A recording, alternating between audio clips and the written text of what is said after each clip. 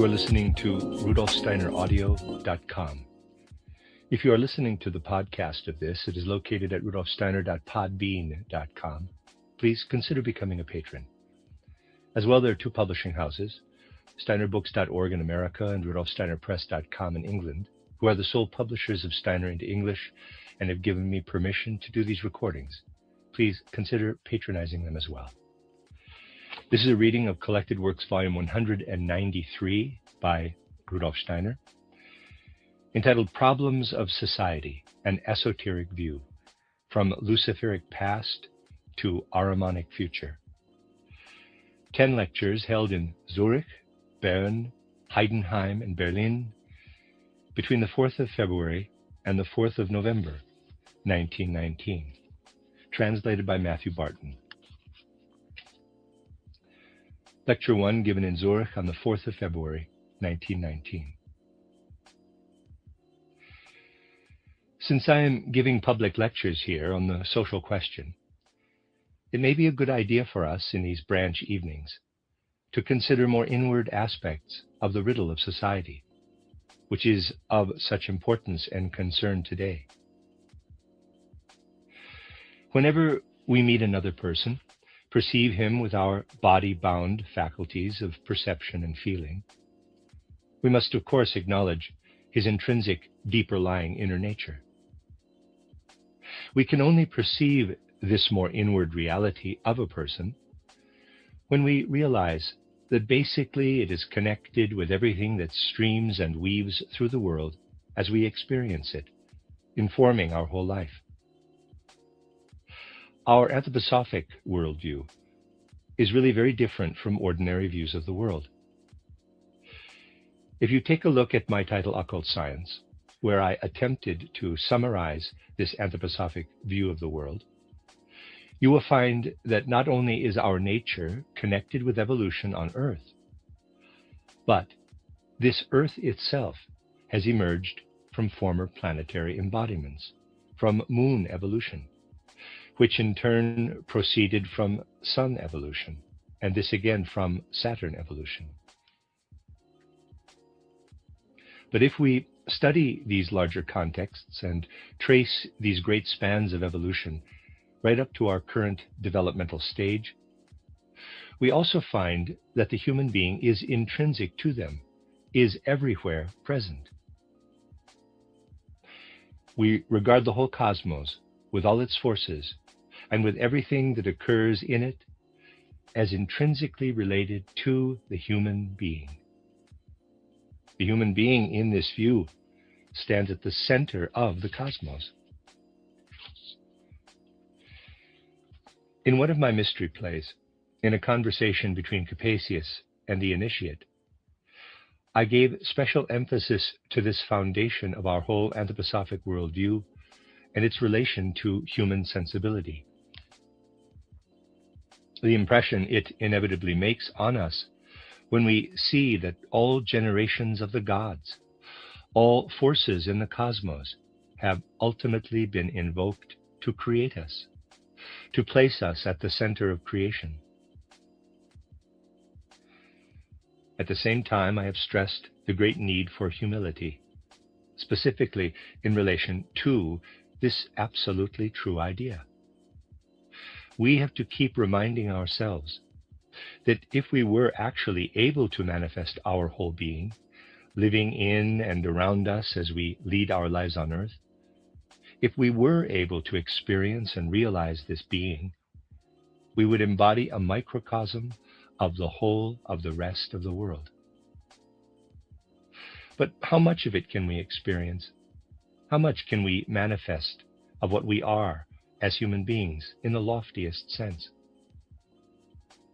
When we realize what we human beings actually are, we can find ourselves fluctuating between feelings of humility and arrogance.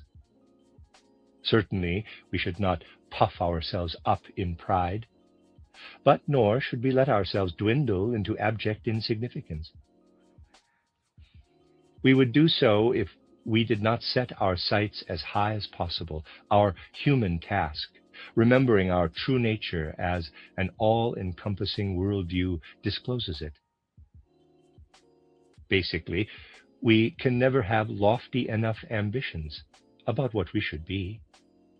We can never sufficiently prize the deeper cosmic feeling of human responsibility that comes over us when we consider that the whole universe is centered upon our human nature.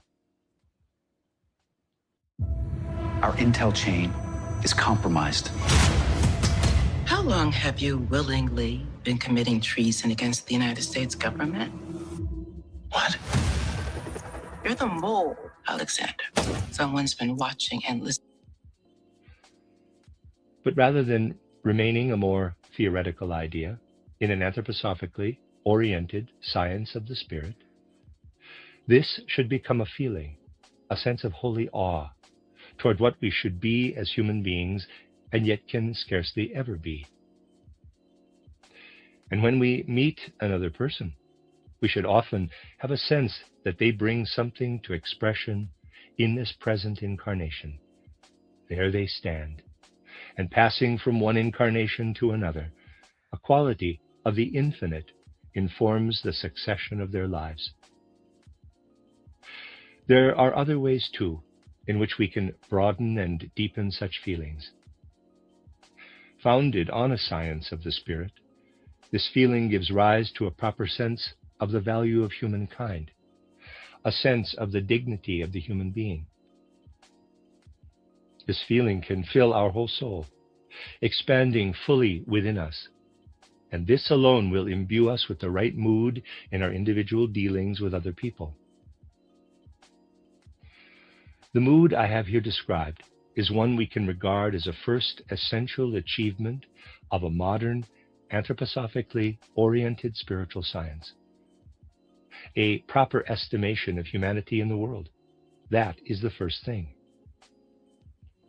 A second thing will emerge from a preoccupation with anthroposophic spiritual science, insofar as this develops real qualities of soul rather than remaining abstract and intellectual.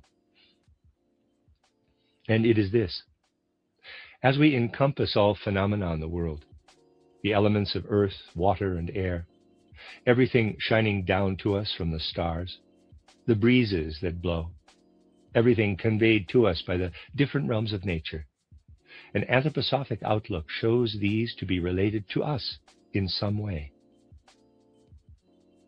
And everything becomes valuable to us, precious, as we relate it to ourselves in a certain way. A feeling relationship forms as we develop a supersensible perception of all things. The poet Christian Morgenstern has expressed this feeling in some beautiful verses, as I have often mentioned when discussing a particular section of the Gospel of St. John. A feeling that comes over us when we allow the ascending realms of nature to work upon our sensibility. We see that the plant must inevitably feel itself to be higher in the hierarchy of life than merely lifeless minerals that give it the soil in which it roots. But it will say this, quote, "Though I am a higher entity than you, I grow forth from you and owe you my existence. In gratitude I bow before what is lower than I am." Close quote. The same quality again is one we must feel to exist in the relationship between animal and plant, and likewise in the human kingdom. The human being having ascended to a higher level in the sequence of his evolution. With reverence and respect, he must look back to what in some senses is lower than he is, doing so not in a merely abstract conceptual way, but really embodying and experiencing in his soul as a cosmic feeling all that pulses, lives, and creates in all things. This is where the real essence of anthroposophic spiritual science leads us. It gives us the capacity to form a living human relationship with all other things. And then there is a third thing. What spiritual science tells us of the spirit is not vague, pantheistic talk of spirit, and yet more spirit underlying all things. No, this spiritual science does not merely speak of the real spirit, but seeks to speak out of reality from the spirit itself. Someone who lives in spiritual science knows that as thoughts of the spirit form in him, it is the spirit itself that lives actively in these thoughts. Someone touched, if you like, by the breath of spiritual science does not wish to express mere thoughts about the spirit, but to let the spirit utter itself through his thoughts. The unmediated presence of the spirit, the active power of the spirit, are what spiritual science seeks. But now let us compare what is implanted in our inmost being of soul through a living involvement in spiritual science with what I spoke about yesterday, the social demands emerging over time and living in a particular way in quotes, proletarian consciousness as modern requirements in society. Consider what lives in this proletarian consciousness today, and in a sense provides the basis of its perceptions, an ideology, a mere fabric of abstract ideas. Nowadays, in fact, it is thought that all soul spiritual experiences are, in essence, founded on merely commercial and economic factors, which alone are seen as real. The human being is considered to stand in a context of economic factors in which his struggle for survival unfolds. From these factors arises and emerges, like smoke and mist, all that he thinks and perceives, all that manifests in his art, all that he regards as ethics and morality, as law and justice and so on. All these things are seen as ideological shadows. Comparing this shadowy life of spirit, as it is thought to be, with a life of spirit that seeks to enter our souls from an anthroposophically oriented science of the spirit, we find that the latter, via the human soul, tries to place the spirit itself into the world of a living reality. The modern worldview, rooted in middle-class perceptions and then disastrously adopted by the proletariat, has banished the spirit, has no place for it. And so the spirit that should live in people as awareness of living creative reality now leads only a shadowy existence as mere ideology.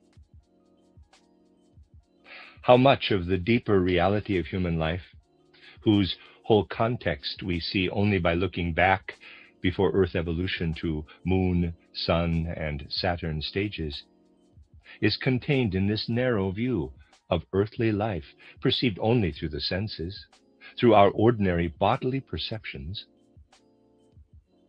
The realities of human existence fade from this modern consciousness.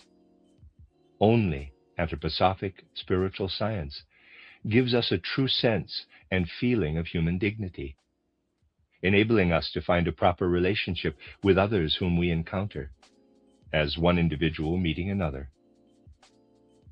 Is it actually conceivable in the present chaos of human society that people can find a proper relationship with each other, one which in turn offers the only real foundation for solving the conundrums of society? Can a mutual recognition of one another's rights actually emerge unless founded on a cosmic sense of human dignity that springs only from sources of spiritual perception and spiritual feeling. In our relationship to the external world, we ought not to seek abstract thoughts as economics and sociology do, but develop direct, personal connections with the diverse realities of the world. As far as outer circumstances are concerned, we have to establish a real relationship to this world. Through anthroposophic spiritual science, we have to develop the inner feeling and sensibility I referred to above toward all non-human creatures and entities, toward everything that stands both below and above us in the hierarchies of nature and the divine order. Now let us consider two things here. On the one hand, the proletarian consciousness I spoke of, whose intellectual apprehensions are alienated to a very great degree from a sense of the living spirit at work in human beings, and instead turn all spiritual life into ideology. If you picture how the modern proletariat thinks, and in particular feels about his fellow men, and how this outlook informs his views, you will realize how very far removed this is from an estimation of the human being that fully comprehends the spirit. Consider also how far removed, ultimately, is the purely economic value of things, which has become more or less the only thing of importance for people nowadays. From the values we learn to invest in non-human creatures and entities, through our deeper relationship to them, as I express this in terms of anthroposophically oriented spiritual science.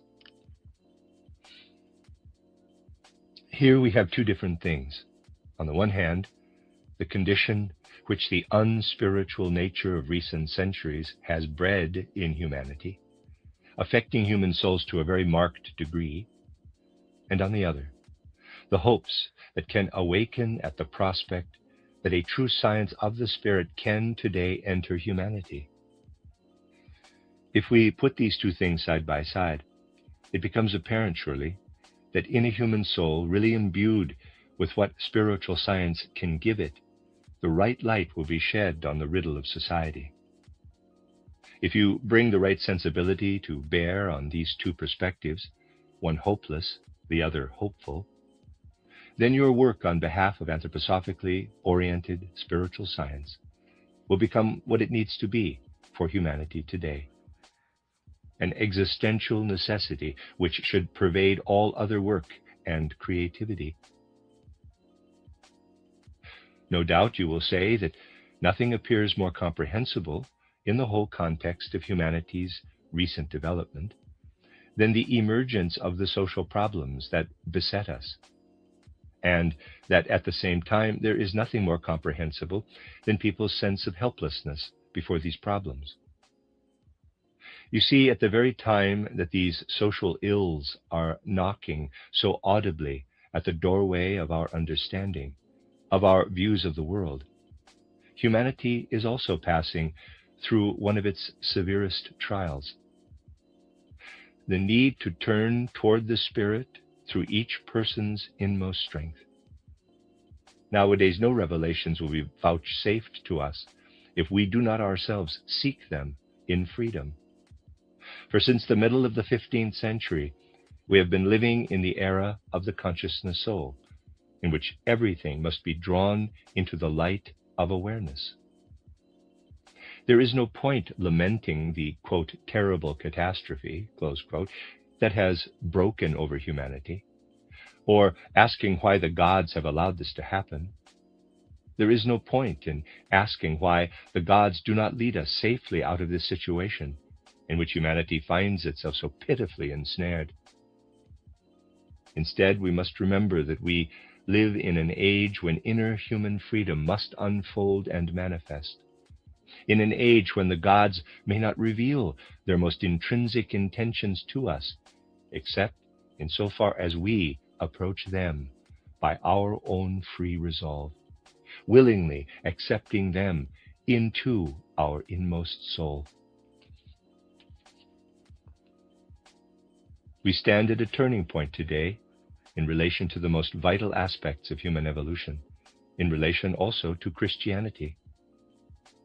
There are individuals working in the social field today who gladly accept Christianity, yet draw from it only as much as they can relate to their own social ideals. But this is not the way to integrate this impulse of core importance, this impulse which gives all earthly reality its true meaning and purpose. We have to realize that Christianity has so far only just begun to be embodied and expressed in humanity. Little more of Christianity has so far come to expression than human feelings in respect of the mystery of Golgotha, apprehensions that Christ once lived on earth in the human being Jesus and passed through the mystery of Golgotha. In a sense, these first 2,000 years of Christianity on the earth have achieved little more, since human understanding has not yet ripened sufficiently, than to make it apparent for human awareness that Christ connected himself with the earth, that he descended to the earth. Only now, in the fifth post-Atlantean epoch, that of consciousness soul development, will humanity become mature enough not only to understand that Christ passed through the mystery of Golgotha, but also what actually lives in this mystery. Humanity will only come to understand the content of this mystery of Golgotha through the spiritual foundations that can develop during this fifth post-Atlantean era. Here in these branch meetings, I have frequently said how trivial it is for people to say that we, quote, live in a time of transition, close quote. All times are transitional. We need to identify what each particular transition consists of. What is changing or transforming? I have characterized the major changes now occurring in human consciousness and human soul development from many different perspectives. Today, again, from one specific angle, I would like to describe changes occurring in human evolution on Earth in our particular time. As I said a few moments ago, we try not only to formulate thoughts about the spirit in our anthroposophic spiritual science, but seek, rather, for the reality of the spirit. Seek thoughts in which the spirit itself lives and in which the spirit manifests. We can put it like this too. Christ Jesus spoke these words, quote, I am with you always, even unto the end of the world, close quote.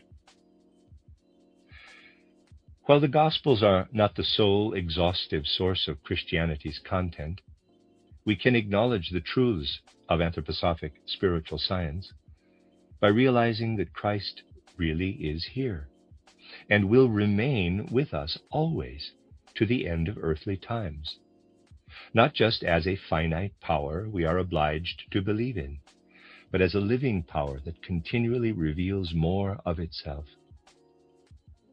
And what is this power revealing in our times?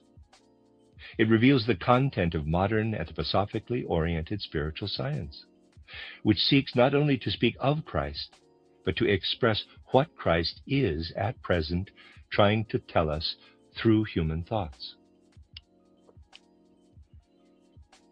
In ancient times, when humankind still lived a more instinctual existence, and the human soul possessed something of an atavistic clairvoyance, this soul gave expression to spirit. Spirit lived in human thoughts and in the human will. The gods then lived in human beings. Today they do so still, albeit in a rather different way from ancient times, when the gods were pursuing a particular divine task in the form of earthly evolution.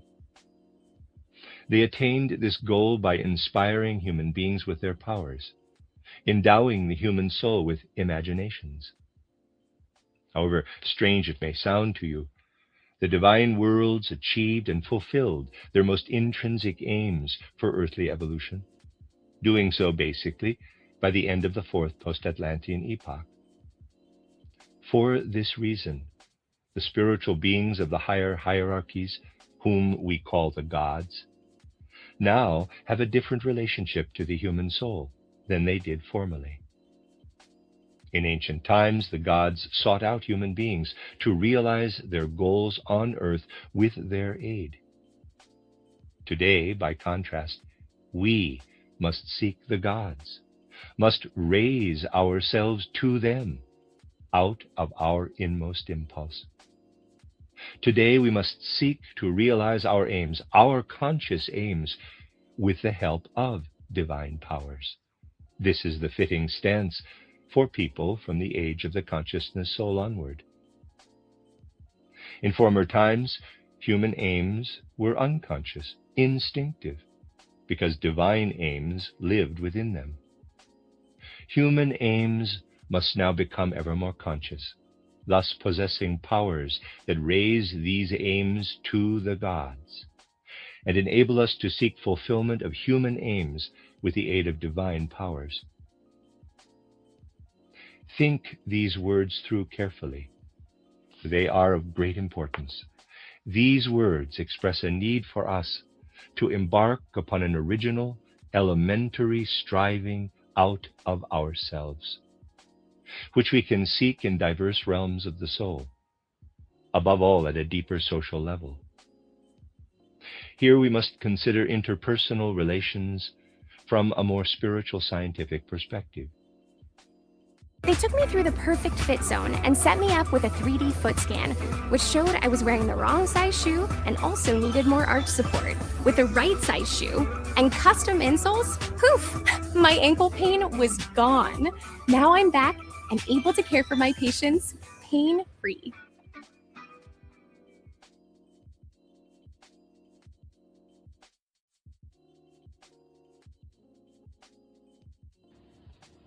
In ancient times, human beings rightly stood in far closer relation to each other by virtue of the fact that gods were realizing their aims in human evolution.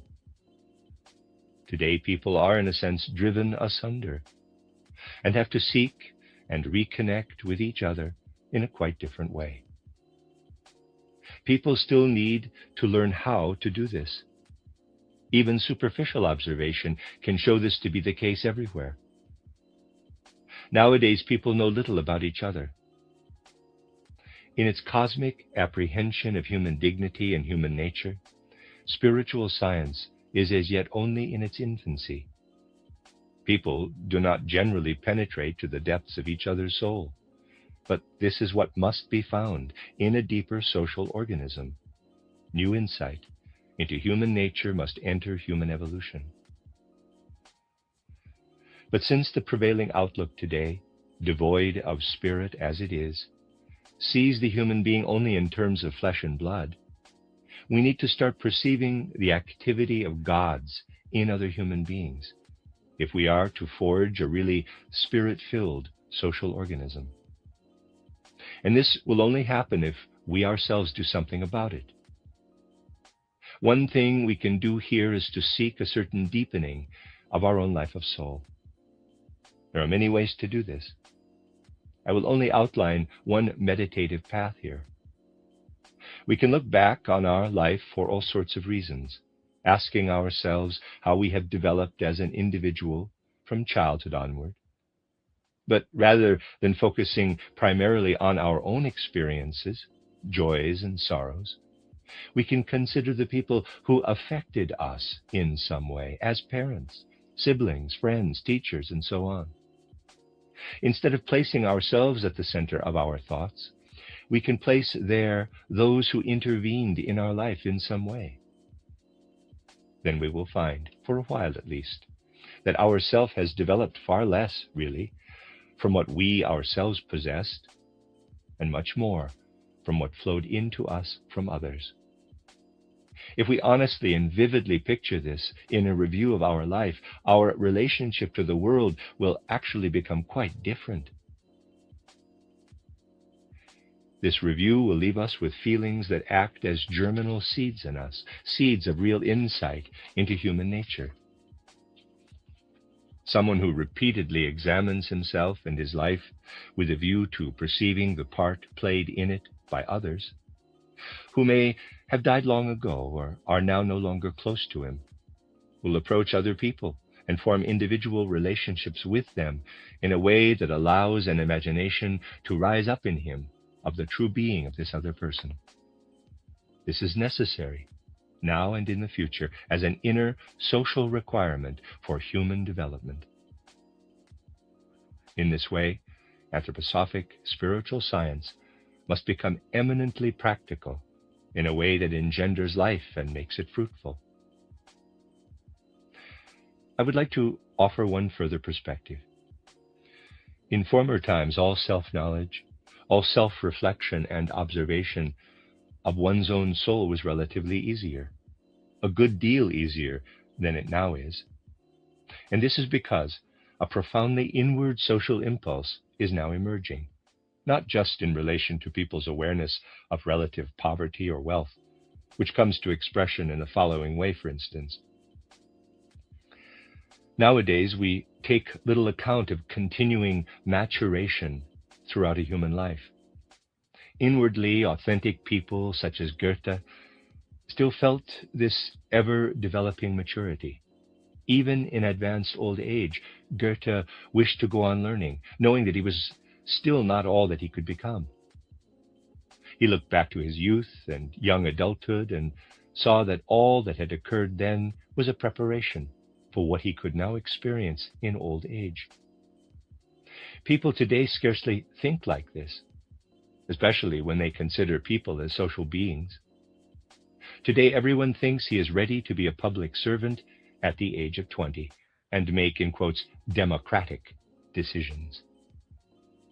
There is little awareness that we develop as life progresses and we mature toward old age.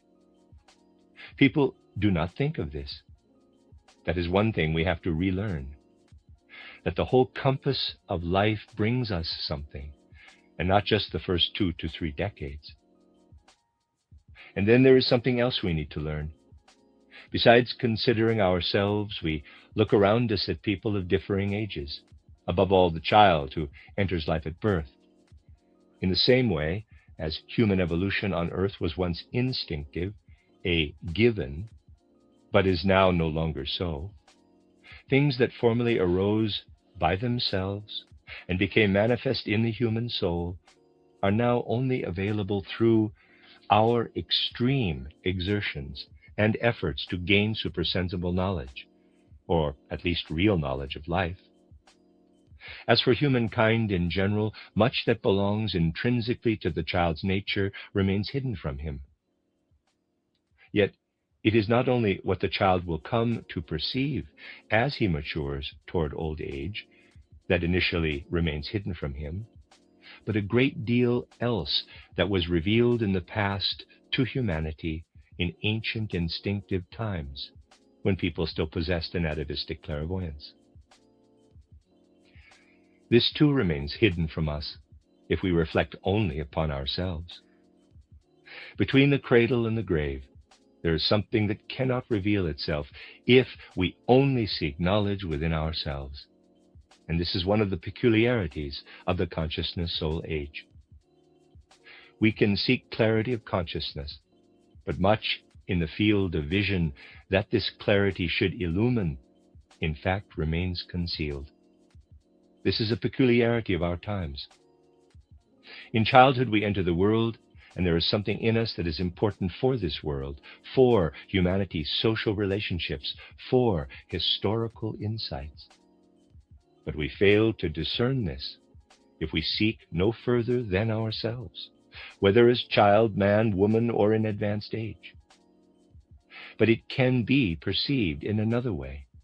If our mature human soul as man, woman, or old person is more finely tuned through real spiritual sensibility, and then considers the child, then it can become apparent that something is revealed in the child that the child himself cannot discern.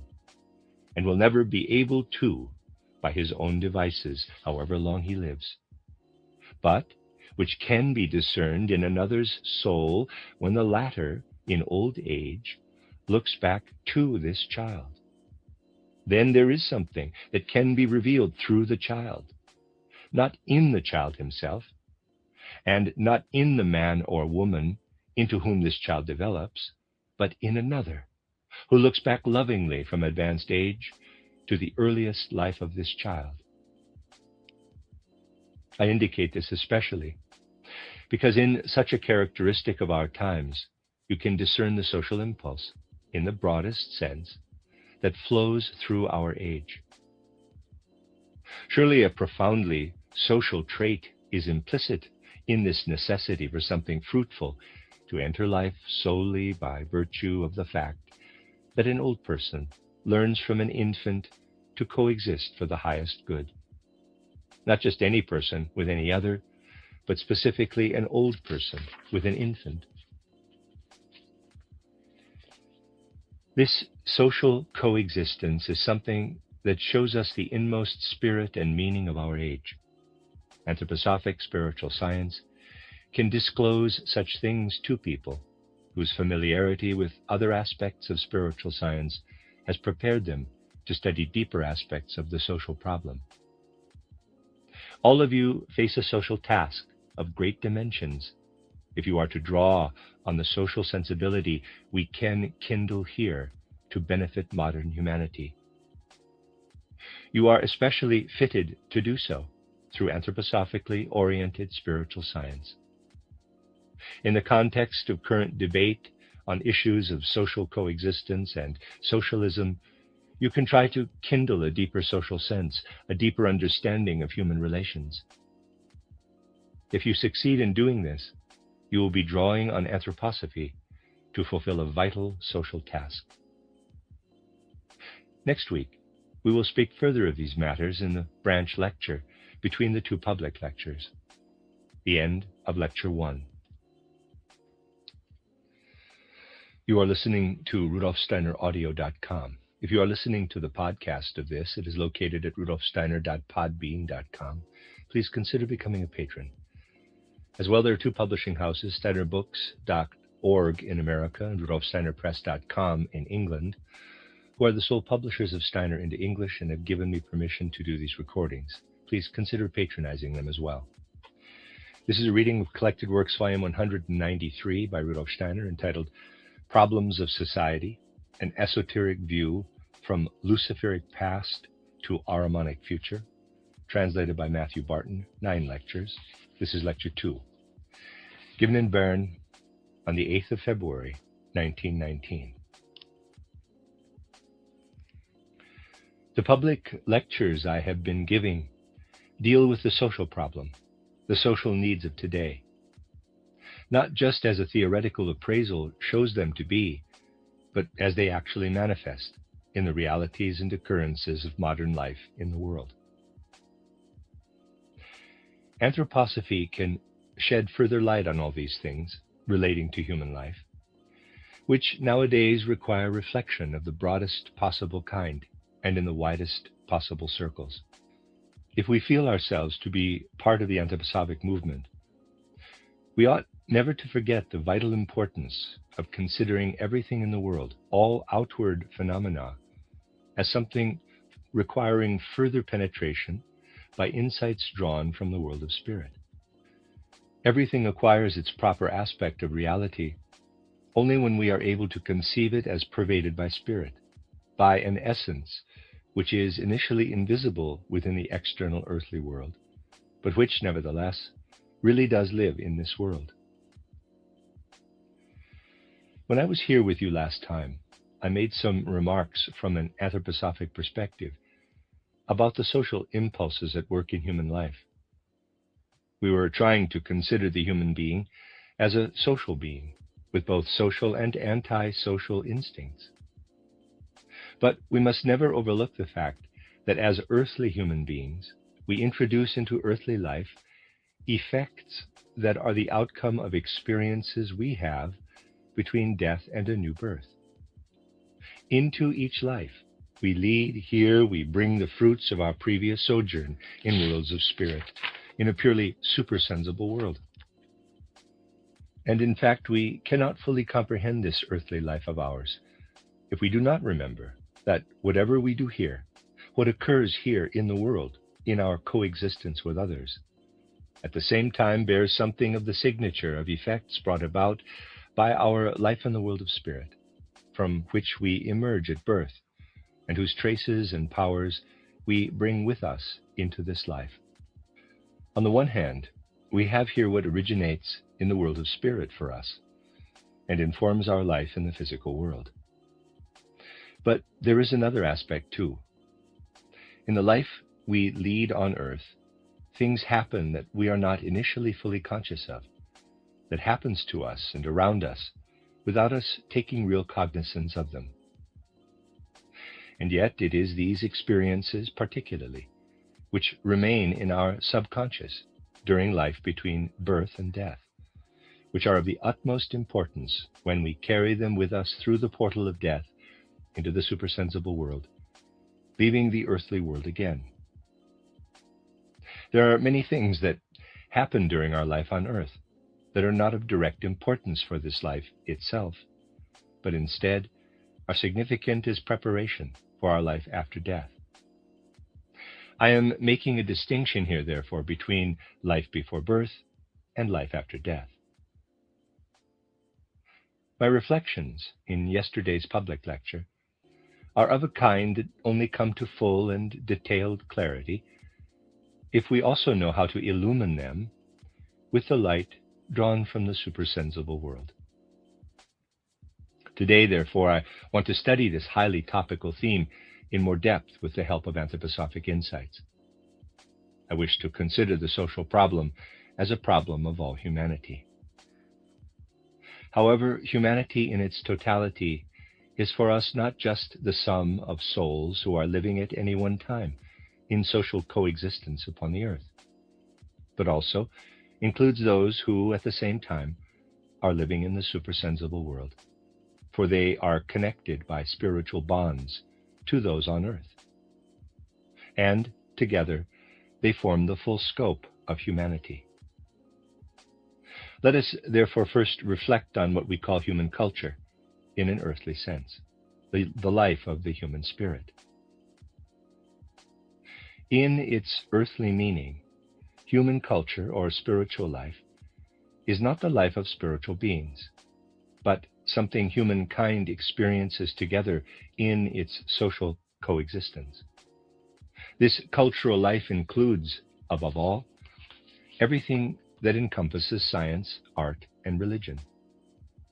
At the same time, it likewise includes everything that relates to schooling and education.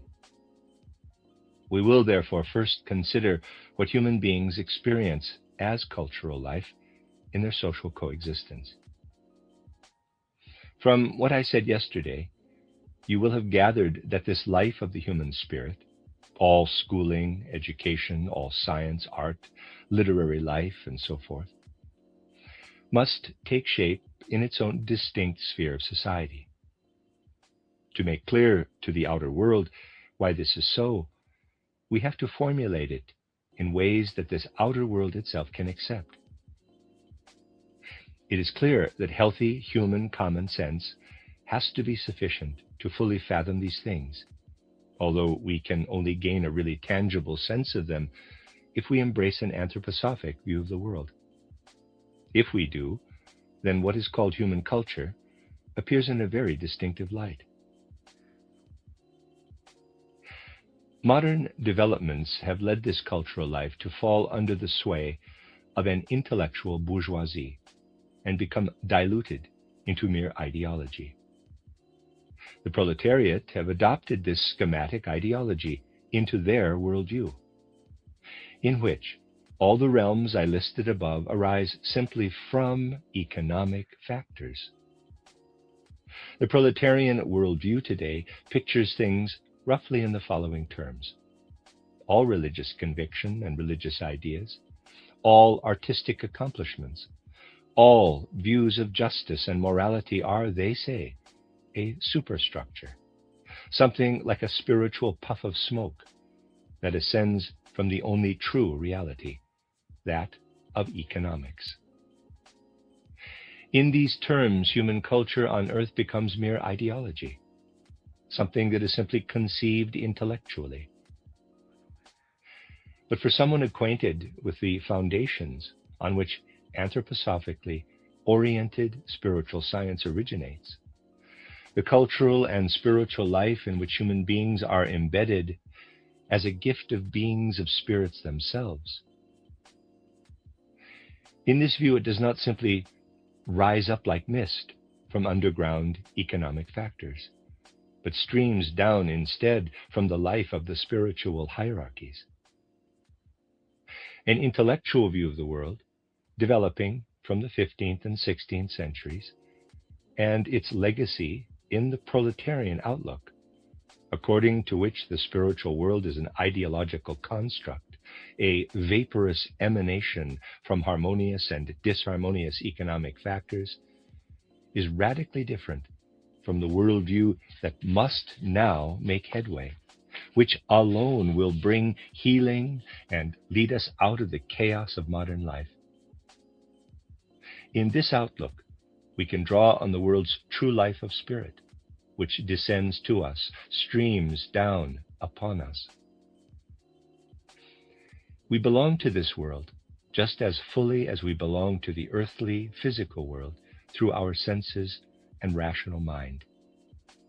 And now, in the fifth post-Atlantean epoch, we can only find our way into the human social organism as social beings, can only embed this life of spirit there because of preparations we undertake for this earthly human culture before birth, before we descended to earthly existence, entering there into relationship with other spirit beings of the hierarchies, as we have often described.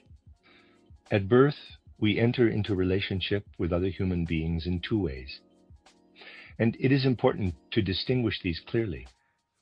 One of these is to do with our destiny connections with others. We are drawn to one person or another, to a larger or smaller number of people in a destined context. Entering earthly existence at birth, we come to a particular family, to father, mother, siblings, and the wider family around us. This is given as our destiny.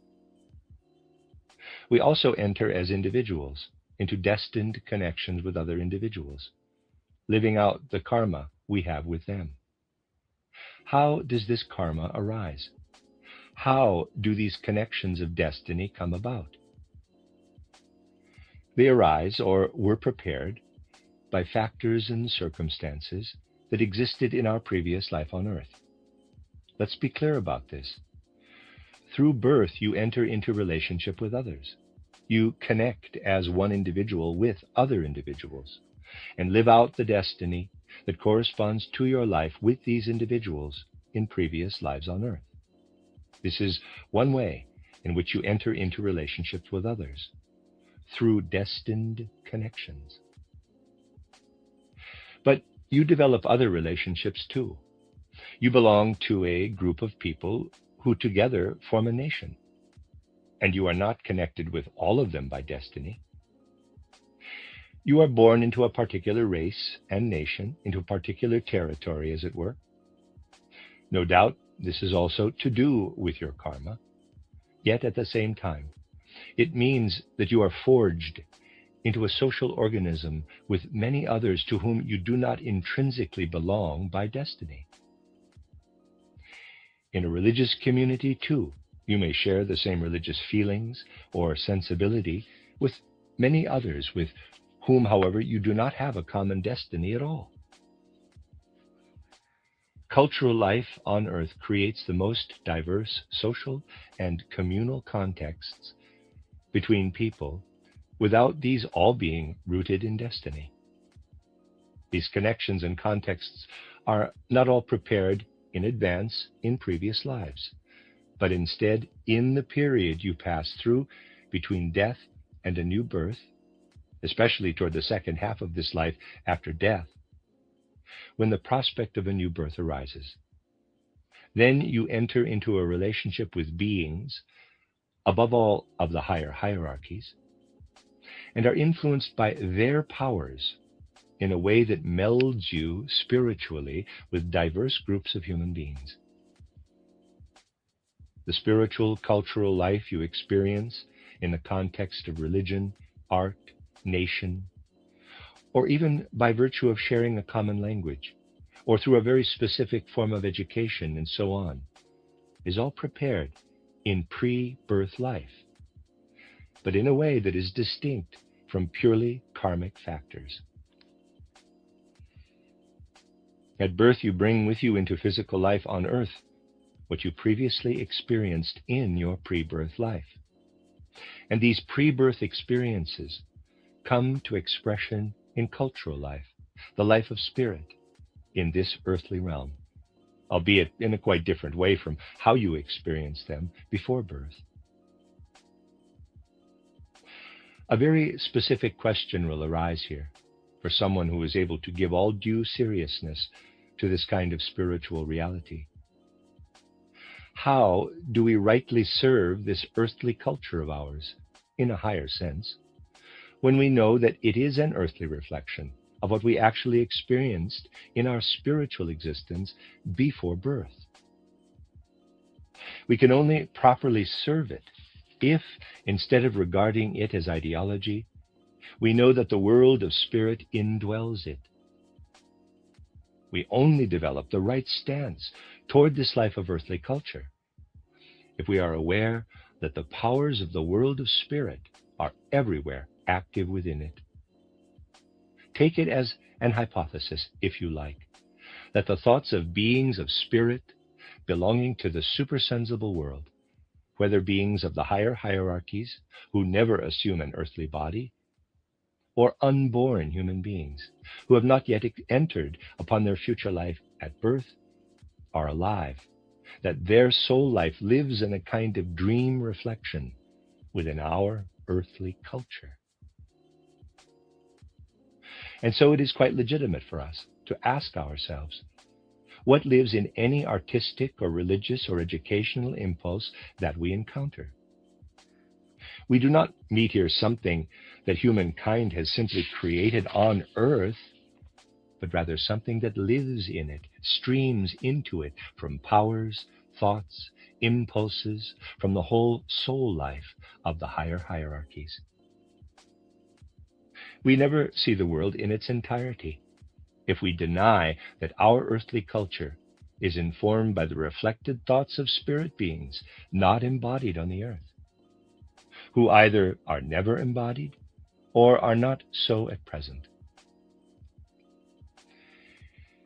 If we can acquire a feeling of the sacred nature of the world of spirit as the gift of spirit beings all around us who compose the spiritual world, then we can find a due sense of gratitude for these supersensible gifts which we experience as our earthly culture. And then this spirit-born world of culture will inevitably find its proper and necessary place in humanity's whole social organism as the furtherance of what we ourselves participate in before birth in the world of spirit. If we illumine the life of society through spiritual insight, it becomes self-evident that this cultural life of ours must have a distinct and autonomous reality. The second sphere of society can be called the external legislative state, or political life in its narrower sense. Everything that relates to legal relationships between people, in which all are equal before the law. This is the life of nationhood, of the state, which should comprise no more than this.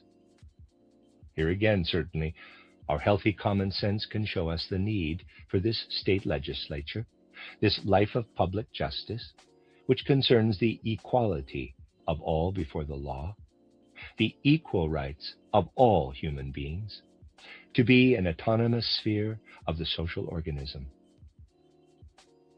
And yet we can become aware of something quite different too in this domain, if we study it with vision made keener by anthroposophic spiritual science. This sphere of law and justice is the only domain in society which has nothing to do either with pre-birth or after-death existence. It is an order and orientation established only in the world in which we live between birth and death. Only to this degree is the state archetypally a self-contained whole, as long as it does not impinge on anything that in some way relates to the supersensible world, whether looking back to pre-birth life or forward to life after death. Quote, "Render unto Caesar the things that are Caesar's, and unto God the things that are God's." Close quote. Gemini, will this ham feed 6 adults? That ham appears to be 8 pounds, which should feed 8 to 10 adults. Bring on the leftovers. Holiday smarter. Save on the Google Pixel 10 Pro at Best Buy. But we can make this still clearer by adding, quote, "Do not render unto Caesar the things that are God's, nor unto God the things that are Caesar's." Close quote. In both cases, they will be repudiated. We need to clearly and cleanly distinguish these things in the same way that different systems in the natural human organism are kept separate. Everything which the state encompasses, which can be discussed and agreed at a legislative level, relates solely to the social coexistence of human beings. That is the important thing, and deeper religious sensibilities have invariably felt this throughout history. Others, not gifted with a deep religious nature, did not even allow people to discuss these matters freely and honestly because of a conviction that took root in those of deeper religious sensibility. The latter knew that the state only encompasses the life between birth and death, all that concerns merely earthly existence. And it is a bad thing when earthly concerns seek to extend their reach and dominion to the supersensible realm, to what lies before birth and after death. Earthly human culture is something that originates beyond birth and death, for it contains shadows, reflections of the soul experiences of supersensible beings.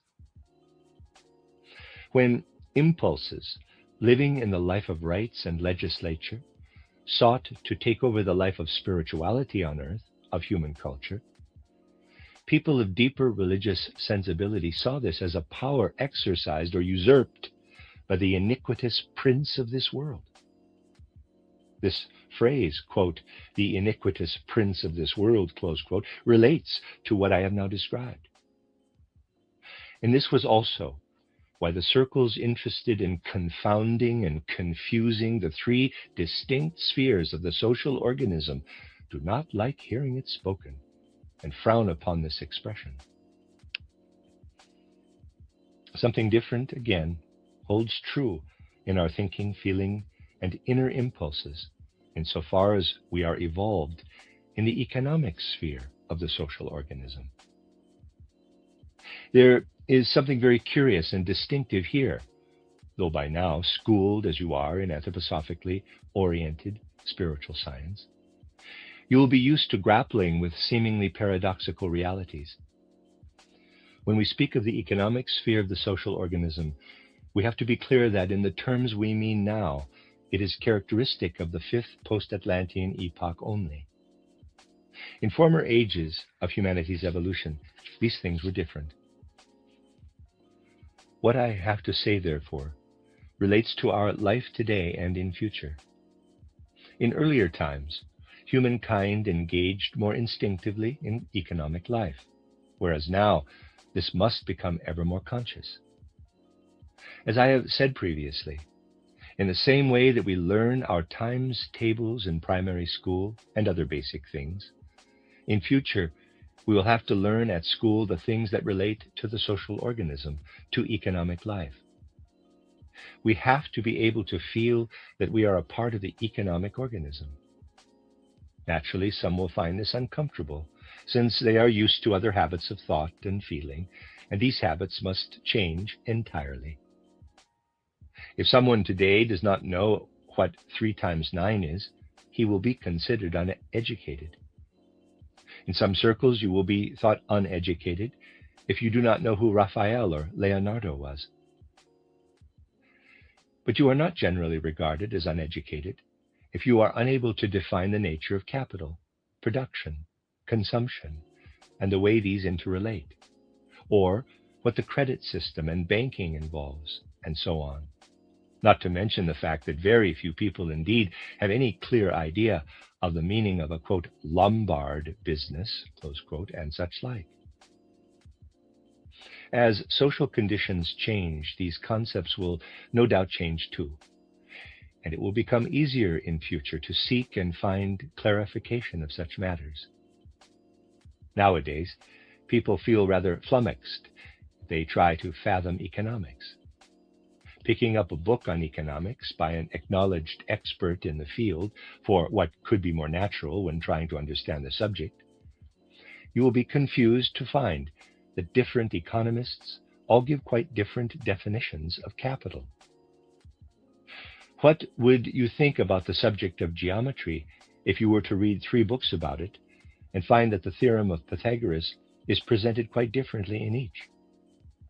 Even acknowledged authorities on economics seem unable to clarify their subject, and one can therefore scarcely find fault with the general public for failing to seek more insight. But insight will be needed. People will have to build a bridge that connects them with the economic structures of the social organism. They will have to integrate themselves, their subjective existence, into economic life, into the social organism. They will have to learn to think about how they relate to others in this realm simply by virtue of the fact that they engage economically with others in a particular territory in relation to all kinds of goods and commodities.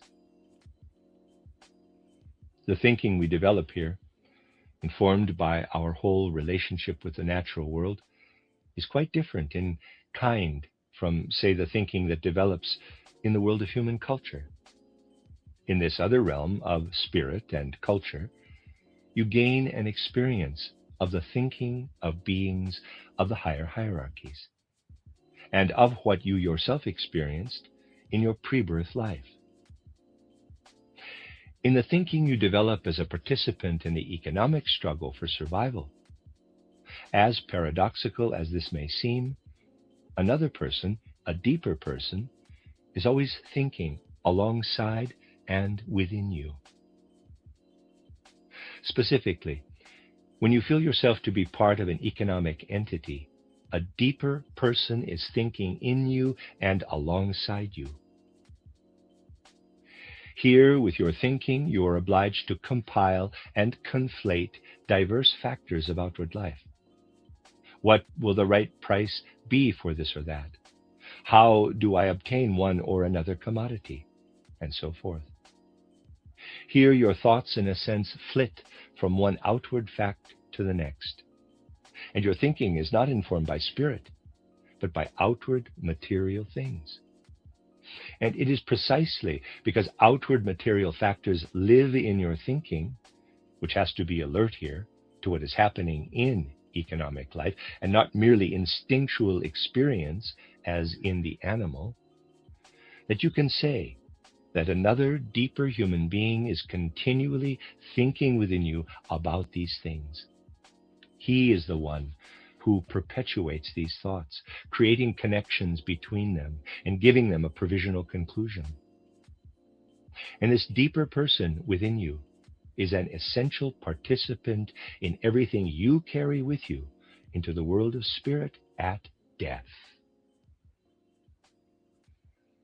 However paradoxical it may seem to many, consideration of material factors we are obliged to engage in here in the world, which are never finished and never come to a final conclusion, stimulates in us another inner spiritual life that we carry through death into the supersensible world. Thus, the feelings and impulses we develop in economic life have a closer connection with our life after death than is commonly realized. This may seem very strange and paradoxical, and yet it is simply a more conscious version of what entered human instincts from the world of spirit in atavistic eras of human evolution, and developed in humankind back then. Let me clarify this with the following thoughts. In certain indigenous tribes, you can discover very striking social arrangements. Now, we must not entertain the nonsensical and foolish idea about such tribes that modern anthropologists propound. The latter think that these tribes, the Aborigines in Australia for instance, are a throwback to humanity's earliest stages, and that modern, in quotes, civilized peoples once originated from such a state. This is nonsense. In fact, these indigenous tribes represent an element that has lapsed from an earlier condition. The only difference between these tribes and supposedly civilized peoples is that they have retained aspects of their earlier condition, whereas in so-called civilized people, this has been masked or overlaid. For this reason, we can study in indigenous peoples much that once existed in humankind at times of atavistic clairvoyance, when, for example, the following social arrangements existed.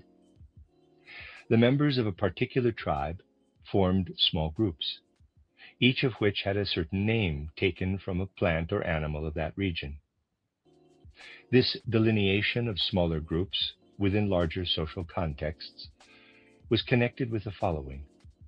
One group, say, but here we will use modern names just to clarify what I mean, bore the name rye, R-Y-E, and this group had to ensure that rye was properly cultivated, so that other groups, not called rye, could be supplied with the grain.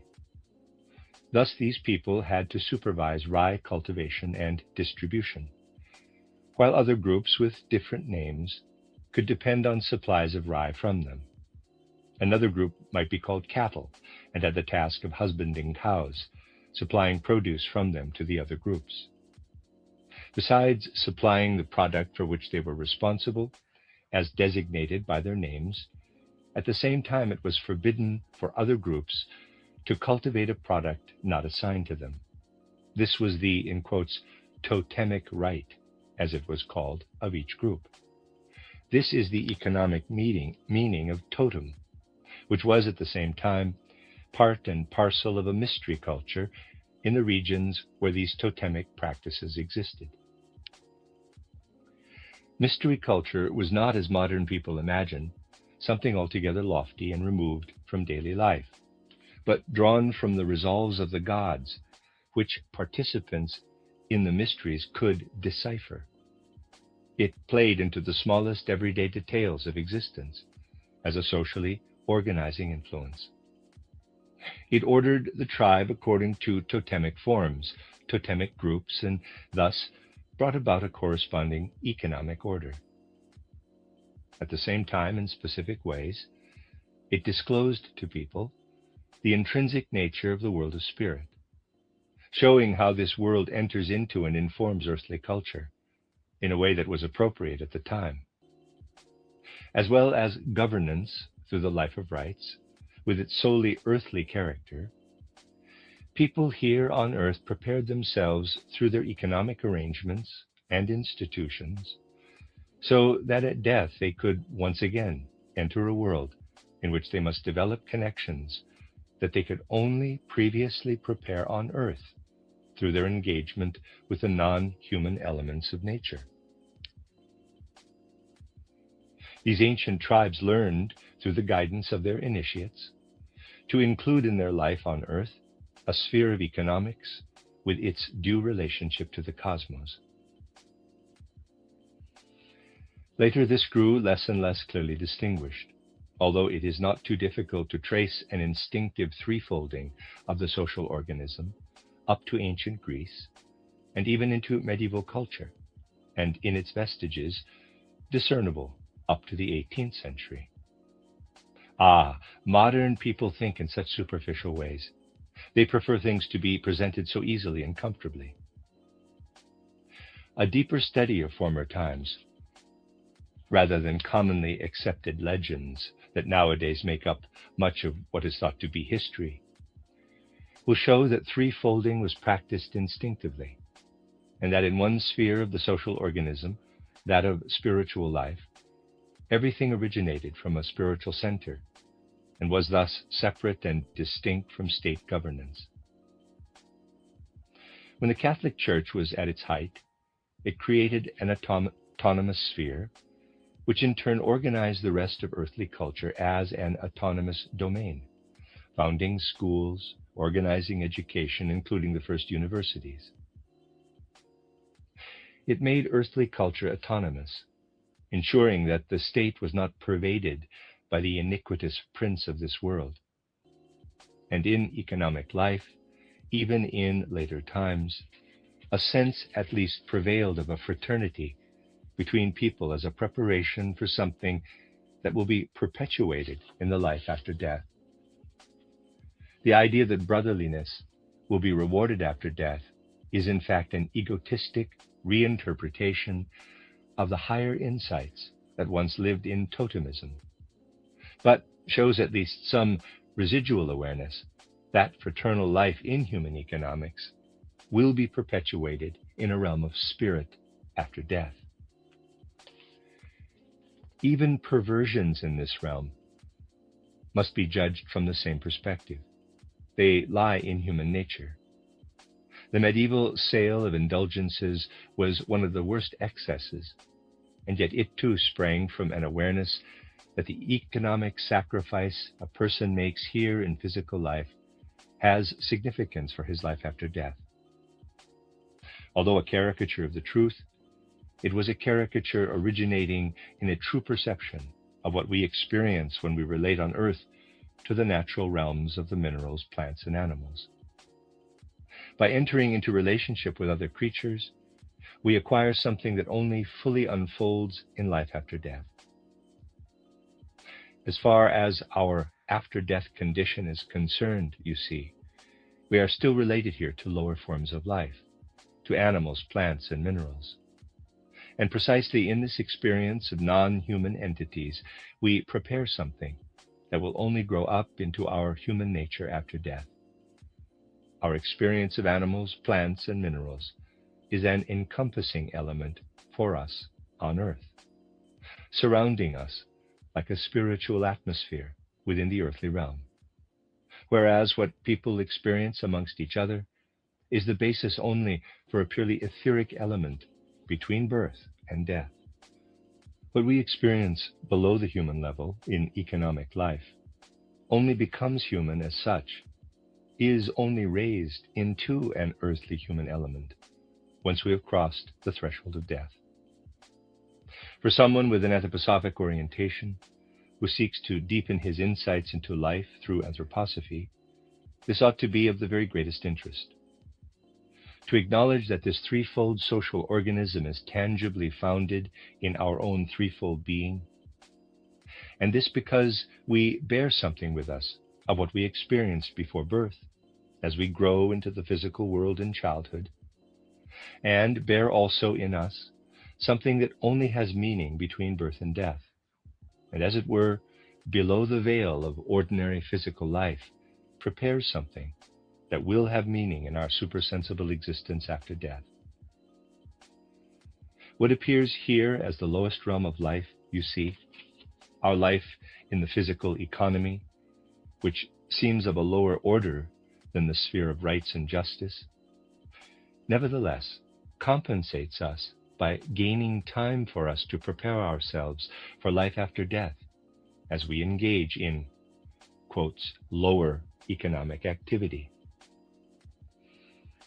In our soul's participation in art, religious life, education, and other forms of culture, we consume the inheritance which we bring with us at birth into earthly physical life. But by lowering ourselves in a sense below the human level through economic life, into a realm of thinking that does not raise itself so high we are compensated by preparing in our deepest self something that only after death will raise itself to the human level. This may still sound paradoxical to modern ears, since people nowadays see things so narrowly and reject any sense that everything in life has two aspects. Something lofty from one perspective is of a lower order from another. Everything in life really has two aspects, and we would gain better insights into ourselves and the world if we were aware of this. Sometimes it feels uncomfortable to entertain such a thought in its full scope, for it imposes various duties on us. For instance, we have to practice a degree of cleverness in certain respects, but actually we cannot develop the necessary acuity without at the same time developing an equal measure of stupidity in another direction. The one always incurs the other. Really, we ought never to think a person completely stupid, even if he appears so in outward life, without being aware that a deep, though concealed wisdom may lie in his subconscious. Reality only comes into focus before us if we take full account of its dual aspect. The life of spirit and culture appears to us to be very lofty on the one hand, but at the same time it is the realm in which we are actually always practicing theft, consuming what we bring into physical existence at birth. Economic life seems to us to be the lowest aspect of human activity, but this is only because it reveals its lowest aspect here, between birth and death. In fact, it allows us the time to develop unconsciously the spiritual aspect of economic life, which we bear into supersensible realms at death. And what I mean primarily by the spiritual aspect of economic life is a sense of commonality and community with other human beings. It is an urgent necessity that humanity should understand these things if it is to emerge from certain calamities arising precisely from the fact that no account has been taken of them. Amongst leading members of the ruling intelligentsia, something has emerged, I spoke of this the day before yesterday, which does not have sufficient impetus to enter daily life. It is particularly important for us today to acquire the right understanding of this. You see, the ruling intellectual classes of society have developed a certain moral worldview, a certain religious outlook. Yet this is a moral religious outlook that they prefer to cultivate in a narrowly idealistic manner, and which therefore does not gain the momentum to enter ordinary daily life. Attending church Sunday after Sunday, and perhaps more frequently, you will hear sermons which continually avoid grappling with the most pressing tasks of our day. You will hear all kinds of things you are urged to do in accordance with a religious worldview, but it has no purchase on reality. Then, leaving the church and once more entering daily life, you find it impossible to put into practice these sermons about love between human beings, about how you should live your life. How can you forge a connection between what the preacher or moral instructor says to his flock and the conditions actually prevailing in daily life? Things were different in this respect in the days when the totemic rites held sway. In those times, the initiates arranged life in accordance with the counsel of the gods. An unhealthy state of affairs existing today comes to expression in the fact that sermons in church say nothing about economic life and how it should be organized. What is preached from the pulpit, I have often used this simile, is like looking at a stove and saying to it, quote, "Stove, you stand here in the room. In your position relative to the other objects in this room, it is your sacred duty to heat the room. Fulfill this sacred duty, therefore, and make the room warm." Close quote. You can stand there preaching to the stove as long as you like, but the room will stay cold. Instead of preaching, you will be better advised to fetch wood or coal, place it in the stove and light it. Then the room will warm up. In other words, it would be better to leave aside all moral sermons to people to behave in ways that will bring them eternal bliss or such like, which simply appeal to their faith. Sermons are not essential, but what is essential is to cultivate real insight into the social organism. That would be the proper task of all who wish to instruct the populace. To build a bridge, also quite practically, from the living spirit which infuses everything to what actually happens in daily life. You see, God, the divine, does not only live in what people dream in rarefied heights, but also in the tiniest detail of the everyday. The divine is present when you pick up the salt cellar from the table, when you bring a spoonful of soup to your mouth, when you buy something from someone else for 5 pence. You contradict the inmost significance of a worldview, which truly accords with reality, if you regard one aspect of life as merely material, tangible, and lower in nature, and the other as divine spirit, that must be kept nice and separate from the material and tangible realm. When you see the one as sacred and the other as profane, what you need instead is to find the impetus that draws the highest and most sacred down into the most ordinary, everyday human experiences. Religion has developed in a way that fails to do this. It preaches to the stove to get hot, but avoids engaging in real, tangible spirit knowledge. It would be very beneficial if people were to express this, state it clearly, that those who feel called upon to instruct others in spiritual matters actually fail to connect one realm with the other. Stating this would show the direction we need to go in. How do people talk nowadays about redemption, grace, and all the articles of faith? They do so in a very easy and comfortable way. Here we have people with their human sensibilities. Once upon a time, Christ Jesus died at Golgotha, and, though progressive theologians no longer believe this, was resurrected. But he did or does this all by himself, and people need do no more than believe in it. That's the view of many nowadays. And they regard it as an annoyance if anyone thinks differently. But we have to learn to think differently. A radical renewal is needed specifically in this domain. We can put it like this. The admonishment of Christ, or also already of John the Baptist, is once again resonant for us today.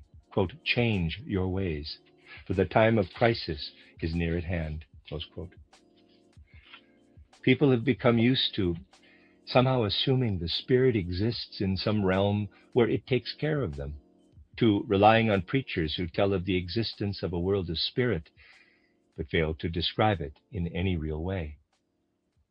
People do not wish to exert their thinking enough to gain knowledge of the world of spirit, but are happy simply to believe in it. But the time has passed when this may be. A time must begin now, when people have to know and not just believe things. Not just, quote, I think and maybe I also think about the supersensible occasionally, close quote, but, quote, I must allow divine spiritual powers to enter my thinking and feeling. The world of spirit must live in me. My thoughts themselves must be divine in nature. I must give God an opportunity to express himself through me, close quote. Then the life of spirit and culture will not remain mere ideology. That is the great sin of modern times, that culture and spirit have been diluted, weakened into ideology. Theology itself, and not just socialism, is now ideological.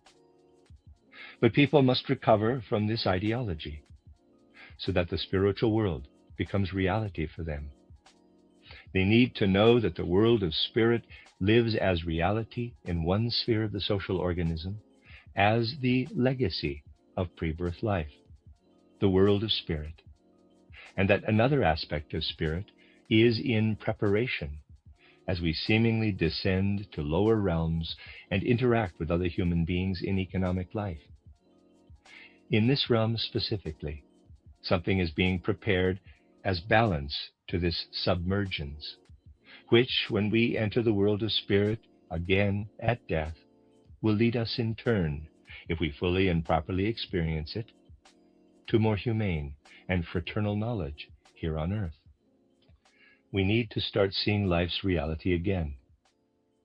We place ourselves into the world in the right way as anthroposophists if we realize that things humanity needs today can be deepened by developing spiritual science, not just as theory, but as something that penetrates all our feelings, pervading and transforming our whole sense of life, rendering it worthy to participate in what must now begin in our times, and what alone will create wellsprings for humanity's future.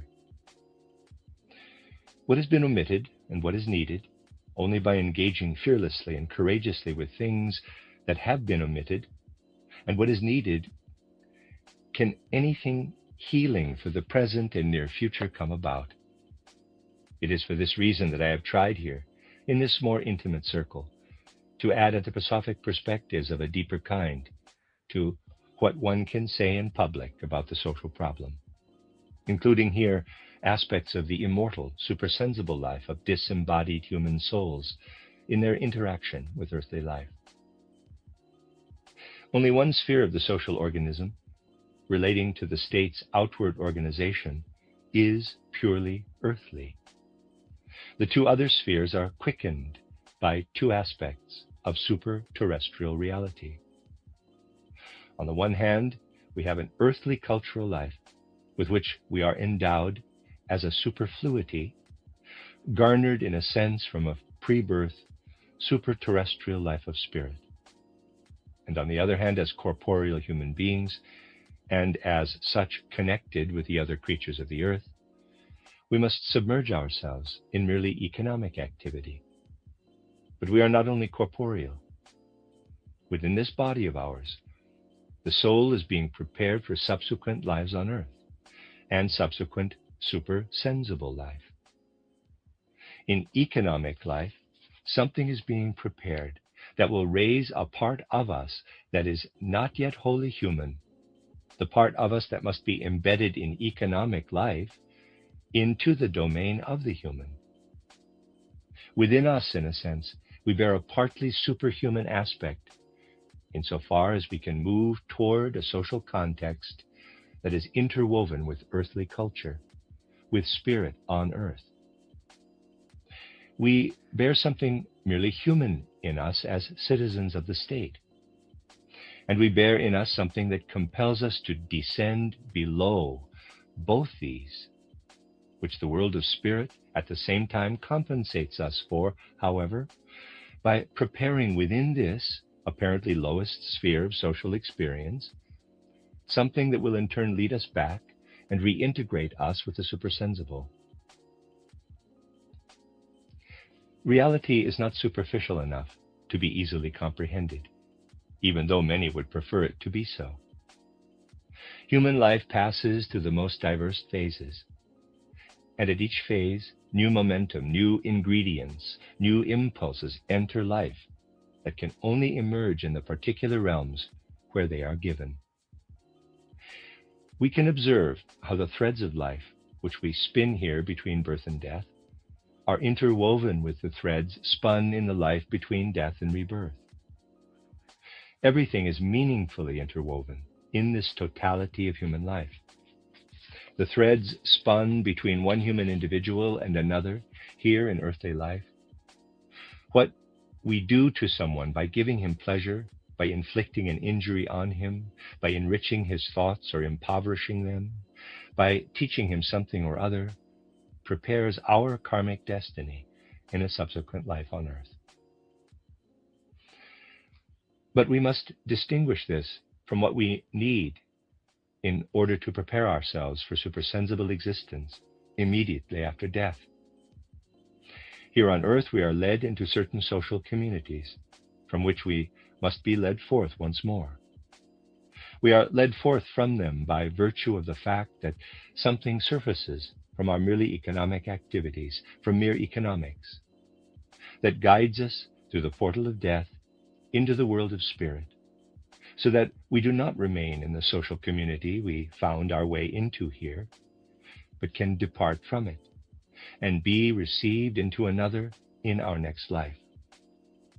In this very meaningful way, the karmic weft connecting us here is interwoven with the warp of our more general life in the cosmos. Insights we can gain from spiritual science about the ways in which supersensible life is connected with physical life on Earth inform our understanding of the threefold social organism, substantially deepening the more exoteric content of this view. Naturally, this is hard for others outside anthroposophy to comprehend, and there's nothing to be done about that. But within the anthroposophic movement, we should look beyond earthly considerations and reasoning to encompass at the same time all that connects us with the sphere we enter at death, from which we came at birth, and in which we must seek those with whom we have certain connections who have passed before us from this earthly world.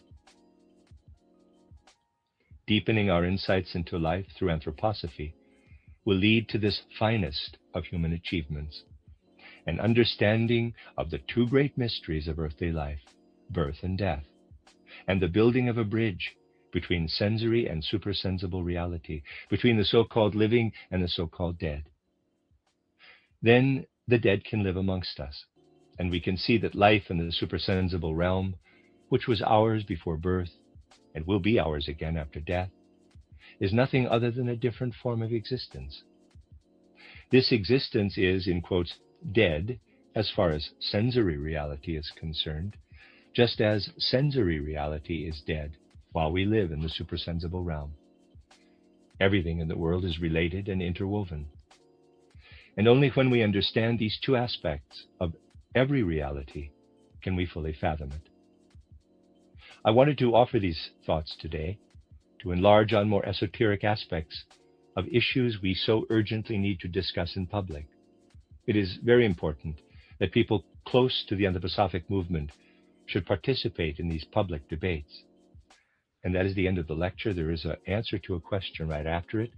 It says here, in reply to a question that was not recorded, Rudolf Steiner added, here he is again, this view of the social organism is, one can really say, a firm foundation. We simply have to study how it can be integrated with reality in each specific instance. If you know Pythagoras' theorem, you will not ask how it is justified in every single instance. When you know it, then you also know it holds true wherever it is applicable, just as 3 times 10 is always 30, however you apply this knowledge. There will be no need to ask if it is correct in principle, nor will you have to keep proving it. You just have to recognize the truth of it yourself.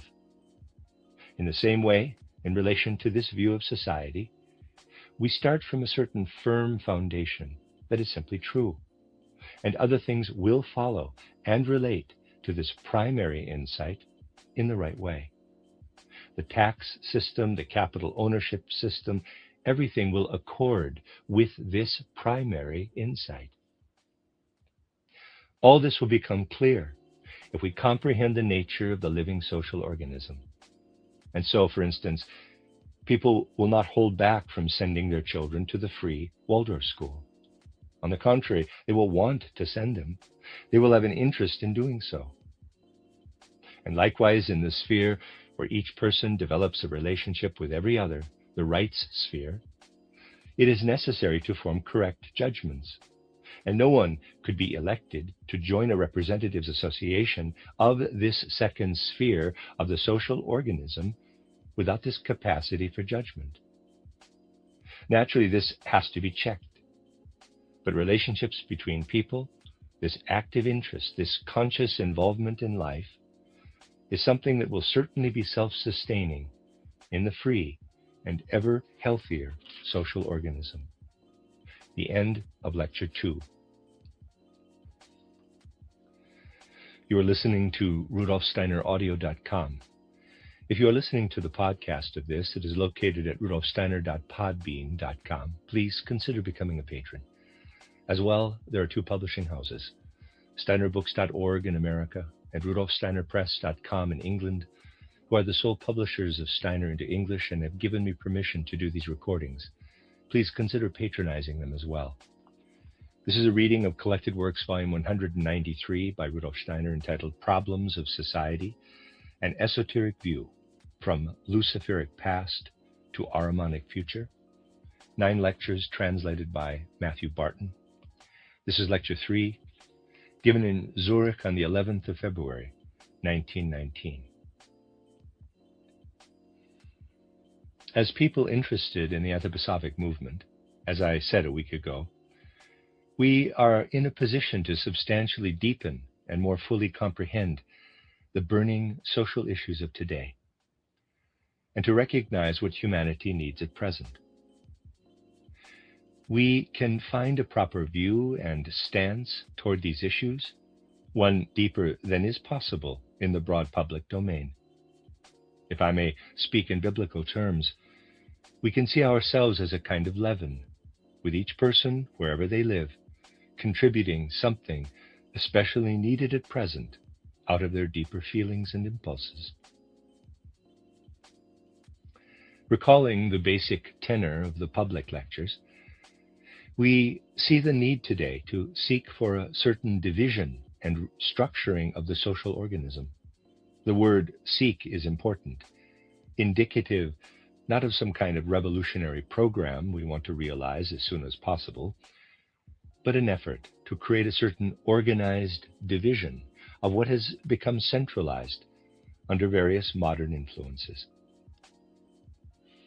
Instead of the so-called centralized state, we wish, alongside other spheres of the social order, for a distinct and independent sphere to develop, comprising everything that relates to spiritual life, to culture, education, teaching, art, literature, and also, as I have indicated, and will touch on tomorrow in the public lecture, all that relates to the administration of civil and criminal law.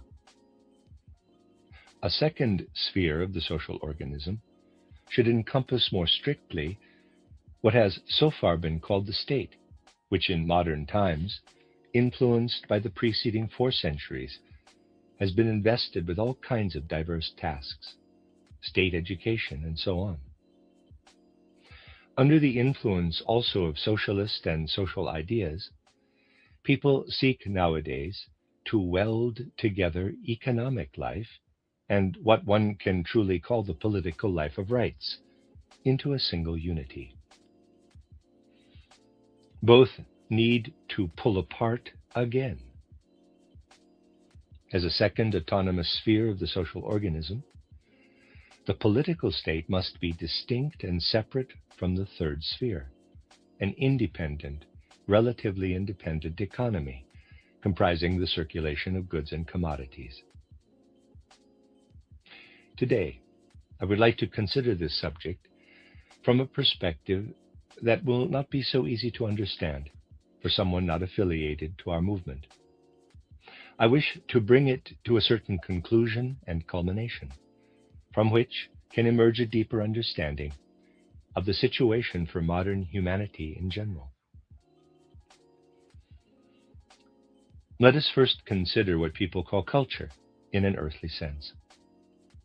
This is everything that raises us in any way beyond our individual egoism as human beings and gathers us into community with other people.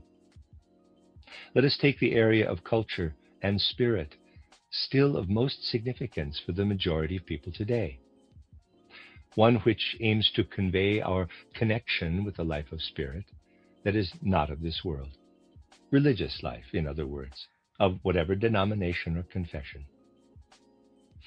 Here we gather together with other people with whom we share similar needs of soul. Through education, too, one person cares for another in a soul spiritual sense. When we read a book, we are also led beyond our own immediate individual egoistic life. If the book becomes popular, even to a limited degree, we then share the same thoughts with numerous other people who also read it.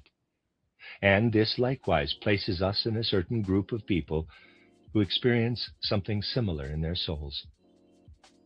This is an important characteristic of spiritual life, of culture, that it springs from complete freedom, from the individual initiative of each person, but that this earthly cultural life then leads us into community with others, giving rise to groups of people within the entirety of humanity.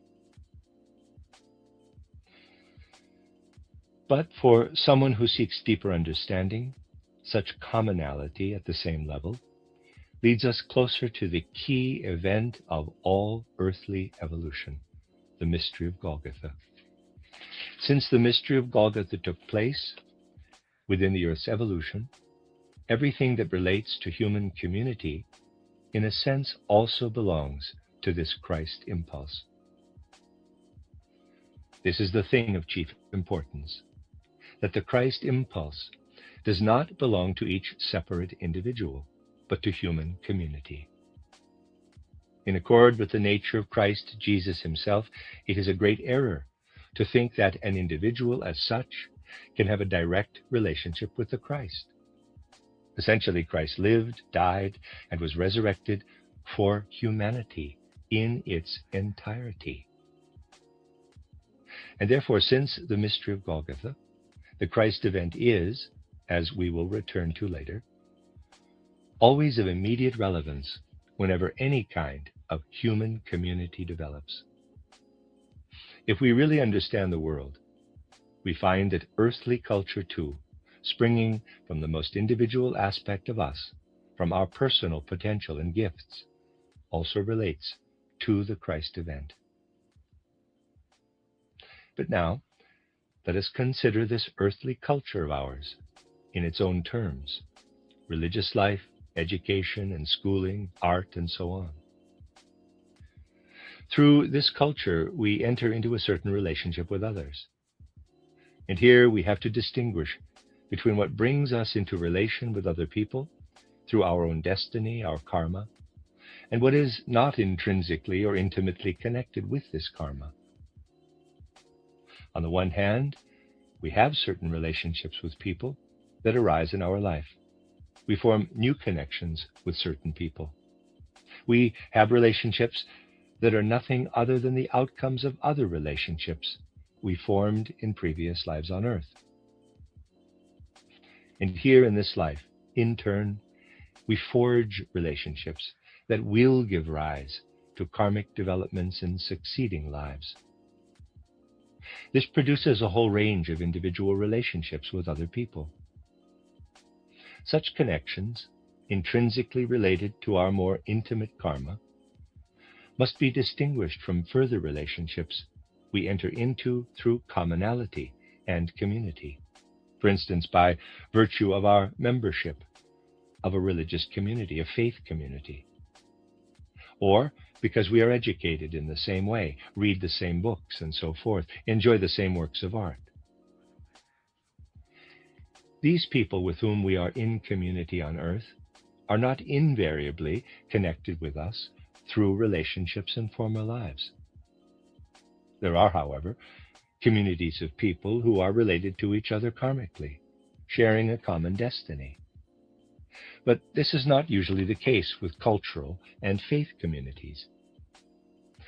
But this leads us back to something else, to the end of the period which we pass in the supersensible world between death and rebirth. When we are close to the time of being reincarnated on earth, we enter into spiritual relationships, since by then we have become mature enough to do so, firstly with the hierarchies of the angeloi, archangeloi, and archai, with the higher hierarchies altogether. But we also come close to other human souls in the time preceding our rebirth, people who will have longer to wait than us before they are reborn. We have a whole range of supersensible encounters at this time, having become mature enough for them, before we are drawn back again into earthly life through birth. And these powers we absorb place us back on the earth in a location where it becomes possible for us to experience the kinds of earthly cultural communities I had just described. From what I have said, it will be apparent, above all, that our earthly culture and life of spirit, which we experience as religious people, in our education and upbringing, in the impressions we receive from art and such like, is not dictated and determined merely by earthly things, but by what we previously experienced in supersensible realms before we descended through birth to this earthly culture. Just as a mirror image points us to a reflected reality, so earthly culture points us to what we experienced before we descended into our earthly body. In this respect, there is nothing so intrinsically and truly vividly connected with the supersensible world as this earthly culture, despite the many aberrations apparent in it. In fact, even these aberrations have a meaningful connection to what we experience, albeit in a quite different way, in the supersensible realm. Earthly culture acquires a very distinctive place in the world because it is connected with our life before birth. Nothing else in our earthly life is so closely connected with our pre-birth life as this earthly culture. A spiritual researcher must point this out clearly. He distinguishes earthly culture from other human activities which people on earth are involved in, because his supersensible observations show him that this earthly culture has its origins, its impulses in supersensible life before birth. And in this respect, it is different in quality from other human experiences. What we can identify in stricter terms as political life, public legislature and rights, the state which establishes order amongst humankind, is different in kind. One can apply the most precise spiritual scientific methodology in studying what this state as such, the political life of rights, has in common with anything else. But no connection will be found between this and a supersensible realm. This sphere is entirely earthly, although we must carefully clarify what is meant by this. What exactly is an earthly legal relationship? It is a relationship of property or ownership. If I own a piece of land, say, I only do so because a political context gives me the exclusive right to make use of it, enabling me to exclude all others from its use or cultivation. Everything based on public law is the same. The sum of all civil laws, and also the sum of everything which a particular community defends as its rights or property, amounts to the life of the state in its narrower sense. This is earthly life per se, and is connected only with the impulses active in us between birth and death. However much the state may sometimes consider itself to have God-given rights, a deeper view of all religious confessions will show us the following. Firstly, what Christ Jesus meant when he said, quote, "Render unto Caesar what is Caesar's, and unto God what is God's." Close quote. By saying this, he sought to counter the aspirations of the Roman Empire by showing that the external life of the state is distinct from all that is a reflection of supersensible life.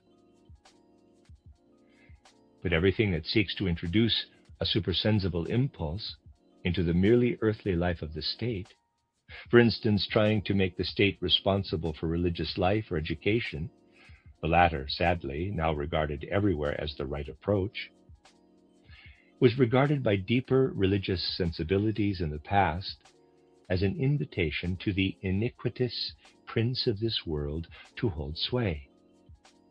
This, they said, will be the result of merging spiritual, supersensible concerns with the external state.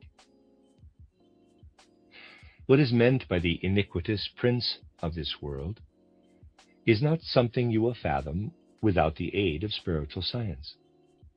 This prince holds sway whenever what should govern only earthly circumstances aspires to incorporate spiritual, cultural concerns, and, as we will see, also economic life. The prince entitled to hold sway in the world is the one who aspires only to encompass political relationships in their stricter sense.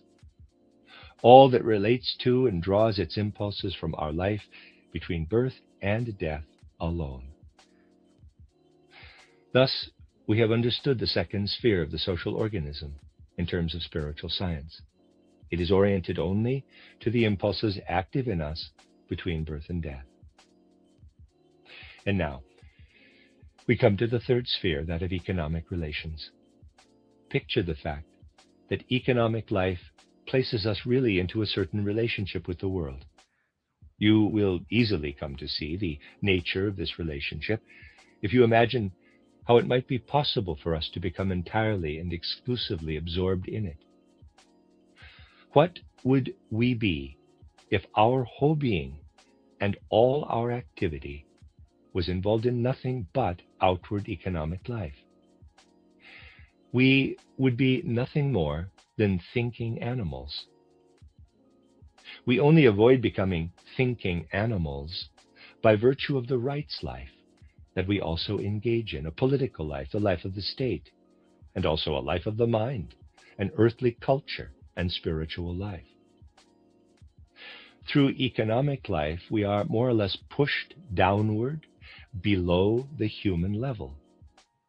But as this occurs, in this sphere specifically, we can develop interests that are most eminently fraternal. In no other sphere can we so easily and self-evidently develop fraternal relations with others in the fullest sense of the word as in economic life.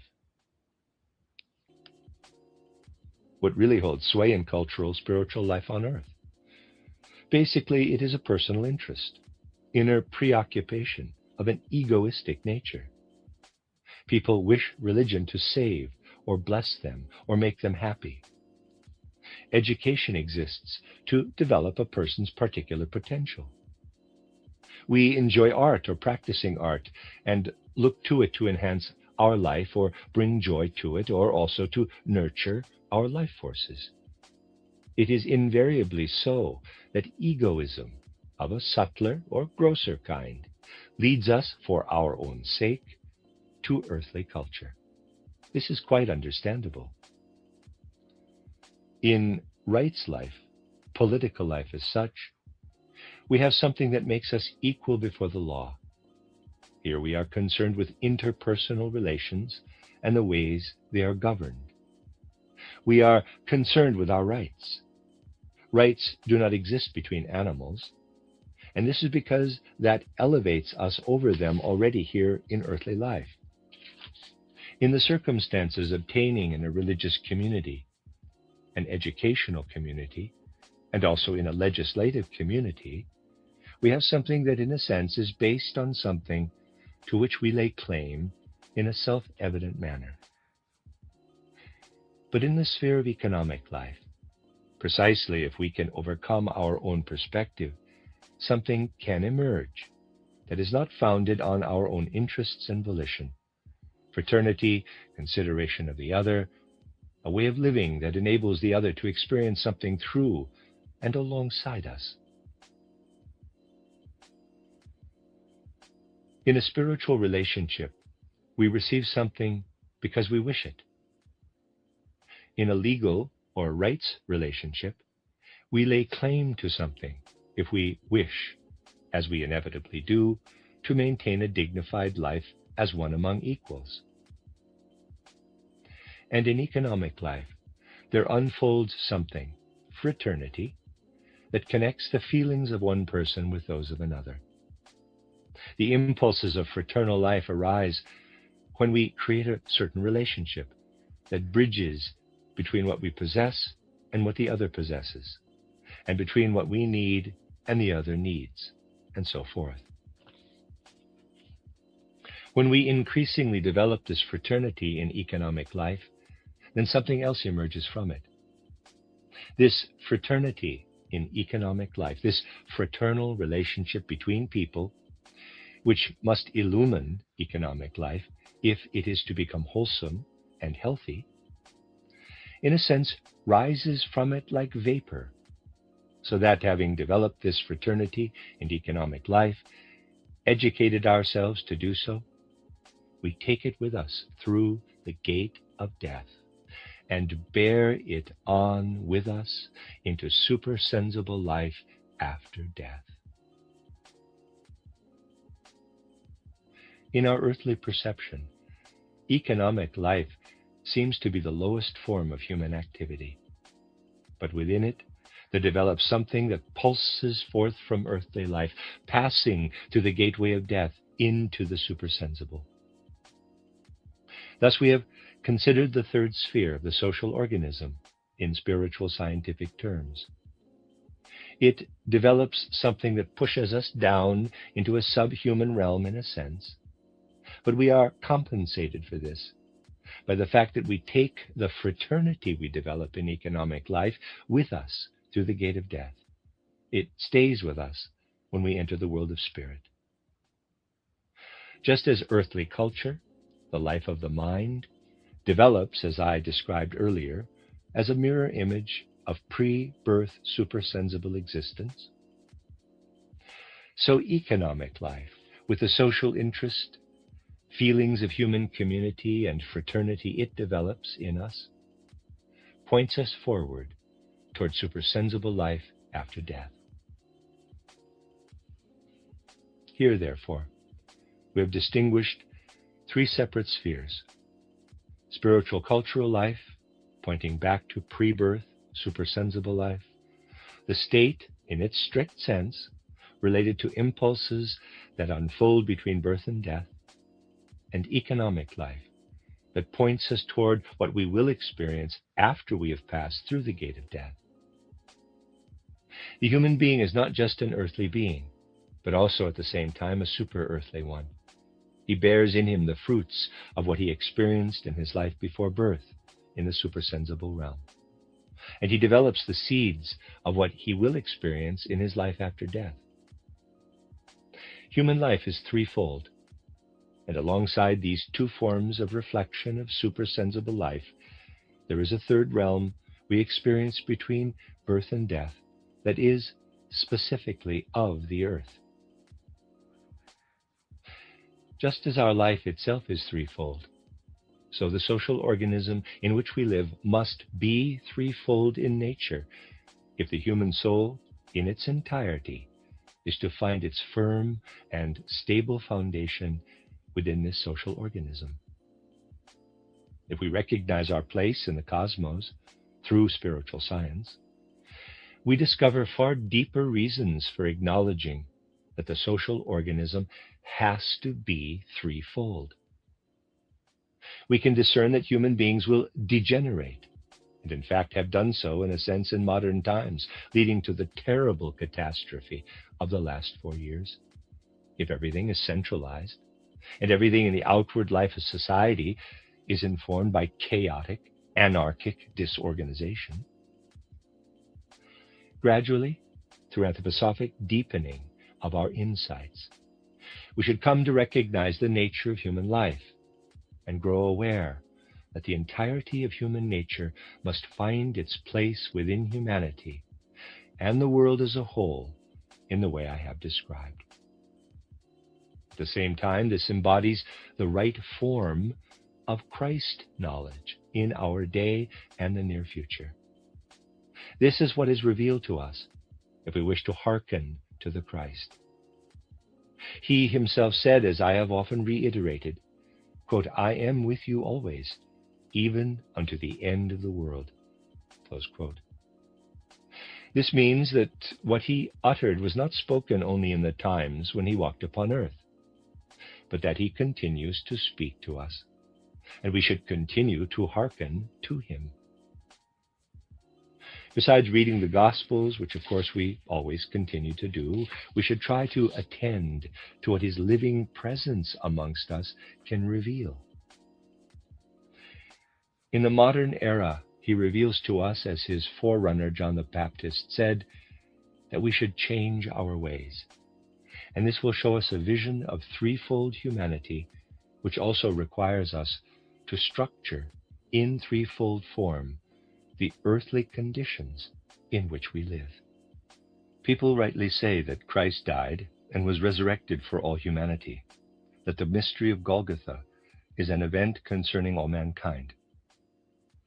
We can become particularly aware of this today when nation has risen against nation, when they have devastated one another in dire conflict, and when now, after a culmination and crisis in this warfare, instead of pause for contemplation, instead of awareness of the whole human community, a victorious delirium prevails. We must not overlook this. Everything we have experienced in the past 4.5 years, what we are now witnessing, and what will still come, shows those of deeper discernment that humanity has entered a crisis state as far as its awareness of Christ is concerned. And this is because people have lost sight of a proper sense of community, the right sense of connection with each other. It is essential that they start asking how they can rediscover the Christ impulse once more. A simple fact can show us that many are failing to find it. Before the Christ impulse began to work into earth evolution through the mystery of Golgotha, the nation into which Christ Jesus was born considered itself the, in quotes, chosen people, believing that the earth could only prosper if all else dies away, and only the members of this nation fill the whole world. In a sense, this was a firm conviction and matter of faith. The God Yahweh had chosen this people as his own, and he was regarded as the one God. In the times prior to the mystery of Golgotha, this was a justified view amongst the ancient Hebrews, because Christ Jesus was indeed to come forth from this people. But when the mystery of Golgotha occurred on earth, this outlook should have come to an end. After the mystery of Golgotha, it was outdated, and Yahweh consciousness should have ceded to Christ consciousness, which speaks in the same way of all human beings as the people of Yahweh spoke of the members of only one people. It is the tragic fate of the Jewish people that it did not recognize this. But today in many quarters, we are witnessing a lapse into such mindsets. Gradually, even if they do not see it or name it in this way, nations are succumbing to a kind of Yahweh, one specific to their own race, whom they worship as their national idol. While people do not speak in the same religious formula as in the past, it is the same outlook couched in modern terms, a modern way of thinking. A way of thinking or habit of mind might be a good way to put it, though nowadays people use a different term. To gain better understanding of it, one might make the concession of adopting this way of thinking for a while, and instead of using the term habit or way of thinking, which I have always used in our circles, to employ the word mentality or mindset. In the modern mentality, therefore, every nation seeks to establish its own distinct national God and promote these national qualities. It is precisely this that has led to nation warring with nation. We find here a lapse into the Yahweh religion, although here it is splintered into many different Yahweh religions. What we're seeing today really is a lapse into Old Testament atavism. Humanity seeks to sunder itself into separate parts across the whole globe, at odds with Christ Jesus, whose living being served all humanity. Mankind seeks to inhabit the diverse national divinities in a Yahweh-like way. Before the mystery of Golgotha, this was justified, but is now outmoded, a lapse into an Old Testament condition. This lapse into the Old Testament mentality will bring with it severe trials for modern humanity, and there is only one remedy for this: to approach the Christ again upon a spiritual path. This gives rise to a very particular question for those interested in spiritual science. In our day, how do we find our way to Christ Jesus out of the inmost impulse of our modern souls? That this is a very serious question. I have often spoken of it in this branch from other perspectives. You can see from the fact that many official adherents of Christianity have really lost sight of the Christ. Nowadays, there are many well-known priests, pastors, and so forth who speak about the Christ, saying that human beings can gain a connection with him through a certain inner deepening of their sensibility. But if we look more carefully at what these people mean by Christ, one finds there is no difference between this and God in general, what is called God the Father in the Gospels too. Harnack is a theologian of repute, for instance, and here in Switzerland many look up to him. Harnack has published a little book titled The Nature of Christianity, in which he speaks a great deal of Christ. But it is not at all clear that what he says of Christ has any particular relationship with Christ. Actually, there is no reason to relate what he says to Christ at all, since it relates equally to the God Yahweh. For this reason, the whole of title, The Nature of Christianity, is inwardly untruthful. It only becomes true if we couch it back in the Hebrew tradition by removing references to Christ and replacing them instead by the word Yahweh. This is a truth of which people today have scarcely any inkling. Sermons about Christ resound from countless pulpits round the world, and people believe that these sermons are authentic, that the name of Christ is truly spoken, simply because they hear the word Christ. No one stops to ask whether if one removed references to Christ from a priest's sermon and replaced it with Yahweh, it might not do just as well. In fact, only then will it read correctly. You see, there is a common untruth connected with the profoundest flaws in our time. Please do not think that I wish to criticize anyone here or cast blame. This is not so. I wish only to express a fact. Those embroiled in the profoundest inner untruth, or inner lie, one can say, do not know this, and are certainly people of goodwill in their own way. Nowadays, humanity finds it difficult to approach the truth because of the powerful obduracy with which tradition has established itself. And this inner untruth in respect of such things, which today spreads far and wide, gives rise to that other untruth which today has seized hold of the most diverse domains of life, so that it is hard to see any truth at all remaining. One has to ask where any truth or reality is still to be found.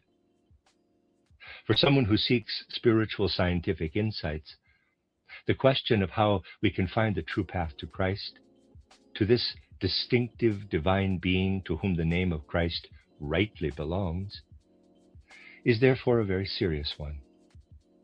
If our life is merely confined to the span between birth and death on earth, and a soul life that develops in accordance with our capacities and disposition in this realm, then we have no cause to come to Christ, however much goes on in our minds or spirit. If we do not do particular things which I will describe in a moment, and simply develop between birth and death, as most people do today, then we remain far from the Christ. But how can we approach the Christ? The initiative, even if this sometimes surfaces from the subconscious or an obscure feeling, to seek the path to Christ, to embark on this path, has to come from ourselves. We can find the God who is identical with the Yahweh God simply by living in an ordinary, healthy way. Not finding Yahweh is merely a kind of human illness. Denying God, being an atheist, means in a sense that one is ill. If we develop in any sense in a fully normal way, we will not be atheists, since it is ridiculous to believe that the healthy organism we bear could not be divine in origin. The ex deo nascimur is something that arises by itself in the social existence of a person who develops healthily.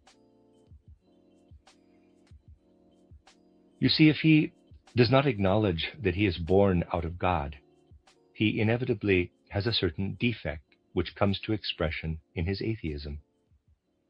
But this self-evident sense of being born out of God leads us only to the divine in general, which modern pastors, out of an inner lie, call Christ. It is not Christ. We only approach Christ, and I am speaking here of our immediate present, if we go further than simply acknowledging ordinary God-given natural health. You see, we know that the mystery of Golgotha occurred upon the earth because without it, without the Christ impulse, humankind could not have found its way into a truly human life, a life of human dignity.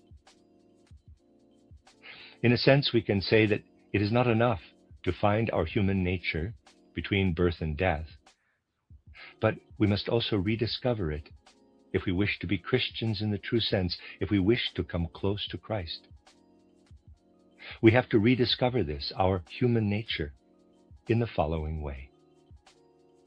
We must exert ourselves to find the inner honesty to say to ourselves, since the mystery of Golgotha, we are not born without prejudices in respect of our thought world. We are all born with certain biases or prejudices. As soon as we regard the human being as inherently perfect, as Rousseau does, for example, we cannot find the Christ. We can only find him if we know that, as human beings living after the mystery of Golgotha, we have a flaw which we must remedy or compensate for in what we do in our life here. I am born as a person with prejudices, and have to gradually free myself from these in my thinking. How can I do so? Only by developing interest not only in what I myself think and what I consider right, but also selfless interest in everything human beings can think, all that approaches me, however mistaken I consider it. The more a person insists that his own outlook and opinion is the only right one, and is only interested in this, the more he sunders himself from the whole world's evolution, from Christ. The more a person develops social interest in the views of others, even if he thinks them wrong or misguided, the more he will feel in his inmost soul the truth of a saying of Christ, which today must be interpreted in accordance with the New Christ language. Quote, "Verily I say unto you, inasmuch as ye have done it unto one of the least of these my brethren, ye have done it unto me." Close quote. Christ never ceases to reveal himself ever and again to human beings until the end of all earthly days. He says this to those who wish to hearken to him. Quote, "What one of the least of your brethren think, you must regard as me thinking in him. And I feel with you as you measure the other's thoughts against your thoughts, having social interest in what unfolds in the other's soul. Whatever you find as opinion, as outlook on life, in one of the least of your brothers, seek therein for me. Close quote. It is thus that Christ speaks into our life of thought, seeking to reveal himself in a new way. We are approaching this time. To the people of the 20th century, this is not Harnack's God, who might equally well be the Yahweh God, and actually is. Christ is, by contrast, the God of all humanity. We do not find him if we remain egotistically within our own thoughts, but only by measuring our own thoughts against those of others, enlarging our interest in inner tolerance for all that is human, saying to ourselves that we are born with prejudices, but can be reborn out of the thoughts of all human beings into an encompassing social thought sensibility. Then we can find in ourselves the Christ impulse. If I do not regard myself alone as the source of all I think, but right into my inmost soul as a part of humanity, then I have found the path to Christ.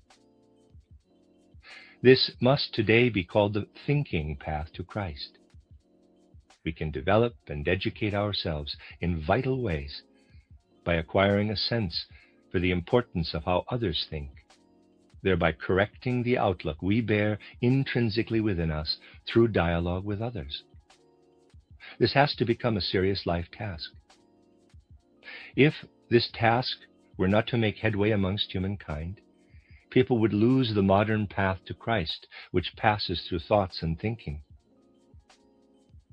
The other path passes through the will.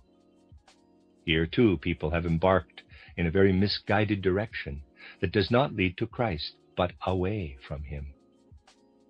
In this other realm, too, we must find the path to Christ. Youth still has its own natural idealism, but in general, humanity today has grown dry and prosaic. It is proud of what is often called pragmatism, although this is only practical in a certain narrow sense. Modern humanity looks very askance at ideals drawn from a source in the spirit. Youth still retains its ideals. Never before in history has the life of older generations been at such variance with that of the younger. A salient characteristic of our time is a failure to understand human nature. Yesterday, I spoke of the deep gulf that divides the proletariat from the middle classes. But the older and the younger generation are similarly divided and scarcely understand each other.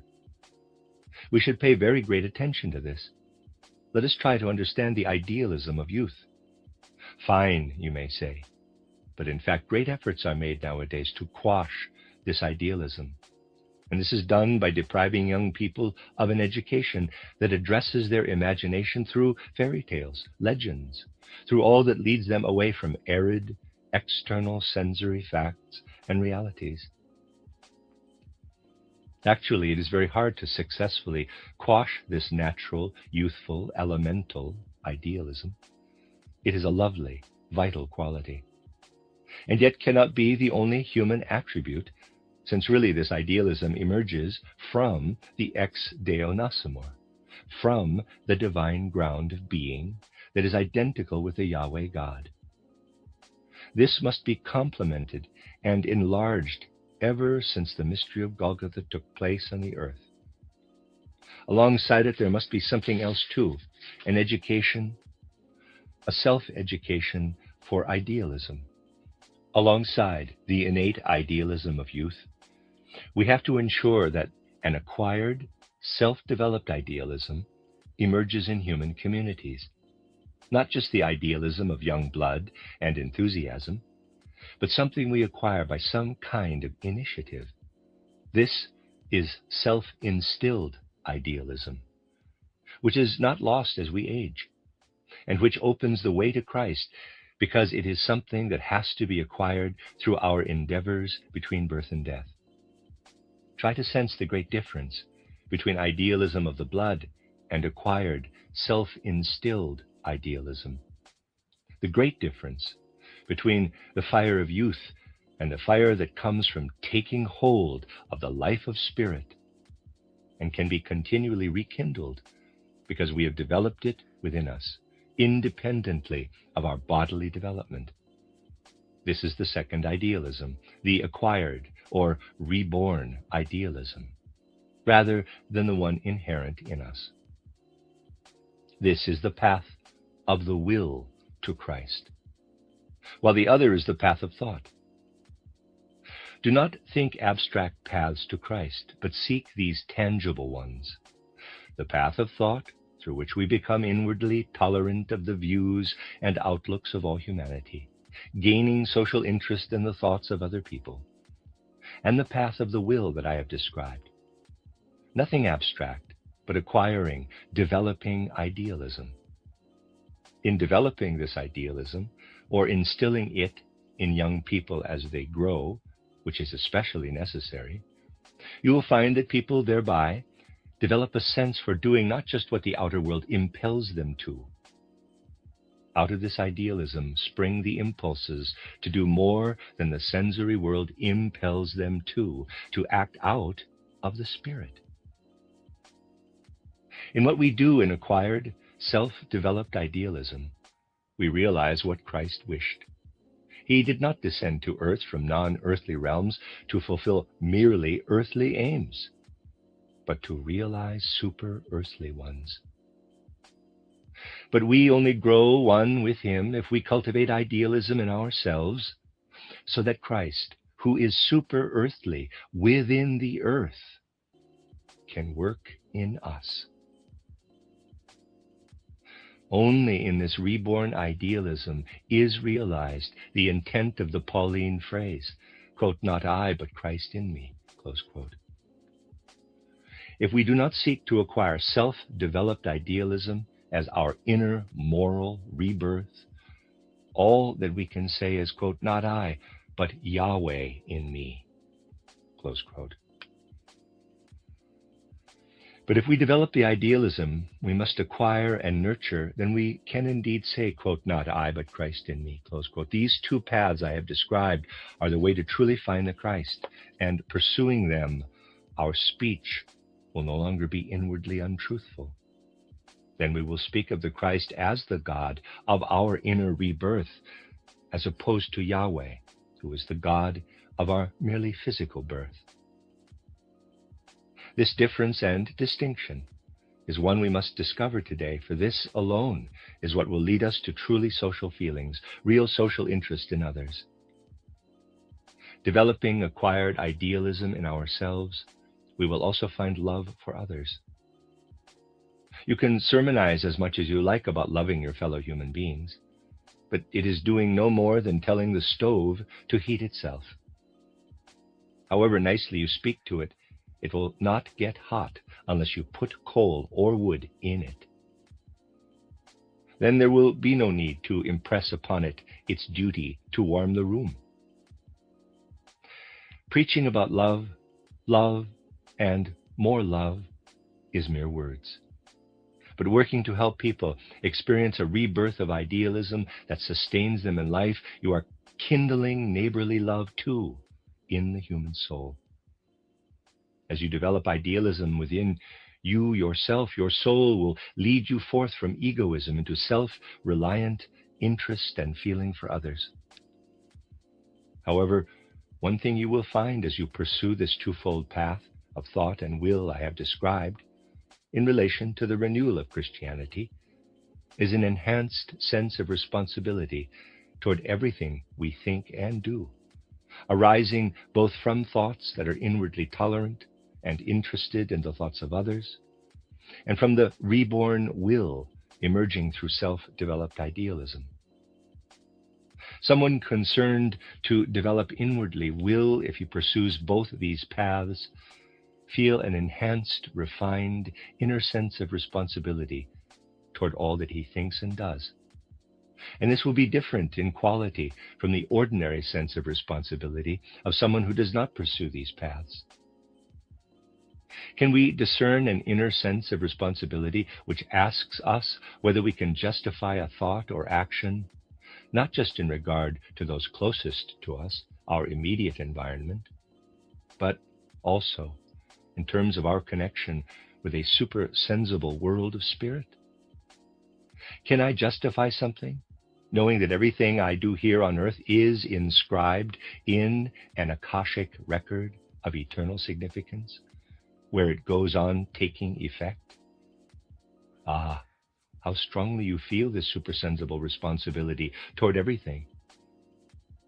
Like a being who stands behind you and looks over your shoulder, it approaches and admonishes you if you seek the twofold path of Christ.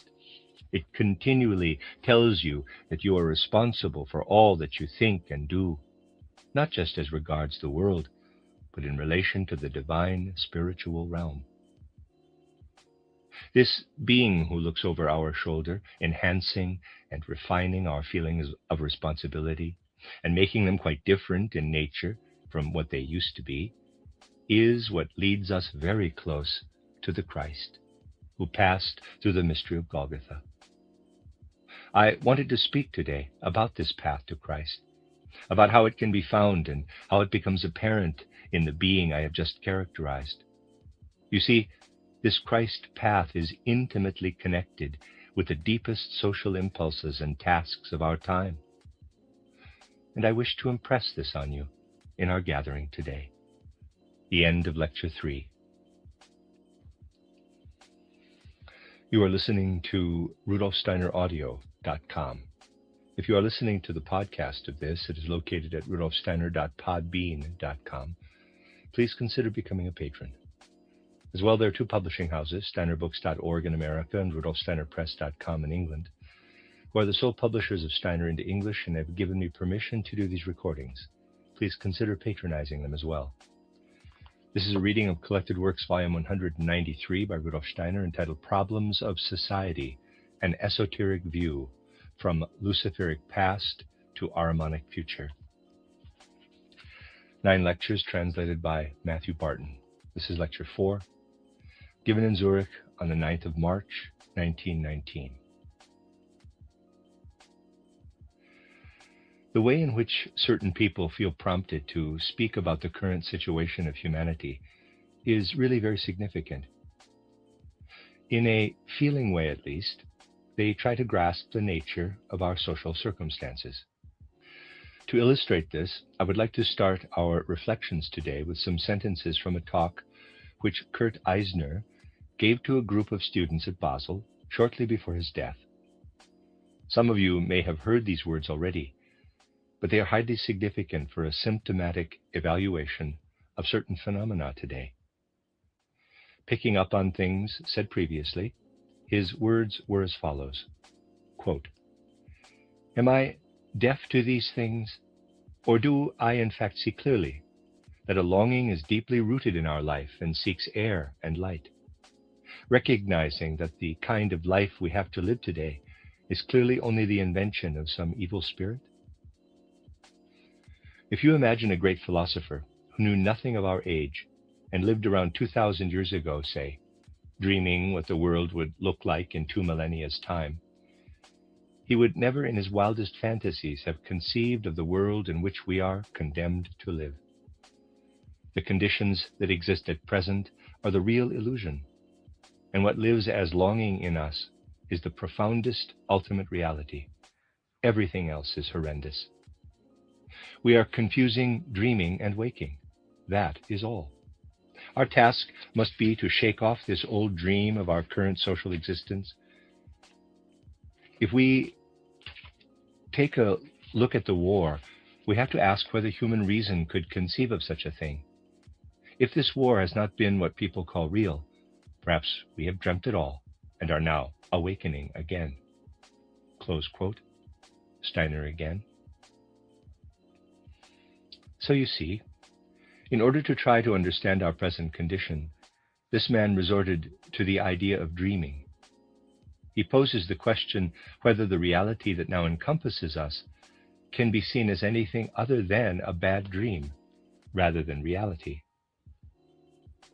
Let us reflect on this strange yet highly characteristic instance in which a very modern human being, a mind at the forefront of things and someone who feels himself to herald a new age, is compelled by particular events of our day to describe not the whole of outward sensory reality as Maya, as illusory dream, as, say, the ancient Indians regarded it, but to ask whether this social reality of ours might in some way be a dream. From the whole context of Eisner's talk, we can see that he was not playing with phrases, that he really meant something he felt when he asked whether our present reality can be anything other than the machinations of an evil spirit. Alongside this, let us set much of what passes through our souls as we undertake our anthroposophic endeavors. Above all, the fact that we try to see outward sensory reality not as the whole of reality, but as something whose counterpart is found in the supersensible, through which alone sensory reality is rounded into a whole reality. This view of ours is, of course, only a small spark in the currents of thought of our day, which are largely pervaded by materialistic thinking. Now, a man such as Kurt Eisner, who from his own perspective certainly gives no credence to this little spark of ours, at least in his physical awareness, reaches for a particular metaphor to describe modern realities, that of a dream. Our outer reality, he says, is a dream from which we should awaken. In respect of our current social reality, a man like this is compelled to resort to a sense that our common reality is like Maya, illusion, that merely outward sensory reality is unreal. Let us now try to deepen some of the things we have been pondering in recent weeks in relation to the social question, in particular looking at the fact that over recent centuries, people have increasingly come to deny the reality of the supersensible world, the world of spirit, and in the widest circles, in fact, actively oppose and repudiate such an idea. You may, of course, object that there is still much talk of spiritual things from a certain quarter. The churches may not be imbued with the Spirit, but words that are meant to express it do at least resound from them. Today and yesterday evening, we have heard the church bells ringing almost continuously, supposedly an expression of the life of spirit in the world. But alongside this, we encounter something else, that whenever efforts are made in our day to hearken to the Christ, to hear what he is saying to our times, then it is precisely the adherents of old religious traditions who most fiercely oppose this, who will not receive the word of spirit. Really, very few people indeed seek a true life of spirit today, not one based on faith in an old tradition, but on direct, immediate manifestations of the Spirit. In the face of this, isn't it possible that humanity today might be compelled, not by an evil spirit, but by a good universal spirit, to recognize once more the spiritual nature of existence through its suffering of these outward sensory realities? A modern mind experiences this reality as an illusory dream, and a great philosopher of 2 millennia ago could not have conceived what seems to have become the outward reality in which we live. At any rate, the fact that a modern mind sees things in these terms invites us to form different views of reality than are current today. I am aware that a great number of our anthroposophic friends find some degree of difficulty in these ideas about, quote, true reality, close quote, to which I have attributed importance today. But we cannot encompass life today without having the goodwill to address such difficult ideas. How do people think today in certain fields? Take a crystal in your hand. That is a real object.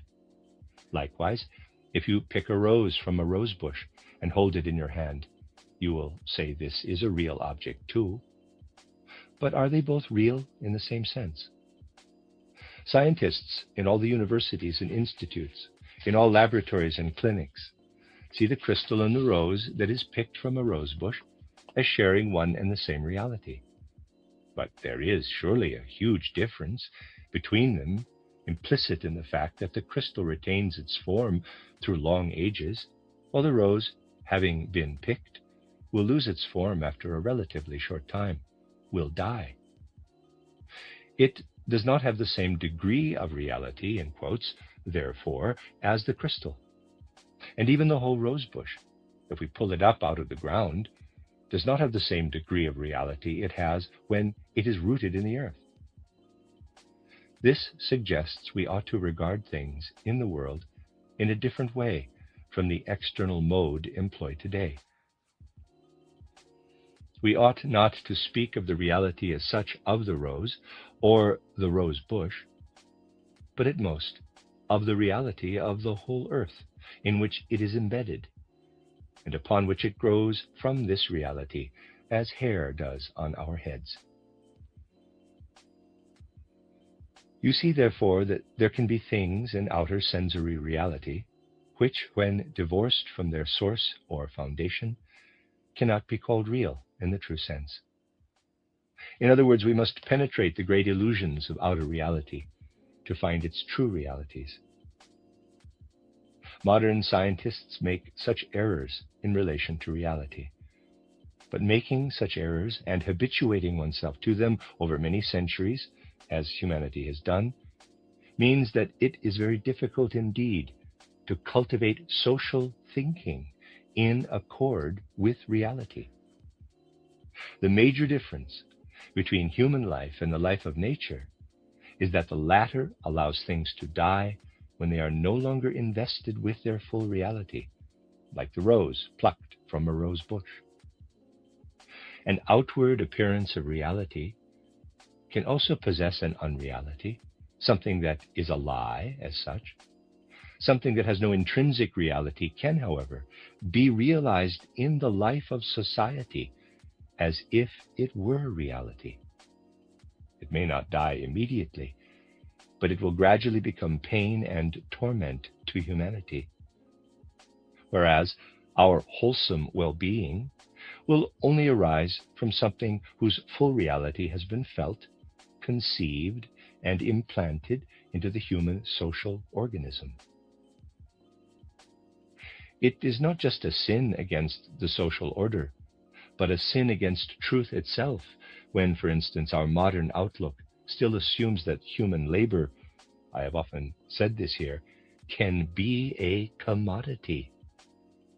Yes, we can make it into this in outward supposed reality, but this supposed outward reality will become pain and suffering in the human social order, giving rise to convulsions and revolutions in society.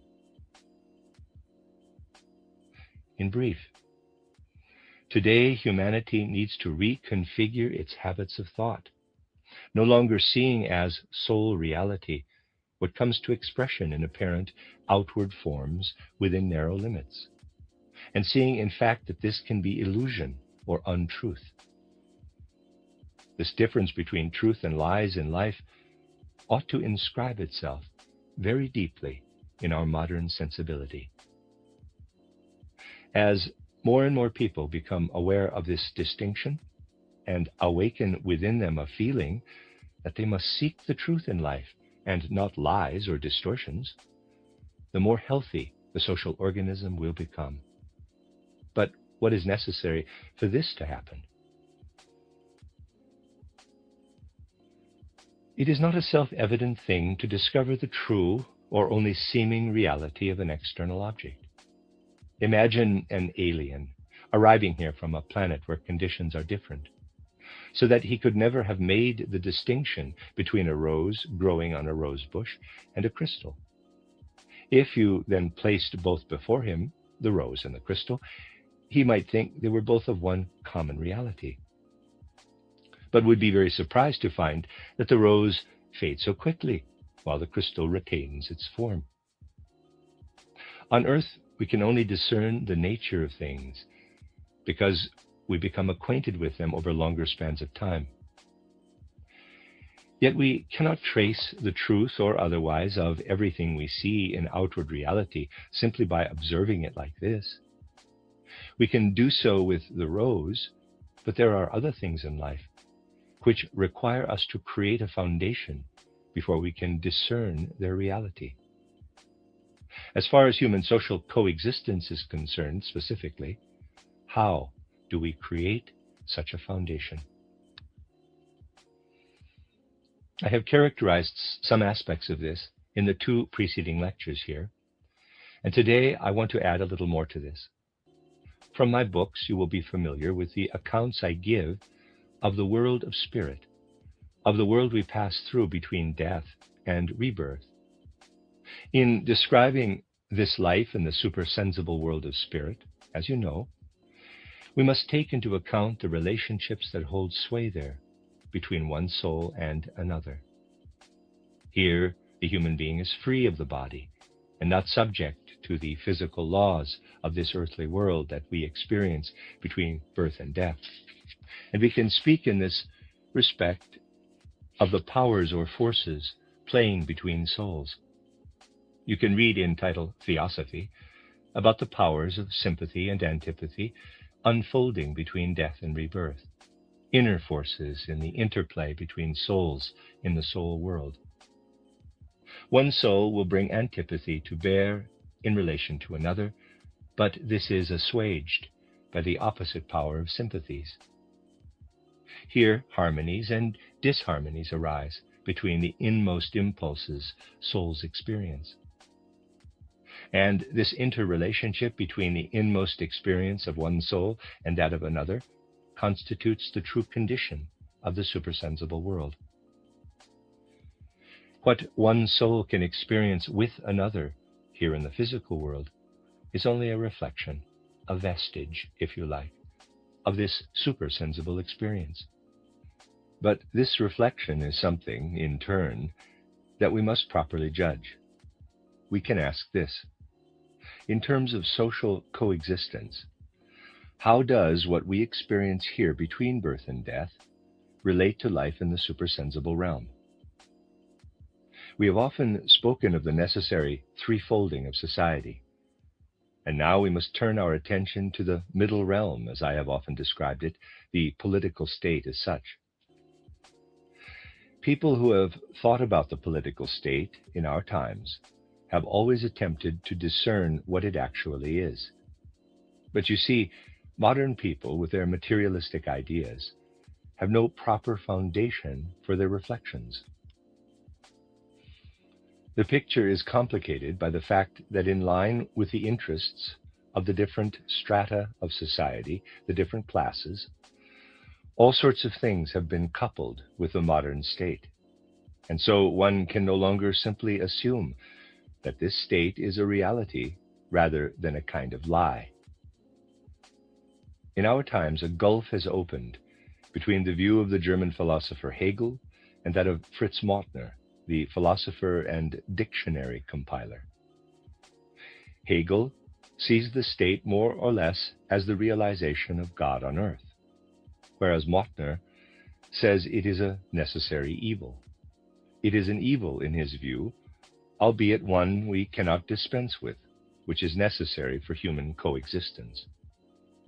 So here we have the opposing outlooks of two modern minds.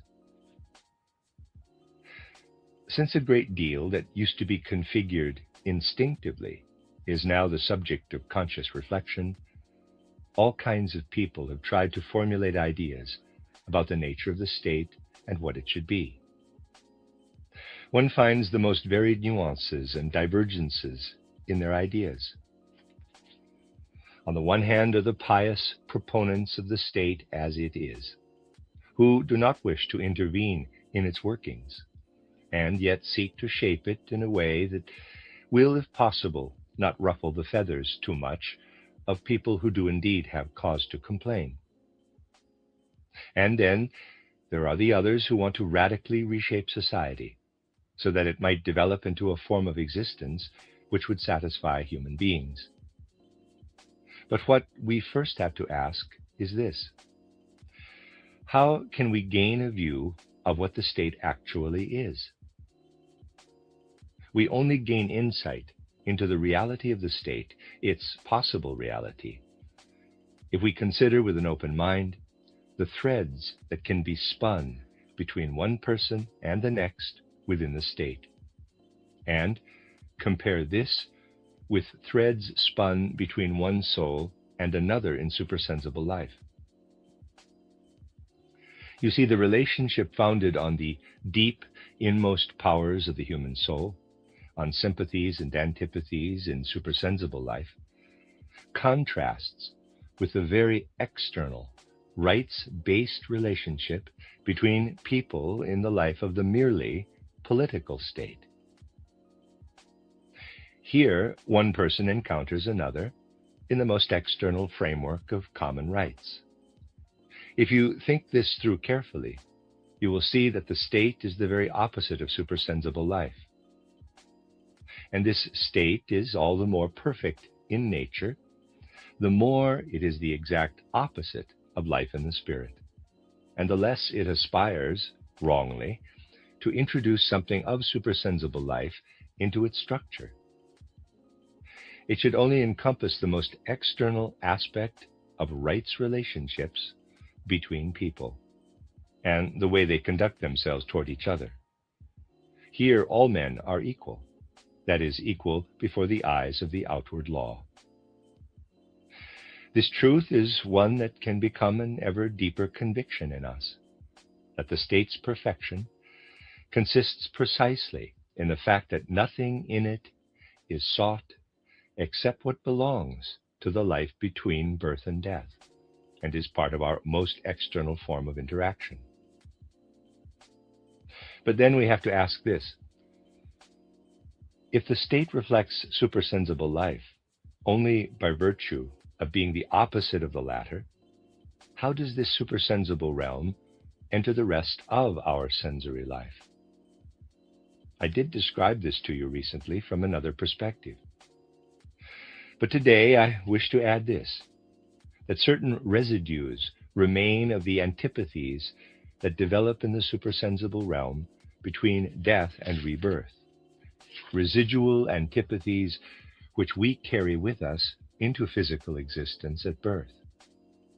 These residues are counteracted in physical life by everything that comes to expression in the life of spirit, cultural life, the life of the mind. Here people are brought together in religious communities or in other shared perspectives and outlooks. This is so that they can balance certain antipathies that remain as residue from pre-birth life. Our whole culture and life of the mind needs to be a distinct sphere in society, because it is a reflection of our pre-birth life, because in a sense it places us out into the sensory world with the gift of creating a kind of remedy for these residual antipathies left over from our time in the supersensible world. This is why it is so terrible when people cause ruptures and create adversarial factions in cultural life instead of properly uniting there as they should. The residual antipathies left over in us from our spiritual life before birth lurk in the underdepths of the human soul and prevent the aspirations we ought to have from becoming reality. Real spiritual harmony, true spiritual collaboration. Where this ought to happen, sects and factions develop instead.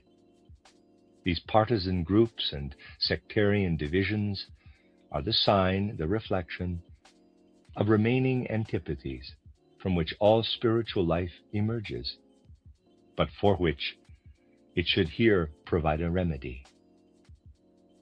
We must regard spiritual and cultural life as something that has an intimate connection with our pre-birth life, an affinity with it, one can say.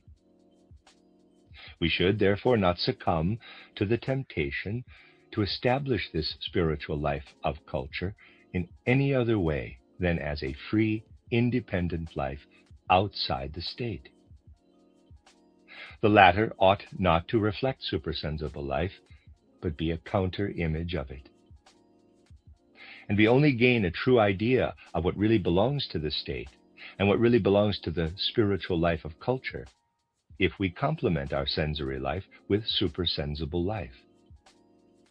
Only together do these two realms give us true reality, whereas merely sensory existence is certainly a dream.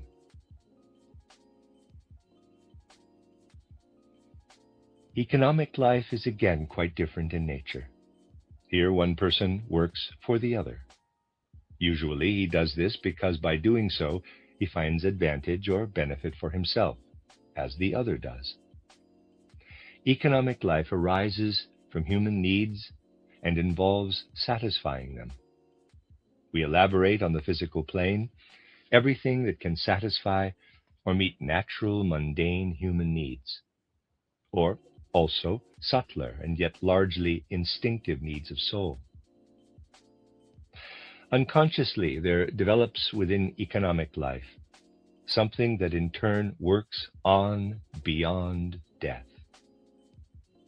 The labor which people perform for one another in response to the egoistic needs of economic life develops subterranean seeds for certain sympathies that must form in our souls in the life after death. Just as the spiritual life of culture is a kind of remedy to heal the residual antipathies we bring with us into physical existence from our life before birth, so what unfolds in the underdepths of economic life is pervaded by seeds of the sympathies we should develop after death. Here is a different perspective on the need for a threefold social organism as it relates to supersensible life. But we cannot gain this perspective without attempting to understand the world through spiritual science. Someone who gains the right foundations for this knowledge will increasingly and self-evidently lend his voice to demands for a tripartite division of the social organism if it is to become healthy. The three spheres of society each have a quite different relationship to supersensible reality, which, as we have said, only constitutes the whole of reality in interplay with sensory existence. Yet in the last 200 years, humankind has said nothing about these conditions of outward physical existence unfolding in the spiritual life of culture, in the life of the state, and in economic life. Instead, old traditions have simply been perpetuated without understanding. Humankind has become unaccustomed to pursuing the path into the realm of spirit in direct inner activity, seeking there the light which can illumine physical reality. But only then do we fully and properly grasp physical reality. Leading circles have set the tone for this unspiritual way of life. And this has given rise to the deep cleft between social classes, which now underpins all life and is something we really must not overlook. I have often reminded you that before the events of July and August 1914, members of the ruling classes kept praising the latest achievements of what they called our civilization. They pointed to the way in which thoughts could now be conveyed with lightning speed over great distances by means of telegraph and telephone, and how other fabulous achievements of modern technology had advanced the life of society and civilization. And yet this culture, this civilization, rested on foundations that led to the terrible catastrophes we are now so familiar with. Before July and August 1914, European statesmen, especially in Central Europe, and there is documentary evidence for this, continually reiterated that peace in Europe was now assured in the long term. The statesmen of Central Europe especially used such phrases when speaking to their parties and supporters. I could show you speeches as late as May 1914, in which such people said that through the well-ordered diplomatic relations between European countries, it was now possible to believe in long-term peace. This was in May 1914. Anyone who saw the real nature of circumstances at the time inevitably spoke differently. Back then, in lectures in Vienna before the war, I expressed thoughts I have often had occasion to utter in recent years, that we are living in something we can only call a cancer of human society, a carcinoma of the social order. This tumor in society erupted and led to the World War. At the time, because the war had not yet arrived, people naturally thought this idea that we live in a social tumor or carcinoma was simply a phrase, a way of speaking. They had no idea as yet that they were perched perilously on a volcano. Nor do they see this now in relation to another potential eruption, truly another such, seething underneath what has long been called the social question. Since people so gladly sleep rather than recognize reality, they fail to see the powers actively at work in this reality and making it reality. And that is why it is so difficult to get people today to recognize what is so necessary, to organize society in three distinct spheres, if it is to be healthy, to work toward a threefold society. The way of thinking required to recognize this need is different in kind from other ways of thinking. The usual ways of thinking start by trying to work out the best way of ordering society, what ought to be done to achieve this. Please note here the difference between this and the way of thinking that underlies the threefold social organism. The latter does not start by asking what is the best way of organizing society, but instead it addresses reality. In other words, how should human beings themselves be freely placed into society and interact with each other to give rise to something healthy? This mode of thinking does not appeal to principles, theories, or social dogmas, but to the very nature of the human being. It says this: place human beings into the three spheres of society, and then these people themselves will dictate how the social order should develop. This is a mode of thinking which appeals to the real nature of humankind, rather than to abstract theories or dogmas about how society should be. If a person lived alone from the beginning, he could never develop the capacity for speech. Human speech can only arise in social community. And someone who lives alone cannot develop any form of social thinking either, no social sense or instinct. Social interactions between people can only develop in the right kind of communal existence.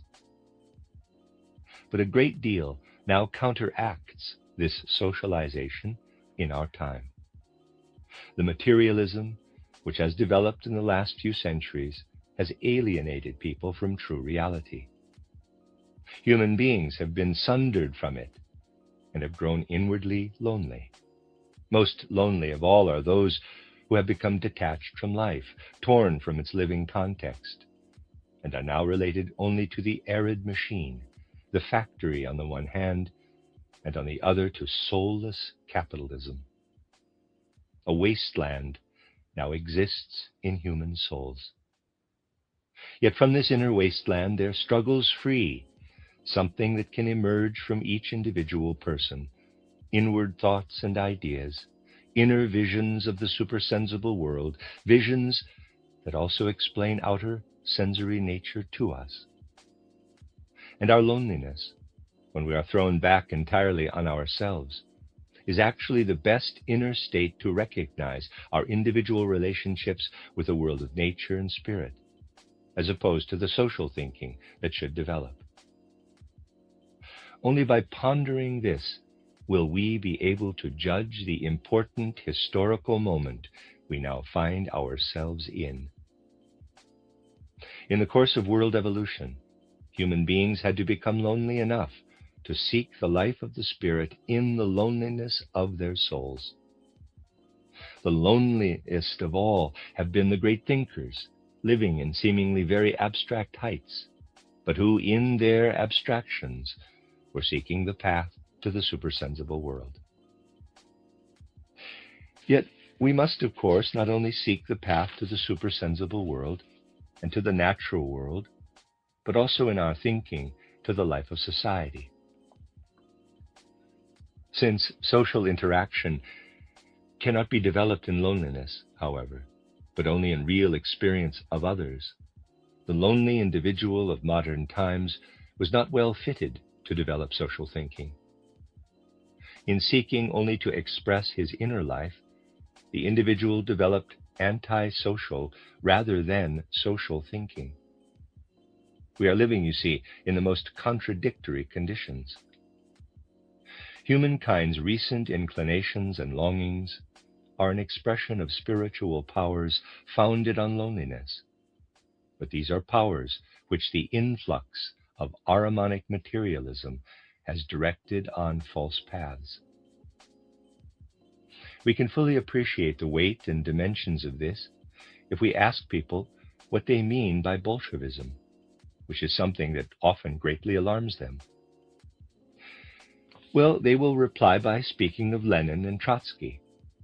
In fact, there is another figure I could name who does not belong to our immediate present, and this is none other than the German philosopher Johann Gottlieb Fichte.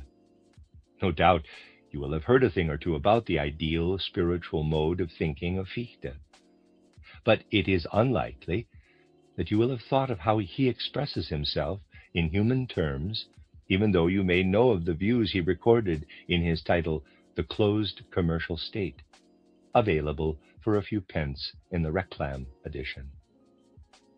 If you read there how Fichte conceives human assets and commodities, and how he thinks these should be assigned or distributed in the social order, then compare what he says with what Trotsky or Lenin write, you will discover a curious agreement in their views. Then you may well start to see that more is needed than mere outward comparisons and judgments, and you may ask what this is due to. If you study this more closely and try to discover the underlying truth, inquiring into the spiritual orientation found today amongst the most radical figures and theorists, into what, say, unfolds in the soul of Trotsky or Lenin and their particular way of thinking, the forms of their thought, and asking where these could possibly originate, you will discover this. Such thinkers are conceivable, on the one hand, in a different social order, and on the other in this current social order of ours, which has developed in the light, or rather the darkness, of centuries of materialism. Imagine that Lenin and Trotsky emerged in a different social order. What might they have become, do you think, by developing their mental, spiritual powers in a quite different way, in different circumstances? They would have become profound mystics. What lives in such souls could, for instance, become the profoundest mysticism in a religious context and atmosphere. But in the atmosphere of modern materialism, it becomes what it has.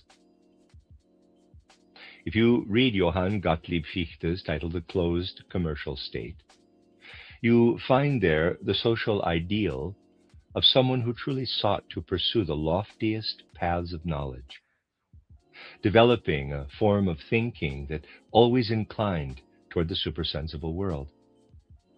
He sought to elaborate a social ideal, and this did indeed draw on the purity of the human heart.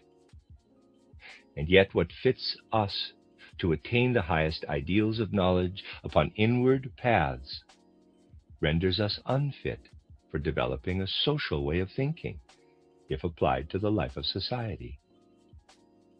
In a spiritual nature such as Fichte developed, a person can only pursue his solitary path. Social thinking must be developed in human community, and the thinker's primary task there is to indicate what shape the social organism might take, so that people can work together in the right way, embedding social outlooks in society itself. This is why I do not try to tell you or anyone today how private ownership of the means of production should be regulated, say, or the common ownership of the means of production. Instead, I say this: try to ensure that the social organism is divided into its three spheres, and then whatever is effected or initiated by the flow of capital will be administered from the cultural spiritual sphere, where all legal parameters will be determined by the political state. Then there will be a proper confluence between the life of the legislative state, the cultural spiritual sphere, and economic life. And then, increasingly, a true social sense will develop, which, starting from certain legal concepts, will conduct into the spiritual cultural organism all we earn that is excess to our own requirements. This will return to the spiritual or cultural organism. Today, such a facility exists only in the sphere of cultural property rights, where no one remarks upon it. One cannot retain cultural property for one's descendants for more than a limited period before it becomes common property, usually 30 years. But this can be a model for giving back to the social organism what has been achieved through individual human capacities, as well as what is subsumed in the capitalist order. The only question then is what sphere this should return to. It should return to the sphere that can properly administer individual spiritual human powers in the right way, or in fact any individual powers and capacities. The spiritual cultural sphere. People will do this when they stand within the social organism in the right way. And in turn, this depends on this way of thinking. One cannot make any absolute stipulations about these things. But in our time, people have become accustomed to viewing everything from a materialistic perspective, and therefore they fail to see anything in the right light anymore. I've often spoken of how labor has become a commodity in modern times. Ordinary employment contracts do not help here, for they assume labor to be a commodity and are concluded in relation to work that the worker is obliged to accomplish for the employer. Healthy conditions can only arise if the contract does not govern work at all, but if labor is determined as a legal relationship in the rights sphere, that of the political state. The contract is then concluded in relation to distribution of the product created between the person who does the physical work and the one who does the mental or spiritual work. Thus, the contract can only govern goods produced and not the relationship between the laborer and the employer. This alone will put things on a sound basis. But people ask this: what causes the harm in society attaching to capitalism? They reply that this is due to capitalism's economic structures. But in fact, this economic order cannot cause harm as such. The harm comes firstly from the fact that there is no real labor law to safeguard work in an appropriate way. And secondly, because we do not notice we are living a lie insofar as the worker is denied his full share. But what is this based on? Not on the economic order, but on the fact that the social order itself means that the individual capacities of the employer or entrepreneur are not properly shared with the worker. Goods and commodities must be shared, since they are produced cooperatively by both the spiritual, mental, and physical worker. But what does it mean if through our individual capacities we deny or withdraw something from someone which we ought not to? It means that we deceive him, that we exploit him. We have to look at these things squarely and openly. And then we discover that capitalism itself is not at fault, but the misuse of spiritual or mental capacities. This relates to our connection with the world of spirit. If you first render the spiritual sphere healthy, so that spiritual mental capacities no longer take undue advantage of those who perform the work, then you make the whole social organism healthy. We have to be able to discern things properly. But to do so, we need some orientation. Today we live in a time when the right orientation can only come from the life of spirit, and therefore our openness to this life of spirit must be a serious practice. Here, repeatedly, we must point out that it is not enough to keep telling people to believe in the Spirit. Many, in quotes, prophets are starting to speak of the need for faith in the Spirit. Yet it simply is not enough to tell people today, in our current unhealthy conditions, that turning from materialism to the Spirit will bring healing. No mere faith in the Spirit will not heal us. Celebrated prophets can trumpet this as much as they like, that modern life has made people superficial and they must now become more inward. These prophets can proclaim that hitherto Christ was only there in people's private lives, but now he should enter the life of the state. This achieves absolutely nothing. Today, it is not a matter of just believing in the Spirit, but of filling oneself with Spirit to such a degree that we lead this Spirit right into outward material reality. Rather than just preaching faith in the Spirit, we must speak of a Spirit that really masters material reality, that really tells us how to structure the social organism.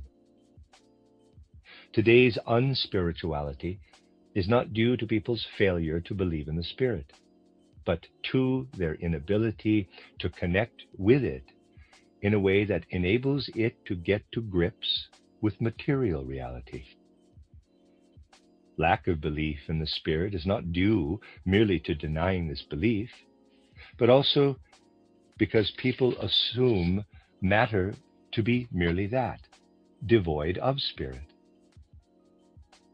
Many people today actually think it very refined of themselves to view outward material life as having no spiritual attributes, as something we should withdraw from and turn instead to a rarefied life of spirit. Here we have material reality on the one hand, economic reality, say, where we take care of our pensions or insurance. And on the other hand, we enter our meditation chamber and take flight into the spiritual world. Two quite separate currents of life, very nicely sundered. No, that is not the way to live. Instead, the Spirit needs to become strong enough in our sensibilities for Spirit to be more than a sense of personal grace and redemption, and to actually intervene in what we seek to do in outer material reality. We have to introduce the Spirit, allow it to flow into this outer material reality. To speak of the Spirit as a kind of habit is a very easy thing to do. And in this respect, many people can find themselves in the strange inner contradiction, Anzengruber's dramatic figure of someone who denies God but affirms this by saying, quote, God knows I am an atheist, close quote. This self-contradictory human figure does actually exist today, albeit in a less crass form than Anzengruber's portrays it. This is by no means rare. People often, as it were, swear by God that they have no belief in God. All this can stand as an admonishment, not to look to a mere faith in the Spirit, but to try, above all, to find the Spirit in a way that enables it to strengthen us, so that we can really understand material reality. Then people will cease uttering vacuous words about the Spirit. Instead, in the very way they look at the world, they will show that they have spiritual insight. That is what we need today, to look at things with spiritual insight, rather than just speaking of the Spirit. This is important also to avoid people confusing anthroposophic spiritual science with all the chatter about spirit of which so many are enamored today. I keep hearing it said of certain worldly preachers of a better kind that their words are, quote, fully in accord with anthroposophy, close quote. Actually, they are usually saying the opposite. We have to sharpen our vision here, gain clearer insights. In acknowledging this, we will come close to the insight expressed in a sentence by Kurt Eisner, which seems to contain a prescience of his tragic death. This sentence, which I read to you, is especially valuable because it seems to avow that while the person who spoke it does not seriously believe in supersensible reality, or at least will have no recourse to it in his lifetime, there is something worthwhile in the view of those who subscribe to supersensible reality. That sensory existence is a kind of dream, is only half of reality. Eisner seems to say that if we examine the shape this sensory reality has assumed in modern society, it does indeed appear very like a dream, and indeed like the invention of some evil spirit. A remarkable avowal. But might we not see things differently? Might it not be true to say that our current, tragic, terrible reality originates in the educational intent of a good spirit who prompts us to awaken from an apparent nightmare and seek the full scope of reality, which consists of both sensory and supersensible existence together? We do not have to see our present in nothing but pessimistic terms. We can also draw strength from it to affirm this reality. But it will never be enough to see sensory reality as the whole picture. Instead, we must find our way from the sensory into the supersensible. Those who do not wish to seek this path would be very short-sighted if they refuse to consider this reality as the invention of an evil spirit. If we develop the will to raise ourselves from this mundane reality into a spiritual reality, however, we will also be able to see that a good spirit is at work. And despite everything that meets our gaze today, we can be sure that human beings will find a way through the tragic destiny of the present. But of course, this must include hearkening to the clear need to heal society. This is what I wish to add today to what I said previously. The end of Lecture 4. You are listening to RudolfSteinerAudio.com.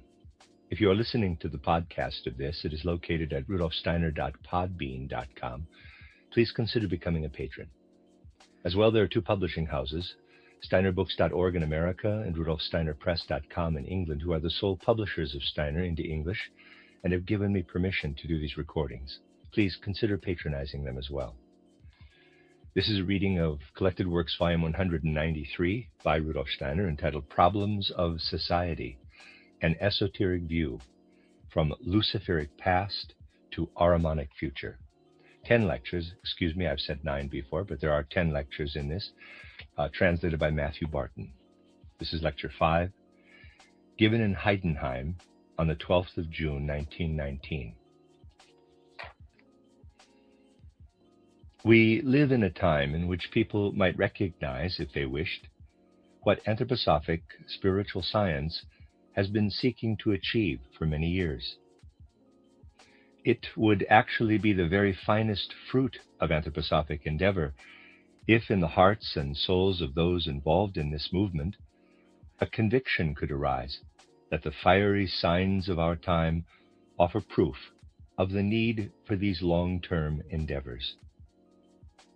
Whatever turbulent outward events occur in the world, whatever form is taken by things seeking to work their way out of the underdepths of human evolution, we only really hearken to the true underlying nature of these events, which escapes the notice of ordinary human perception if we observe the world from a spiritual perspective. I would like to start today with one such phenomenon, which is scarcely noticed under the tumult of events. It is regarded as something unimportant and of little concern, yet those who have drawn on spiritual foundations to acquire an ability to see life's reality will accord it all due weight. For the past 7 or 8 years, this may sound paradoxical, but it is true, children have been born with a quite different countenance from before. People fail to notice it, giving little heed to such things, giving little heed, in fact, to all the most important things in life. But if you have acquired the ability to observe such things, you will know that the faces of children born during the past 7, 8, or even 10 years betray something lackluster, like a wariness toward the world. We can discern this in the physiognomy of newborn children from the very first days after birth, and this is different from before. If we study this curious phenomenon, which may sound very paradoxical to people today, we find that the souls of children who have entered the world at birth, who pass through conception and birth, already bear with them something that gives their countenance a melancholic stamp, however much they smile. The faces of newborn infants used not to bear this quality, and in their souls, quite unconsciously of course, lives a mood of reluctance to enter life. The souls being born today, as I said, this has been true for around 10 years now, feel something like a hindrance and constraint in entering this physical world. Before we enter the physical world, passing through conception and birth, we experience an important occurrence in the world of spirit, which then shines its light ahead of it and has effects in the forthcoming life. Here on earth people die, pass through the portal of death, lay aside their physical body, and bring their souls into the world of spirit.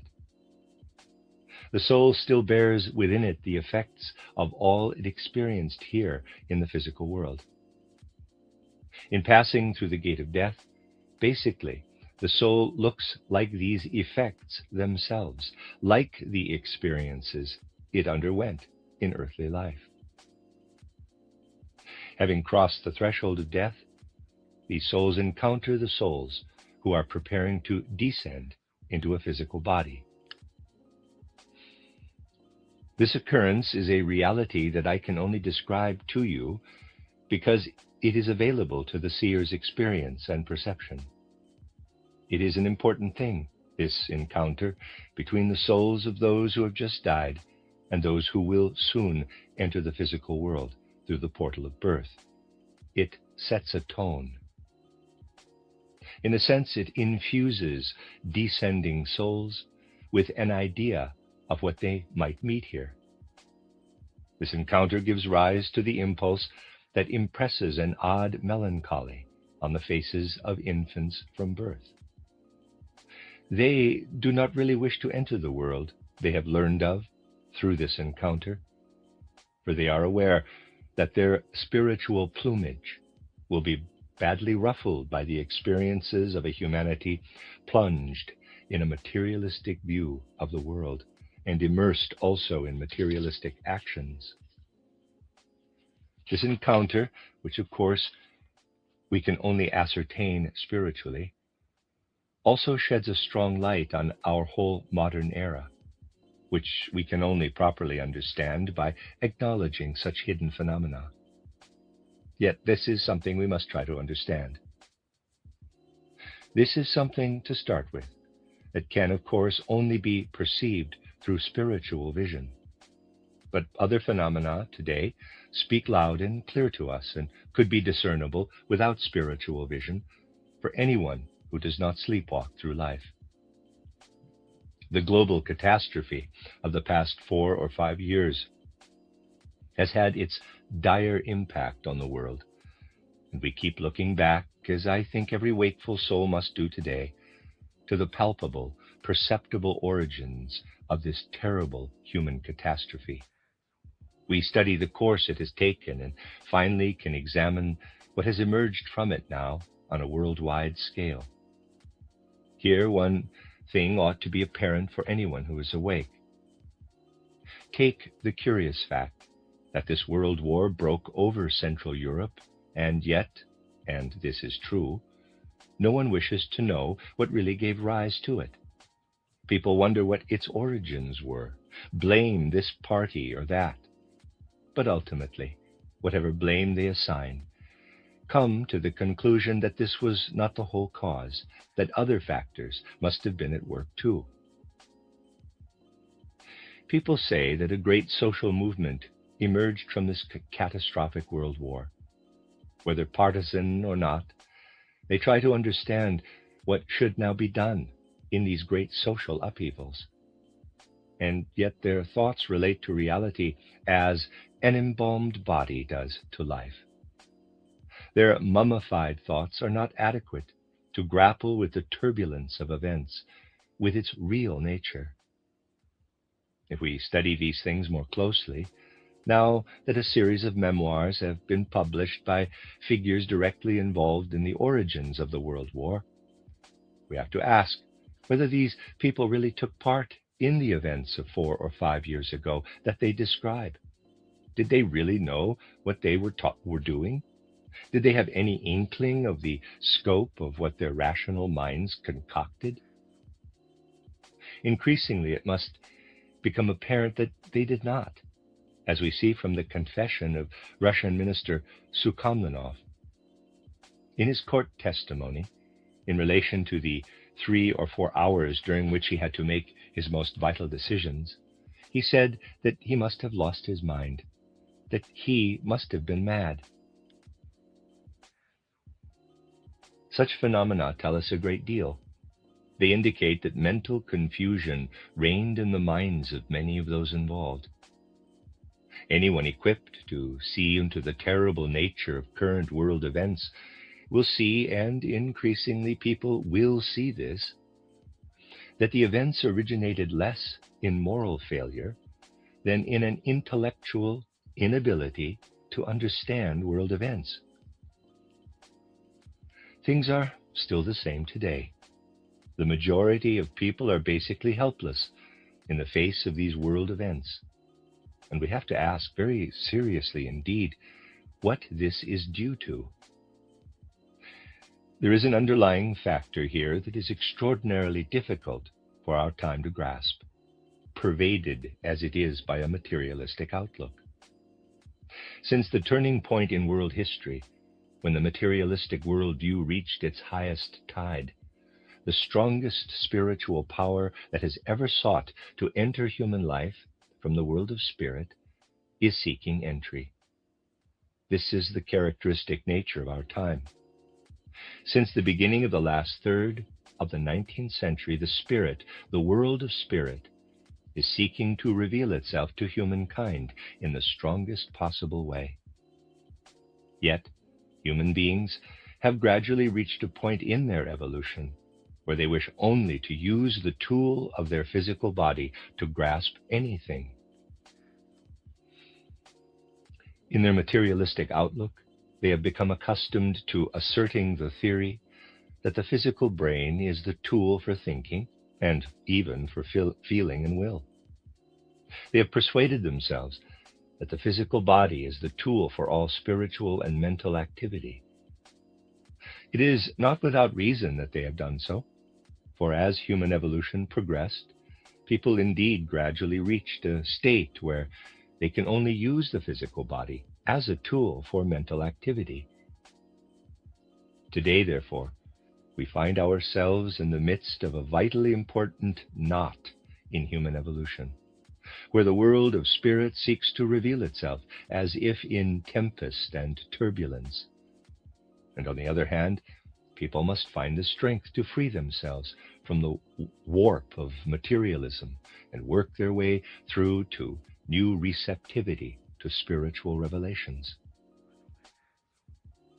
Today, humanity faces the greatest test of its powers, that of working its way freely and independently toward the Spirit, which will itself approach us if we do not close ourselves off from it. But the time is now past when the Spirit could reveal itself to us in all kinds of subconscious and unconscious processes. The time has come when we must receive the light of Spirit in our own free inward deed. And all the confusion and unclarity which people live in today is due to the fact that they now need to receive something which they do not yet wish to receive, an entirely new understanding of things. Old forms of thinking, the old way of surveying world events, came to expression in this dire, terrible world war. This catastrophe, with its hugely significant symptoms of coming disaster, is urging us to think differently, to seek new ways of seeing the world, since the old ways will end only in chaos and confusion. We must, finally, come to see that the leading figures in 1914 had arrived at a point where nothing more could be achieved through old kinds of comprehension, and that this is why they led humanity into misfortune. Today, people must inscribe this knowledge deep in their hearts, for otherwise they will not take the strong resolve to approach the living Spirit out of their own free inner powers. In our immediate present, most worryingly, things are coming to expression that cannot be understood by means of the old worldviews and outlooks on life. And yet people still cling to them and refuse to entertain quite new ways of perceiving and thinking. The anthroposophic worldview has sought to prepare humanity to develop these new forms of seeing the world. The opposition to it has really been nothing other than people's inner sluggishness and laziness, the inability to collect the inmost powers of their soul and bring these toward the wave of Spirit breaking upon us now so mightily. I said earlier that people accustomed themselves to using only their physical body in thinking, and this eventually led to the materialistic worldview. Now, there is something that it is essential to understand in our time. Nature can be understood by the methods which science is so triumphant about, by using the instrument of the physical brain, the physical body altogether. But this instrument is not adequate for understanding human life. We can only comprehend it if we can raise ourselves to a form of thinking not drawn entirely from the physical body alone. And this can be cultivated through the anthroposophic worldview. Of course, people say they don't understand anthroposophic books and lectures, the worldview enshrined there. I can well believe it. But what does this failure to understand mean? It means simply that I wish only to use my physical brain to understand the world, that I do not wish to learn to think in any other way than by lazily settling back in the comfortable armchair of the physical brain. It is absolutely true that the anthroposophic worldview cannot be understood by those means. It is not that one has to be clairvoyant to understand it, but one does have to practice a form of thinking not bound to the physical brain. The content of anthroposophic literature, which can be comprehended with healthy common sense, gradually schools a kind of thinking, feeling, and will that is equal to today's tumultuous events. You can take this as you like, but it is true. The present day asks us no longer to grasp the world through the instrument of the physical body, but through the instrument of the etheric body, the level of our being which, as a body of formative forces, underlies and sustains the physical body. The great influx of spirit seeking to reveal itself to humanity comes to expression really only in very unconscious feelings in people, and they have an awful fear of it. Actually, when people say they don't understand spiritual science, this is only an excuse. The truth is, they are afraid of the revelations of the world of spirit, and it is only because they do not wish to acknowledge this fear that they say spiritual science is incomprehensible to them, or else that it is illogical, or some other evasion. In truth, they are afraid of it, and therefore resort to anything that enables them not to face the great and pressing problems of our time. How happy they are when they can evade the great tasks and riddles of modern life. They find it uncomfortable to hear about various urgent problems in the world today, although they quite happily attend plays by Ibsen where some of these problems come to light. But since this is just art, in quotes, they do not feel prompted to further concern. People find it uncomfortable to hear directly of the influx of the world of spirit into mundane reality. Björnson too included such themes in his plays, and these could likewise be dismissed as merely aesthetic matters.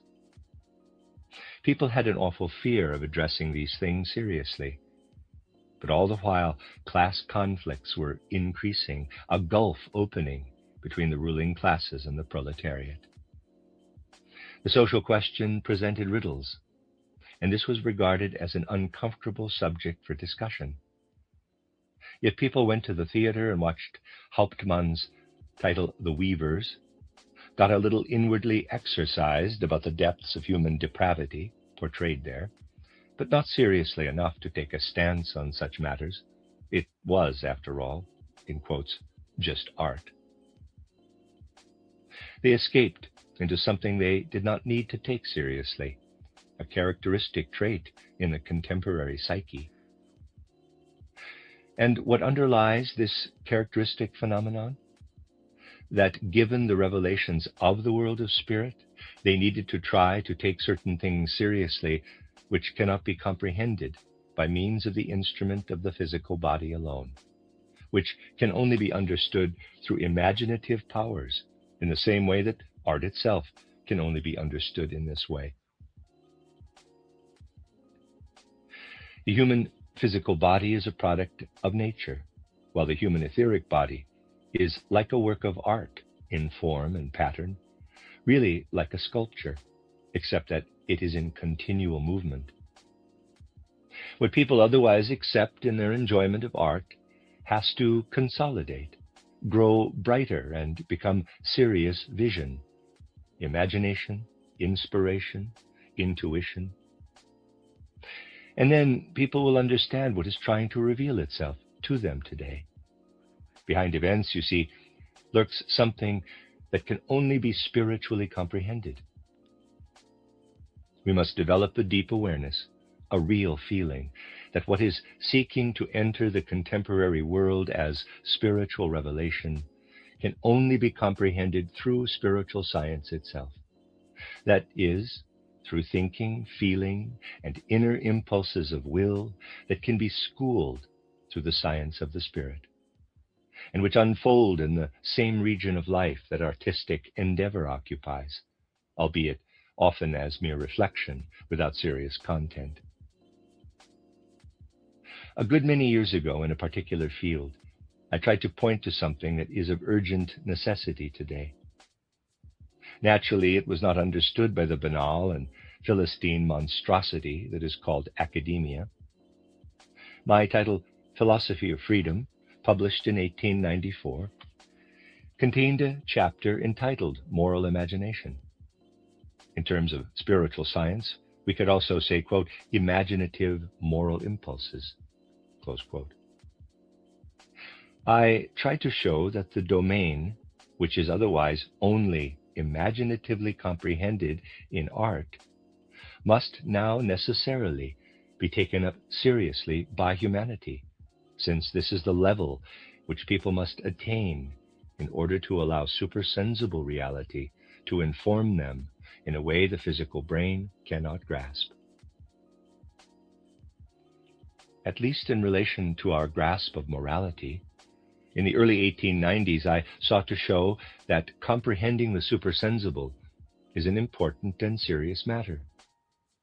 We should have a sense of these things today, of the fact that thoughts, inner soul impulses, which came to expression in the catastrophic World War, and have continued into this time of social upheavals, are of no use anymore, that we need new impulses. But if one tries to introduce a new impulse today, this meets with incomprehension, for it is one drawn livingly from the world of spirit, as a remedy to heal the disorders of our time. And in response to such a thing, people on both left and right squeak in dismay. From one political extreme to the other, they are united in a common chorus that this is not something they can fathom. Of course, they can't if they wish to stay with their old outmoded forms of thinking. This we should do no longer, but instead should reconfigure and reform our inner apprehension entirely.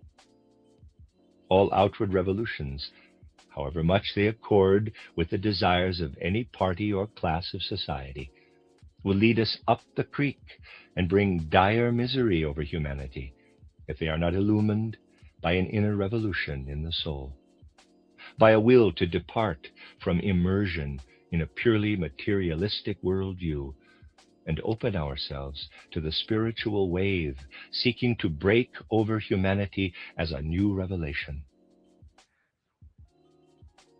The revolution from matter to spirit is the only wholesome revolution, while all others are like childhood diseases, like scarlet fever, measles, and mere preliminaries to the re-establishment of a new health implicit in the emergence of spirit in modern life. Today we need a strong inner resolve if we are to be equal to what the times are asking of us. We should give full, serious credence to the reality of a world of spirit that seeks to break through into our own. Powers of spirit truly exist, and we should found our decisions, actions, and our whole thinking on them. This is what is being asked of us. Much is in flux and change at such times. And here I would like to point to another symptom that will again sound paradoxical, but which, perceived inwardly, spiritually, is of the very greatest importance.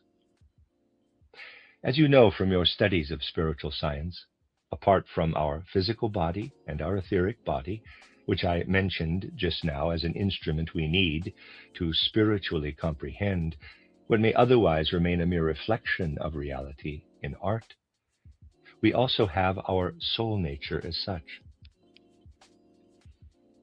We can call this the astral body, or whatever name you like.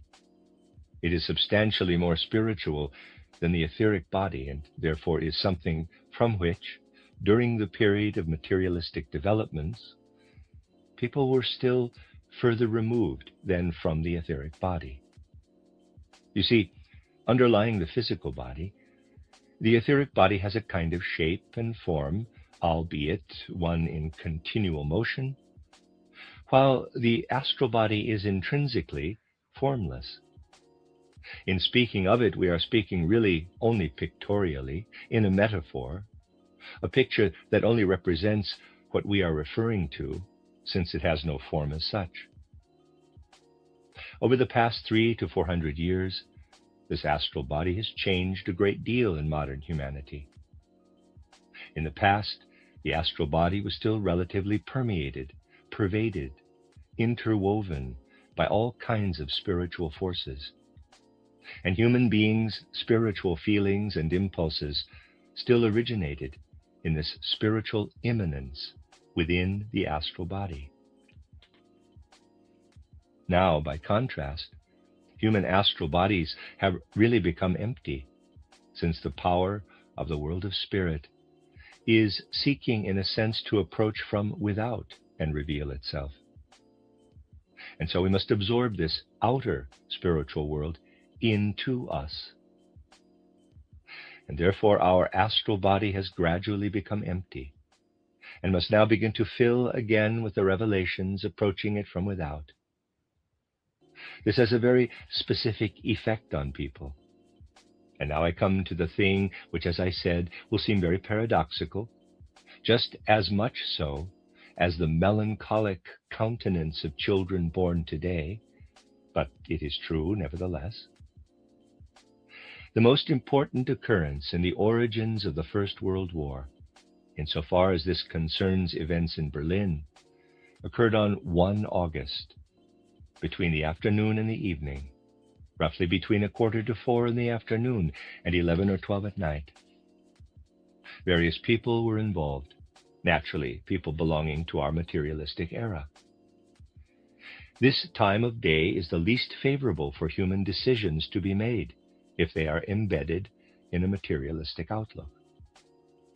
You see, we have entered a very, very important stage in human evolution. People today cannot make good decisions if, however strange this seems, they do not wake up with them in the morning. Increasingly, humankind will come to recognize the truth of this, dawning on them even through external realities. On awakening, a person may not be aware of such a decision, but in his subconscious, he undergoes in the night something he can then experience next morning. People have not yet reached the stage of being able to prefigure things prophetically, though that is not the important thing. But if you harbor a thought at around 3:30 in the afternoon or 6 in the evening, it may be one you had in the night that has now reawoken in you. If a thought occurs to you that did not form in the night, and by contrast is drawn from the events of the day, this will not be good or useful nowadays. People today need to draw their most important impulses from the world of spirit, for these cannot be found in the physical world at all. Today we are in a sense obliged to be unreasonable. If we do not already bring our decisions and resolves with us, if we do not appeal to this coexistence with the world of spirit. The essential thing occurs at night, when our astral body is freed from the physical and etheric body, and outside them is together with the world of spirit. Then, more than was the case with our ancestors, it is prepared for the reason and decisions of the day. This is why the moment of awakening should be sacred to modern people. We should sense that we emerge then from the world of spirit and enter the physical world. And everything good, all that enables me to be a reasonable person, I gain by my interactions with the world of spirit while I am asleep, by my dialogue with the dead, whom I knew when they were alive and who have died before me. In brief, through what I experience in communion with those who are no longer in a physical body, when I am with them at night in the pure world of spirit. And out of this experience in the spiritual realm, I should develop within me an underlying sense of the sacredness of the moment of awakening. Then this underlying feeling will infuse my day with an ability to say of one event that a spiritual impulse will help me here, and of another that nothing can help me at present, it must remain unresolved. And I will have to wait for a new day to dawn to resolve it. This is a way of living with a spiritual orientation, really counting on spiritual factors. In our materialistic age, people of course do not count on spiritual factors. Instead, they believe themselves to be clever, in quotes, They believe that they have all they need for this cleverness in the instrument of the physical brain. They do not appeal to what they can acquire in the condition of separation from the physical world, when they are one with the world of spirit in their astral body. The only thing that can give true health back to humanity is the will to lead a spiritual life, to allow spiritual resolves, spiritual impulses to inform what we do in the physical realm. This is something people ought to give full and thorough consideration to today. You see, the anthroposophic worldview cannot involve just absorbing a sum of abstract concepts as a kind of catechism, an abstract doctrine, and then feeling pleased that our worldview is different from that of others. No, the anthroposophic worldview must change the very nature of our thinking, the hue of our feeling. It must enable that great moment of awakening in spirit to occur and teach us that we must allow the Spirit to illumine our life. The misfortune of modern humanity arose because the will's refusal to absorb spiritual content was driven to its furthest extreme. Never before has such an event as this catastrophic world war arisen from such outward factors, such purely material imperatives. And for that very reason, it assumed such terrible proportions. Humankind should learn from this that its past thinking, feeling, and will has driven it into this catastrophe, and that we will not emerge from it, although it will assume different and diverse forms, until with a keen power of resolve, we undertake to transform ourselves inwardly, to seek the metamorphosis of our soul. The realities I have described to you are just that, realities. The melancholic cast in children's faces, the need to use our etheric body to comprehend the world, and the need for our will impulses to appeal, at the moment of awakening, to the glowing embers in us, if you will, of what remains with us from the sleep we have just had. This invitation to the Spirit to speak in us will grow ever more vital as humanity evolves. We must grasp the fact that the anthroposophic worldview does not aim to be mere sensation for lazy souls, which is what modern mystics often are. That it is not some kind of icing on the cake of life, an outward physical delectation, but instead something inwardly bound up with the deepest impulses in culture. Likewise, we should recognize that our culture cannot grow healthy if not rendered fruitful by the anthroposophic worldview. This should be inscribed deeply in the souls of those who have become acquainted with this outlook. Thus, I wanted today to characterize one aspect of the decisive moment in world evolution in which humanity currently finds itself. Of course, if one adopts contemporary views, it is easy to judge as idiocy the things it is most necessary to say. People believe they are Christians, and yet they have not begun to understand the saying which tells us that human wisdom is often folly before God, and that all folly, and perhaps stupidity as it appears to human beings, may well be wisdom before God.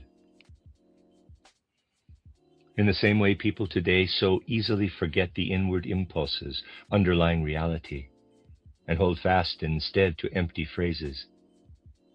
Today, it is thought that a sermon is Christian simply because the word Christ or Jesus figures in it repeatedly.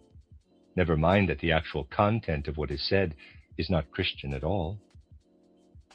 By contrast, if you seek to promulgate what Christ lays in our souls today, and in doing so hearken to the Old Testament saying, applicable also to Christianity, that, quote, "Thou shalt not take the name of the Lord in vain," close quote, people think what you say cannot be Christian. People reel off the 10 Commandments like parrots, and repeatedly utter the name of their God in vain. Yet think the very speaking of this name makes them especially Christian. Similarly, we are not thought to be good Germans if we don't keep saying the word German. It is vital today to recognize that the deepest powers of German culture have actually been trodden underfoot in the past 30 years and can only be resuscitated again through spiritual contemplation, spiritual deepening.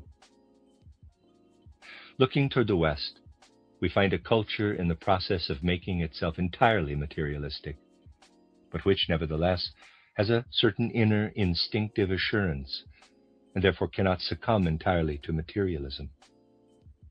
Then we look toward the East and find a culture that abhors everything Western, including us, since this Eastern culture is still embedded in an older, ancient spirituality, and in a sense is in the process of renewing it. Midway between these two, it is our task to find the right path between Western materialism on the one hand and Eastern spirituality on the other, since the latter is not appropriate for us.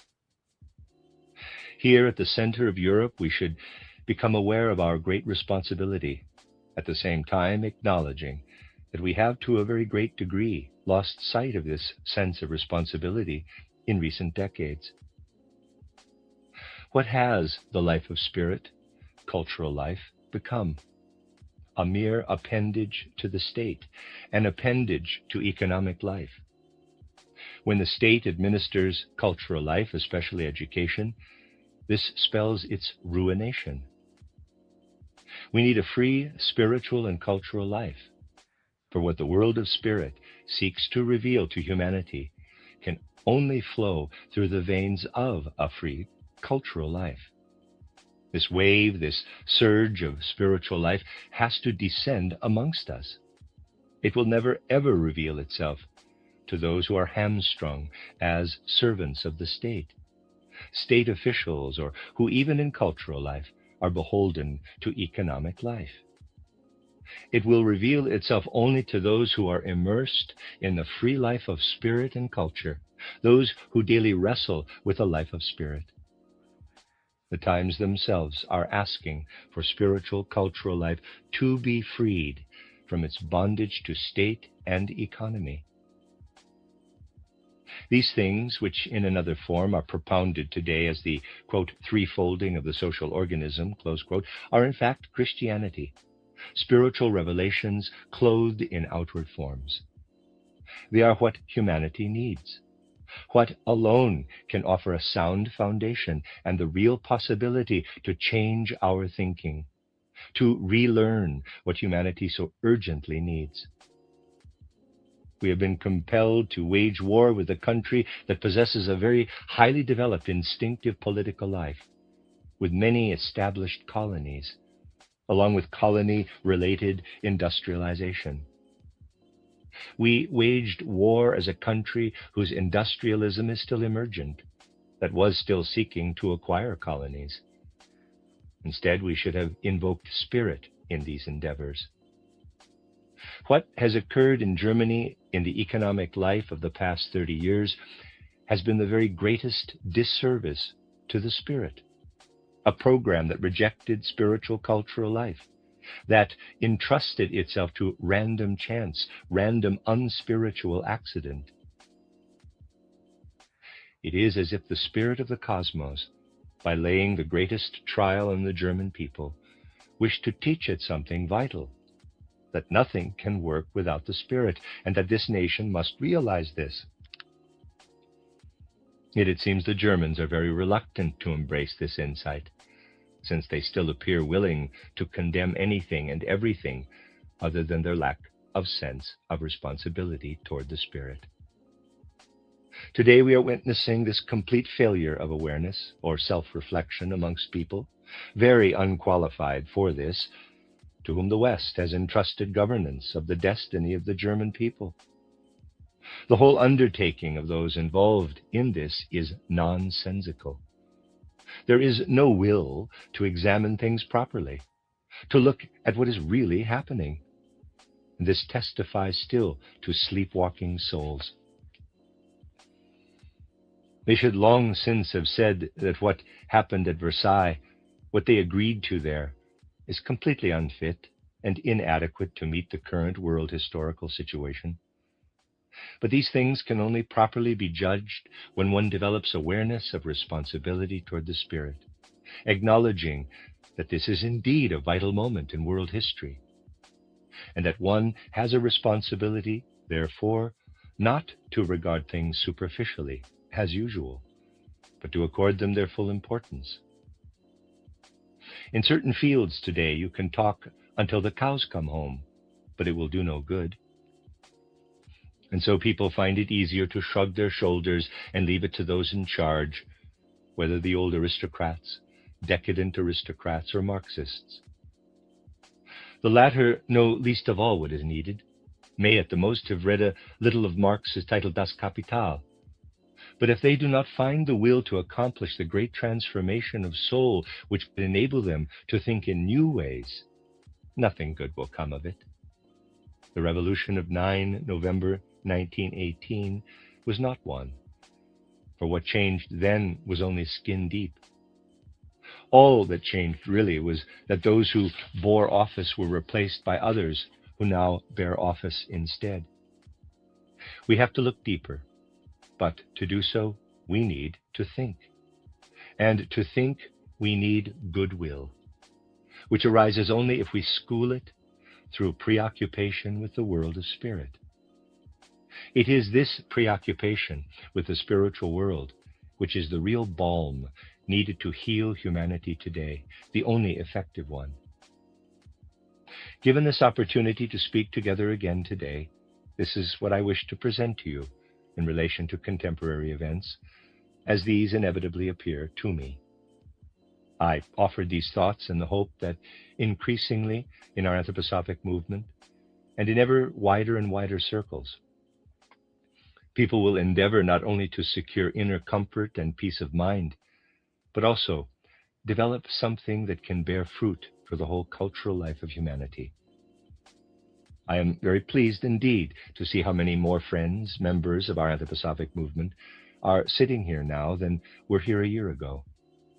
May the spirit so resonant in the modern world and in humanity's evolution help increase the number of our friends to the same or to an even greater extent every year.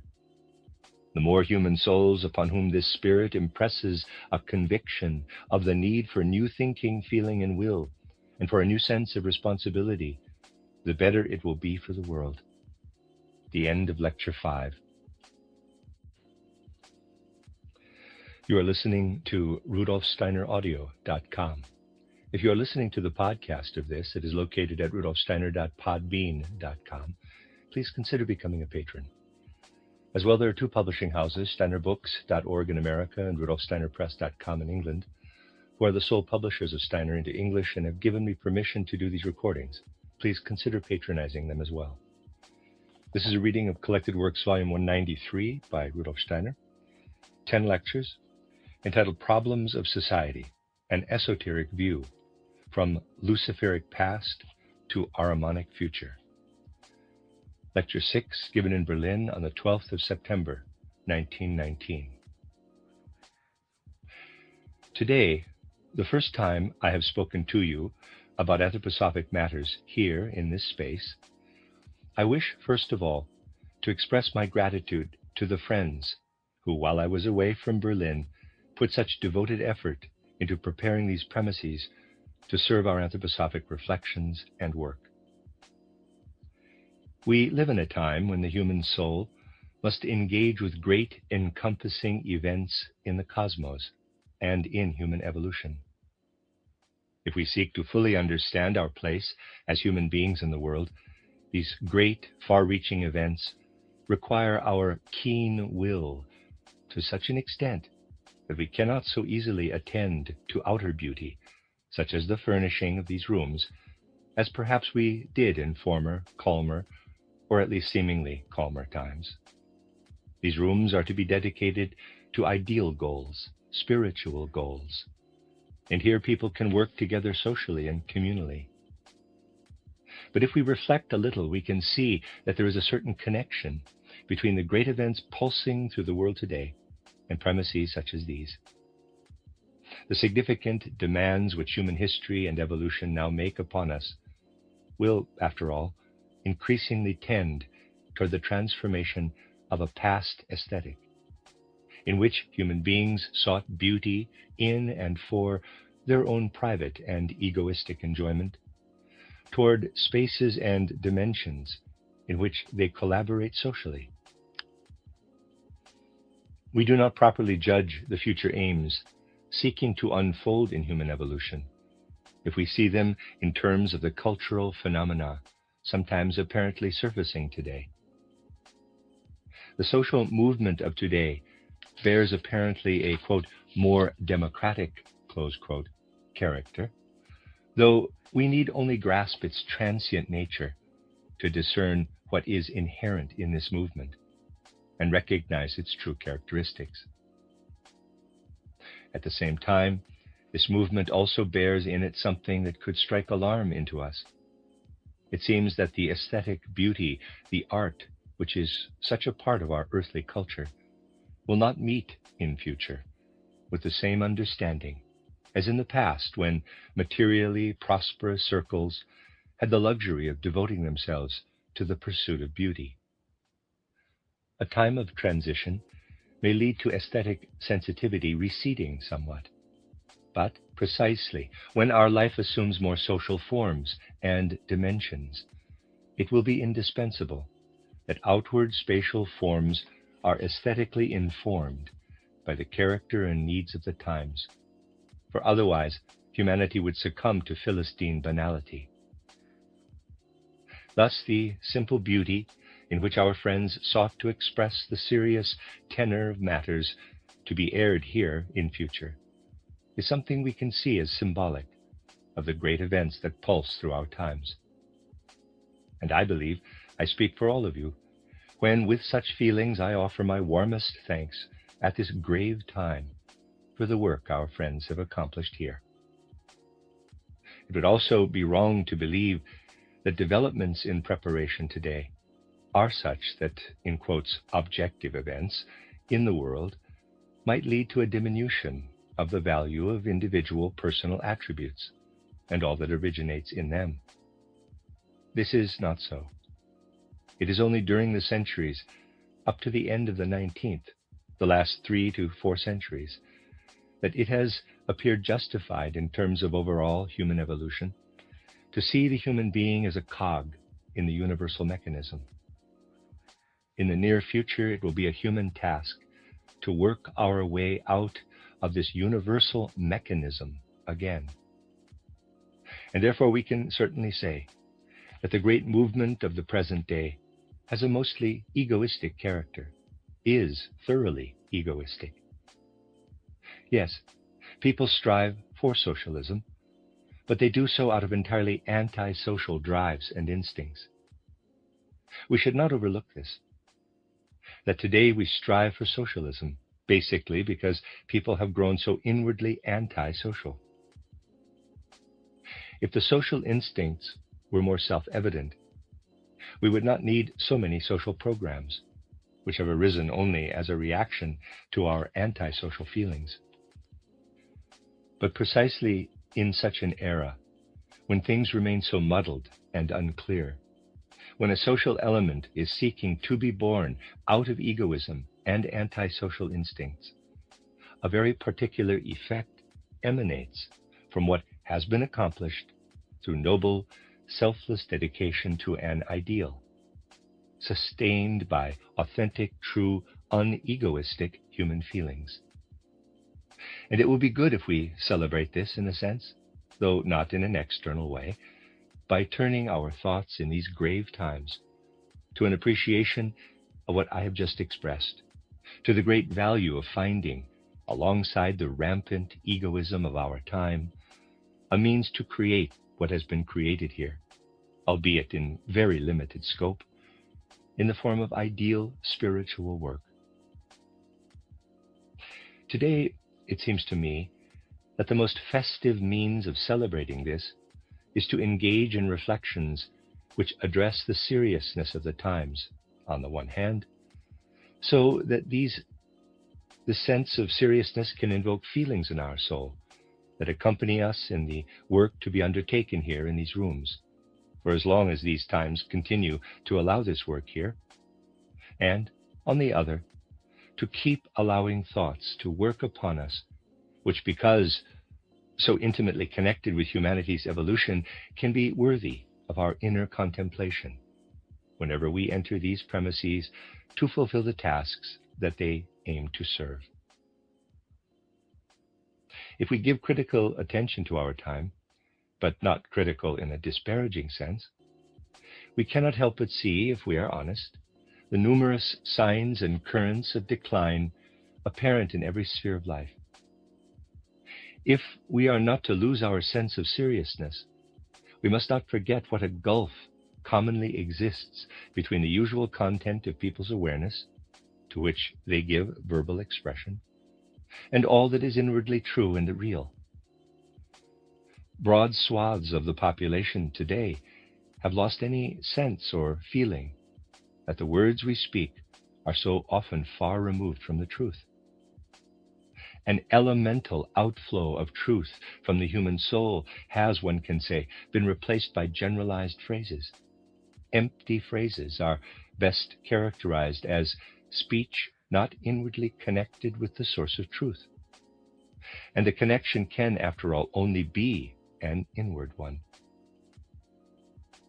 We need only consider the manifestations of general untruth that have surfaced in the world over the past 4 or 5 years.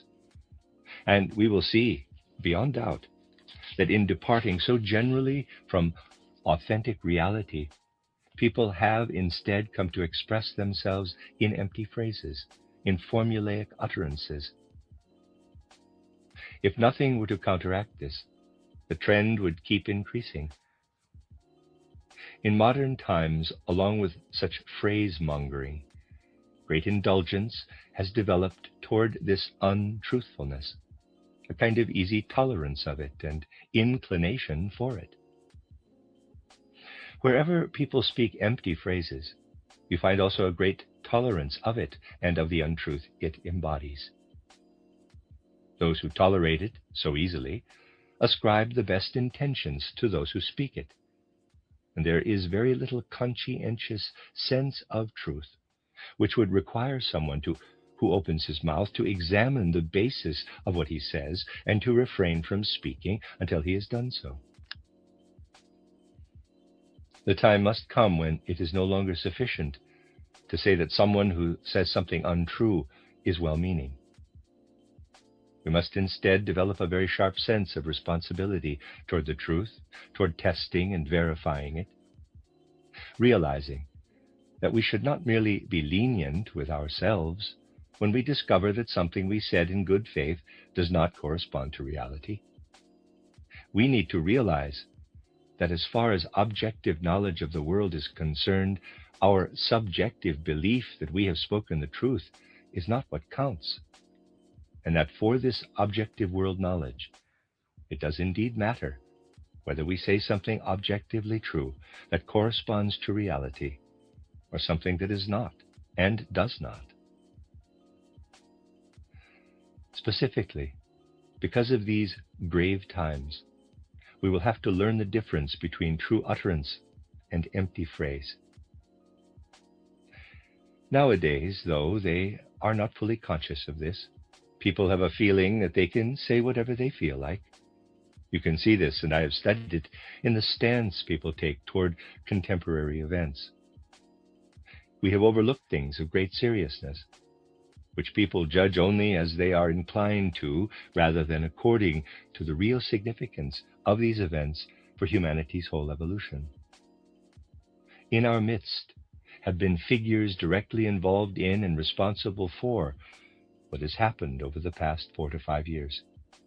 People whom circumstances have placed in prime positions in relation to global events.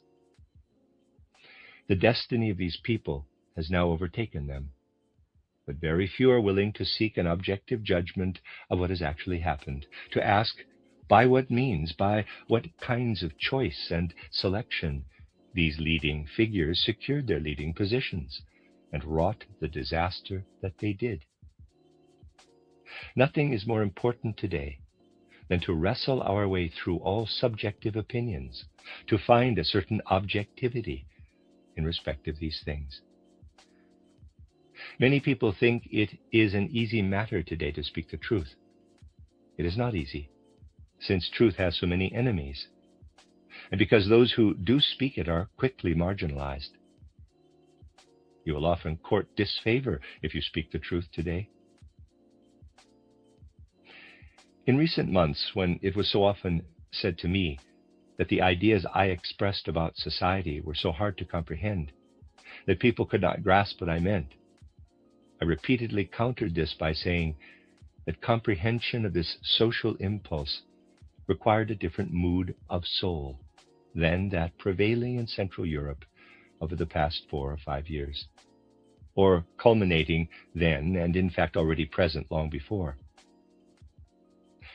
Over these 4 to 5 years, people have understood a great deal, have understood things that I certainly did not understand. Many figures have made all sorts of statements and declamations, beautifully couched and framed, but an honest sense of truth could make nothing of them, though people seemed to comprehend them. They did so because they were ordered to. When orders came from the HQ of war operations, they understood them. But now, we need to understand things that we are not commanded to, that we grasp by our own free inner capacities. Perhaps people have now lost the habit of this and will have to reacquire it. The past 4 or 5 years have truly shown that these capacities are lacking and must be regained. Habits that have developed in recent years oblige us to counter them with the truth. And this is no pleasant duty, firstly, because the truth is a serious matter, and secondly, because you are often much frowned on for speaking it. There will come a time when people look back on these times of ours in a very particular way. Our obligations have altered from what they were only quite recently, and therefore one now has to give people an idea of how future times will judge what is occurring now. They will have to learn to turn their gaze, their spiritual gaze, once more to the great shifts occurring, to the great developmental impulses now affecting humanity on the earth. One such transformative impulse began in the mid-15th century, and we refer to this in our anthroposophic spiritual science as the beginning of the 5th post-Atlantean epoch. We know that this is quite different in character from the former Greco-Roman epoch, which began in the 8th century BC and ended in the 15th century AD. Immersed in the fable convenue that people call history, they do not discern the huge difference in the mood of the human soul between, say, the 10th century and the centuries that began around the middle of the 15th. New outlooks, a new atmosphere of soul came upon humanity then. And we can only really understand these developments and transformations if we turn our inner gaze upward to the powers that hold sway in humanity, which, for instance, played into these upheavals and new impulses in the middle of the 15th century. In our own time, now that several centuries have passed since the mid-15th century, what broke over human civilization back then has in a sense culminated in a crisis. It slowly developed until our own time, reaching a decisive point today, a key moment that human consciousness must grasp. We have reached a point when human beings must become aware. How they will do this is something we will speak further of. That they stand here within earthly occurrences, and besides them, there are 3 realms of nature, the animal, plant, and mineral kingdoms. But in acknowledging this from the perspective of modern consciousness of the 5th post-Atlantean epoch, we state only half the truth. People living before this epoch spoke the whole truth when they said this, since they understood things differently.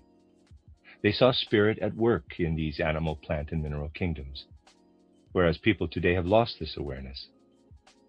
They must regain it by developing the insight that just as they are connected with the three kingdoms below them, so also they are connected above them with the three realms of the angeloi, archangeloi, and archai.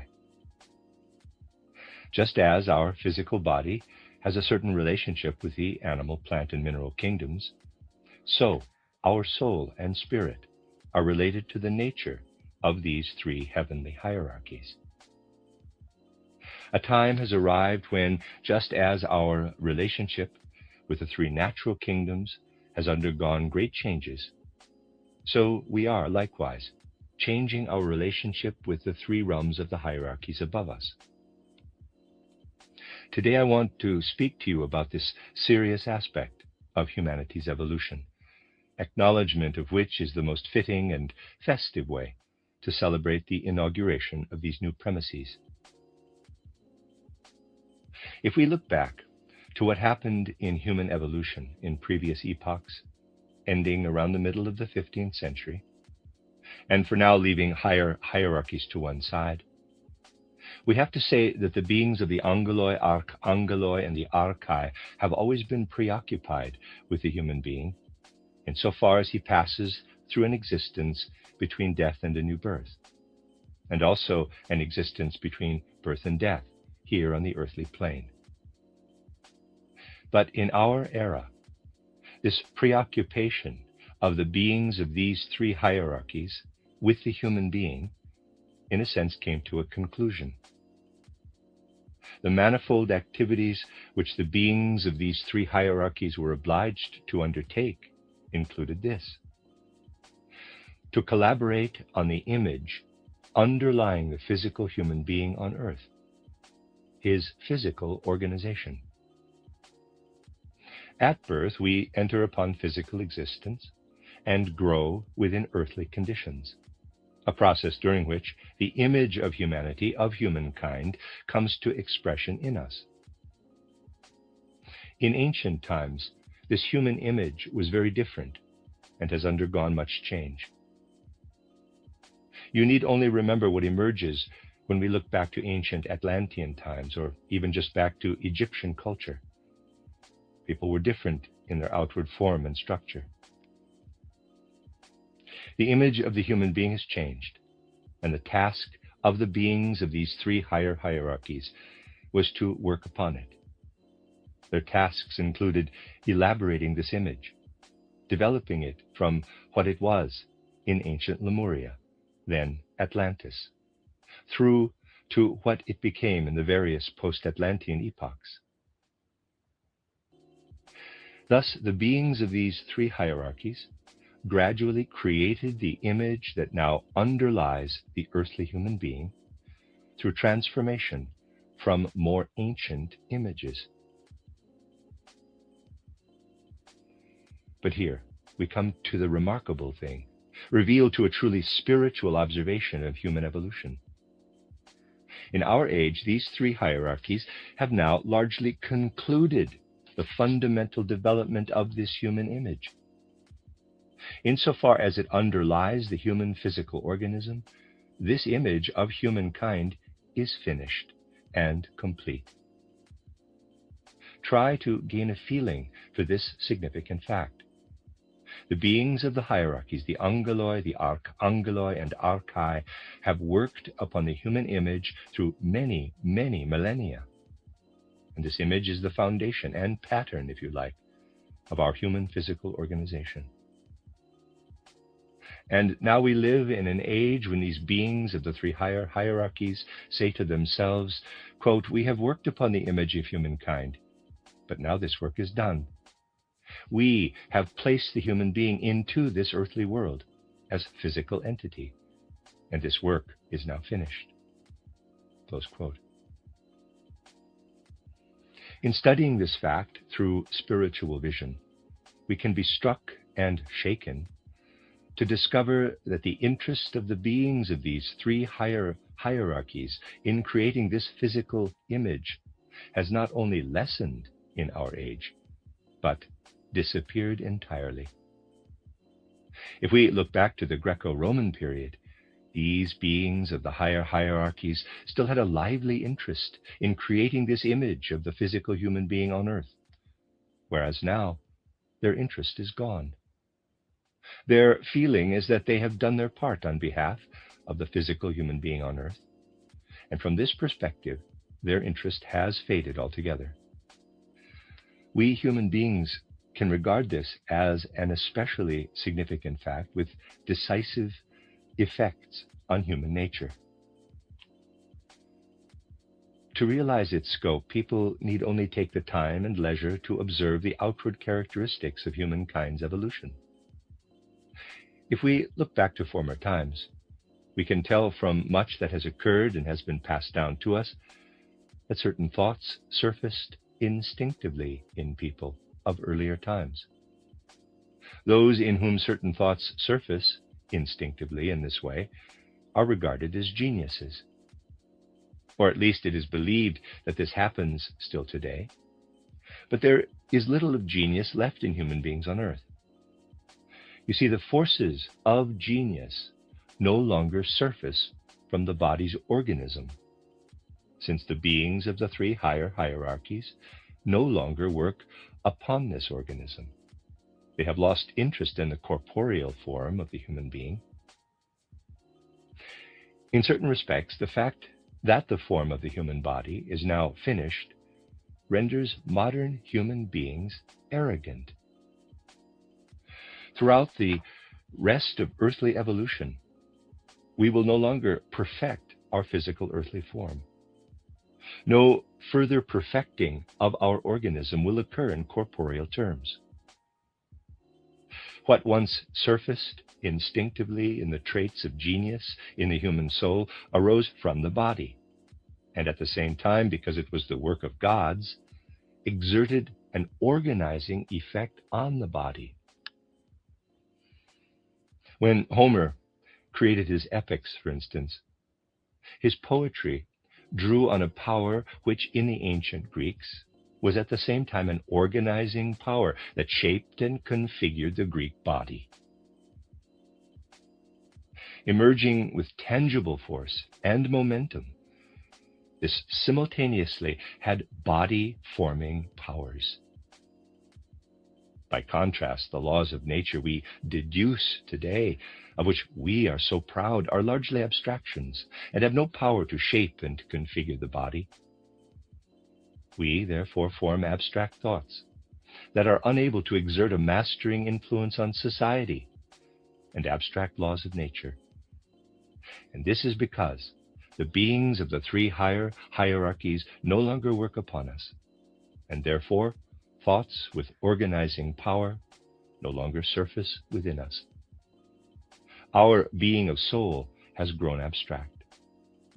The soul within our body has been forsaken by the activity, the work of the beings of the three higher hierarchies. And here we come to the important thing, that we must now seek through our own resources to connect again with the work of the beings of the three higher hierarchies. Hitherto, these beings came toward us, worked upon us. Now, we ourselves must work upon our own soul and spirit. And the soul spiritual work we accomplish, what we reveal of the world of spirit through spiritual scientific research, will become in our human soul something that rekindles the interest of these hierarchical beings. They will be in the thoughts and feelings we draw from the world of spirit. And by this means, we will again forge a connection with the beings of the hierarchies. That is the degree of significance of what is happening today. We must see it as a change in the relationship between the world of gods and humankind. Until our own times, gods worked to perfect the physical human image. And now human beings must start to work upon the content of their soul, so that they find a way back to the three higher hierarchies. One of the great difficulties of our age is that people are so proud of their now perfected external corporeal image. and develop abstract thoughts independently of it, that is, independently of any higher world. These thoughts have no connection with the world of spirit. And yet our proper task now is really to seek this connection by our own resources, through dedication to spiritual knowledge, through feelings about spiritual knowledge, and by drawing our impulses of will from spiritual knowledge. Only through a full feeling awareness of this great change in evolution, though it takes place over centuries, can one find the right outlook in our era. We cannot find our place in this era through merely external reflections, but must find the way to acquire it through inner work upon ourselves. You see, we have entered the age of the consciousness soul, leaving behind us the age of the rational or mind soul which informed the Greco-Roman era. And this consciousness soul must increasingly develop in such a way that the beings of the higher hierarchies no longer work into us, for this would darken our awareness. But instead we must consciously elevate ourselves to them. Our fully aware, bright, clear day consciousness will be composed of this effort of self-elevation to the higher hierarchies. Spiritual science is the beginning of these endeavors. It does not originate in anything arbitrary. It is from changes at work in our time. There are various other things up. Humankind live according to the laws of karma, great laws of destiny, but has not aware things in the human race by and as formed from modern culture, the awareness of repeated lives on earth is now beginning. Not any longer with each other as in past. We have all seen that we can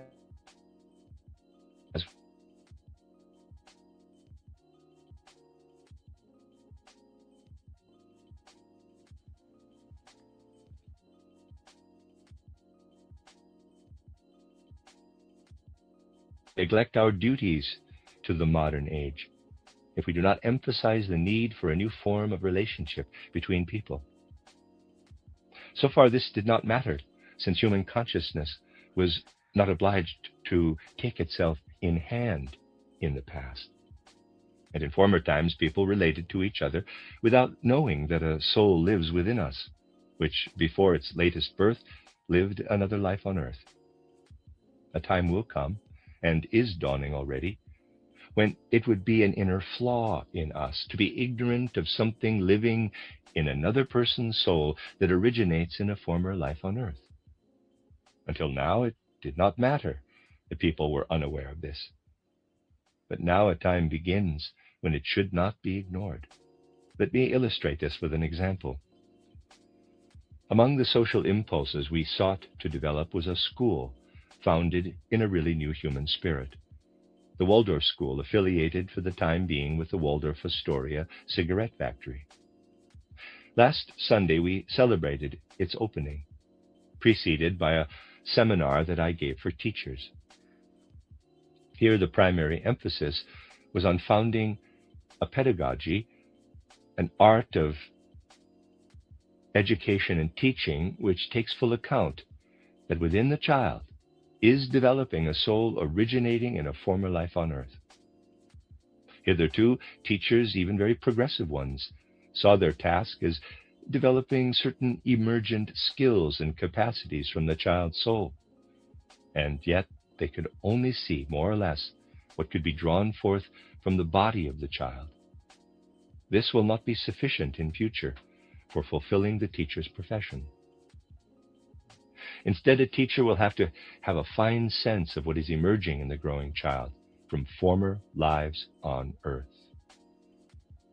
And this will be a radical change in the education of the future. using this insight to draw out of the child what needs to be developed.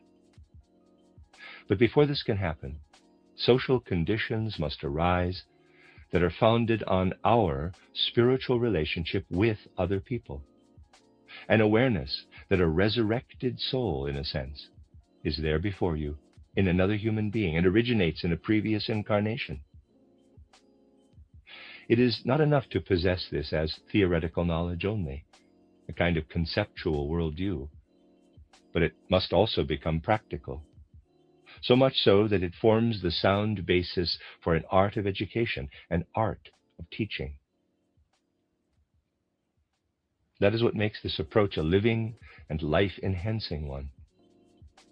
And it is therefore self-evident that there is as yet little receptivity for such things, and that people look askance at those with a spiritual outlook who perceive what is needed today. What is needed, rather than the trumpeting of certain spiritual worldviews, is to cast the sunlight of knowledge upon specific and tangible areas of life.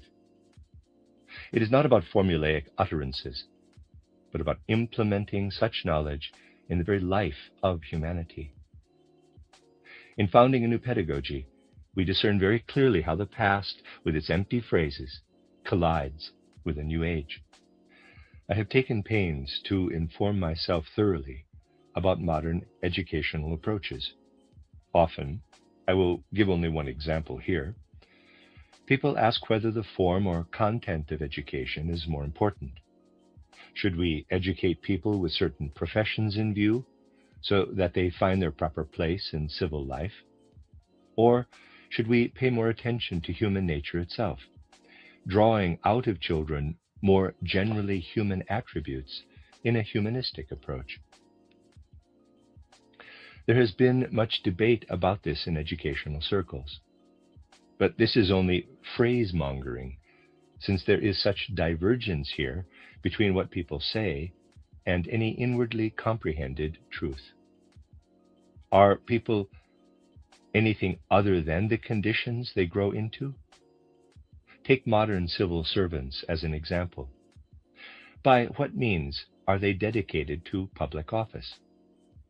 By the fact that past generations established this or that institution. Public life today is only the outcome of what earlier generations created. Is this why teachers of the past focused on the content of education rather than the manner of delivering it?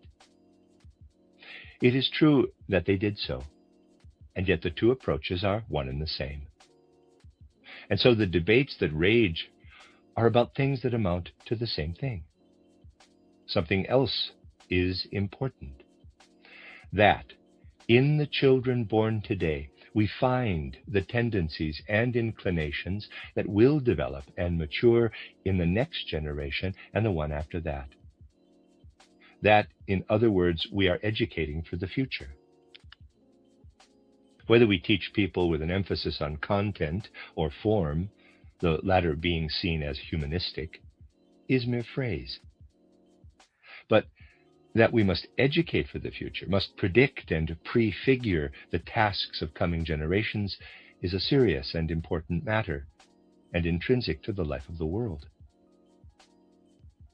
People today say such things are hard to grasp, but they will have to get used to grasping them, since otherwise, increasingly, modern developments will leave them stranded. This is really extremely important. We have to become more aware in the fullest and most serious sense, both because we must find a connection with the work of the beings of the higher hierarchies, and also because a new kind of relationship is necessary between people themselves in the field of education. In every person who stands before us, every child, we must nurture not just the present soul, but the one who has emerged from former conditions on earth. This is something we must remain continually aware of. It is so important that we find a real, tangible relationship to the spirit. Just knowing something about karma, about recurring lives on Earth, about the human constitution, is fine as theoretical knowledge, as a worldview, but this will not get us very far in itself. Only when this theoretical worldview comes alive does it become what humanity needs in the immediate future. To these two truths about our relationship to the higher hierarchies and about karma, we can add a third. From my account in Title Knowledge of the Higher Worlds, you will know that when a person comes to perceive the world of spirit, he inevitably has an experience referred to as the crossing of the threshold. I describe this crossing of the threshold in terms of the three human soul faculties, which in physical life interact in a fairly chaotic manner, separating and becoming autonomous, the power of thinking, feeling, and will. As a person crosses the threshold, these powers become independent of each other. In many respects, the whole course of humanity's evolution resembles the life of an individual human being, although things are transposed. What we undergo consciously when we seek to perceive in the world of spirit, the so-called crossing of the threshold, is something that all humanity has to pass through during this fifth post-Atlantean epoch. There is no choice about this. Humankind is passing through this experience unconsciously. Not the individual, but all humanity, and each individual with humanity. What does this mean? In future, our thinking, feeling, and will that presently interact and work together in us will become sundered. And this is already becoming apparent in various domains.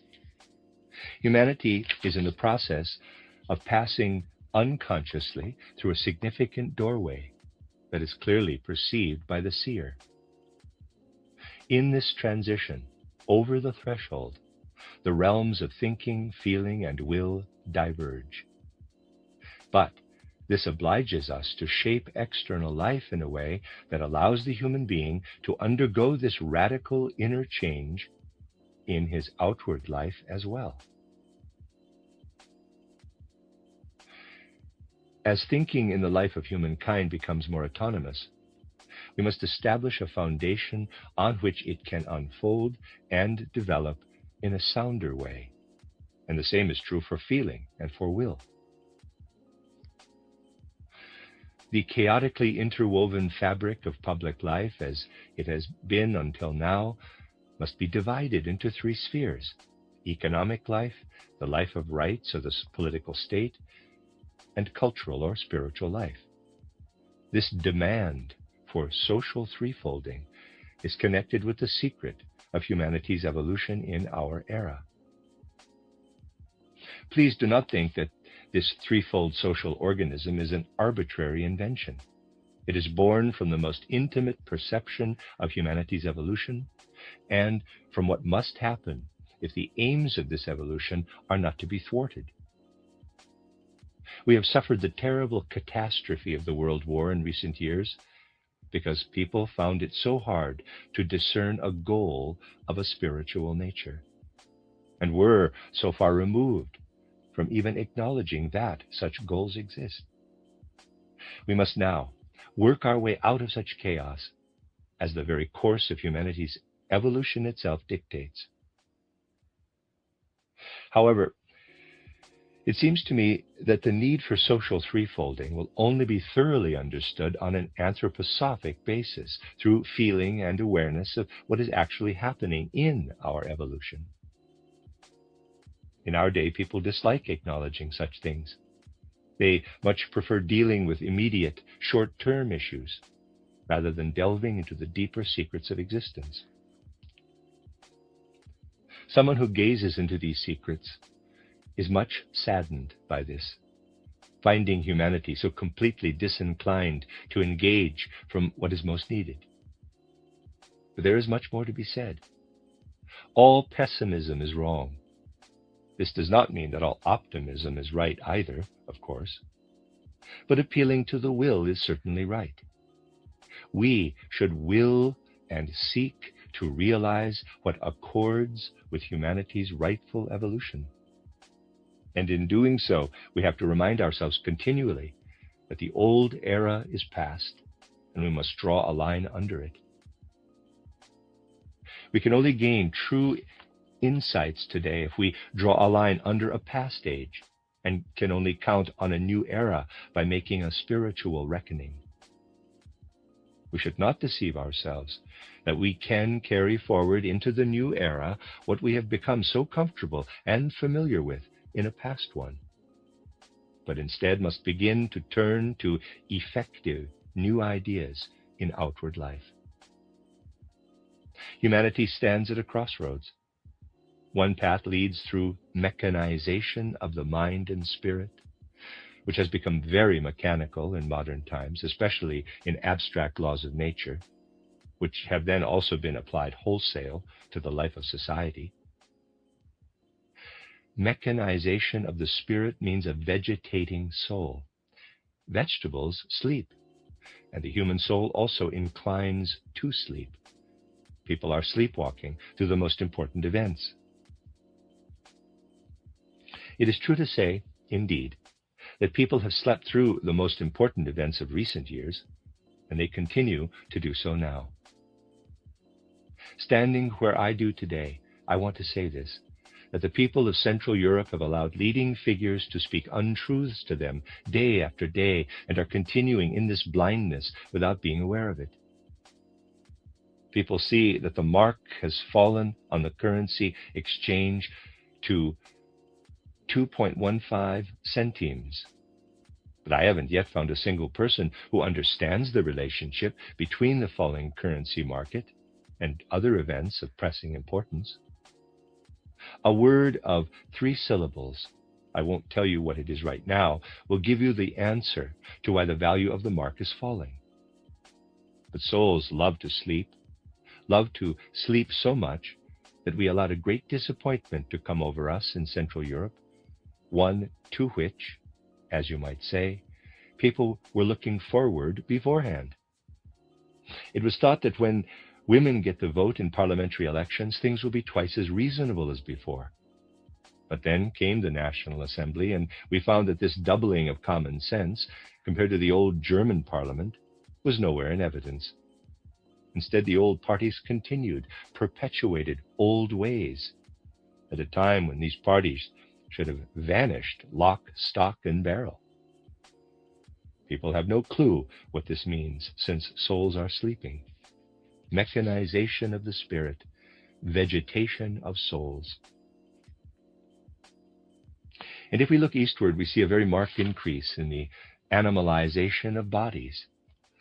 Just as Americanization of the spirit is tantamount to mechanization of culture, so the Bolshevism spreading in the East reveals an animalization of bodies. These people criticize this or that, condemn it out of their emotions, but they do not seek to grasp life's reality.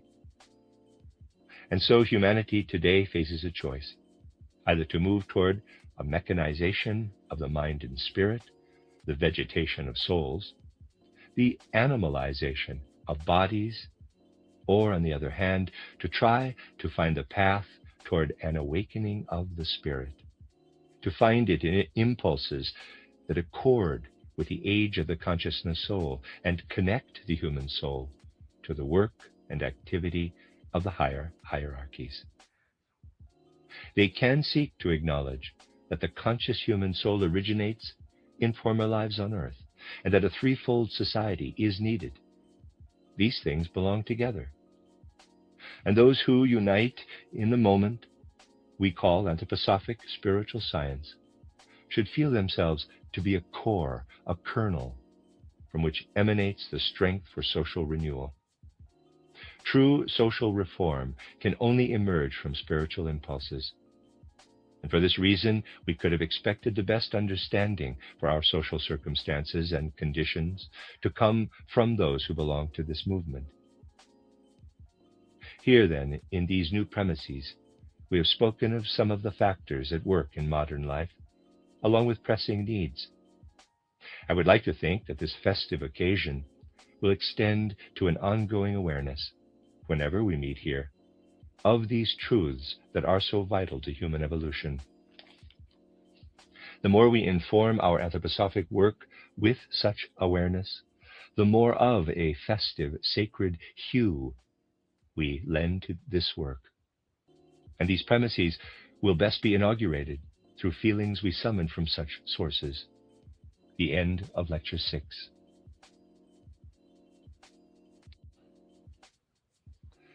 You are listening to RudolfSteinerAudio.com. If you are listening to the podcast of this, it is located at RudolfSteiner.podbean.com. Please consider becoming a patron. As well, there are two publishing houses, SteinerBooks.org in America and RudolfSteinerPress.com in England, who are the sole publishers of Steiner into English and have given me permission to do these recordings. Please consider patronizing them as well. This is a reading of Collected Works, Volume 193 by Rudolf Steiner, entitled Problems of Society, An Esoteric View, From Luciferic Past to Ahrimanic Future. 10 lectures, not 9 as I say in the earlier ones, translated by Matthew Barton. This is Lecture 7, given in Berlin on the 13th of September, 1919. It should be apparent to you from yesterday evening's reflections how necessary it is for us nowadays to turn our inner eye, EYE, towards spiritual scientific insights, to the spheres of existence, the reality in which the sway of the spirit within human evolution is clearly perceptible to those able to survey these regions of reality. Since the mid-15th century, as I told you, civilized humanity lives in a period when the human soul's former relationship to the superordinate beings of the three next higher hierarchies, the angeloi, archangeloi, and archai, will become completely different to what it used to be. Previously, this relationship was one in which the beings of these three hierarchies worked upon humanity's evolution, furthering it out of their own interest and impulses. Now, however, we live in an era when the work of these beings of the higher hierarchies has concluded. These beings have no interest in continuing the work upon humanity's evolution, which they previously accomplished. They will only form a new relationship with humankind insofar as human beings begin to engage with worlds of spirit out of free will, free intention. If in the forthcoming times human beings were not to do this, they would lose their connection with spiritual worlds, since the beings of spiritual realms who belong to us have no intrinsic interest in us any longer. We will only awaken their interest if we concern ourselves with the world of spirit through our own inner impulse, or, in other words, cultivate thoughts, feelings, and impulses of will into which spiritual powers can flow. But now you can ask this question, and should do so, in fact, in relation to yesterday's reflections. By what means, initially, do we concern ourselves with worlds of spirit, so that in the future, as we evolve on Earth, we can maintain our relationship with these higher hierarchies? Here I need to say things that may seem to have no immediate connection with this question. However, we will see that they create the foundation in the present for renewing and recreating our connections with the world of spirit in future. The first thing we must consider here is the efficacy of the various confessions, various religious outlooks and faiths that exist in civilization. Hitherto, these confessions directed human hearts and souls toward the spiritual world in certain inevitable ways. In future, by contrast, they will either have to endeavor to allow something quite new to enter, or otherwise, they will increasingly serve to reinforce humankind's separation from the spiritual world. Today, religious faiths and confessions are basically founded on and oriented to human egotism, as we can see by reflecting on a key theme and tenet of faith, that of the immortality of the human soul. By the way religious confessions usually handle this question, we can see that they count greatly on egoistic human impulses. Mostly, when speaking of the soul's immortality, they are referring, albeit for deeper reasons that we will not discuss today, to the soul's continuing existence after death, the continuation of a life of soul. It is fairly easy to speak to people about this, since it offers wide scope for human egoism. People simply cannot endure the thought, quite irrespective of the truth, of not living on in some way after death. When we speak of life after death, we always, therefore, encounter a degree of acknowledgement and understanding in the human soul. You can be certain that interest in the question of immortality, as this is usually discussed today, is egoistic. People do not wish to contemplate the death of the soul. Naturally, any future-oriented worldview must speak of the soul's immortality, for, as you all know from anthroposophic spiritual science, this is a truth and reality. But religious faiths and confessions have not begun yet to accept the way in which anthroposophically oriented spiritual science speaks of the continuing existence of the soul after a person has physically died. But something else is also important, that modern human beings hear immortality spoken of in a quite different way from accustomed views. Besides speaking of life after death, when discussing the soul's immortality, we must speak also, and in relation to it, of this life here in the physical world between birth and death, and of the fact that, as you know, this life is a continuation too of the existence we led between our last death and the birth that brought us into physical existence again.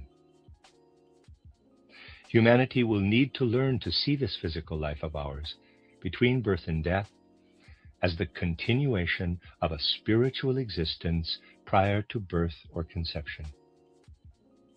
In every growing child, from day to day, from week to week, and from year to year, we must perceive powers emerging from within that originate in worlds of spirit, which pass through birth and work upon the gradual elaboration of the human being from birth onward into a person's later years. In a sense, we will have to decipher the divine within the human being by intervening developmentally in the child's life. Social relations between people will need to integrate something of a religious impulse that permeates all our interpersonal connections. But the most essential thing will be that people become able to gain a feeling apprehension that this physical life of ours is a continuation of a spiritual life before birth, of soul spiritual existence, rather than continually forgetting this. Many other things connect with this, such as that we come to see again that our intrinsic human nature rests in the depths of our being and gradually emerges. On a previous occasion, I described to you conditions prevailing in ancient times, earlier periods of evolution, for example, in the second post-Atlantean epoch, as anthroposophy refers to it. I pointed out to you that back then, human beings remained capable of development into old age in a way that is now available only to a very young person. Early in life, we pass through a stage of physical development around the age of 7, at second dentition. and then a further metamorphosis, expressed in physical life at puberty. After this, developments continue, but proceed in a less noticeably outward way. It was not so in ancient times. Then, whatever soul spiritual developments a person passed through came to expression at much later ages. Today we are already old at 16 or 18, and one finds to one's alarm that very young people appear old. Here's an example. Some time ago in Stuttgart, the Cultural Committee met to discuss modern educational approaches. All sorts of points of view were aired. Then a young man stood up, well, let's say a young man, but I might also say an elderly youth, who said that he wishes to instruct society in the real ideals underlying education. He first uttered some very formulaic phrases, then read out a program for the place of education in modern society, but he was continually interrupted, so much so that he had to finish his speech and did this with these words, quote, "I see that age no longer understands its own youth," close quote. Then he sat down again. I replied to his comment that I understood people's failure to comprehend what he was saying, but not for the reason he had given. In fact, he was speaking from a far too aged perspective, like an old man. He had offered principles that were really abstract in the extreme, an attribute of old age. Usually people nowadays only develop up to a certain age, during which they absorb all sorts of things and are not ashamed of changing and developing.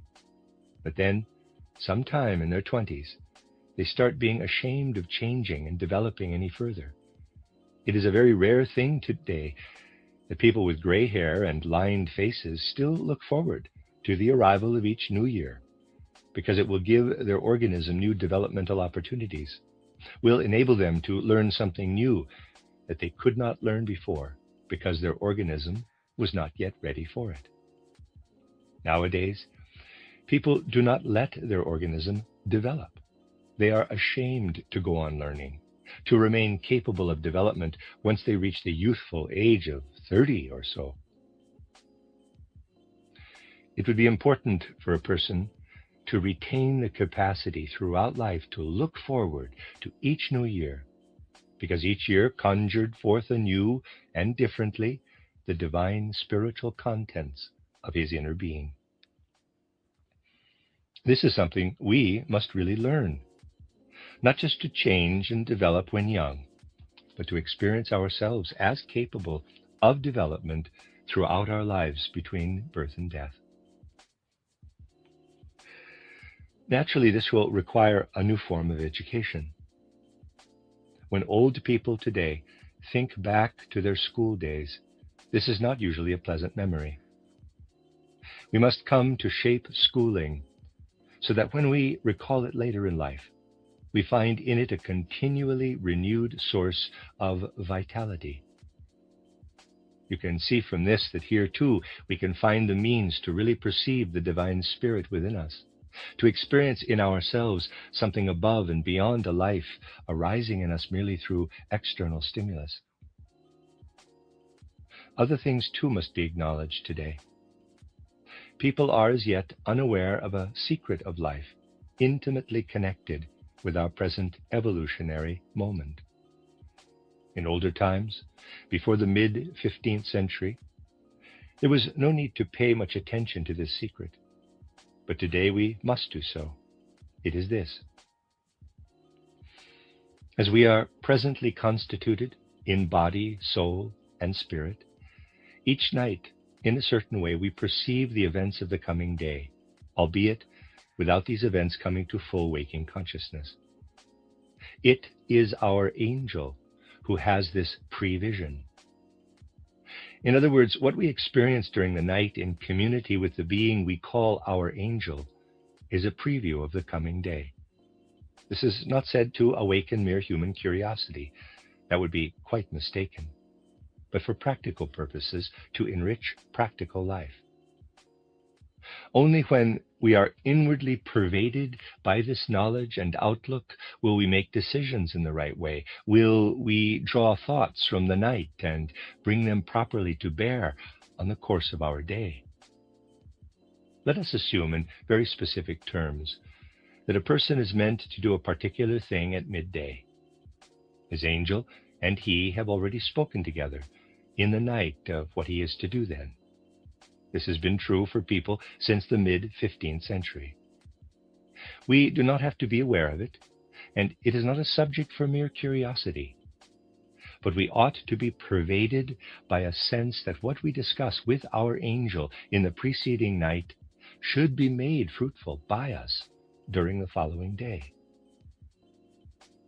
Much today of a shattering and shocking nature can point us toward what I have just said. These years of pain we have experienced, the past 4 or 5 years, can also very gradually teach humanity that there has been a lack of awareness of our connection with higher beings, a connection present in us each day through our experiences of the previous night. So much would have happened differently in these past 4 or 5 years if people had been pervaded by the sense of acting in harmony with the speech they had with their angel the night before. Today we must bring such things to light. People need to realize that this life between birth and death is a continuation of the life of soul and spirit we experienced before birth.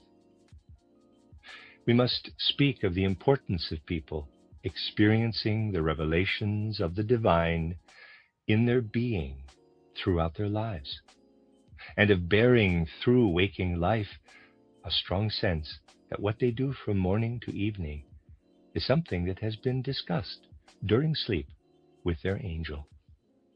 We must turn to feelings of this kind, much more tangible feelings in relation to the world of spirit than the more abstract doctrines of religious confessions, and at the same time appeal not to egoistic but unegoistic impulses in human nature. Such feelings will give rise to the kind of relationship we need today with beings belonging to the hierarchy of angels. Then these beings will show interest in humankind again. Our sense of the world of spirit must move in this direction. But there is something more. As you know, modern faiths speak a great deal about God and the divine. But what are they really speaking of when they do? Naturally, they are speaking only of something of which at least a nascent awareness exists in the human soul. What matters is not the name you give something, but what is present in the human soul. People speak of God, of Christ, but in fact they are frequently only speaking of their angel, since this is what they can turn to, having an affinity with it in their souls. Irrespective of the doctrines of different faiths, of whether they speak of God or Christ or anything else, the thought substance out of which they speak always only encompasses the angelic beings belonging to humankind, the angeloi. They do not reach higher than this first order of angelic beings, since people today are disinclined to seek a relationship with the world of spirit, founded on more than egoism.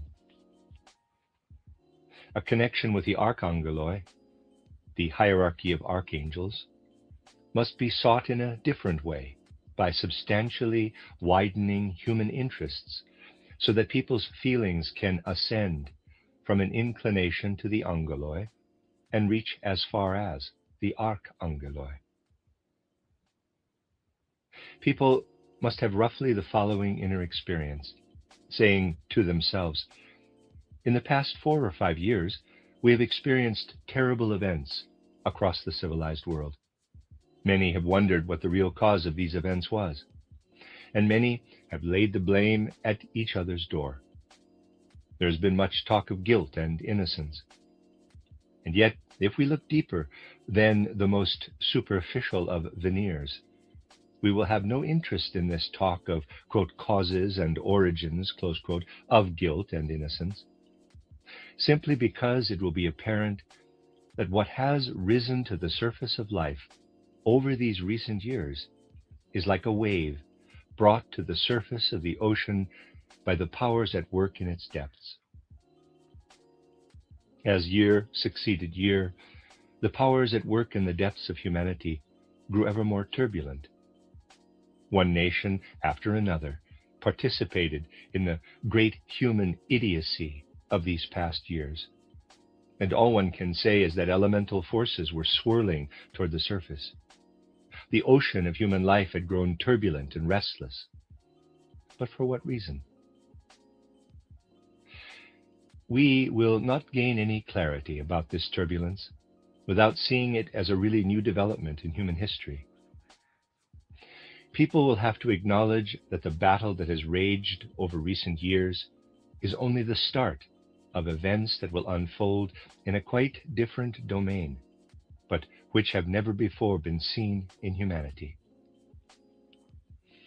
This is not the end, but the beginning of the greatest conflicts, spiritual conflicts in civilization, and a superficial reflection on human evolution can show this to be the case. It will take all our efforts and concern to be equal to these conflicts. In the forthcoming period, East and West will increasingly be at risk of inner opposition and conflict since each has developed in a different direction. If we wish to understand these things, we will need to try to fathom some of the deep riddles of current phenomena. For decades now, Marxist circles have been saying that art, religion, morals, law, science, and so forth are all a kind of ideology. I spoke of this in more detail in titled Towards Social Renewal. In other words, the view of life that has developed amongst the ruling classes of civil society over the past 300 to 400 years is one that these bourgeois circles have, in a rather cowardly way, not fully admitted or acknowledged, whereas socialist groups of the past half-century have faced this head-on. They have said this. The real life of society consists only in what is actually happening in it, the commercial factors and powers of the economy. This alone is real. All that humanity elaborates as art, religion, ethics, as science, law, and morality is just a kind of steam rising from this underlying reality. It is all mere ideology and has no intrinsic reality, just apparent reality. This relates in turn to the endeavors of socialist parties in the modern era, to their belief that they need only change economic life, and then everything else in society will change. Everything else, morals, ethics, law, religion, and so forth, they say, is a kind of hot air, an unreality rising as ideology from the only true reality of economic life.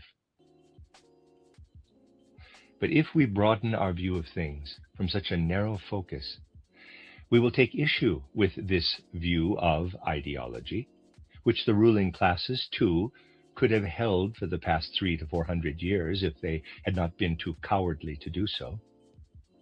They too have felt that economic life is the only reality, and that science, art, religion, and so forth rise from this reality like steam. This was the underlying view of life, and the socialists, as its students, have merely drawn the final conclusions from it. The socialists have simply studied this bourgeois world and taken the same perceptions to an extreme. But what I have now expressed is the view that developed in the West, culminating there in the second half of the 19th century and in the 20th. Other impulses in the Orient have led to a worldview that states by contrast, quote, I look upon what occurs outwardly in the world. I see the impressions my senses mediate. I see what I use as tools to work on the world and change it, and on what shines down to me from the stars. I look too upon my own bodily form. What is this all? it is Maya, or illusion. The nature of true reality, by contrast, is what I experience within my soul." Close quote. If we translate this word Maya, not by looking it up in a dictionary, but by pondering its meaning inwardly, we find that it actually equates with the word ideology in the West. For millennia, people in the East have regarded the outer world that acts upon our senses, including the economy, as Maya. In the West, on the other hand, people regard as reality what Orientals think of as Maya, or illusion, and see all that rises within the soul as ideology. Both views of the world have attained a certain level. If you ask the leaders of socialist parties, especially in regions where the first revolution, along the lines of the November Revolution, has not yet occurred, they will still tell you the same thing that people were saying until the Great War broke out. That transformation, revolutionizing of the world, does not require any active will, but that it will come about by itself. The November Revolution did alter the ideas of socialist leaders to some extent, not their feelings, but their ideas and concepts. In this view, that nothing much needed to be done, that things would change by themselves, we encounter a fatalistic element that made headway in the West. People said that one need only wait for the means of production to develop to the stage where private capital, and everything concentrated in it, would alter by itself into other forms. This was like saying that the air in this room is stale, and I can no longer breathe. I could open the window, but I do not do so. Instead, I'll wait for the air to improve by itself. Fatalism in the West, fatalism in the East. We know these well. In the Orient, as the world view of Maya evolved, people eventually succumbed to complete fatalism. Every world view has the seeds of fatalism within it. But today, we have reached a point when we must emerge from such fatalism. A transition must be found from mere passive observation to the will. To fire our will, we must find impulses, such as those I have offered, to see our birth as a continuation of pre-birth life. To remain young at heart, even when our hair grows white and our faces lined. To acknowledge the nightly work of the angels, and how this plays into our daily lives. This is what is needed. It is necessary that we absorb such impulses into our will, thus broadening our scope of interest, rather than focusing narrowly on what only affects our own private individual lives. We must gain a sense of the divergences between East and West. The inner world we in the West see as ideology, and the outer world we see as reality. In the East, it is the opposite. There, the outer world is Maya, or illusion, and the inner world is reality.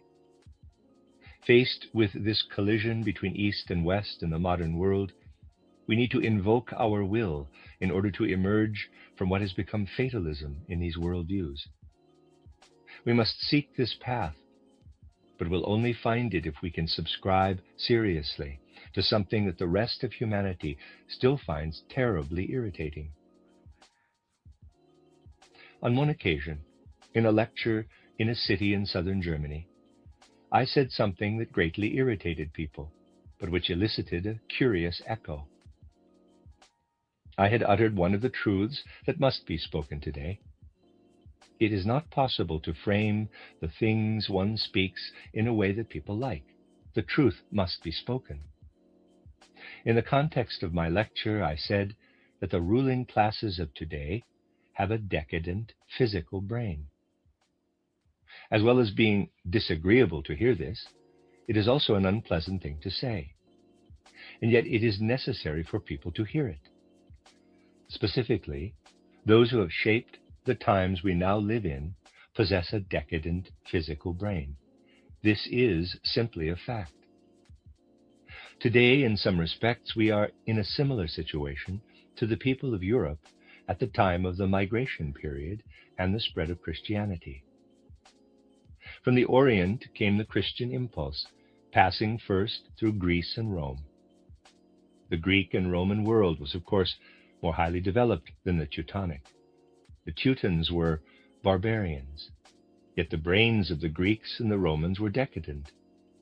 And for this reason, the wave of Christianity was not taken up and absorbed by them in the way it was when the Germans encountered it. This was the horizontal migration period. Today, it is vertical, a wave of spiritual life descending from the world of spirit. Just as Christianity first surged over the Greeks and Romans, so now the world of spirit is surging over the modern world, over middle-class society, and the latter is decadent. The proletariat, however, is not yet decadent. The working classes can still comprehend what is meant by the world of spirit. But the others will need the preparation that anthroposophy affords. In other words, they will have to develop the part of the brain that is not yet physical, the etheric brain. Today, inevitably, the ruling classes of society will soon not only possess a decadent brain, but will become entirely decadent if they fail to understand that they must employ supersensible means to comprehend a spiritual worldview. That is the tragedy of the intellectual middle classes. They wish to comprehend everything in physical terms, whereas today we must grasp things with the etheric brain, that is, absorb spiritual truths. This is the direction modern humanity must advance in, and here the West must take the lead. And in this regard, we have to recognize something very important.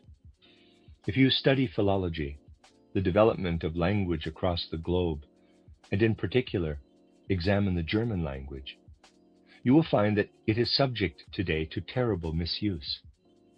Yet we know, if we look back a little way to the language of Goethe or Lessing, that not so long ago, words in German were capable of according with spiritual reality, of giving apt expression to it. Nowadays, we have neglected language terribly, devalued it to empty phrases. As yet, language itself has not become so devalued that it cannot be spiritual, but the further west we go, to Western languages, the more we find that these languages themselves are increasingly devoid of the real spiritual element, that they have discarded spirit from their sounds and very tone, even from their grammatical constructions. This discarding of soul and spirit from Anglo-American idiom leads to the global mission of these people. Their world mission consists in learning as they listen to others. They learn this quite instinctively, but they learn it as they seize world dominion. Not only to hear tone and speech sound, but also to interpret the gesture of language, to hear more than the merely physical speech sound, something that passes between people as they speak, and yet also goes beyond what is spoken. This is something that passes between their etheric bodies. The secret of Western languages is that the physical tone as such is losing its importance, while the spiritual element gains in importance. It is part and parcel of these people's task to let spirit infuse language, not only to hear physically, but to intuit, to feel and sense more than is actually contained in the sounds of speech. In the West, therefore, it will be necessary to seek the spirit through language itself. If we look to the East, by contrast, we discover an increasing urge in Oriental people, as they engage in inner contemplation, not to make do with the ideas of karma and reincarnation developed in earlier times, but to go beyond this and look out into the world, there hearkening to spirit and also founding a kind of vision of nature. These are just small examples of ways to broaden our interests, going beyond our own personal domain, and from the perspective of our own national characteristics, gaining a view of the whole of humanity.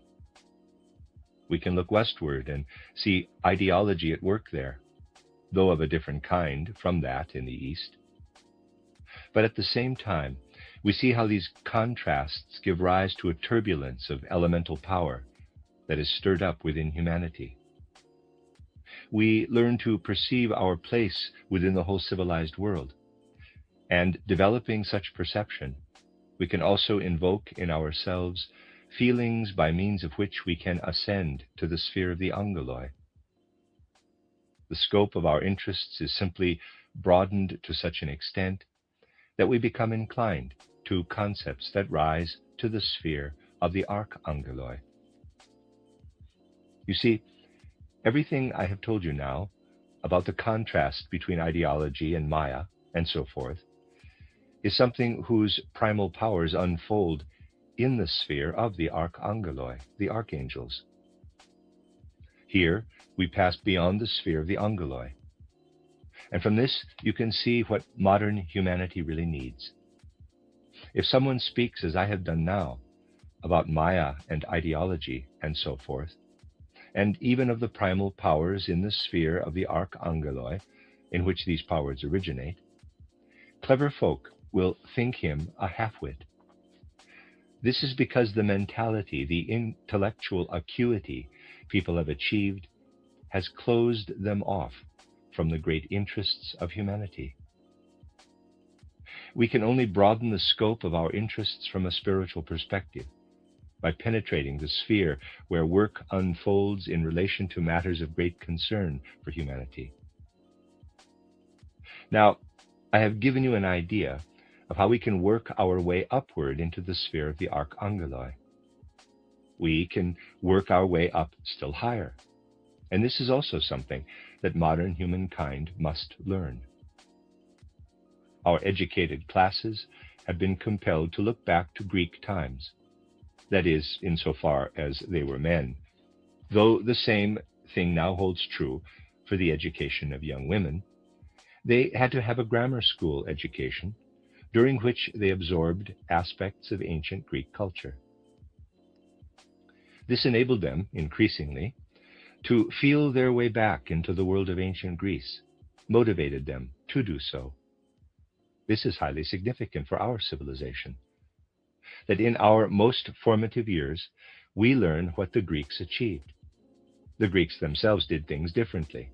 It did not, of course, occur to them to make their youngsters learn Egyptian, but instead they attended to their own immediate reality.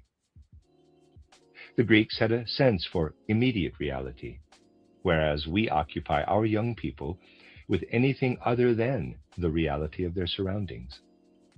We do not give them an inclination for reality, but transpose them back into ancient times. And we have no idea at all what we are doing in the process.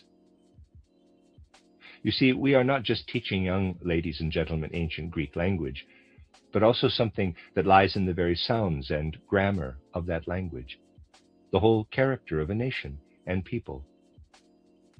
By absorbing ancient Greek, as is the practice today, a person's soul also assumes a configuration resembling the ancient Greek disposition. Ancient Greek culture allowed only a small stratum of society to participate in culture, while all others were slaves. In Greece, only a free man was permitted to engage with science, politics, and at the most, but only under supervision, with agriculture, whereas everything else was performed by slaves. And this fact is embedded in the language itself. By appropriating ancient Greek culture and language, we are uniting our own culture with an aristocratic outlook. It was natural for the Greeks to orient their whole social organism to this culture, for the latter was connected with the blood, with the line of descent. There were the broad masses, and then those of a higher stratum, who possessed a higher life of culture already by virtue of their blood. This comes to expression even in Greek sculpture. Compare the Mercury type with the Zeus or Athena type, a different position of nose and ears. The Greek knew exactly what he was trying to express in his distinction between the Mercury type on the one hand and the Zeus type on the other. All this still influences us far more than we realize. As we form our worldviews today, we are in fact still formulating ideas born from outlooks in ancient Greece, based on blood descent. Our culture is pervaded by what we absorb from ancient Greece. It intrudes into our era in a Luciferic fashion. Greek culture metamorphosed into Roman culture and was succeeded by it. Compared to the Greeks, the Romans were a down-to-earth, prosaic people and developed other aspects of life. What Greek culture, based on bloodline, the Romans embodied in more abstract form as, quote, citizen of the state, close quote. In Roman times, a person was not so much a human being as a citizen. This would have been incomprehensible to the Greeks, that one is not what one is by virtue of being human, but by having one's existence registered in a state archive. This can sometimes assume grotesque forms. I once had a friend who was old. He was 64. One day he said to me, quote, I have now saved enough money, close quote. He had always been poor as a church mouse, quote, to marry the love of my youth, close quote. He had got engaged at 18, but at the time did not have enough money to marry. The two swore to wait for each other until they could marry, and this had finally become possible. By now he was 64 and she was 62. So he returned home and wrote to tell her they could marry at last, since he had enough money. But they still could not get married because his parish doubted his existence. The rectory, you see, had burned down many years before, and all birth certificates with it, and there was no one left who could confirm who he was. He himself thought that the fact he was standing there ought to be proof enough, yet there was no legal proof. Eventually they did succeed in getting married, but these difficulties brought home to him how much more important a certificate was than an actual person. In other words, one is a citizen. One is what one is in an abstract context. This outlook is essentially Roman, and everything of this kind that exists in ordinary life is essentially Roman too. Our education is largely taken in hand by the state, which has become so abstract, and which will become a great deal more so still as socialism's influence is increasingly felt. Nowadays, people are not educated so as to take their place in the world as human beings, but for a civil profession adapted to the needs of such work. The state takes young people in hand, well, not immediately, since to begin with they are still too bothersome. It leaves them to parents for a while, and then it extends its claws, gets hold of them, and trains them to be what it requires. And it knows very well that people will serve its needs, since it gives them so much, doesn't it? It gives them an economic life, everything they are entitled to, and then pensions them off afterward. You can hear what it means to people to be able to say that they not only get paid for their work, but afterward even get a pension. This is something very pervasive and chains people to the abstract state, and then also pervades their whole outlook. Here, too, the Roman outlook informs people. People today will not understand you if you tell them that they must kindle and activate something in their soul to have a share in their own immortality, to be able to carry their soul actively through the gate of death. They have become entirely unaccustomed to comprehending such a thing. Instead, they are told they need only believe in Christ and in whatever the state does. And they see that they are first provided for by the state, and once they have worked enough, are pensioned off by it. The Church takes this one step further. After death, it pensions off the human soul, so that a person does not actually have to work upon his soul during his lifetime, nor do anything to carry it through the gate of death afterward. Nowadays, people are registered and catered for. This Roman state is the second thing we have increasingly absorbed into ourselves. You can discover dire things in this realm. I have just come back from Stuttgart, where I was helping set up the Waldorf School, and for this purpose I had to examine various curriculum plans. If I think back to the 70s and 80s of the last century, curricula were fairly short. They just contained the content of subjects that should be taught in each class, learning objectives and content. Otherwise, and in every other respect, teachers were free. But now you find very extensive curricula, in which it is officially decreed exactly how you are meant to teach a subject. Thus, the effect of a living individual on another living individual, which is the only thing that matters, is now enshrined in laws and ordinances, has become subject to official decree. This means the death of spiritual life. And this death leads straight back from Central Europe to ancient Rome. So, the second thing we have absorbed and integrated is this political legal state originating in Roman culture. In addition to this is something that cannot be transplanted from ancient times into modern ones: economic life. You see, we can regurgitate what the Greeks perceived and knew, can allow the legislative life of the Roman state to impinge on us, but we cannot eat what the Greeks and Romans ate. Economic life has to be a modern affair. Gradually, we have succeeded in mingling our economic life with Greek culture, with the Roman state. But now we have the task of separating these things from each other once more, of coming to see that these three strata of society that have coagulated, in a sense, from diverse eras, must now be sundered. This also means broadening the scope of our interests, as we did before, toward both the Orient and the Occident in spatial geographic terms, by bringing them into the present. In turn, this means raising ourselves, making ourselves capable of feelings that can raise us to the archai. But how many people today wish to develop an interest in these things, an unprejudiced interest in how the zeitgeist works as it interweaves different eras, as I described it? In Stuttgart, I spoke about the denatured form of our grammar school education.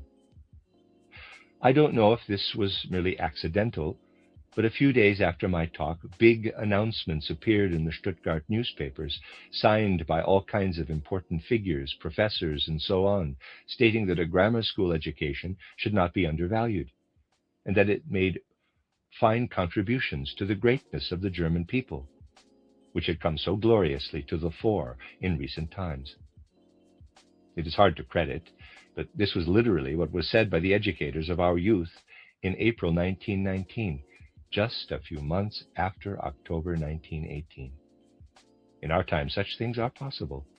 Other things are possible too. We cannot get any further until we come to see how we must absorb impulses that flow from the world of spirit into our physical world, understanding that just as we are connected through our corporeal organism with the animal kingdom, plant kingdom, and mineral kingdom, so our spiritual organization is connected with the hierarchies of the angeloi, archangeloi, and archai, spirits of personality as the guardians of personal development, nation spirits as the guardians of the people's ongoing development within spatial conditions, and time spirits as the guardians of evolution through time. We must grasp these in their spiritual foundations. Everything today depends on this, that we find the courage and strength to look into the world of spirit. We stand at the beginning of a surge of dire conflict, of great turmoil in all human instincts, that arise from the half-truth, on the one hand, that economic life is the only reality and that all soul and spirit are ideology, and on the other hand, that soul and spirit are the only reality and everything outward is merely Maya. These contrary views will unleash in human nature instincts of a kind that will long, long feed the flames of spiritual battle, in forms of which humanity today as yet has no inkling. We need to know this, and we will need to know also how we can raise ourselves to vision of the world of spirit as the times require us to. The times themselves command and prompt this, and we must attend to it. We will speak further of this tomorrow. The end of Lecture 7. Struggling to find something for everyone on your list? Bob's Discount Furniture can help. Shop Bob's super selection of great gifts, from deluxe dining sets with storage and nap-ready recliners with all the bells and whistles to oh-so-soft Bobopedic sofas and beautiful budget-friendly bunk beds. All available at everyday low prices that will keep your holiday shopping haggle and hassle-free. So stop into your nearest store, shop online at mybobs.com, and holiday the Bob's way. Oh my Bob. You are listening to RudolfSteinerAudio.com. If you are listening to the podcast of this, it is located at RudolfSteiner.podbean.com. Please consider becoming a patron. As well, there are two publishing houses, SteinerBooks.org in America and RudolfSteinerPress.com in England, who are the sole publishers of Steiner into English and have given me permission to do these recordings. Please consider patronizing them as well. This is a reading of Collected Works, Volume 193 by Rudolf Steiner, entitled Problems of Society, An Esoteric View, From Luciferic Past to Ahrimanic Future, translated by Matthew Barton, 10 lectures. This is Lecture 8, given in Berlin on the 14th of September, 1919.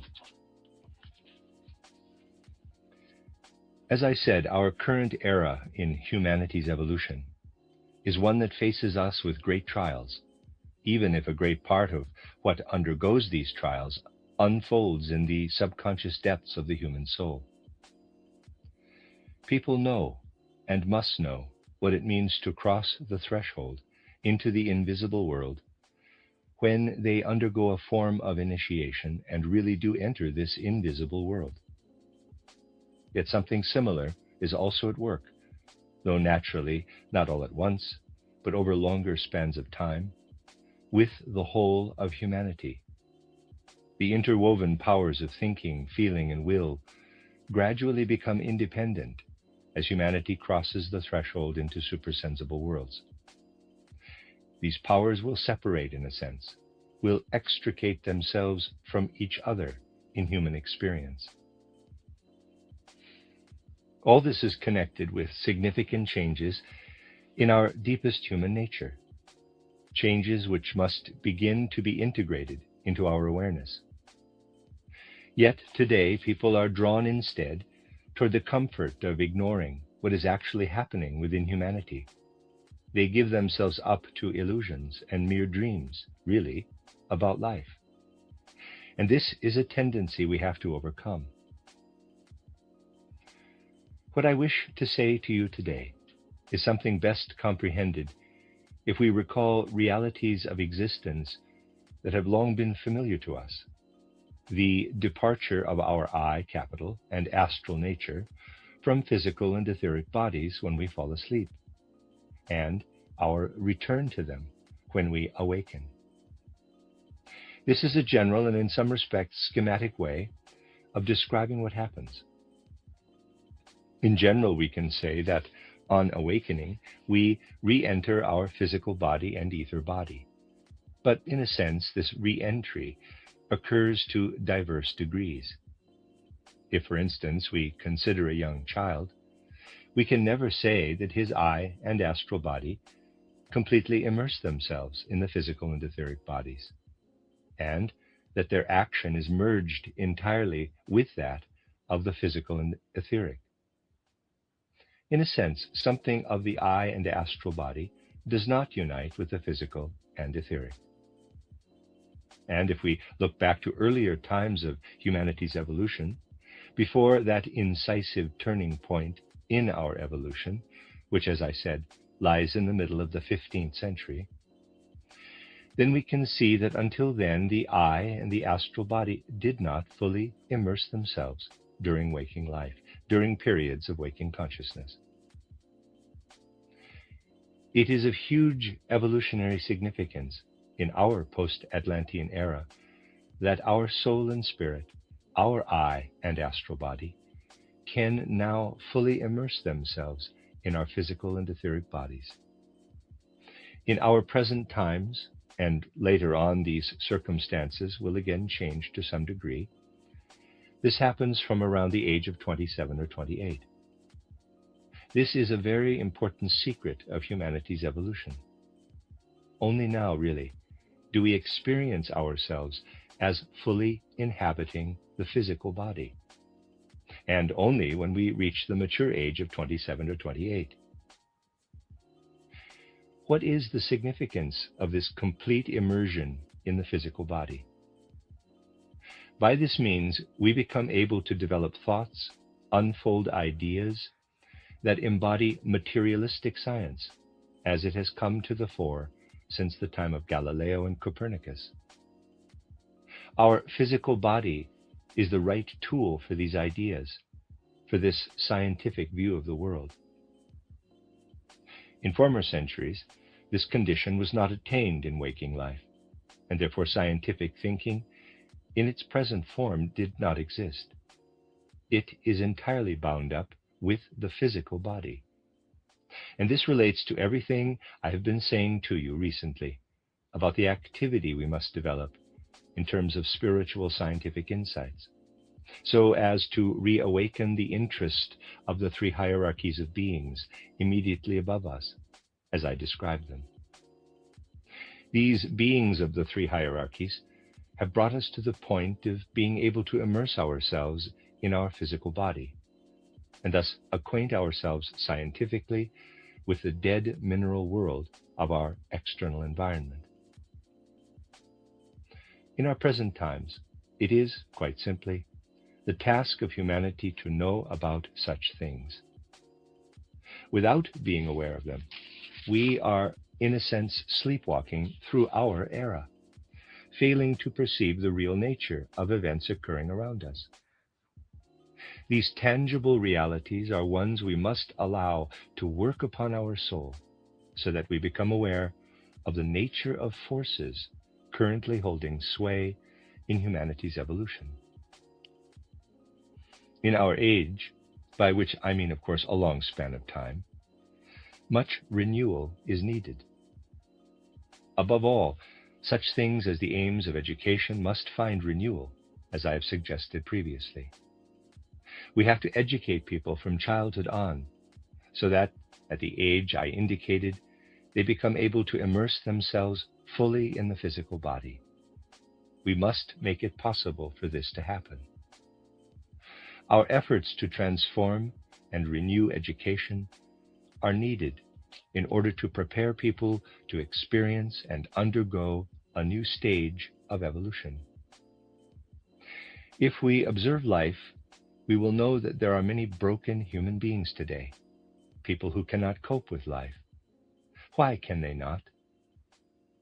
It is because they are unable to look back to experiences they should have had in their school days, in their childhood. Certain powers can only be developed in childhood. If they are, they remain available throughout life as a possession, which enables us to cope with what comes at us. If we do not have these powers, we can't cope with life, quite simply. Awareness of this can give us the real sense of responsibility we should have for education and the education system. Another thing, we must be clear that the Christ impulse entered humanity in the fourth post-Atlantean epoch, which began in the 8th century BC and lasted until the middle of the 15th century of our era. Roughly, after a third of this period had elapsed, the Christ impulse entered earthly evolution, the event of Golgotha, endowing it with its intrinsic meaning. This event occurred at the point when humanity was in the process of developing the rational or mind soul.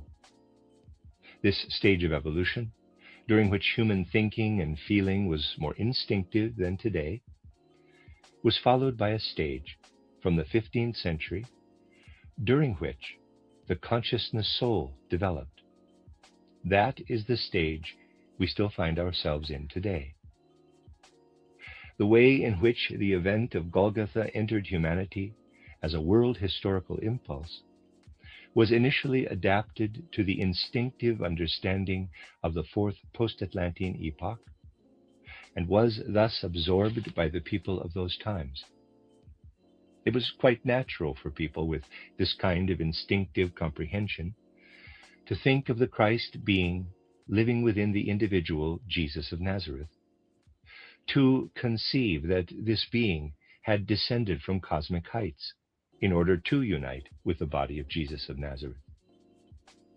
Everyone was, at that time, able to recognize in the event of Golgotha a great, hugely significant, supersensible occurrence entering humanity.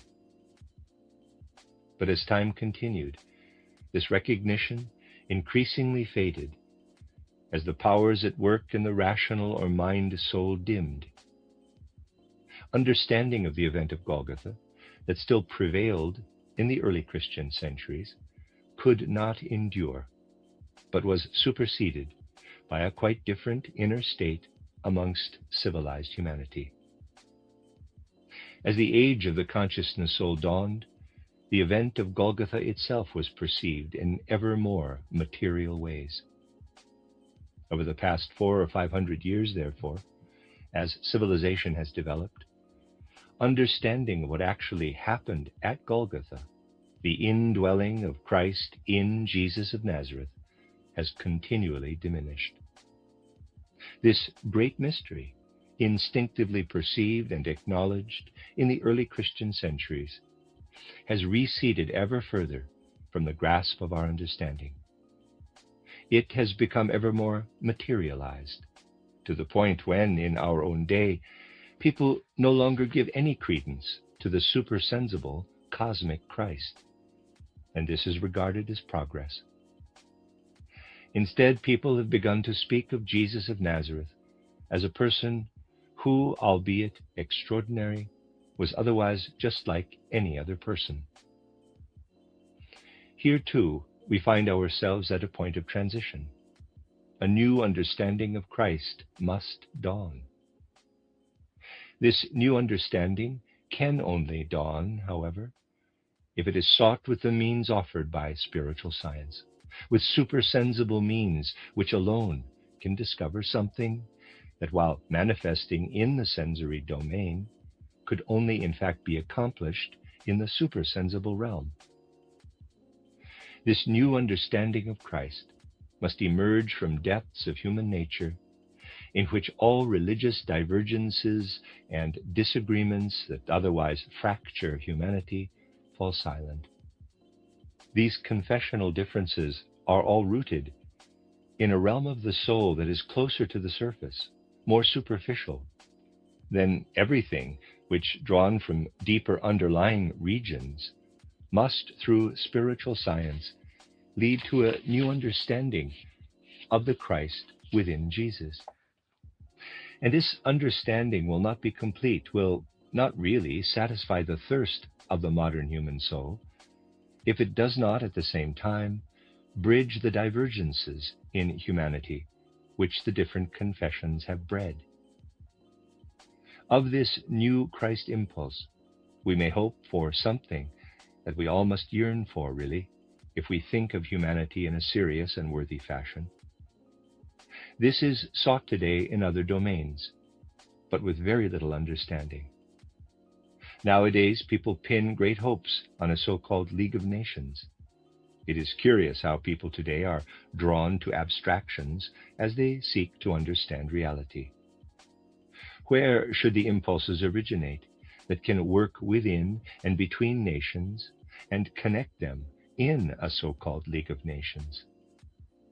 Everything that has so far formed the basis of this League of Nations amounts to nothing but a few abstractions. The people are sleepwalking through such things, and we can see the degree to which they do so in a fact such as the following. Before America had involved itself in all the current global negotiations, Woodrow Wilson, the inventor, or at least the reinventor of this League of Nations, stated that the League could only be properly founded through acknowledgement that there were no victors or vanquished in this catastrophic war. That, he said, would be the indispensable precondition for the League. Anyone who took this seriously at the time cannot possibly take seriously what is now being said about this League of Nations. The two things are irreconcilable. But people fail to see this. And the fact that people accept irreconcilably contradictory things once a little time has elapsed really militates against any healthy human progress. It is as if people today are not fully inwardly present in what is happening. No, this League of Nations amounts to absolutely nothing.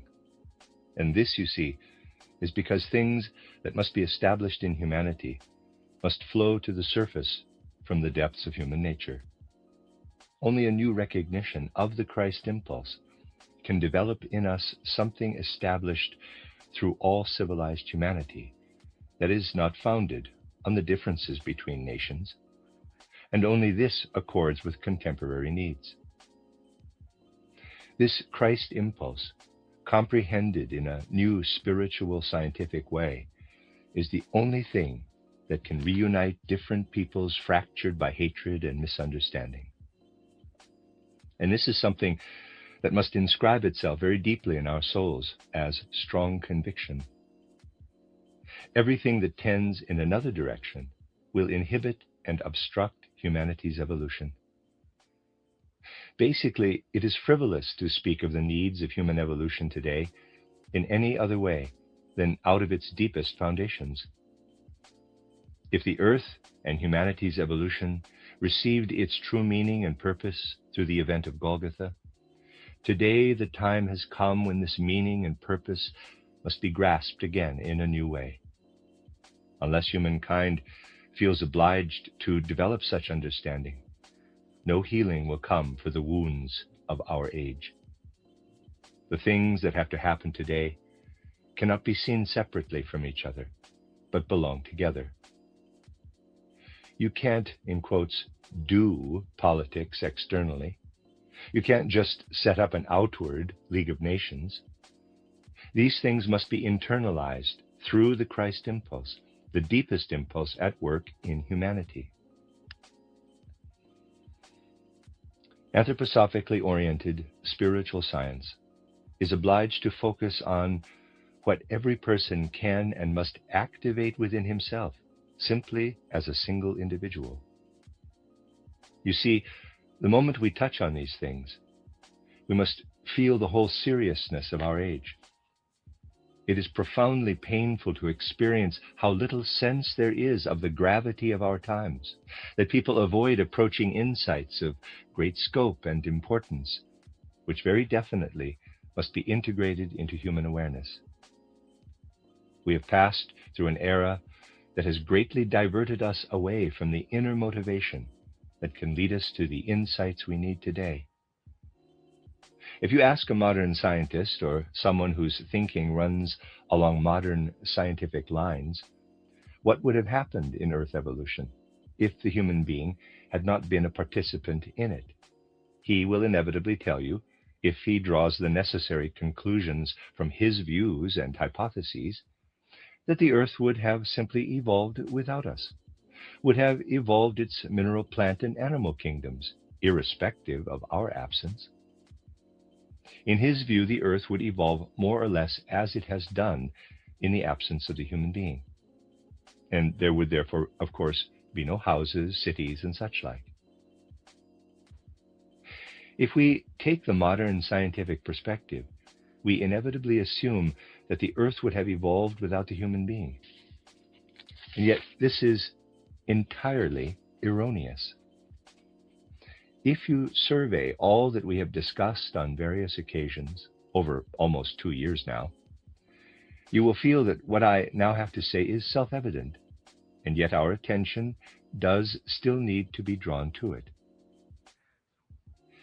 The physical body we bear with us is interwoven with a soul element during our existence between birth and death. Now, we have entered the current epoch. In fact, it is permeated by the soul in a particular way. The I, capital, and the astral body immerse themselves fully in the physical body.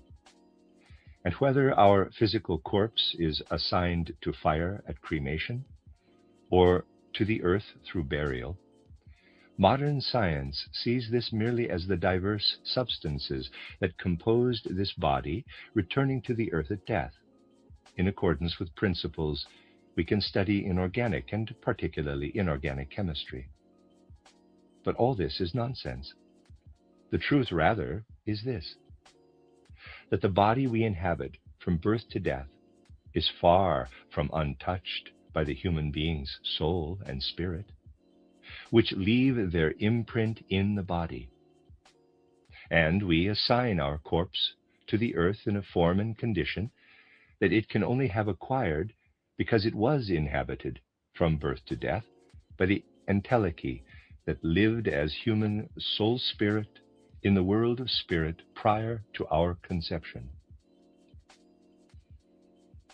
The earth, as it has evolved so far, would long since have crumbled to dust, succumbed to aridity, if it had not absorbed the leaven of human bodies, whether through burial or cremation, that have been enlivened until death by human souls. When people baked bread in the old days, nowadays this process has become a little more artificial. They kept back a little of the dough that was then used at the next baking as yeast or leaven. Similarly, the earth would not be able to evolve without human bodies, not animal ones, added to it as leaven. They ensure that the earth, which would otherwise long since have dried up and grown desiccated, can bear what it carries within it until the end of its evolution. In other words, we participate in the whole of the earth's evolution, and do so even more at the present stage of our development. What passes to the earth's evolution when we die has significance for it. In our present era and stage of evolution, and on into the future, when we reach the age of maturity after 27 or 28, we are connected with our physical body in waking life in a way that acts in a distinctive way upon the world of spirit, the supersensible world. This is the remarkable polarity in human evolution. When we pass through the portal of death, we leave our body behind, and in doing so we sunder from it something that serves the earth as the leaven of its evolution. If we have reached the age of 28 through to 35, at death we surrender to the world of spirit, something that this world of spirit needs. On a future occasion, I will show how the state of affairs is somewhat different for younger people who die before this age. That would lead us too far today. But what we surrender in this way to the world of spirit is the most important part of what we rediscover after death, when we re-experience our life in reverse in the world of spirit. Secrets such as these are connected with humanity's evolution, and should be absorbed and integrated into modern human awareness. Such things are really nothing at all to do with curiosity and sensationalism, but have a very, very different importance. If you can take such things seriously, experiencing their full import within you, then you can find a much more serious stance toward life than others. And this deeper sense of life's seriousness is something that modern people need. full understanding of the aims of our threefold social organism, as opposed to outward understanding, which can and must also be communicated to the outer or exoteric world, must be founded on this sense of seriousness, which draws upon anthroposophically oriented spiritual science. This alone makes it possible to participate in modern social evolution in the most conscious and intentional way. Otherwise, we do not grasp things with sufficient depth. Things connected with social threefolding must be aired in public. But here, amongst ourselves, I hope we can kindle sufficient fire, the necessary enthusiasm, so that those who can develop such understanding from a spiritual scientific perspective can do all in their power to impart this understanding to others through the warmth of their own conviction, through their own enthusiasm. The seriousness needed nowadays will not develop through the superficial kinds of knowledge generally possessed by people today, which leads to beliefs such as that the earth can evolve perfectly well without the presence of the human being. And this is why, when we go through big cities today, our heart bleeds to witness the complete lack of real connection in people with what is actually unfolding in human evolution. These things have been developing, and the catastrophic world war is a first culmination of the superficiality of outlook that increasingly holds sway. But our duty nowadays is to arrive at that threefold deepening I spoke of yesterday, toward the beings of the three hierarchies above us. We have to recognize that we dwell in this context of realities. As humanity, we must pass through an era in which the I and the astral body are descending most deeply into the physical and etheric bodies, and are therefore exposed to the greatest temptations, due to the fact that we enter into such close connection with our physical body. There are two things to note here. Firstly, the way in which this temptation can manifest in what I will call its Western form, and secondly, its Eastern one. The Western form surfaces in ever more distinct ways as we turn our gaze toward the West, but it is a temptation which we bear very strongly in our own nature. Due to the fact that we are immersed ever more deeply in our physical body, we forge an intimate bond with the earthly forces with which the physical body is connected. Our physical body is bound up with earthly forces and can only detach itself from them by overcoming in its awareness the gravity of the earth and other such things that connect it to the earth. We have no idea of how we can overcome the forces at work in us through our organization. On one occasion here, I referred to something that can illustrate what I mean.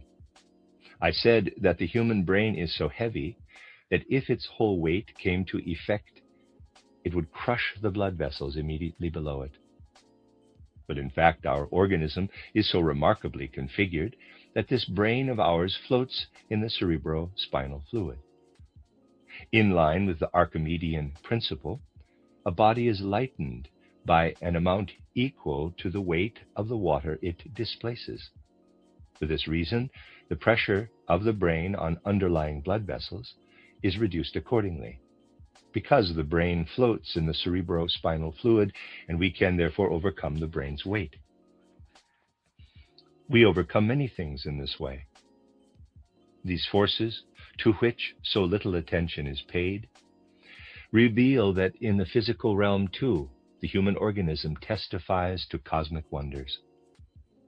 We are connected with the forces of the earth, but we must not become directly subject to them. The temptation to be too immediately bound up with them exists in the Occident, in all Occidental feelings about life, and this temptation is an Ahrimanic one. We can only counteract it insofar as we gradually succeed in deepening our insights to the point where we can survey the historical evolution of humanity and recognize, really understand, the mystery of Golgotha as a reality occurring at the midpoint of this evolution. The Occidental worldview can only be safeguarded against the Ahrimanic temptation and its consequences if this worldview accepts the Christ into its cognitive reflections and quest for knowledge. If Christ can enter into all Western thinking.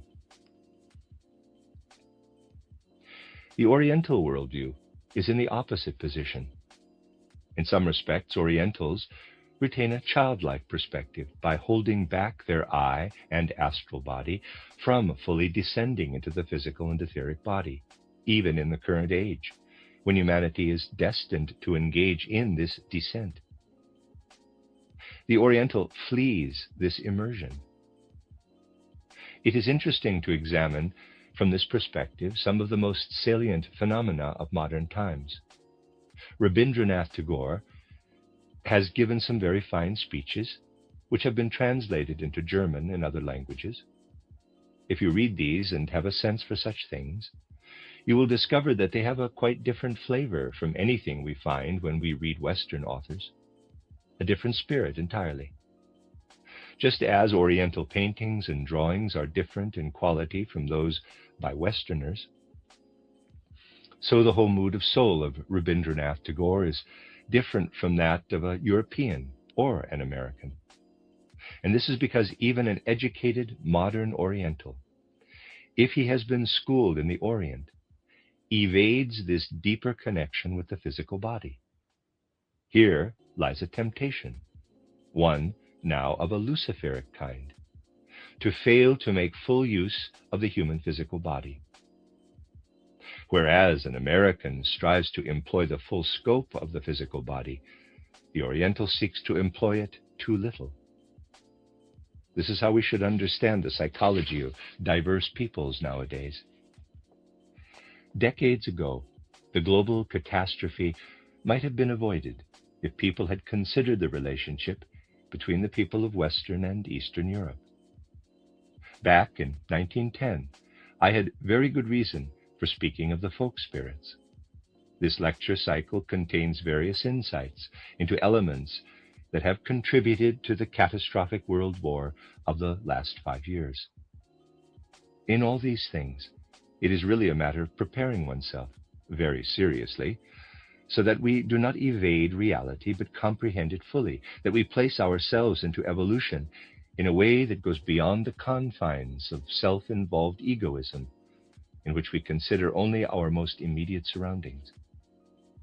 We cannot meet the task facing us today if we do not find the goodwill to imagine ourselves at least into the whole of humanity's evolution, to be aware of what is unfolding there.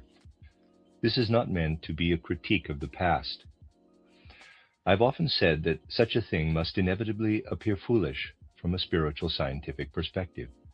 What is necessary is the insight that we ought to think and act differently in future than we did in the past, that we must seek to carry forward into the future what emerges and becomes available to us from spiritual knowledge. In recent days, I have been speaking to you about how we should regard our whole life between birth and death. As we enter life at birth, we bring with us into sensory physical existence supersensible powers from our supersensible existence. These powers go on working. This is something that people today find very difficult to conceive of. How do they go on working?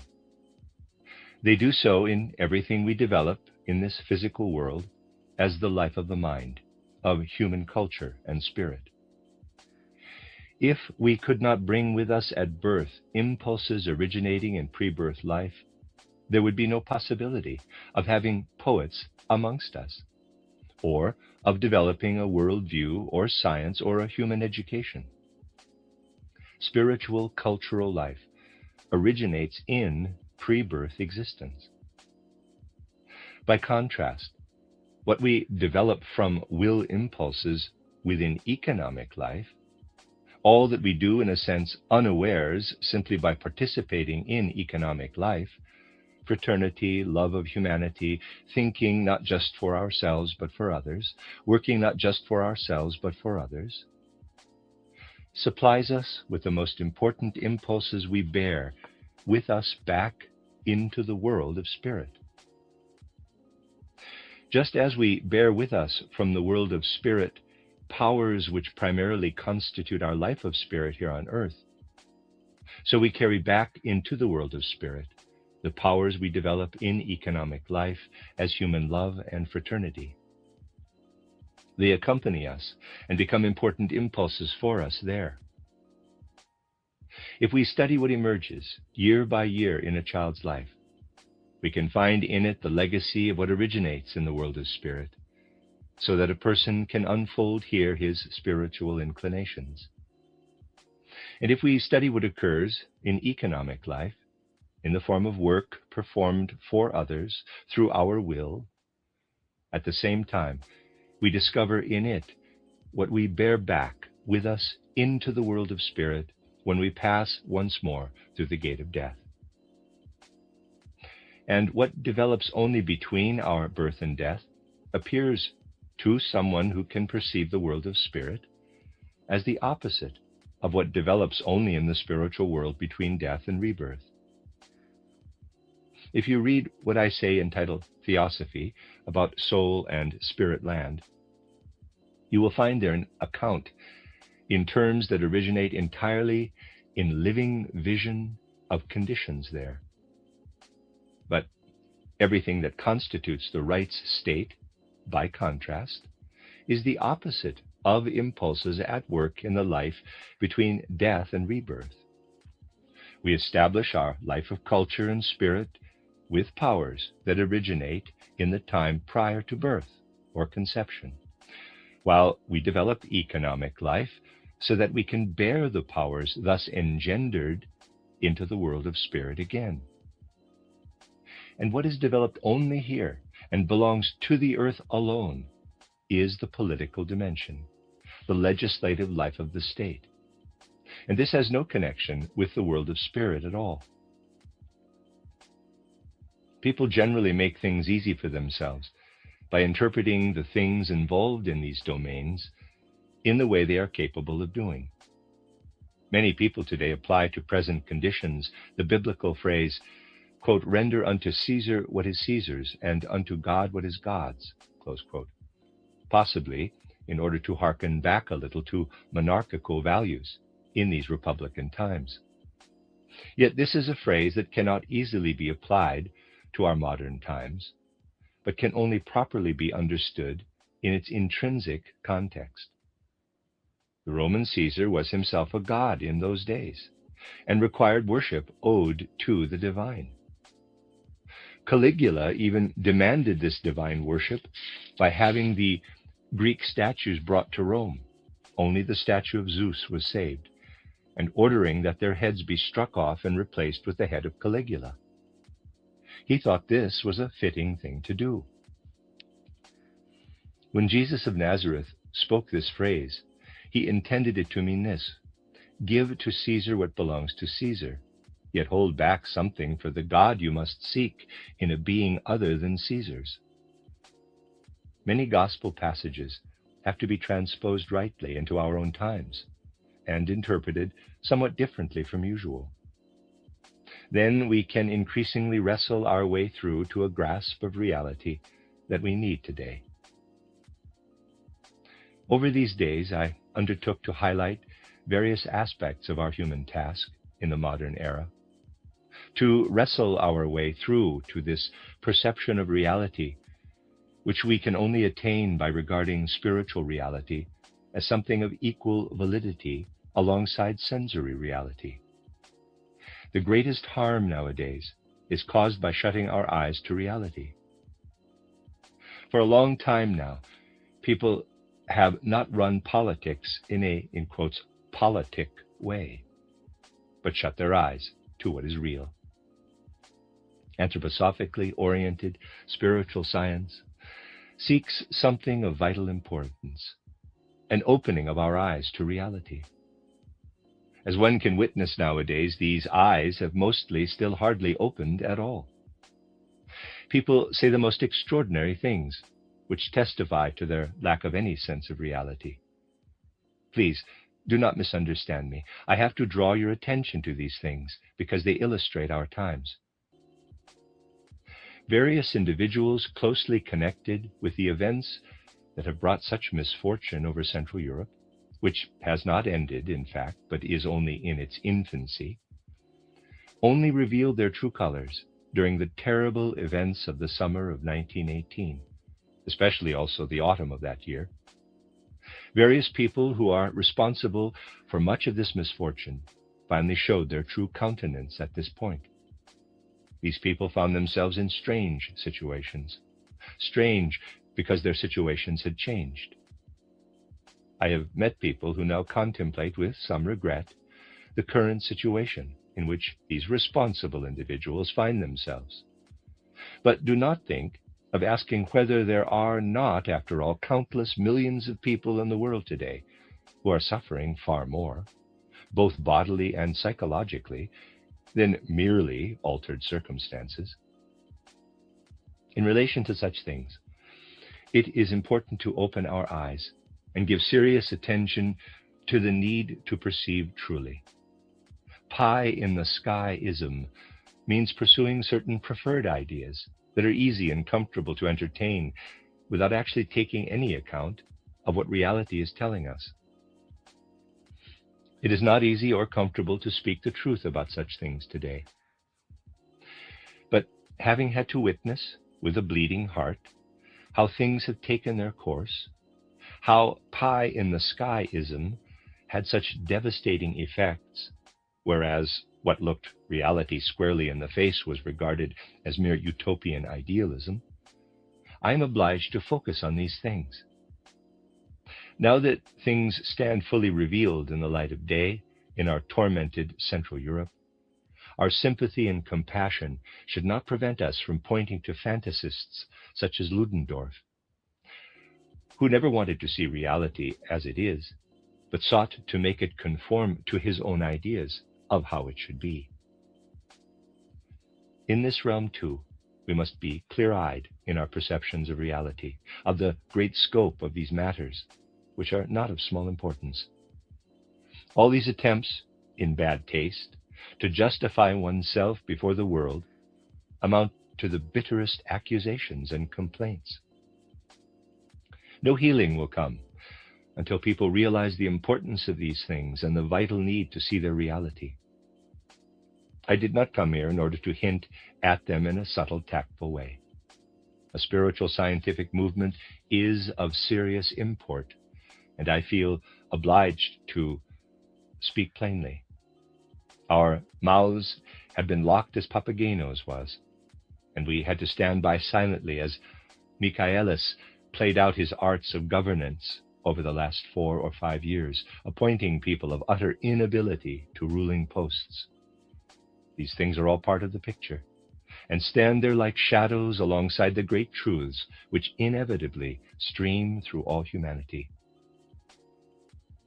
I know that many people feel wounded when one urges them to face the truth about such things, but we cannot go on putting our heads in the sand. Only by looking squarely at the truth will we find the strength that can help humanity progress. We need this strength. We need to comprehend something fundamentally at odds with the views of those who have brought humanity to such a pass.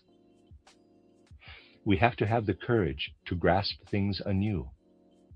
And what I have said here and elsewhere in anthroposophic gatherings is a preparation for doing so. I had no wish to offer a better kind of Sunday sermon, if you like, but to convey to you the earnest needs of our time.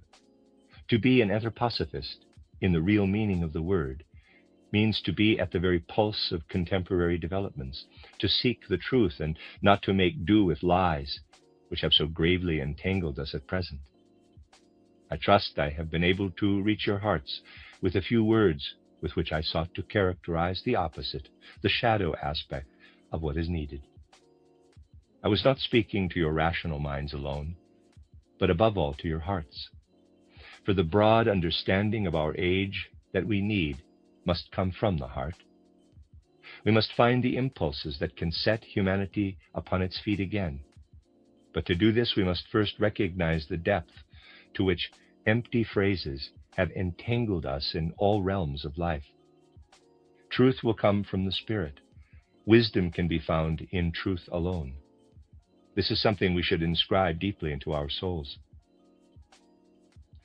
I have said things to describe modern human nature, specifically characterizing our era of humanity's evolution from a spiritual perspective. I have presented them because I believe that what is most necessary today can be brought home to human hearts through such things, a mood of soul which can give rise to the seriousness necessary if we are to live in service to humanity. During my stay here, I set myself the task of invoking in you a sense, a feeling of this seriousness. The end of Lecture 8.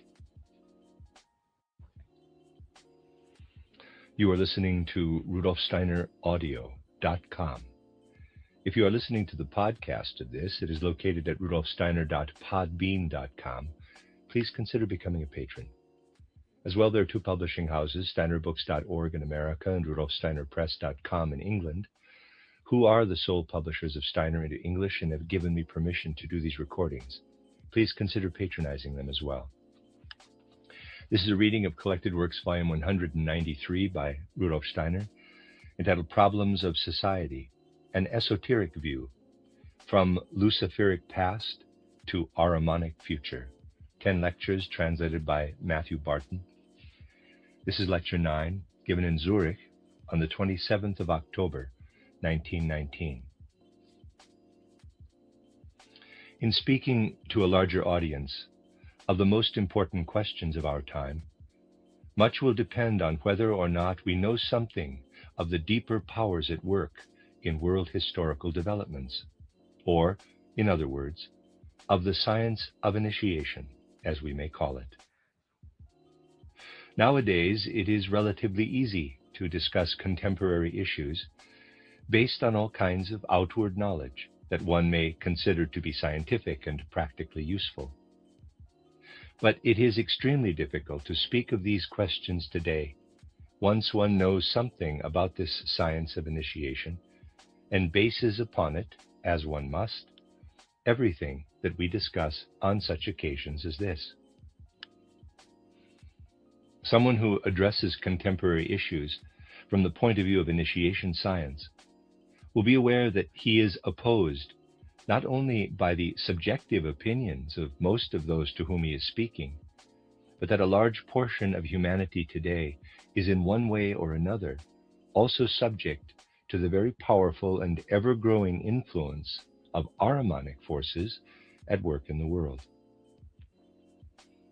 However, I can only explain what I mean by this by offering you first a kind of historical overview of a large span of human history.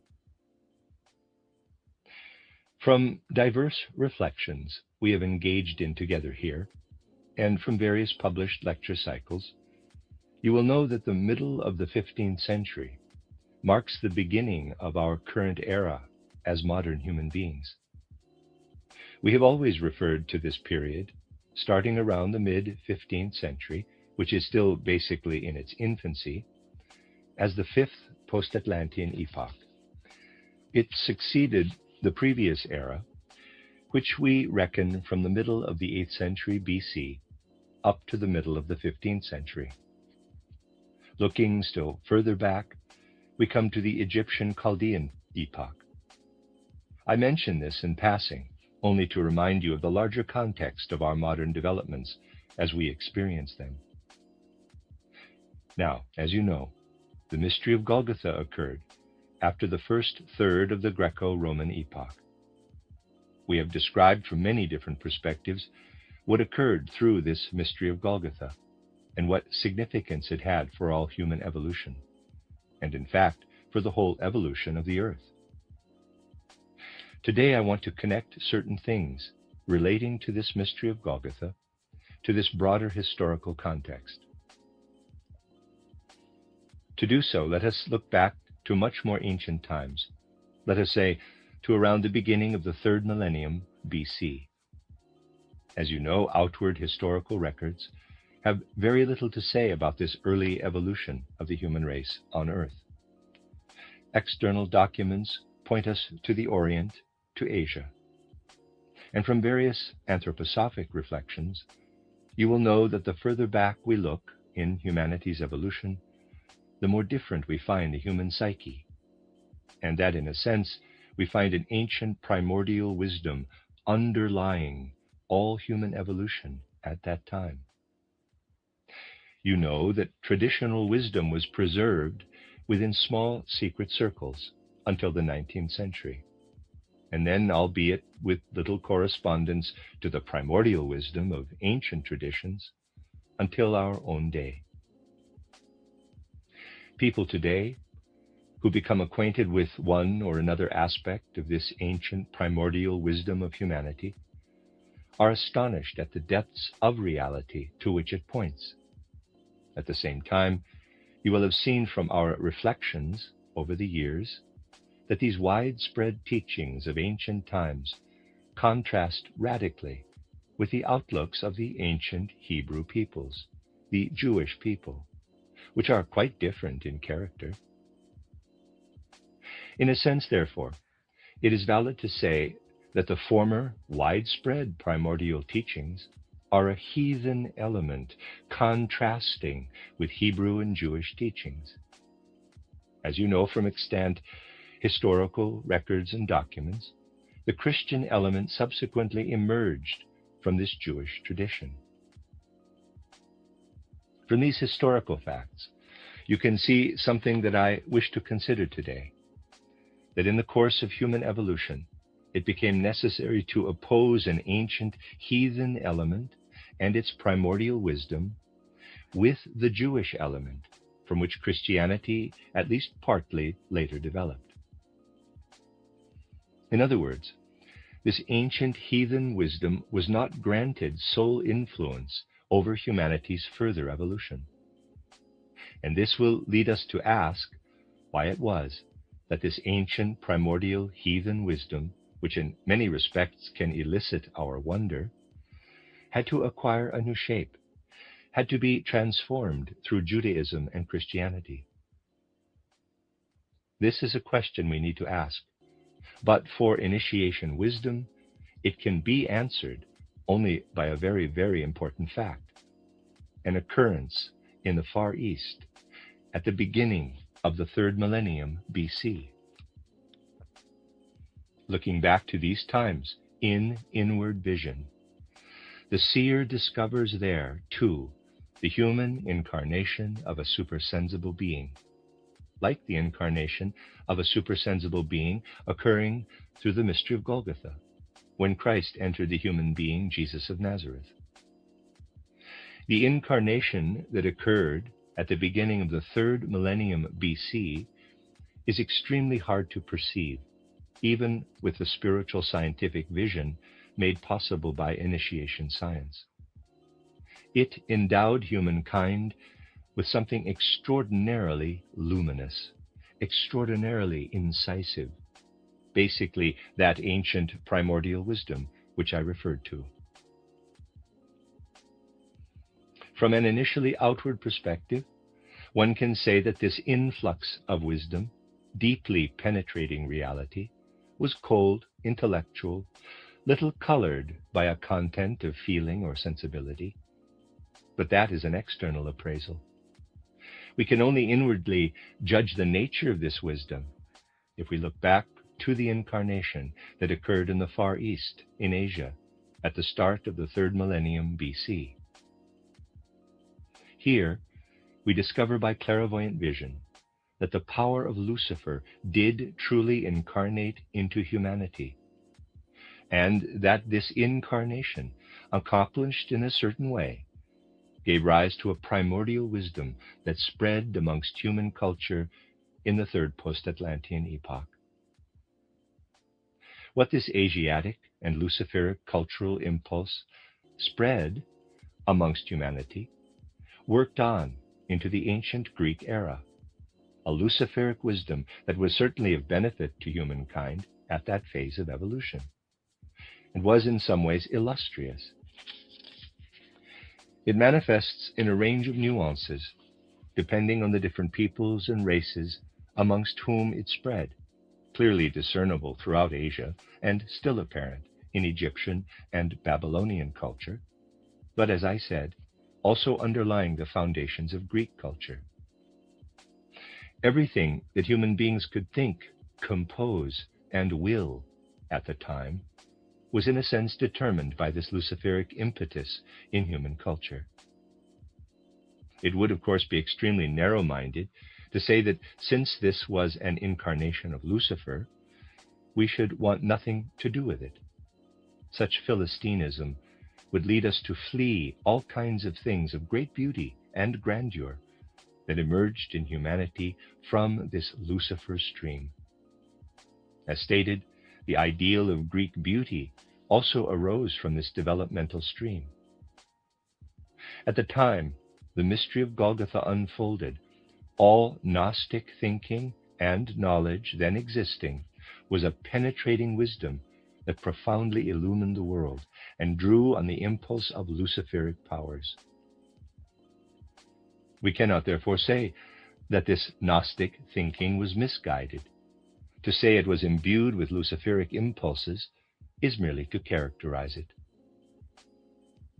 Now, 2 millennia and a good deal more after this incarnation of Lucifer came the mystery of Golgotha.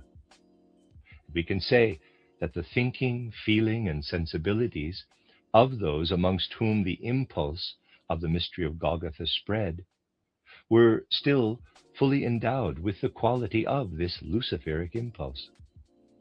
But now, a very different quality of impulse arose, that of Christ, and entered the evolutionary stream of civilization. We have spoken of its significance within humanity. Today I will just say in passing that the Christ impulse was absorbed by sensibilities of the kind I described. We can put it like this. The Christ impulse shone its light into the best of Lucifer's endowments to humanity. In the early Christian centuries, the Christ impulse was absorbed. The Christ was understood by virtue of what humankind had received from Lucifer. We have to be open-minded about these things. Otherwise, we will never properly understand the distinctive way in which the Christ impulse was absorbed in these early centuries. As the Luciferic impulse increasingly faded from human sensibility, people grew ever less capable of fully absorbing the true nature of the Christ impulse. You need only consider the increasing materialism that prevailed as the modern era advanced. But if you ask what became most materialistic of all, you have to acknowledge that it was modern Christian theology. You see, a great part of modern Christian theology testifies to the greatest materialism.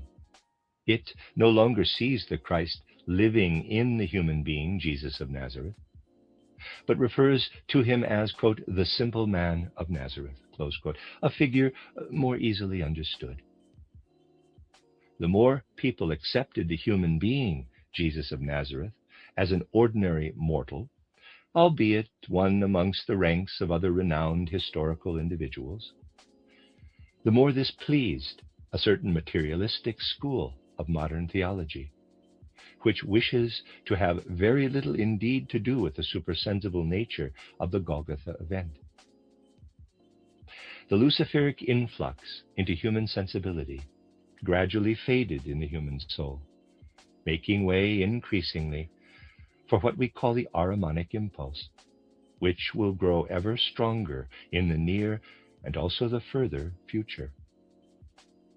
The Ahrimanic impulse derives from beings other than Christ or Lucifer. Yet it is also a supersensible influx, and we could say a supersensible being. There is little distinction, whose influence will become especially powerful, ever more and more so, in the fifth post-Atlantean epoch. If we consider the turbulence of recent years, we will find that it has been caused in particular by Ahrimanic powers. Like the incarnation of Lucifer at the beginning of the 3rd millennium BC, and the Christ incarnation at the time of the mystery of Golgotha, there will be an incarnation in the West of the being of Ahriman in the 3rd millennium AD, sometime after our current life on earth has ended.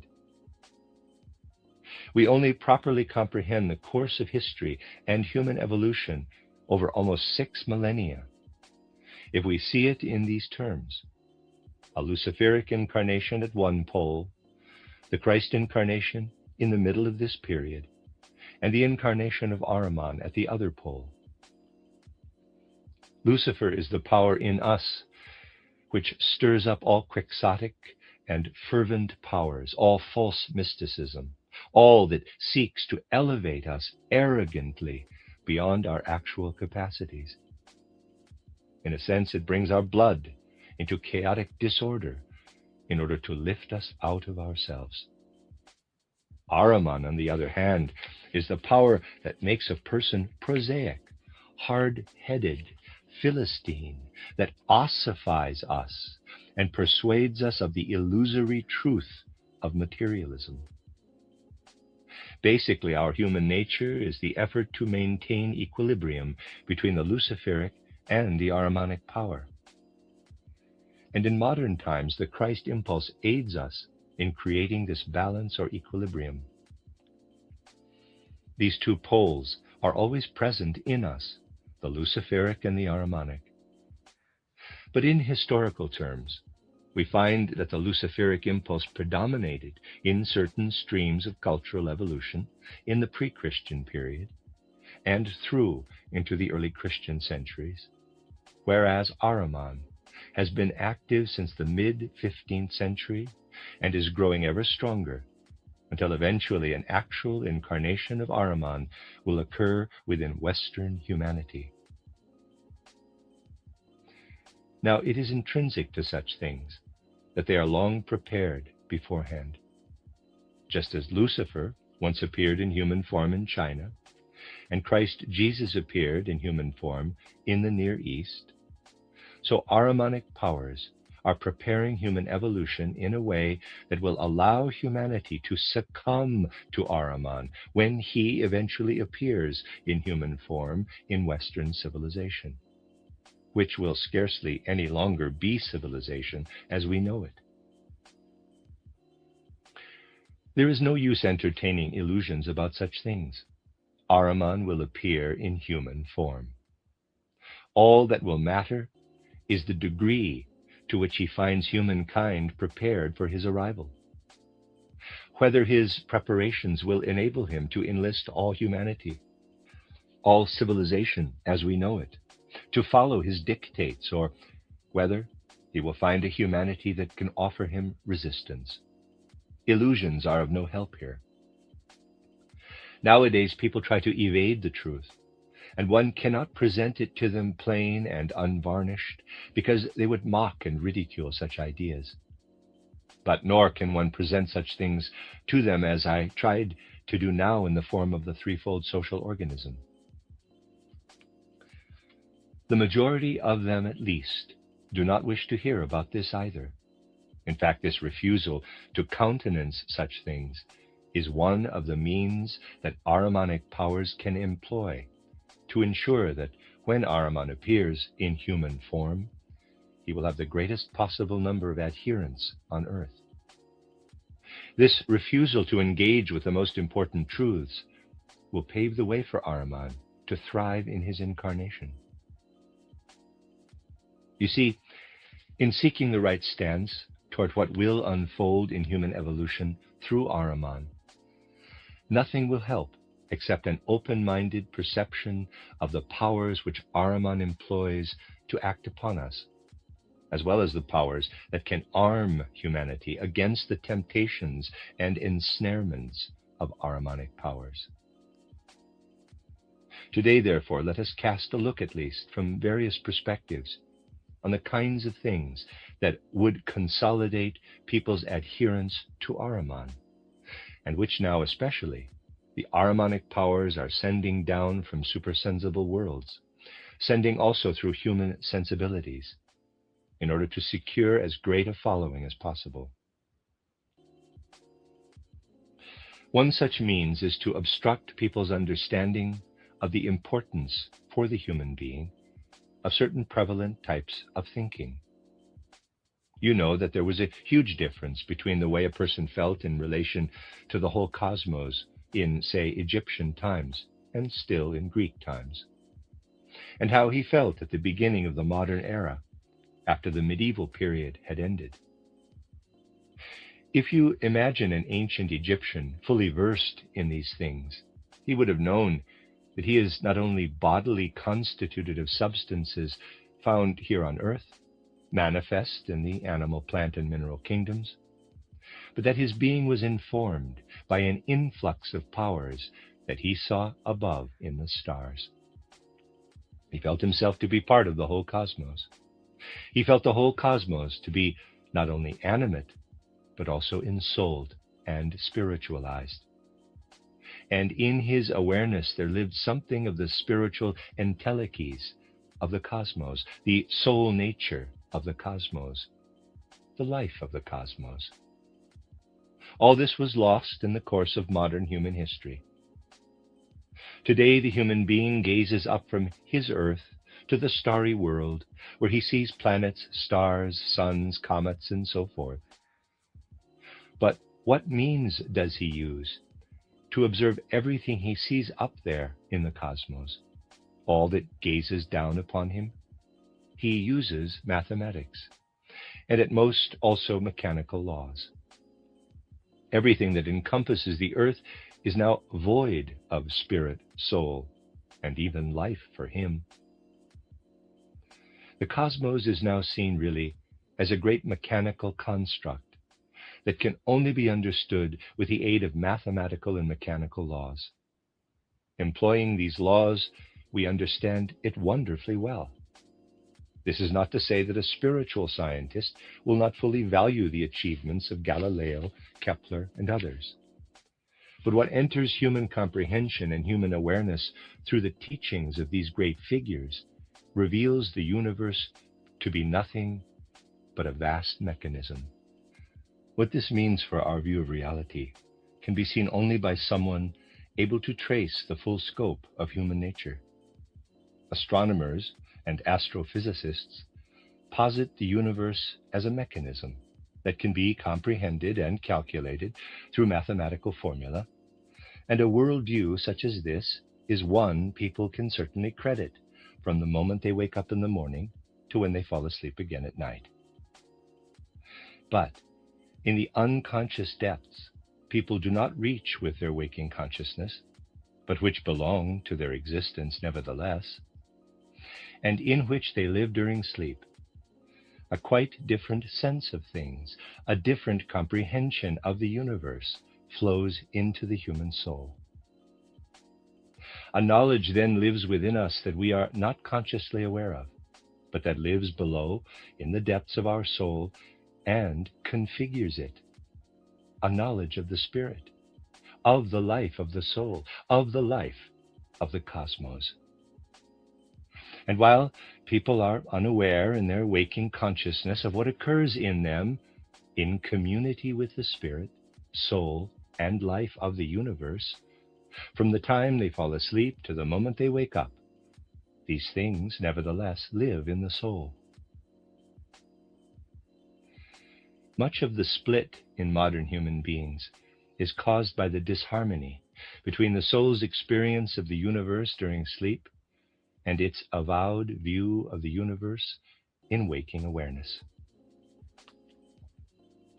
The whole spirit and import of anthroposophically oriented spiritual science tells you that while Galileo and Copernicus introduced into humanity a view of the universe that is grandiose and mighty, this is not an absolute truth, but just one aspect of the cosmos, one way of looking at it.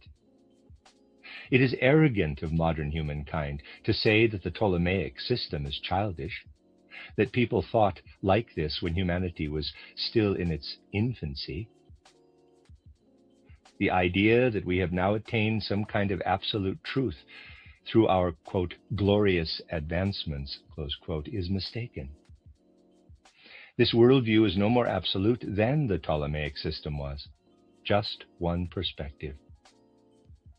Anthroposophically oriented spiritual science can teach us that mere cosmic mathematics, all schemata of a mechanical nature, do not provide us with an absolute truth, but give us illusions about the cosmos. This is not to say that we do not need these illusions. They are intrinsic to the particular evolutionary stage we are passing through, and educative for us, as other views were intrinsic to other stages and educative. We have to appropriate them, but we must also know that they are illusory. And they become even more illusory when we carry them on into our everyday surroundings in atomistic teachings about matter, finding a kind of small-scale astronomy in molecular theory, in the nature of the Earth's substances. A true perspective on modern science, wherever it posits such things, will recognize that this is all founded on illusion. Ahriman, hoping that his incarnation will be as fruitful as possible for him, is most keenly interested in human beings perfecting this illusory science, which more or less accounts for all science today, but without them realizing that it is illusory. Ahriman has the very greatest interest in teaching people mathematics, but without them seeing that mathematical and mechanical views of the cosmos are mere illusion. He has the very greatest interest in teaching humanity chemistry, physics, biology, and so forth, which figure in our culture as greatly admired disciplines, but to make us believe, too, that they embody absolute truths rather than partial aspects. Photographs, if you like, from only one viewpoint. If you photograph a tree from one side only, it will give you a true, yet only a partial image. A fuller picture will emerge if you photograph it from four sides. Ahriman has the profoundest interest in concealing from humanity the fact that modern intellectual and rationalist science, with its credo of empiricism, is a great illusion. He would secure supreme, triumphant success if he could succeed in perpetuating into the third millennium these scientific superstitions so prevalent everywhere today, which even dictate the terms of social science.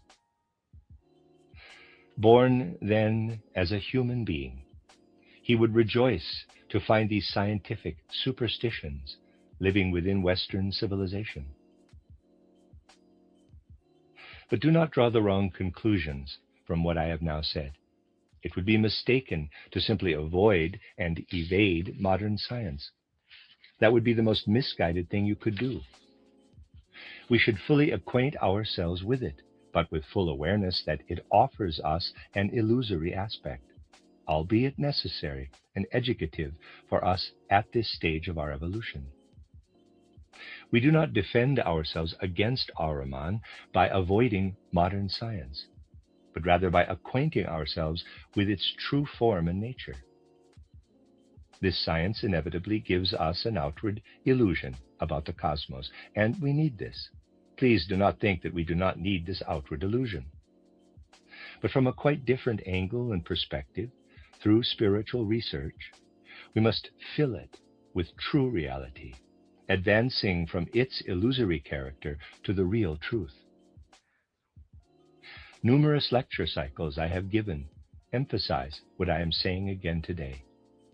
I have always tried to engage fully with modern science, yet at the same time to lift it higher into the realm where we can perceive the extent to which it holds true. To wish away modern science is rather like wishing away a rainbow just because it is an illusion of light and color.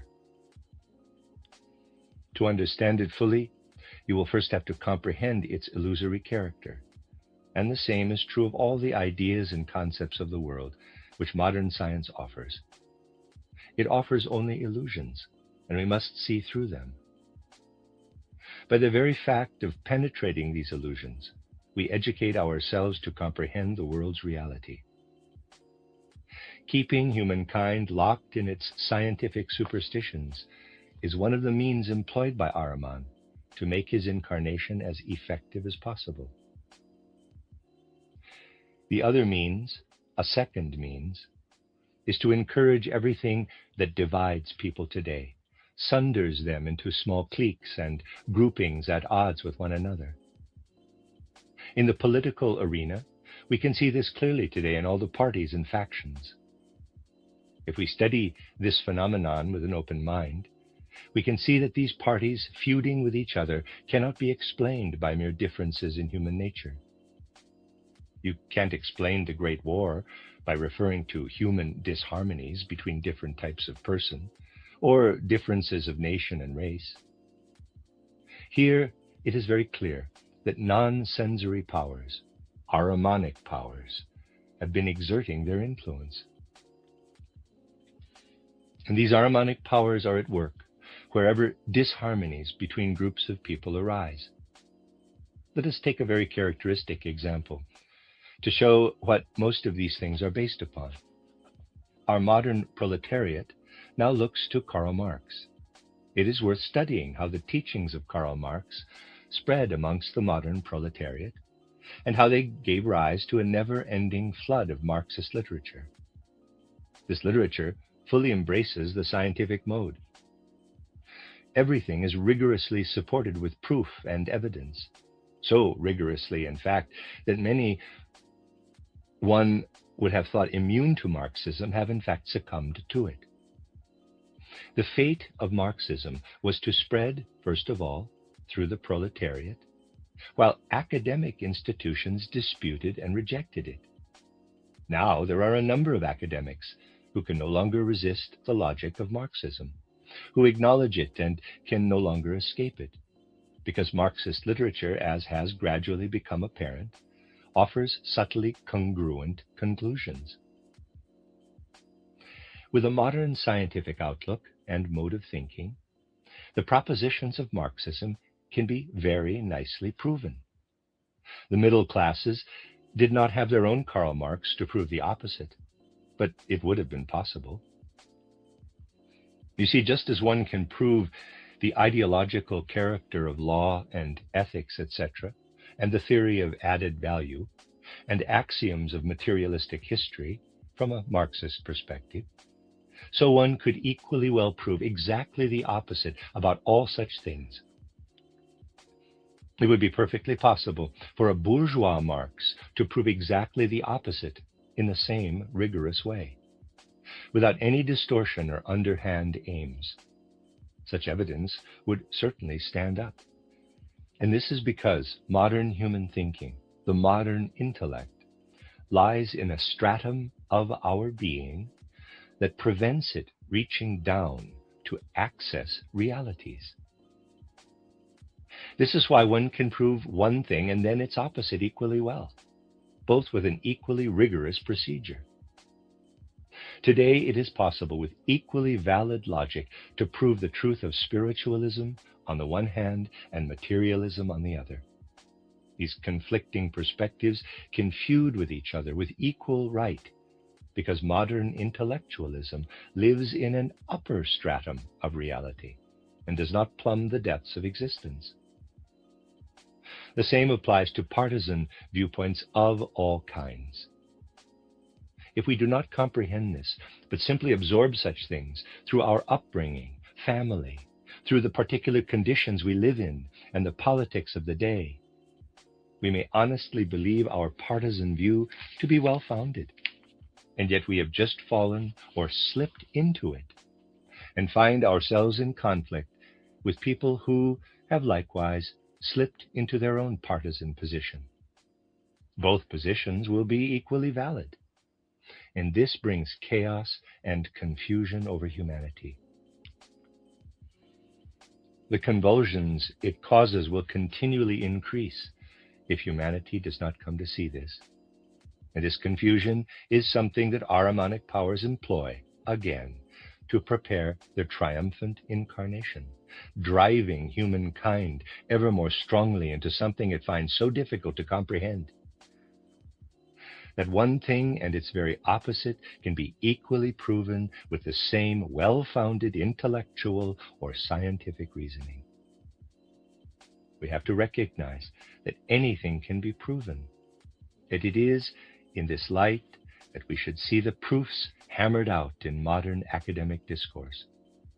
Only in a science, in the strict meaning of the word, the strict study of phenomena, can realities become apparent. But in no other field should one allow merely intellectual proofs to hold sway. Human knowledge and perception must be sought at a deeper level, as in the practice of anthroposophically oriented spiritual science, than in the stratum of our being where evidence and proof originates. And only then can we avoid the danger of succumbing to the Ahrimanic temptation that increasingly drags us down into these things. In our era, Ahriman also uses everything founded on genetics and inheritance to sow confusion and discord, although we have really grown beyond this now in the fifth post-Atlantean epoch. The Ahrimanic power employs all that originates in heredity to set groups of human beings at odds with each other. Everything based on differences of family, race, and nation is used by the Ahrimanic powers to sow discord. It is a fine thing to preach freedom for every race and nation, even the smallest, but adversarial powers always employ fine words to sow confusion and to achieve the things that Ahriman wishes to for his incarnation. Who is it who incites nation against nation and invokes the kinds of issues that dominate humanity today? It is Ahriman, the Ahrimanic seduction influencing people. People are so easily deceived in this domain. They do not wish to descend to the deeper strata where realities exist. Ahriman is ably preparing for his aims. Since the Reformation and Renaissance, the prevailing view of the human being in modern culture has been that of, in quotes, economic man. And rulers have been those with economic power. You can trace this clearly in history. If you go further back in history to ancient times, even to the era I spoke of as Luciferic in character, the rulers were initiates. The Egyptian pharaohs, the Babylonian rulers, the rulers of Asia were initiates. Then the era of priests emerged, of priest kings, and they were dominant, basically, until the Reformation and Renaissance. Since then, economic man holds sway, and rulers are only the agents of economic factors. We must not think that modern rulers are anything other than the agents of economic man. And all the laws that have been created, it is worth studying this carefully, are simply a consequence of what economists have thought. Not until the 19th century do we see banking ideas and bankers replacing economic factors. And only then is the whole social order created, which overlays and hides all other social conditions by means, really, of the money economy. It is just a question of seeing these things clearly and tracing them in an empirical, phenomenological way. Everything I said in my second public lecture here is profoundly true. We should study all the details of these things, and if we do so, we'll discover them to be thoroughly true. Specifically, as the dominance of a mere, quote, symbol for genuine goods, close quote, emerged, a major Ahrimanic deception surfaced with it. If we do not understand that we must counter economic man and the economic order established by bankers with the legislative state and the spiritual organism of society, Ahriman will once again find in this failure of perception a substantial means to prepare the triumph of his incarnation, which is certainly underway and will arrive. These are the kinds of means Ahriman can use, drawing on a certain type of person. However, there is also another type, though often both types are present in one and the same person, who helps to smooth his triumphant progress. You see, complete errors in real life are not actually as harmful as half and quarter truths. Things completely mistaken soon become apparent, while half and quarter truths seduce people. They live with them, and these partial truths worm their way into life and have the most devastating effects. There are people who do not recognize that the worldview of Galileo and Copernicus are partial truths, do not perceive their illusory nature, or find it too arduous to engage with them at all. We have shown already how misguided this is. But there are also people today, a great many of them, who acknowledge a certain half-truth, a very important one, and refuse to recognize that it is only true within certain limits. Just as it is partial and one-sided to acknowledge the world only as Galileo and Copernicus describe it, or more generally, in terms of academic disciplines of a materialistic kind, so it is likewise one-sided to acknowledge the world only as it is presented in the Gospels, and to refuse any other approach to truth and reality.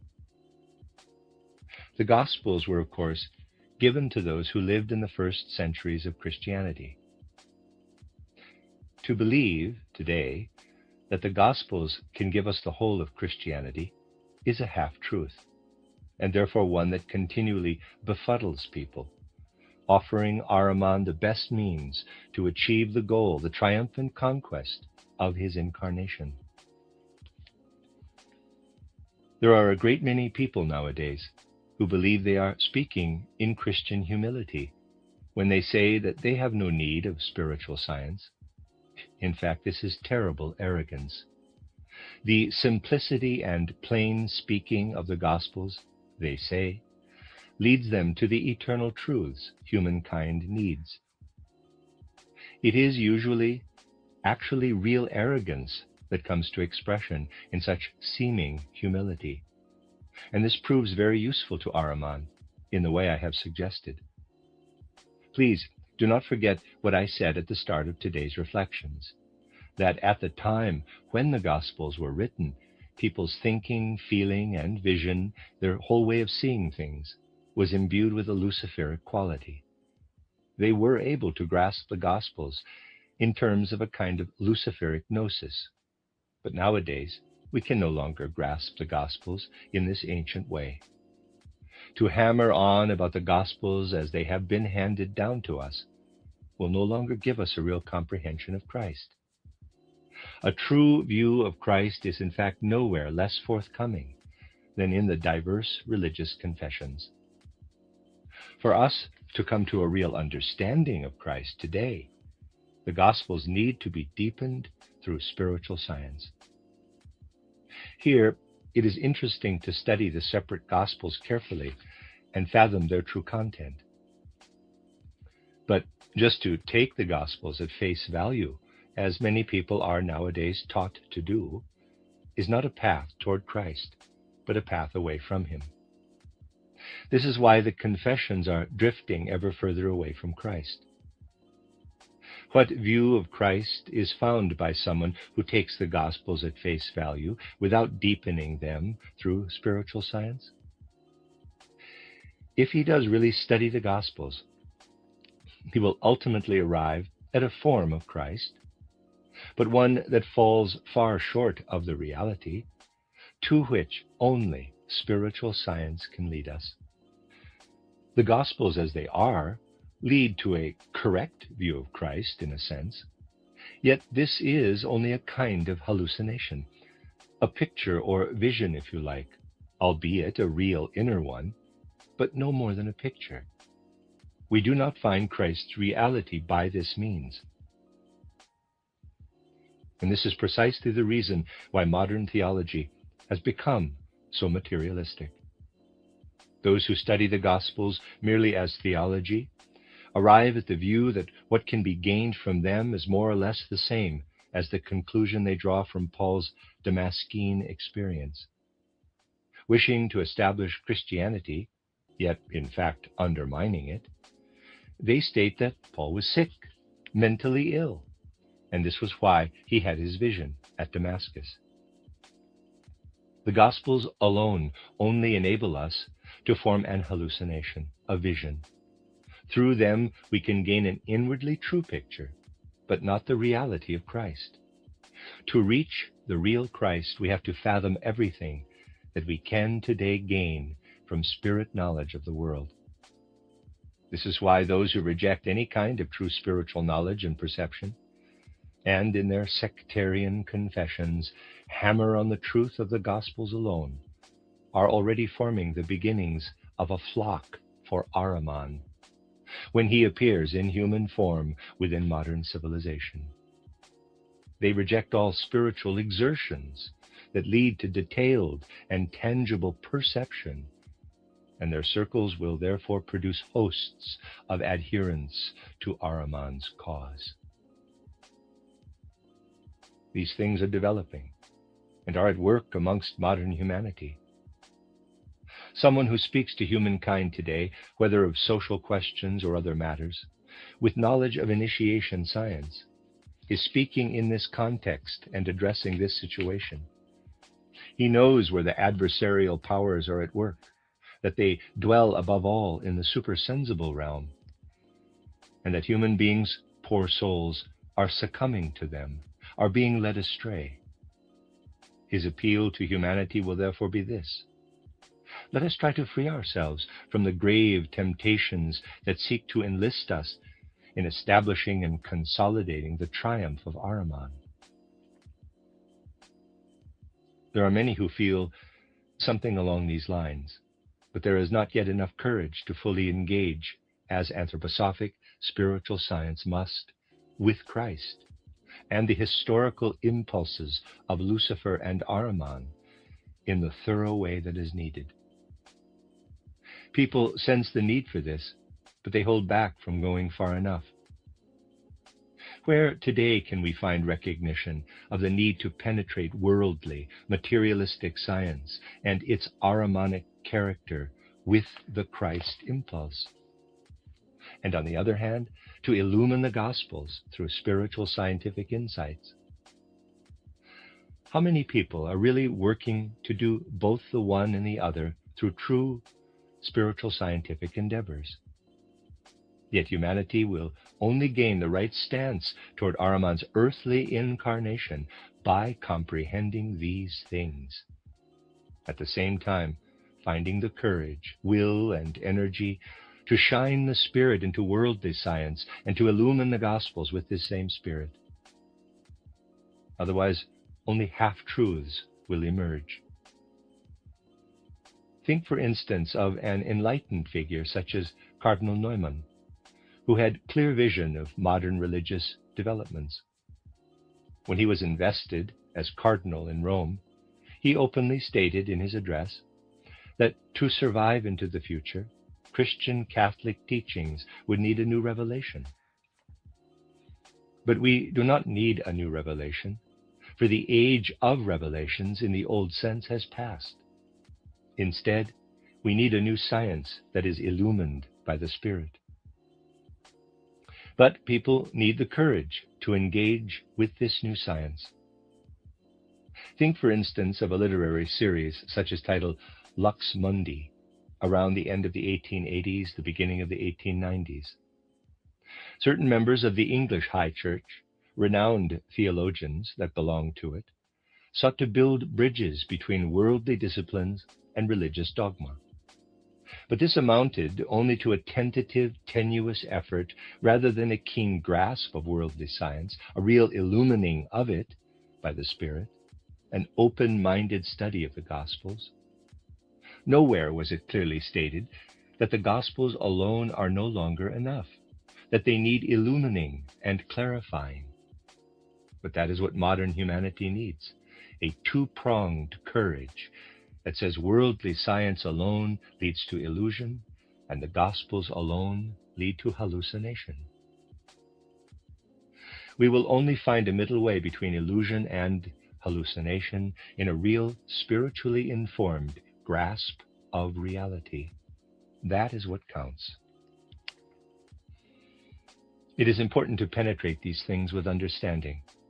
A merely worldly science would sow nothing but illusion amongst humanity, and would lead people eventually to accomplish nothing but idiocies. There is already enough stupidity in the world. The Great War was surely a great stupidity. Many of those involved in it were imbued with the outlooks of modern science. And if you look at the curious symptoms that appear when, for instance, some sect or other places unique emphasis on one of the four Gospels alone, you will more easily understand what I have said today about the Gospels.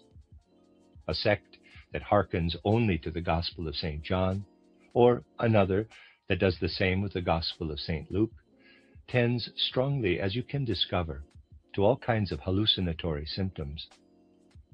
The one-sided nature of each Gospel, thank goodness, has not yet sown calamity, because there are four Gospels which outwardly contradict each other. Because there are four Gospels, people cannot succumb to the direction of one alone, cannot be drawn exclusively in that direction.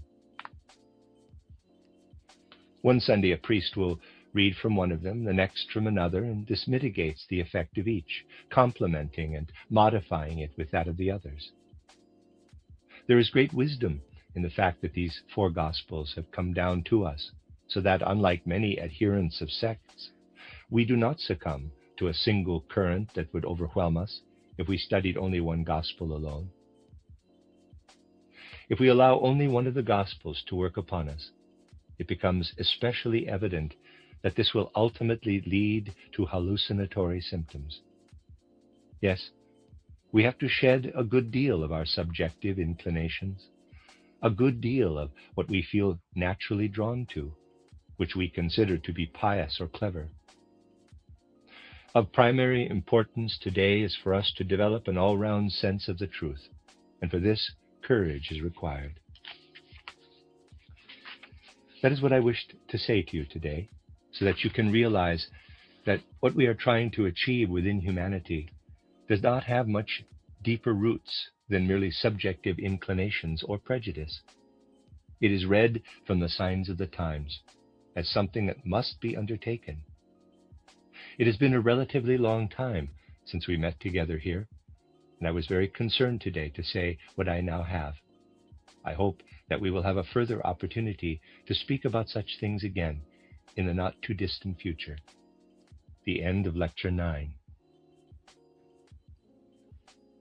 You are listening to RudolfSteinerAudio.com. If you are listening to the podcast of this, it is located at RudolfSteiner.podbean.com. Please consider becoming a patron. As well, there are two publishing houses, SteinerBooks.org in America and RudolfSteinerPress.com in England, who are the sole publishers of Steiner into English and have given me permission to do these recordings. Please consider patronizing them as well. This is a reading of Collected Works Volume 193 by Rudolf Steiner entitled Problems of Society, an Esoteric View, From Luciferic Past to Ahrimanic Future. 10 lectures, translated by Matthew Barton, and this is the last lecture, Lecture 10 in the series, given in Bern on the 4th of November, 1919. Humanity's current stage of evolution bears a particular character, and of course we can say that every age marks the beginning of an evolutionary phase, but then we must characterize its nature.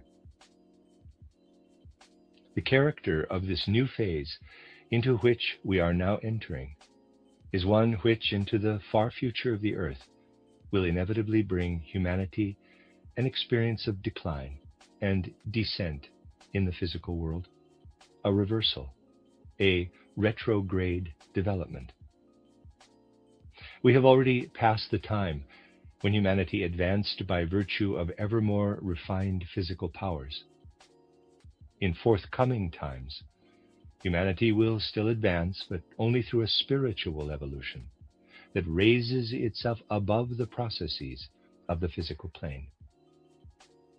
Physical processes will no longer bring satisfaction to those who wish only to give themselves up to them.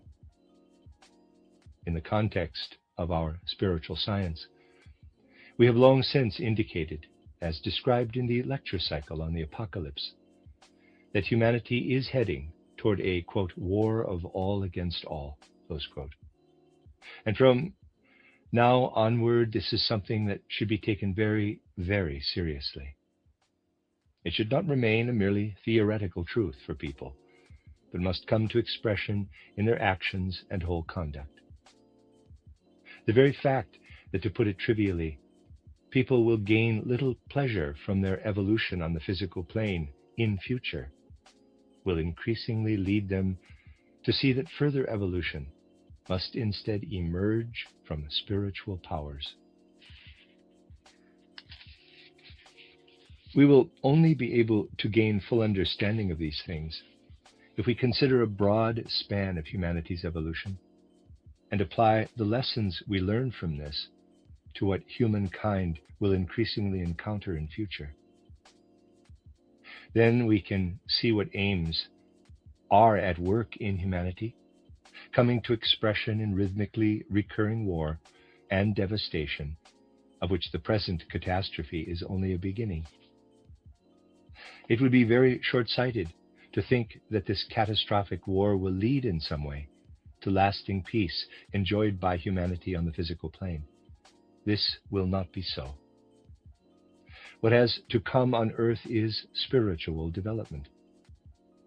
And we can see its spirit, its direction and meaning, if we survey a relatively long span of time preceding the mystery of Golgotha, then consider something of the meaning of the mystery of Golgotha itself, and subsequently try to spiritually trace the further effects of the mystery of Golgotha in humanity's future evolution. We have considered the mystery of Golgotha from the most varied angles. And today I would like to add another perspective by describing something of the character of human civilization preceding the mystery of Golgotha, going back, say, to the 3rd millennium before Christ, and tracing a quality that lasted into the Christian era, and which, as you know, is referred to as heathen culture. Within this heathen culture, like an oasis, arose a very different Hebraic culture, that of the Jewish people. And from this, in turn, Christianity emerged. We can understand heathen culture if we are clear that it was one, basically, whose knowledge, vision, and actions drew on more comprehensive powers than earthly ones. We can say that the Hebraic Judaic culture is what really first inoculated humankind with the moral element, which had no distinct existence in heathen culture. Instead, though, this ancient heathen culture was such that the human being felt himself to be embedded in the whole cosmos. This is something of which we should take particular note. The human being, as a participant in ancient heathen culture on earth, felt himself to be part of the whole cosmos. He felt how the powers at work in the course of the stars continued on into his own actions, or more accurately, continued in the powers at work in his own actions.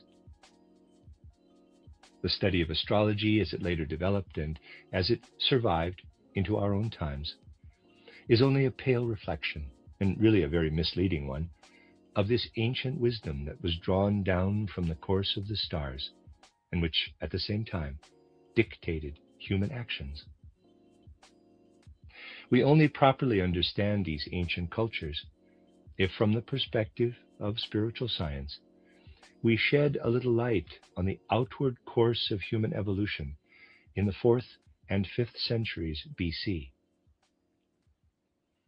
In speaking of the 2nd and 1st post-Atlantean eras, and picturing human life on Earth then, during the 5th, 6th, and 7th millennia BC, we must avoid thinking of it in terms that too closely resemble our own existence today. In these ancient times, people on Earth possessed a kind of instinctive soul life that in some respects was closer to the soul life of animals than to our inner experience today.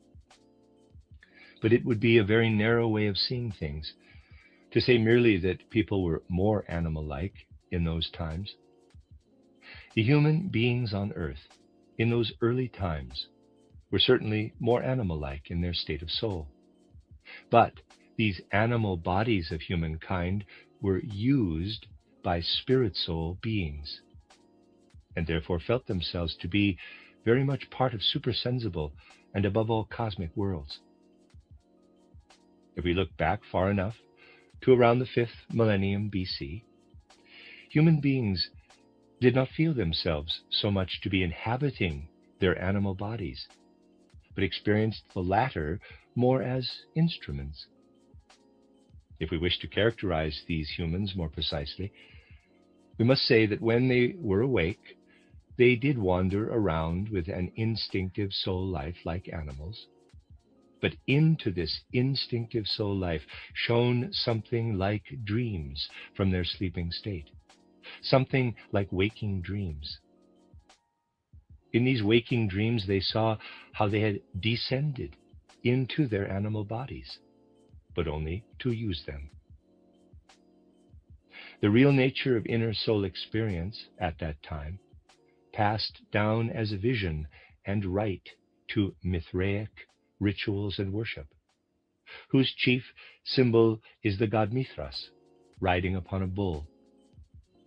Above the starry heavens to which he belongs, and below the earthly realm to which the bull belongs.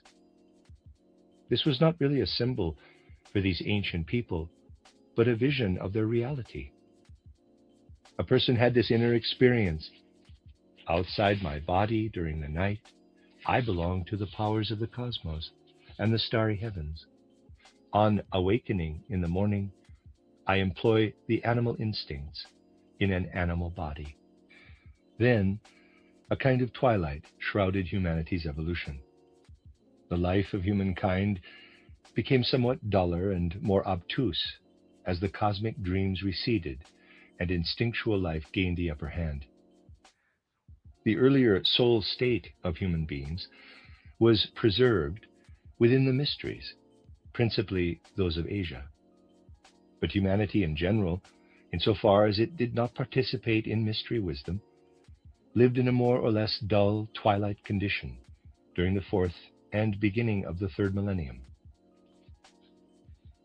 We can say that at this period, the 4th and beginning of the 3rd millennium BC, a diffuse and twilight soul life existed across Asia and the known world of the time, an instinctive life of soul. But the mysteries existed, and their rites and ceremonies actively enabled the worlds of spirit to flow into human life, thus continuing to illumine human beings by these means. But now, at the beginning of the 3rd millennium BC, something very significant occurred. In characterizing this twilight and more instinctual life of humankind, at the same time we can say that the human being's soul, spiritual entelechy was not yet able to make use of intrinsically human organs of understanding and thinking. These organs were already there, had been developed in the human being's physical organism, but his soul spiritual being could not yet employ them. Thus people could not as yet gain knowledge through their thinking or powers of judgment. Instead, they could only gain what was given them through the mysteries. But now, around the beginning of the third millennium BC, a significant event occurred in the East. Without resistance, a child grew up in one of the wealthy families, connected with the rites and ceremonies of the Asiatic mysteries of the time. Circumstances were such that this child was permitted to participate in these ceremonies, no doubt because the priests in charge of the mysteries felt something inspiring them to allow this to such a child.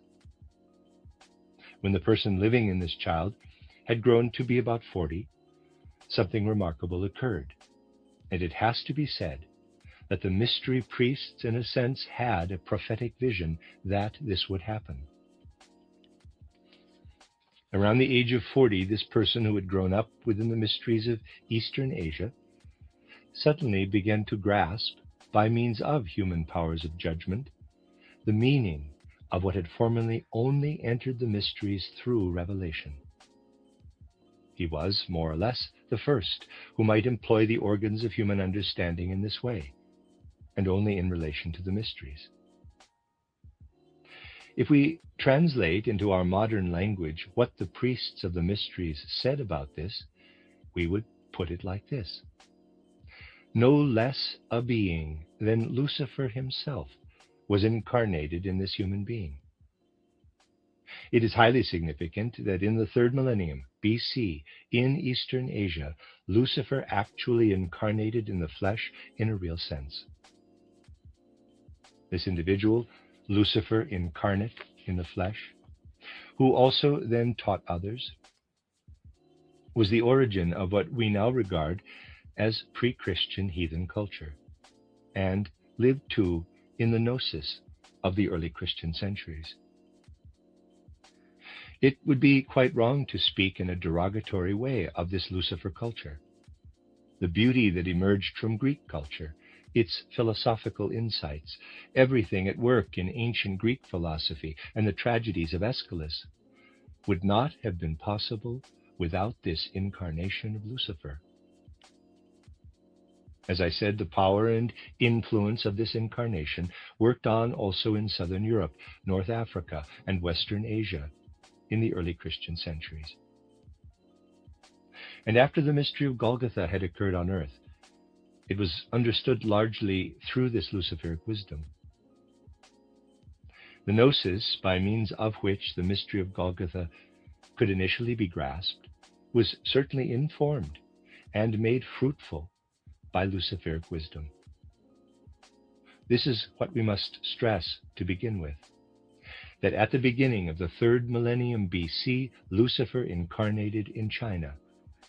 Then, at the beginning of our era, Christ incarnated, and initially, this incarnation of Christ was understood by virtue of the still present power of that ancient Lucifer incarnation. This power faded from human insight as a human capacity during the 4th century AD. And yet it continued to have its after effects, its reverberations. And now, in a not too distant future, these two incarnations, that of Lucifer in ancient times and the incarnation of Christ, which gives earth evolution its intrinsic meaning, will be joined by a third. Current events are in large measure preparing this third incarnation. The incarnation of Lucifer in the third millennium BC endowed humankind with the capacity to employ the organs of his thinking, reason, and judgment. It was Lucifer himself in a human body who first grasped through rational judgment what formerly could only enter humankind through revelation: the meaning of the mysteries. And what is now being prepared and will quite certainly occur on earth in the not too distant future is an actual incarnation of Ahriman. Since the middle of the 15th century, as you know, we have been living in an age when human beings should increasingly come into possession of their full power of awareness. This must be a very significant fact as we approach Ahriman's incarnation, that we do so with full awareness The incarnation of Lucifer was prophetically perceived only by the mystery priests. And the Christ incarnation, through the event at Golgotha, was something that remained very largely unconscious to human beings. Now, though, humanity must look consciously toward the approaching incarnation of Ahriman, which will bring with it many traumas on the physical plane. In the ongoing wars and disasters of the near future, the human spirit will become very inventive in the domain of physical life. This will inevitably happen, and there is nothing that can be done to avoid it. And this inventiveness will make it possible for Ahriman to incarnate within a bodily human individual. This Ahrimanic potency is preparing its incarnation on earth from the world of spirit. It seeks to prepare this coming incarnation, thus of Ahriman in human form, in a way that will, as far as possible, enable him to tempt and seduce human beings on earth. As civilization develops in the forthcoming period, our task will be to live with full awareness of the approaching Ahriman incarnation.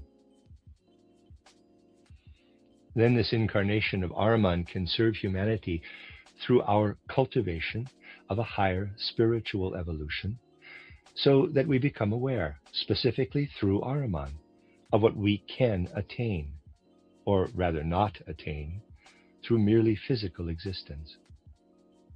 We must live consciously toward this approaching Ahriman incarnation, becoming more conscious in all areas of life, increasingly perceiving what currents in life are drawn toward this incarnation. Through spiritual science, people must learn to interpret life so that they perceive and learn to master the currents drawn into the vortex of Ahriman's incarnation. They must know that Ahriman will live amidst humanity on earth, but that people can meet him with courage and themselves determine what they can learn from him, what they wish to absorb and accept from him. Yet they will not be able to do this if they do not start now to take the reins of certain spiritual or unspiritual currents which Ahriman will otherwise employ to leave human beings as unaware as possible of his arrival. Then he would appear on earth and in a sense overwhelm, tempt, and seduce human beings so that they deny earthly evolution and prevent it from reaching its goal. We have to acquaint ourselves with certain spiritual and unspiritual currents if we wish to understand the whole process I have spoken of here. It is apparent, isn't it, that today increasing numbers of people wish to know nothing about a science of the spirit, about spiritual perception. The old powers of religion, it is clear, no longer act as inner impulse for a great many people. Whether they still attend church or not is no longer of any account to many, for the old powers, once active in religion, are now devoid of inner meaning for them. But neither do they resolve to encompass the new spiritual life that can flow into our culture. They resist this, reject it, regard it as foolishness, as something they find uncomfortable. They do not engage with it, but actually, of course, the human being living on earth is a unity, and we cannot sunder our spirit from our physical body. Between birth and death, they act as one. And if we do not inwardly take up spirit, the spirit is still there, nevertheless. Since the last third of the 19th century, the spiritual element flows everywhere around us, streams into earthly evolution. And one can say that the spirit is there, but that people just do not wish to absorb it. Even if they do not wish to accept the spirit, it is there nevertheless. It is there. And what happens to this spirit? As paradoxical as it may sound, for much that is true, very true, appears paradoxical to people today. The spirit unconsciously flows into the people who reject or dismiss it. People eat and drink. Perhaps those who reject the spirit eat and drink with the greatest gusto. And the spirit flows into the processes of eating and digestion. That is the secret of the path into materialism that began to gather strength around 1840, or rather started to be prepared then. Those who do not absorb spirit through their soul do still absorb it through eating and drinking. They eat and drink the spirit. They are soul and spirit eaters. And in this way, the spirit, flowing into earth evolution, passes into the Luciferic element, is conveyed, communicated to Lucifer. By this means, the Luciferic power grows ever stronger and can then help the Ahrimanic power in preparing its incarnation. Human beings must become aware of this. Those at least who are willing to acknowledge that in future people will either absorb spirit knowledge or instead unconsciously consume the spirit and thereby pass it to the Luciferic powers. This stream of spirit and soul consumption is especially supportive to Ahriman because he can increasingly lull people asleep in consequence. When he incarnates, he will then appear amongst human beings in a way that overwhelms them and prevents them consciously encountering him. But besides this, Ahriman can directly prepare his incarnation and is doing so.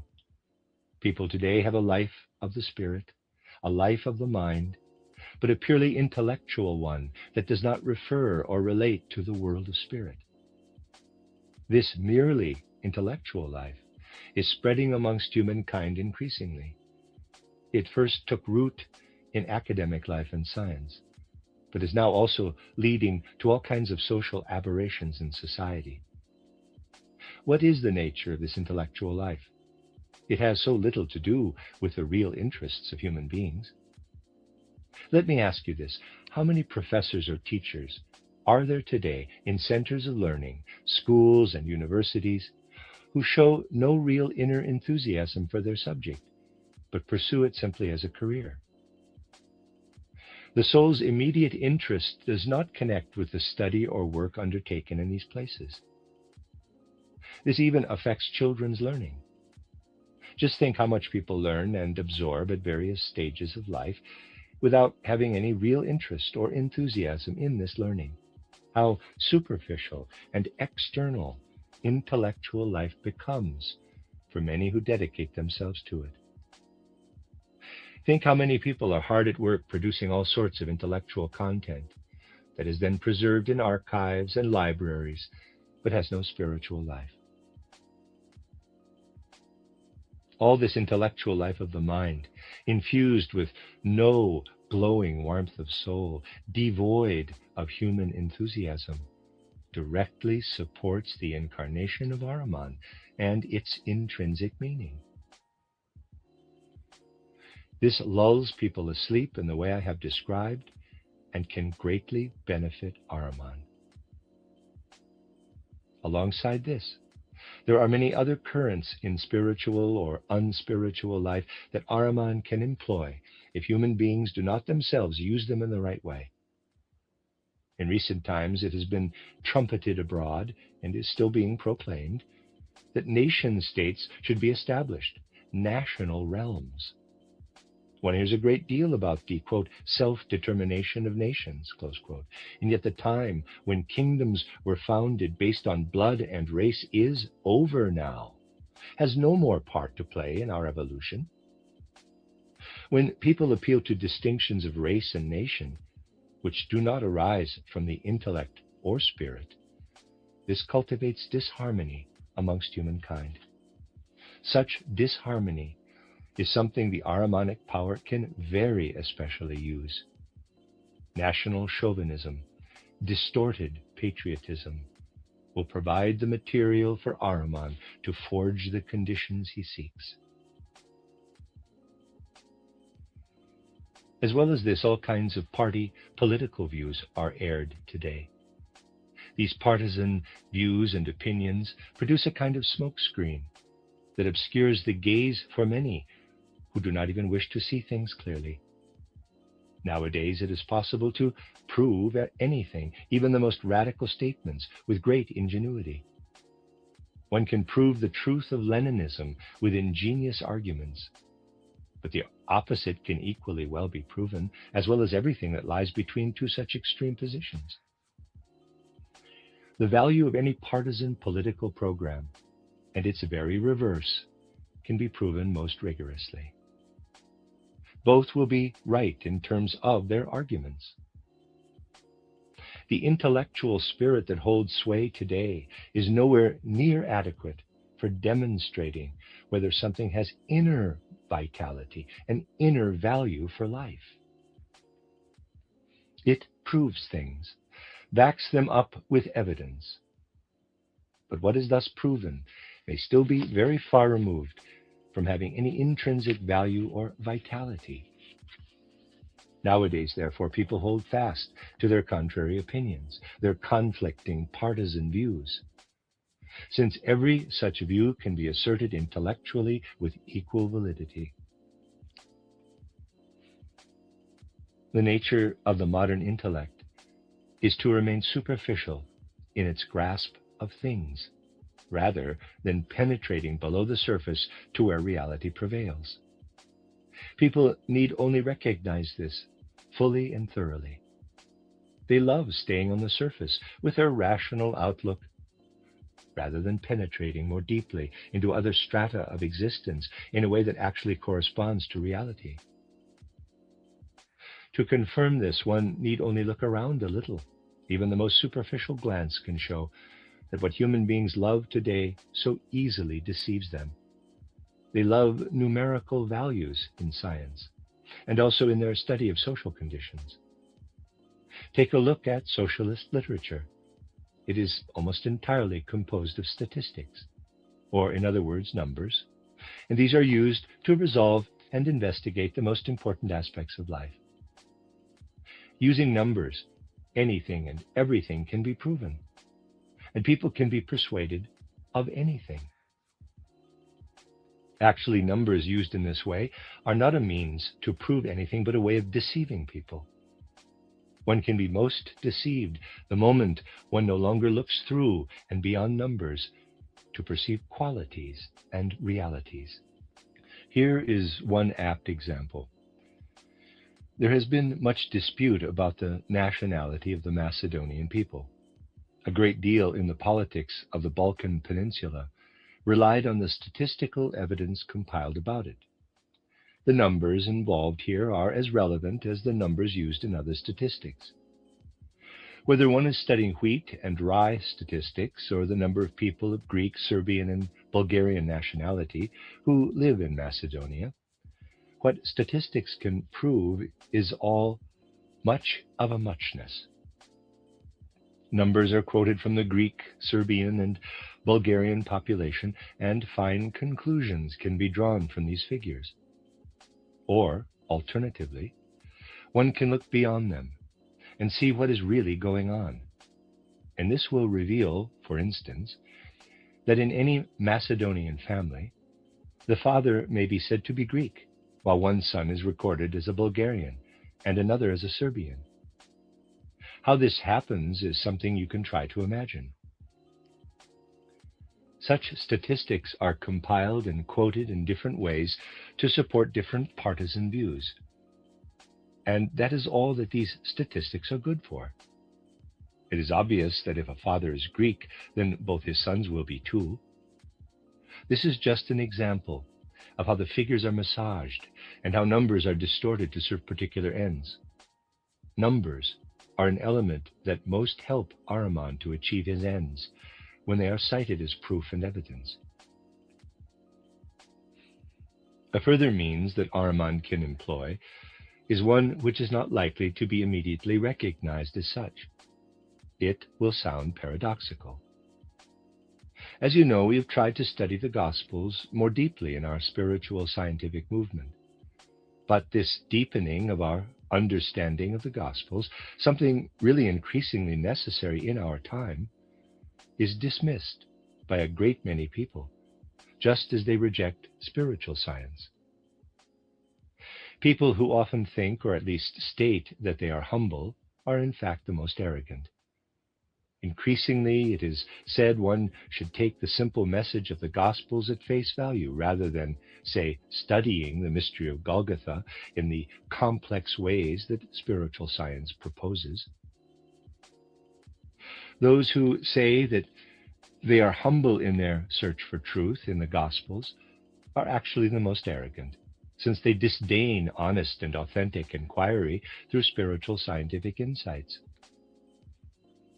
They are so proud that without actually exerting themselves and simply through naive engagement with the Gospels, they believe they can grasp the highest knowledge of the world of spirit.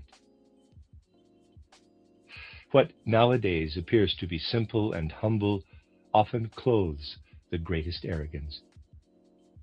The proudest and most arrogant people can be found in sectarian religious confessions.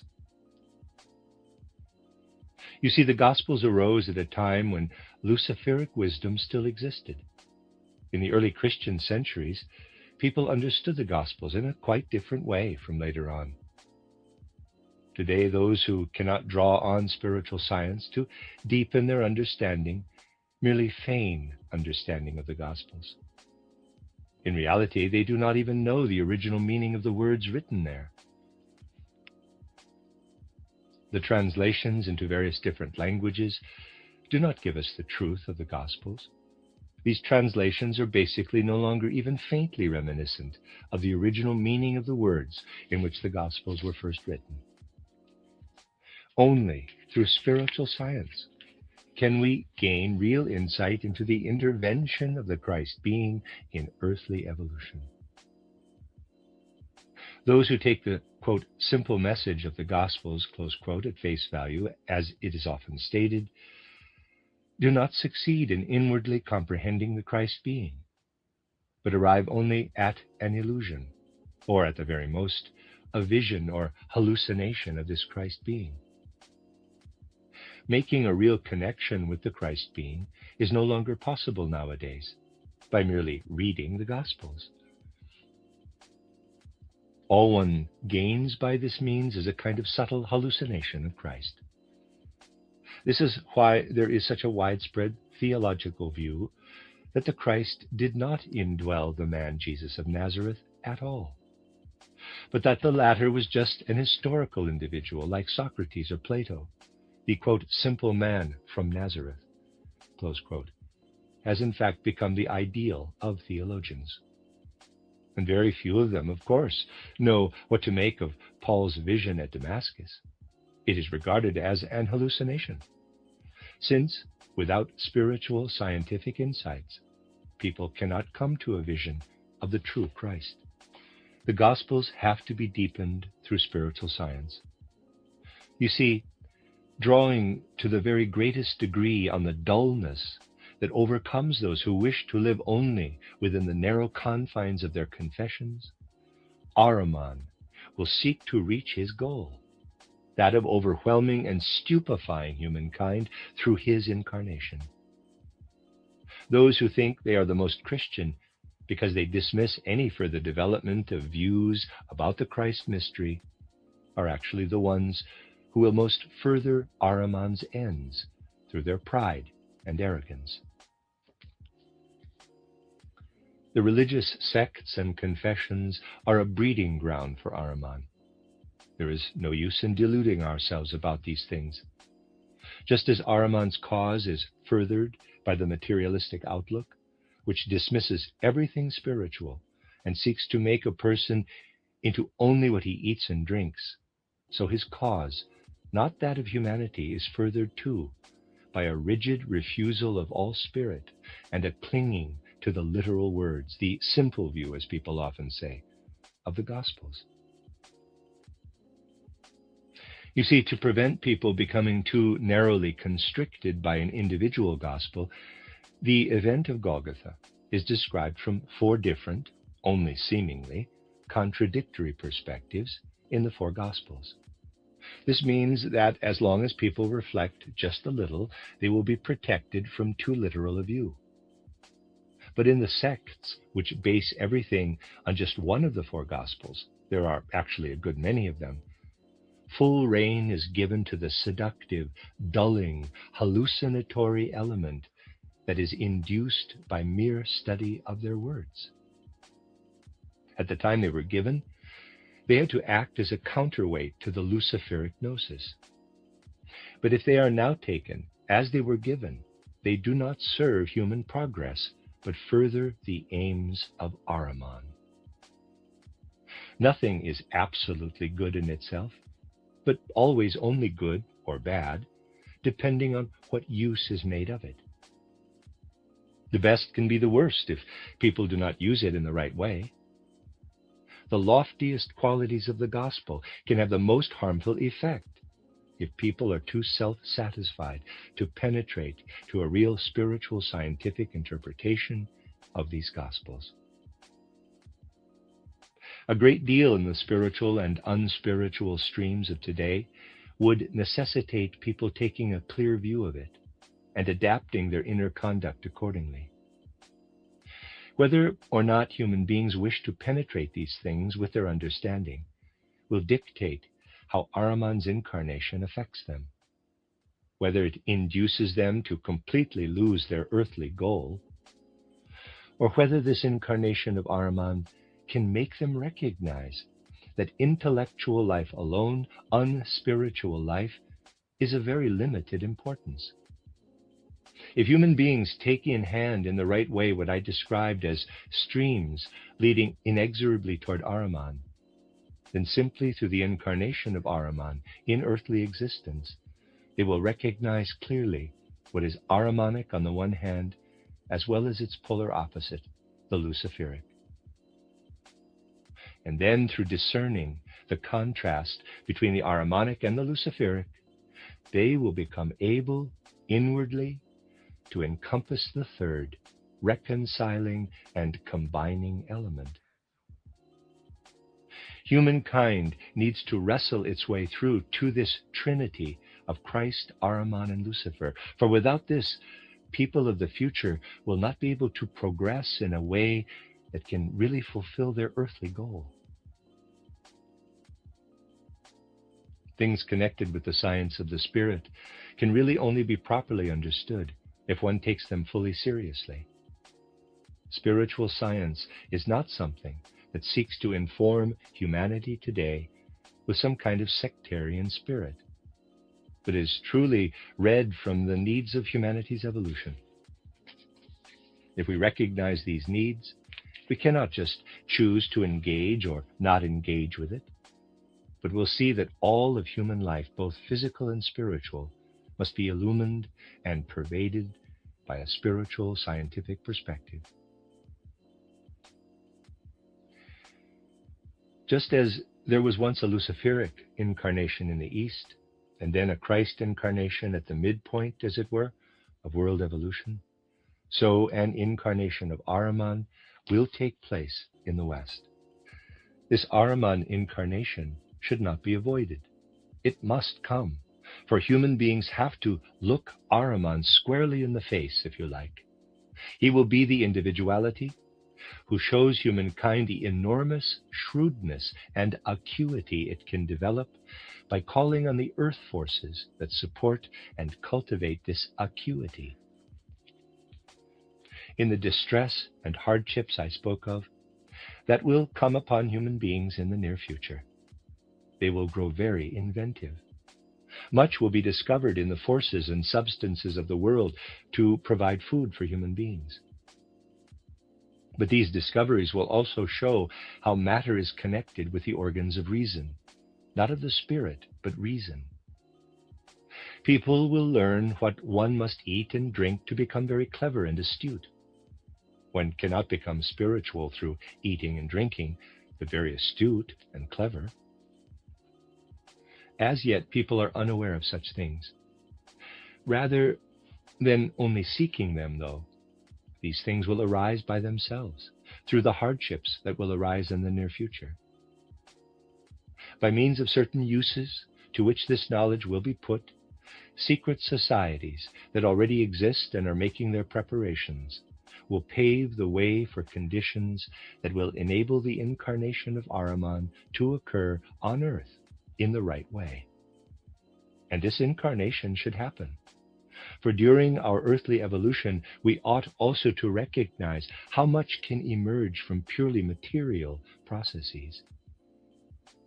At the same time, though, we must come to see how we can master the spiritual or unspiritual streams that lead us toward Ahriman. When we realize that two conflicting political programs can be proven to be equally beneficial, then we will understand that proof is not what is needed, but a soul mood in which we experience living realities. What we experience in this way is different in kind from merely rational proof.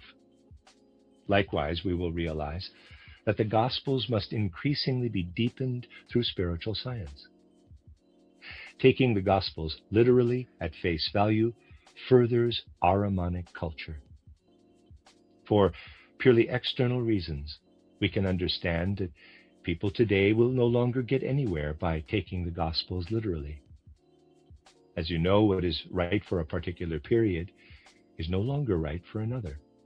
What is right at one time becomes Luciferic or Ahrimanic at another.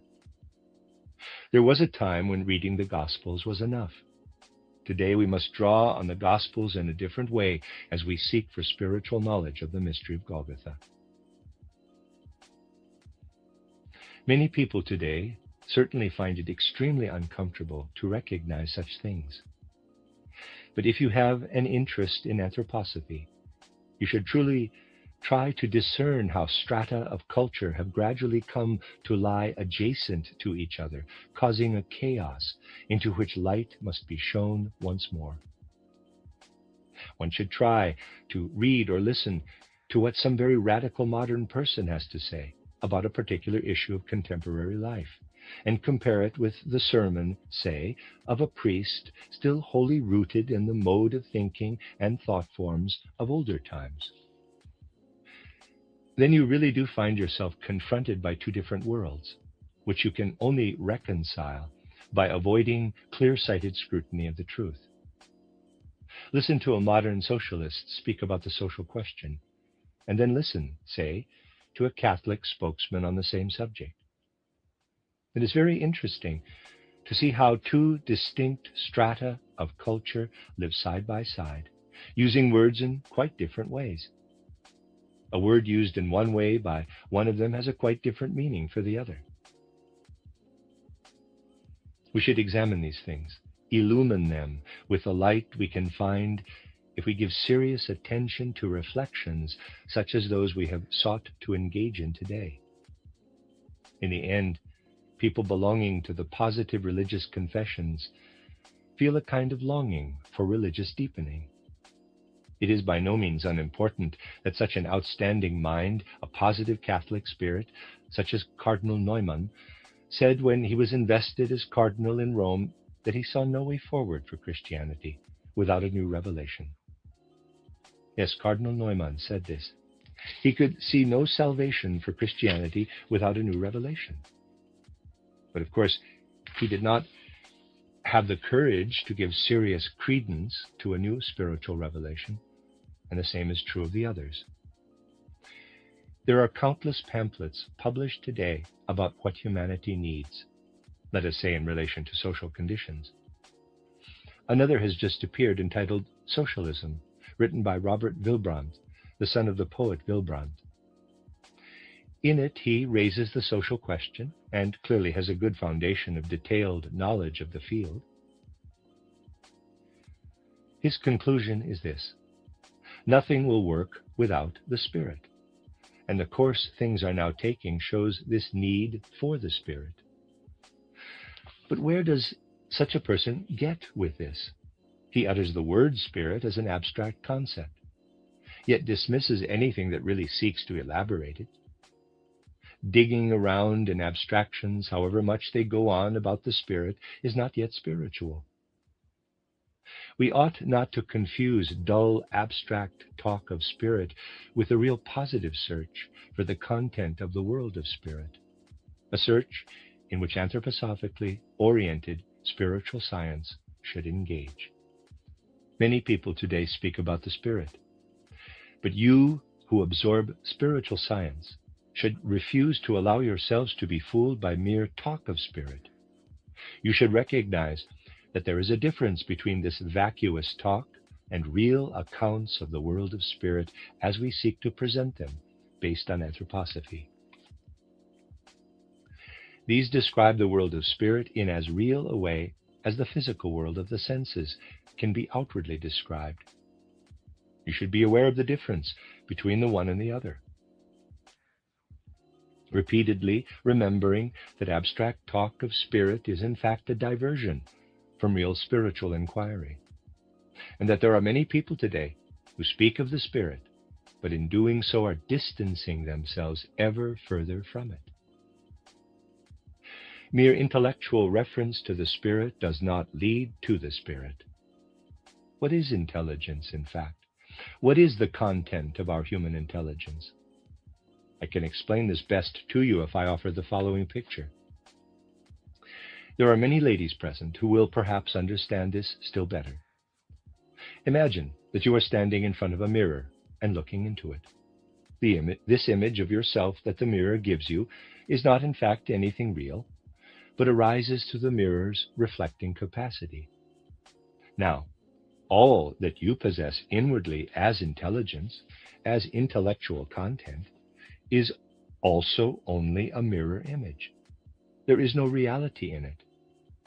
And just as the mirror image of you is only produced by the mirror, so what is reflected in you as intelligence is only called forth by the physical instrument of your body, by your brain. Just as you cannot touch or stroke yourself if you reach toward your mirror image, so neither can you grasp the spirit if you turn only to the intellectual reflection, in which there is no spirit. What the intelligence grasps, however acute it is, never contains the spirit, but only the picture of it. You cannot experience the spirit if you make do with mere intelligence. And the intelligence is so seductive because it offers a picture, a reflection of the spirit, but not the spirit itself. People think they do not need to make efforts to live their way into the spirit because they believe they already possess it, though all they possess is a reflection. To distinguish this, the mere image of the spirit from the real spirit, is the task of an outlook that goes beyond mere theorizing and seeks to dwell truly in a positive vision of the spirit. That is what I wish to say to you today, to reinforce the seriousness that should imbue our whole stance toward a life of the spirit grasped through anthroposophy. Our real onward evolution into the future will depend on how modern humanity regards this. If what I have described today is regarded as it is at present by most people, then Ahriman will be a terrible guest when he comes. But if people can find the will to take up into their awareness the things we have considered today, to govern and direct them so that humanity finds freedom in its stance toward the Ahrimanic power, then, when Ahriman appears, humankind will learn exactly what it needs to through him. We'll see that through the earth, though the earth must decline and decay, humanity by this very means can raise itself above earthly existence. After we reach a certain age in physical life, our physical body degenerates. And if we are sensible, we do not complain about this, knowing that our soul is working its way toward a life that does not run parallel with this decline. In humanity lives something that is not one with the decline of the physical earth, which has already begun, but which will become ever more spiritual as the earth enters its physical decadence. Let us say this quite openly. The earth is growing decadent, declining, as does human life in relation to its physical form. But by this very means, let us find the strength to integrate into our civilization the immortal part of all earthly evolution that must emerge from humanity and live on as the earth moves toward its demise. The end of Lecture 10 and the end of the book, Problems of Society, an Esoteric View from Luciferic Past to Ahrimanic Future by Rudolf Steiner, Collected Works, Volume 193, translated by Matthew Barton. Thank you for visiting Alio Reads for You, where we bring you a free audiobook every week in spirituality, self-help, and self-healing. For those desiring more content and prefer YouTube over outside platforms like Patreon and Buy Me a Coffee, you can now join the members section right here. Becoming a member not only supports our mission to promote mutual prosperity, even more, it also provides you access to our community Discord, as well as additional early access and exclusive audiobooks, such as Karmic Astrology, 12 Universal Laws, Banned Mind Control Secrets, and more. There is absolutely no pressure to join. It's simply a bonus for those of you who want more for your listening pleasure or would like to support the channel.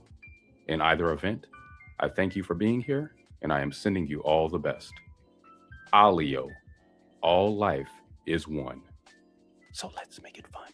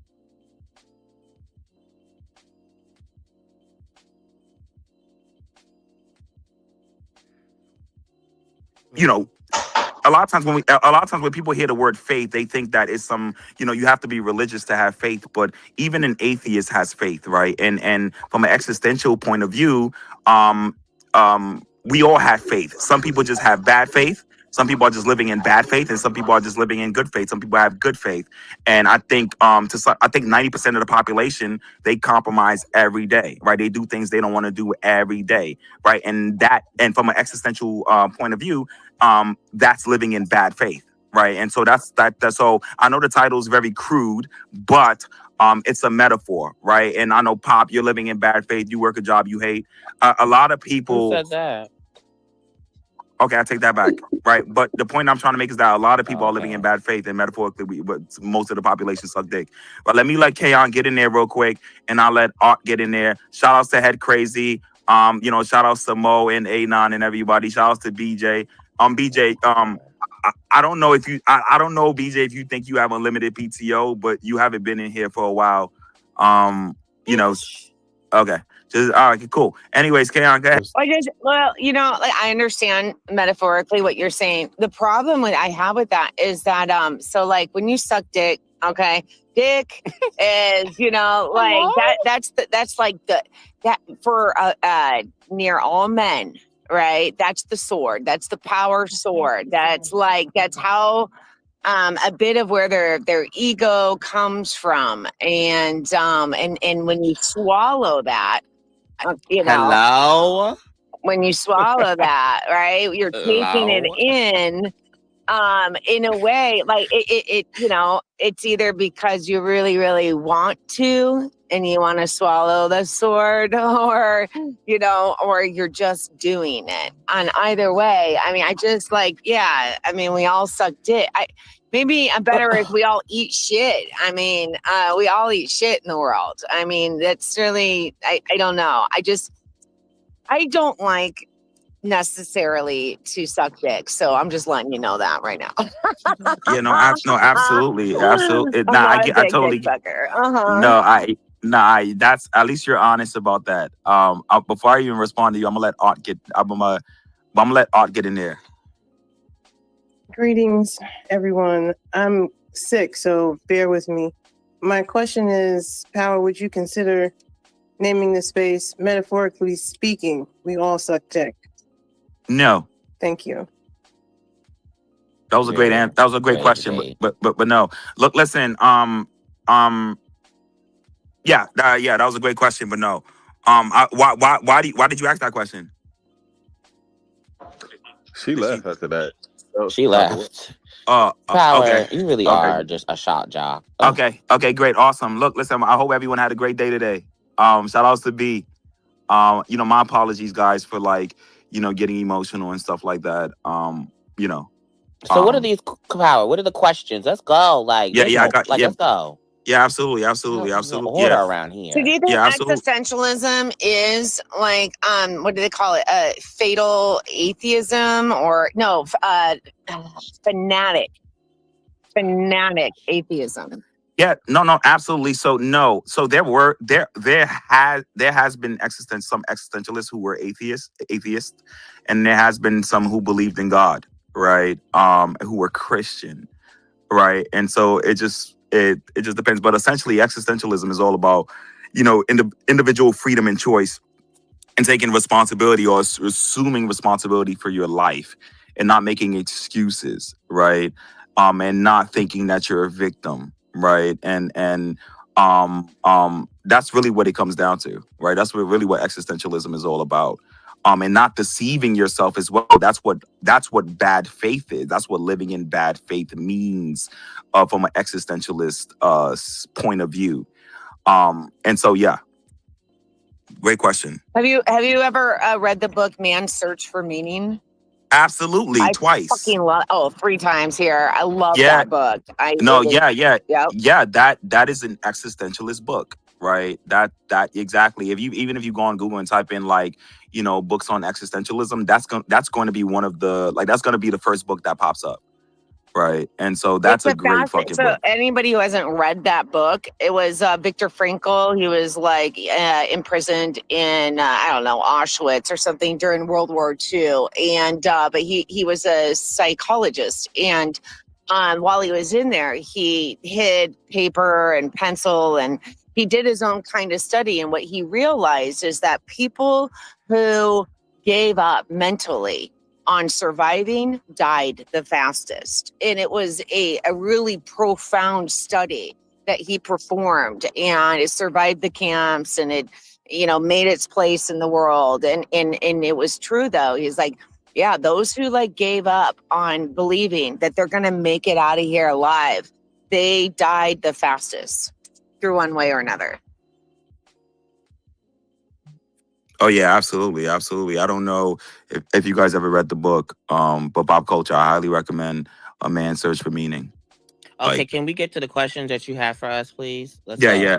Okay, you seem like that. You have an attitude problem. It's not an attitude. It's just like, where's the order? You said you had questions. This is the topic. Let's Yeah, go. no, yeah, absolutely, absolutely, absolutely, absolutely, absolutely. So yeah, just out of curiosity, Pop, I want you to let me know, because I want to know, like, you know, and just be honest, right? Like, what part of your life feels like performance rather than truth? Like, do you feel as if like 80-90% of the time that, you know, you're being performative, like even when you're at your job, even when, you know, when you're around your friends sometime, what percentage would you say, you know, you live in a performative existence? I would say probably 20-30%. We, you know, work, you got to perform at work to a certain degree. Wait, why did you say 20% if you're at your job like 80%, I mean 70% of the time? Because I mean, I work from home and I just take claims. Like I don't really, but I still have to perform a certain way, you know, like I still have to act a certain way and be on time and be, you know, punctual and do my work to a certain quality of standard. So, I mean, we all perform. I don't think all performance is bad. I mean, we do live in a society where there's rules and regulations and social order that you do have to perform to a certain degree. But in personal, like my personal life, I would say like what I perform, maybe 20%, 30%, not much, because bitch, I pay my own bills, I pay my own rent, I pay my own car note, bitch, and no one else takes care of me but me. So I don't really have any much people to perform for. Okay, and what do you trade for that stability? Like, you know, what are you giving up for that? Okay, time, and what else? That's about it. I mean, time for work. You know, I gotta work. And you're okay with that? Yes, I'm okay with exchanging my time for money. Yes. Hi. Okay, you're okay with that. And are you that? And do you feel fulfilled? Yeah, I make a nice check.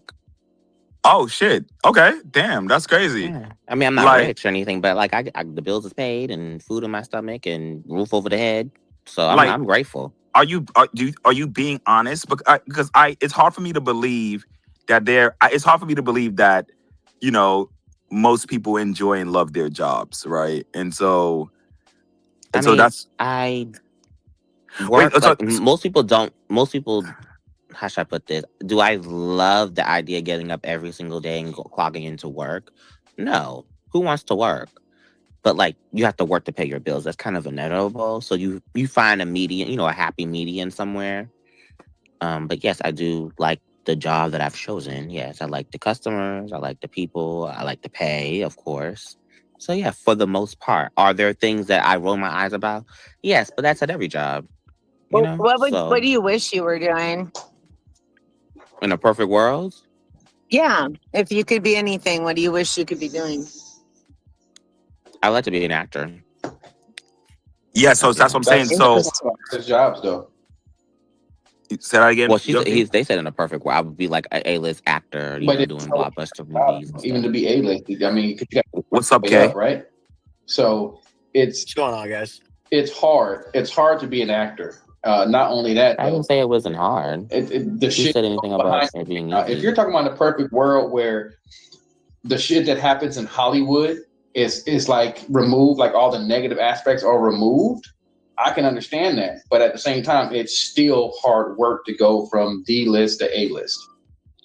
Exactly, but I didn't say you it was already gonna are be an actor. easy. You're an actor, so you're not doing something you really, really want to do. You're just acting. You're playing a role. Well, I'm not an actor by profession. Let's not play with semantics, y'all. Oh yeah. Okay. Yeah, Okay. and that's what I'm saying. Like, you know, individuals like Soren Kierkegaard, Simone de Beauvoir, like these are like, well, Simone de Beauvoir, she was a feminist, but she also was an existentialist, and she would, if she was alive today, she would say that you're living in bad faith, right? Because you really want to be an actor, right? And if money was guaranteed, if money was an issue, if you had all the money in the world, that's what you would do. And so you're living in bad faith, right? You're not living authentically. Would you agree? Also, what's keeping you from acting? Yeah, that's what I'm saying. Like, what's keeping you from doing that? Power. I mean, for me, it's not that deep. I know y'all get real deep with things. I mean, it's not like I like the things that I do. It's not like, yes, in a perfect world, yes, but in perfect world, there are all things we want to do. If money wasn't an object, if there were no boundaries, if we could just snap our fingers and make something happen, there's a lot of things that we would do, but that's not reality. I don't think that's dick sucking or being fake. I think that's just recognizing the reality that you live in, and doing what you can do to survive. Well, let me ask you this question though: Who's actually more richer in life, the billionaire or trillionaire, or the person that lives his or her life's own fulfillment? Which one's would you say? Who's more happy? I don't know. It depends. I mean, most people would take. I mean, who's more happy? It could be either or. It could be the person who's doing what they really love to do. It could be the billionaire. Okay, and so let me ask you this, like, and everyone in the space. So, like, at what point, and Kay, I want to get your perspective on this.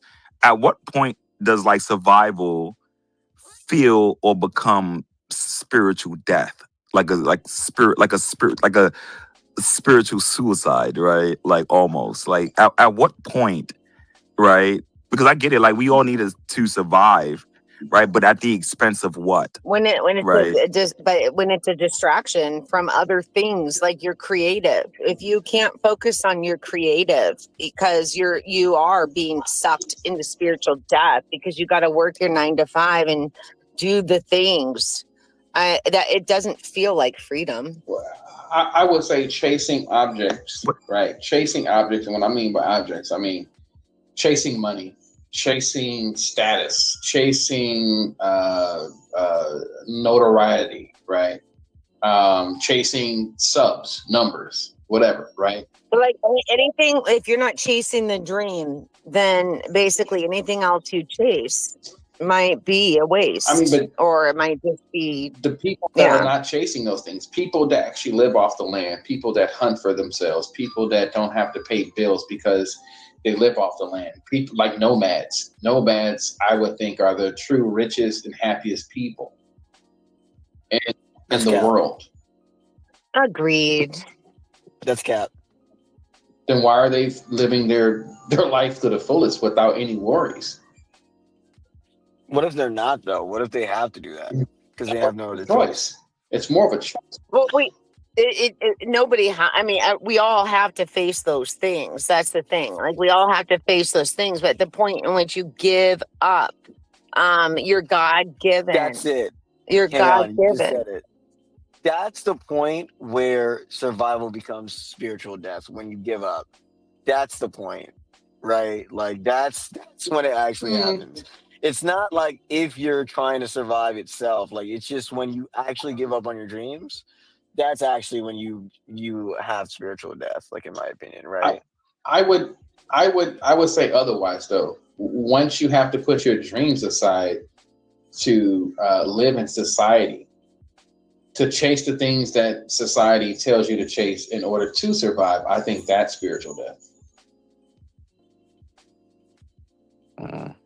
I mean, it is, because again, it's a distraction. It's a taking away of an energy that was like source centered, and so anything that takes away your source centered energy, in those dreams, yeah, that is a spiritual death. And we all, unfortunately, like the majority of us, have to go through a degree of that. It's just how much are you willing to let go? How many degrees like do you want to like give in to that it's suckage. It's sucking But dick. there's a difference between sacrifice. Suckage. It is. Sucking It's sucking dick. What's so dick is funny? crazy. See, this is why I But say this is not metaphorical. It is Because why y'all metaphorical. laughing? Because you didn't get the joke. She said it's suck it. It went over your head. It didn't yeah, go over my head. Power. I'm just saying. No, but I but think go ahead, there's a Cam. difference between sacrificing something to get to your goal, as long as your goal is clear, versus like spiritual death, right? Spiritual death is just, man, I'm gonna have to work this 9 to 5 for the rest of my life, and like fuck it, like I'm just gonna do it, right? But like if you gotta sacrifice, if you gotta be like, yo, like I'm gonna work this 9 to 5, then after 9 to 5, I'm doing this like 3 to 4 hours a day, like trying to build up my business so that could take over like in the future. That's not spiritual death, right? Like that's actually you being like not realistic, but actually going towards your goal. So I don't think your spirit is dead yet. You know what I'm saying? It just depends on like what you have to sacrifice to get there. And to be honest, let's keep it a buck. Most people aren't willing to sacrifice what it takes to get to their goals. They're not. Yeah, but like I said, comparing to the people that are nomads, that are you compare them to us, working to survive, one paycheck away from being one of them or just being homeless in general.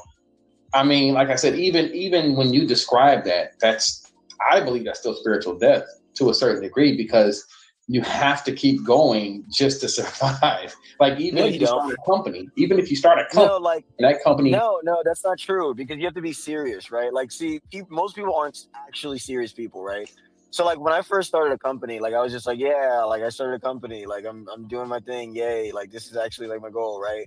But that's not actually the goal that you want. It's because I wasn't serious. Like the seriousness is when you're like, okay, like how much do I have to make to not have to actually work again and have the money work for me? Okay, that's like around $15 million. I have to sell a company for 30 million because I'm gonna get 50% because of taxes, and then I gotta like give 30% equity to like some software engineer, blah blah blah. So you start making a plan like that, so you're still not in a rat race. And once you have a clear plan, killing yourself. Once you have a clear plan, you're killing yourself. How? Yeah, no, because like you said, it's wash, rinse, repeat. Even with that narrative, right? Because once you become very successful, right? Let's just say, because a lot of people say, well, I want to hit this target, right? I want to hit this target, which could be $30 million in 5 years. Well, once you hit that, are you just going to just be comfortable with that, or are you going to raise it now? Yes, I am. Now you got to go to 60 million, and then you. But that's the trap, right? That's the trap. I get what you're saying. You're saying the hedonic treadmill like is gonna kick in, right? But if you like keep a note to yourself, like I don't know about you guys, like some people call me crazy. I keep notes like in my room just to remind myself or my subconscious mind of like my goals and stuff like that. But if you keep a note to yourself saying, hey, like 30 million is like your number, right? Like that's all you need, right? Like you don't really need any more. Then yeah, you could still make more money if you want to, but it's a choice to like make that money, right? It's not like a necessity or a survival tactic to make that money. And 30 million is enough money to live off of for the rest of your great grandkids' life. So like it's not like a, you have to go to work to pay your rent. If not, you'll be homeless type of situation. Like if you don't make more than $30 million, you'll be okay. You know what's interesting? I think you'll be fine. Yeah. No, you know what's interesting? I think it was Kay who used the word realistic, right? And I remember like a few years ago, I was reading a quote, like just or some like randomly, I just found this quote, and Will Smith said that he once said, being realistic is the most commonly traveled road to mediocrity. And so, like, what does it actually mean to be? It is, right? What does it actually mean to be realistic, right? What does that actually mean? Well, like being like serious, a realist, being realistic is not. Don't shoot for the stars.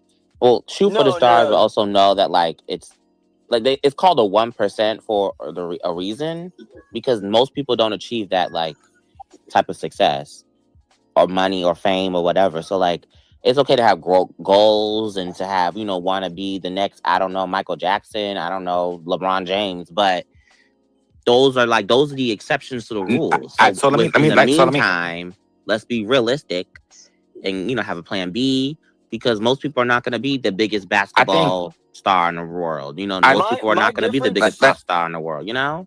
Like, I have a different definition of realistic, though. Like, realistic, like the definition that you're talking about is that, what's up? Thanks. if I want to get to my goal, I have to do what everybody else has said is what you have to do to be successful. That's what people think realistic is, right?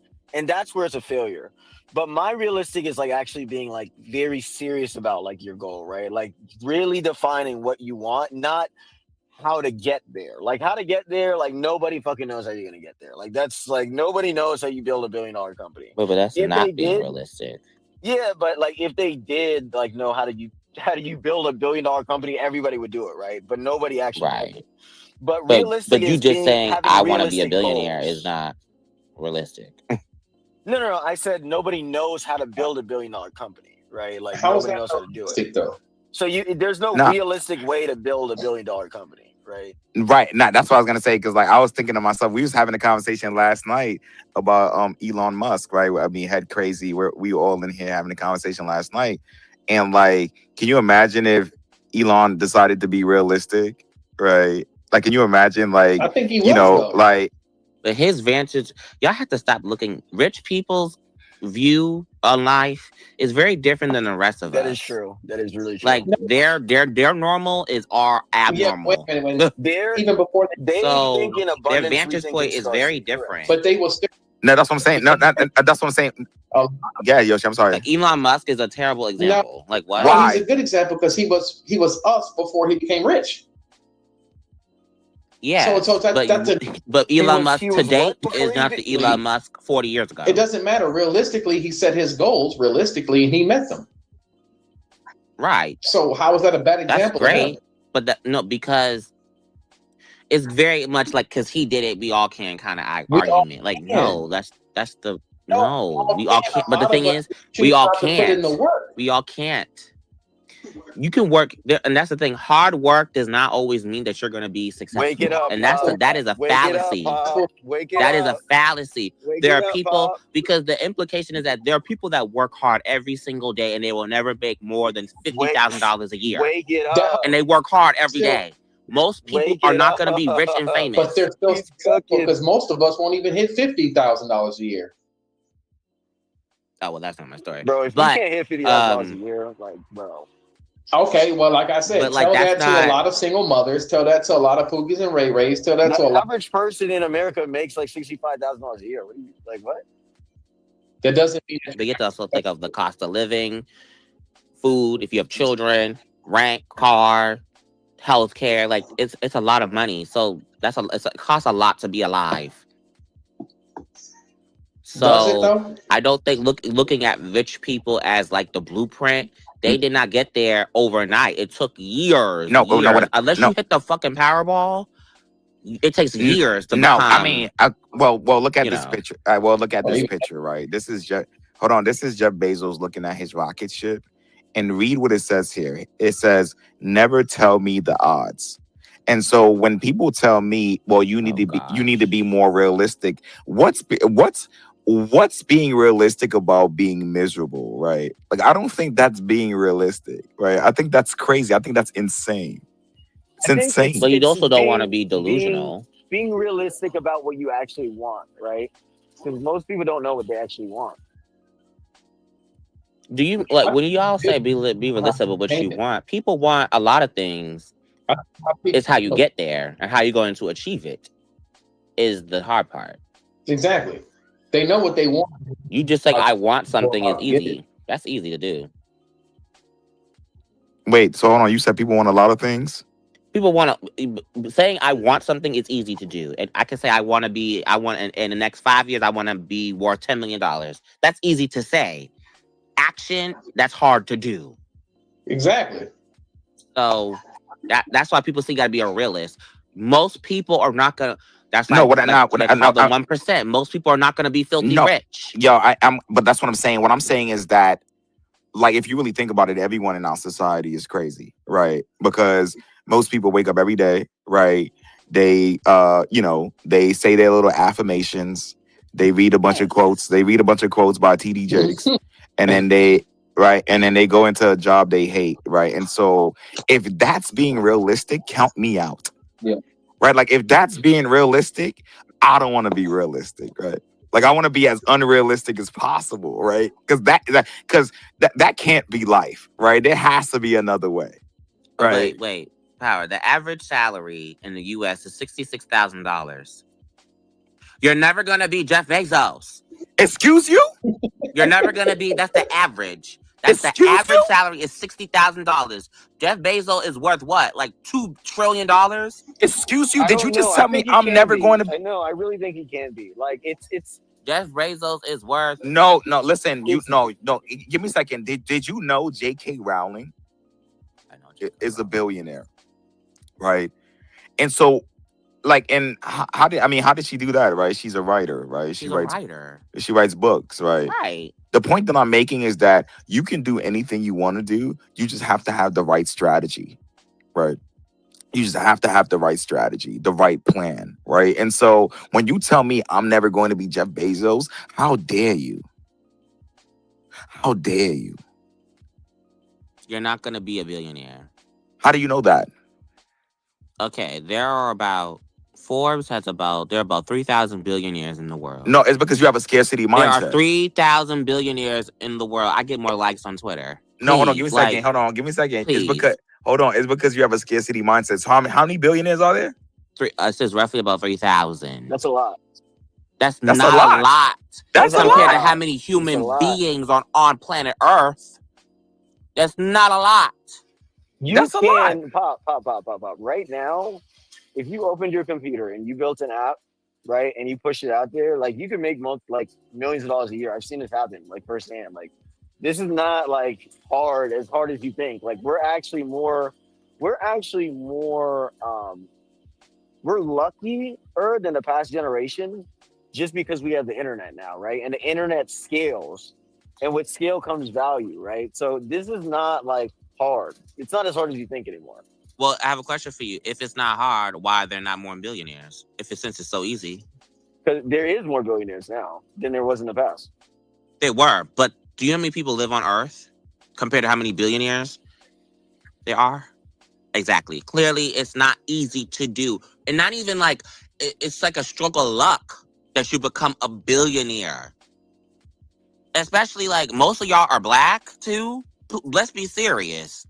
Oh my God, here comes the victimhood, right? It's not a victimhood. Recognizing that most people who have the most wealth are not black people is okay. Okay, so hold on. Does that mean that we're not supposed to have any? That's crazy. Hold on. Does that mean forever? That's crazy. Unlikely. That's what I'm saying. With that mindset, like that's what I'm saying. It's all but about that's an honest mindset. Okay, you know what? Okay, fine. You're right. It is honest, right? But I do think that's that's not the right mindset, right? But it's honest. It's a scarcity mindset, right? It's a, you know what I mean? But it's honest, but it's a scarcity. Like, hold on, Head Crazy, you want to get in there? I don't want you to forget. I'm sorry. No, I appreciate it. Hey, Power, how you doing? And Studios, I don't know what your first name is, but nice to meet you. It's Yoshi. Yoshi, perfect. So two things I wanted to say. One, Yoshi said a lot of stuff that would have been stuff I would have liked to have said. The being deliberate with it and writing it down, for example. I mean, a lot of people haven't done that. Like they don't even know for sure what they want. So it's pretty hard to not be sucking dick. If you don't even know what you want, how are you going to be authentic? I really challenge people to, go to the lengths of, really like get rid of that realistic bullshit. And what do you want to be, Raymond P. Hessel? I wanted to be a veterinarian. You guys remember that scene from Fight Club? Yo. Head Crazy. I was just about to mention Fight Club just now, but go ahead. Yeah, and so we get a lot of our, kind of energy and branding as Crazy Club from Fight Club. If you look, we have the soap. Like we're trying to. There's quite a bit of violence and stuff in Fight Club that I don't think has to be there. So we're kind of like a little bit more PG-13 kind of Fight Club, and there's just some similarities. It's not obviously. It's so crazy because like I was just about to mention a quote that I remember from Fight Club, and shit. It was something to the effect that if you don't know what you want, you'll end up with a bunch of shit that you don't want, right? Yeah, that quote where it's like, you're working a job you hate to buy shit you don't need, all that kind of good Yeah, to buy. stuff. Yeah. So, Yeah. like, we do try to channel Lewinsky, what's up? that spirit. But then Yoshi, to what Yoshi was saying, Hey. write it down, number one, and then Hey, if Pop. you aren't praying for Hello. the thing that you want, so this is where I come in as a Christian existentialist. Like if at least be praying for the thing you want. Try to have a plan, write it down, have an actual written plan, a wish board or whatever, a prayer, a spell, whatever you want to call it. It's powerful if you do it, and try to have it be the first thing every day that you jump up and do a little bit of whatever that is. Show up for what your dream is. A lot of people, they get realistic and they're like, well, it's not even realistic for me to try. Well, that's some bullshit. And so just a couple comments I wanted to make on this topic. I agree with you. Pop culture, you could be a A-list actor if you if you really put your mind to it. And I just want to say one thing, short and sweet. If you think average, you will have an average life. That's all I want to say. The well said. I agree with that. Like Kay said, right? I think a lot of people have a scarcity mindset, and it's not only about money, right? Like it's not about just being a billionaire, right? Like it's about living a life of purpose, right? It's about, you know what I mean? It's about alignment. It's about authenticity, right? It's not always about money, right? And so we do have we do mention like Elon Musk all the time, right? Because he's very impressive, right? But it's not about the money. It's about your soul's agenda. Like, what are you here to do? Like, what's your purpose? Like, and that's really what it is about. It's not always about the money, because money don't really make you happy. Because I remember I was living in Seattle and I was making the most money I've ever made in my life, and I hated it. You know what I'm saying? Like I hated that place, right? And so money isn't everything, but purpose is, right? Knowing what you want to do, how you want to do it, how you want to live. That's very important. And shameless self-promotion. My pinned tweet actually kind of talks about a little bit about all this. So if anybody here wants to creep over to my page, I don't even know how to put stuff in the Jumbotron, but my pinned tweet definitely is on point with Yeah, I'll put it up for you. Yeah. I'll put it up for you. Give me a second. Go ahead, Kayon. Well, and to like life purpose, honestly, if you don't fully know, right? Because that's like a really obsolete question. It's just like, what's my life purpose? Really, it's a frequency. Like when you're getting into your talent, you're getting into like your source, the things will flow together, and you'll like recognize, okay, hey, I'm really good at this. I would love to, make it that far with that. I think we have so many worldly and inwardly self-doubts that totally kill that vibe. But once you attach to it and like where your talents are and what you'd really, really, really like to do, I promise you, like once you get in the flow, it's like flow state, right? Once you get in the flow, like the rest of it does kind of tend to come together. And then that's where you're supposed to be. That's, your life purpose. It just happens that way. I don't know with anybody else. I built a business myself too. And I had no idea at the beginning of it how far it would go. No freaking clue. I didn't have a end projection goal. I was just doing the thing, it was just whatever to help my family. And but ultimately, like the more I got into it and the more that I started really like pouring, like it was like this mixture of like my soul and spirit into the physical activity. It's like that vibration. It just got higher, that weave, that wave. It became stronger and things came together. And that's the other thing too. Because it's like you have to weave yourself and your vibration into, that wave of what you want. If everything is energy and light and vibration, you have to then think too, like, what am I doing on a personal level then? to meet my mind and meet my body and meet my spirit in that atmosphere that will connect and let it all flow together to create. Yeah, I absolutely agree with that. That's a great point. I don't know if you guys wanted to respond to that. Pop, I hope you're writing this down. This is valuable information I'm here. not writing shit down. Okay, fair enough. The flow Fair state enough. comment was so on point. I mean, that's really what we're trying to achieve, and what we're doing is a system that helps people reach flow state and start actualizing. It is a very existential system. And I just one more example that maybe can stimulate this conversation, right? They're sucking dick, then they're sucking some good dick, right? So if you do have you ever had a job where you actually kind of liked it? You actually kind of liked the job. You're like, you know what? This is finally a job I like. But then all of a sudden, some little people with their little clique and their little negative culture, they kind of ruined it for you, where you were like, this fucking sucks, honestly. Or maybe you dated someone that went wrong at work. But, all of a sudden that job that you kind of liked, and all of a sudden it kind of went sour, right? And, I'm challenging anyone to try to reverse that flow. And if your job is sour, try to at least suck some good dick. And try to find. No, you're not wrong. It's like because again we talked about this here another night, and it's the conflict. You only learn in conflict. So swallow that hard dick, swallow it, swallow the conflict. How are you gonna get better? How are you gonna get better?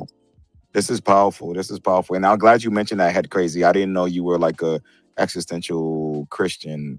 Because I think well, I'm not a Christian, but I do subscribe to existentialism. And for those, he's great. And I've read Nietzsche. Yeah, great. Schopenhauer isn't considered an existentialist, but big fan. Yeah. But exactly. Like I'm a big fan as well. And going back to the title, like I know the title is very crude, but it's a metaphor for, living inauthentically and living in bad faith, right? Because Kierkegaard would agree that if you're living a life that, you don't enjoy, that you're living in bad faith, right? And so existentialism stands with or without the theology. So existentialism is found with or without theology. And that's one of Occam's razor that kind of helps validate it, at least for me. Exactly. Well, Head Crazy, Kay asked you just now, what is existentialism?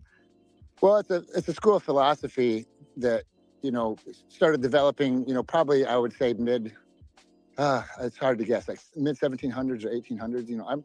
I did like some philosophy undergrad, but I wouldn't call myself an expert. So definitely don't try to hold me to any of these facts. But yeah, it's a school of philosophy. And, there's books on it. So it's certainly hard to kind of express, but authenticity is one of the words that gets talked about a lot. And the fact that you're just kind of tossed into this world, like you say you have freedom, but do you? Like, did you have freedom to have three arms? So there's all this stuff, that we don't have a freedom on. But then there's also like Viktor Frankl, right? Like he showed in Man's Search for Meaning that, like, if you can write down on a piece of paper that one thing that matters to you, it's enough to fucking summon the energy to make it through a concentration camp when every other motherfucker dies, right? So just have whatever is dear to you, have it closer to your heart, and you better be praying for it, or admit that that you're realist, you're being realistic. Listen to that. What you're saying is probably other people's words that you got stuck in your head because you probably didn't. Exactly. I think you did a good job explaining it. I'll be honest with you. And two, like I said, it's like your life does have a purpose, but it's also defined by your choices.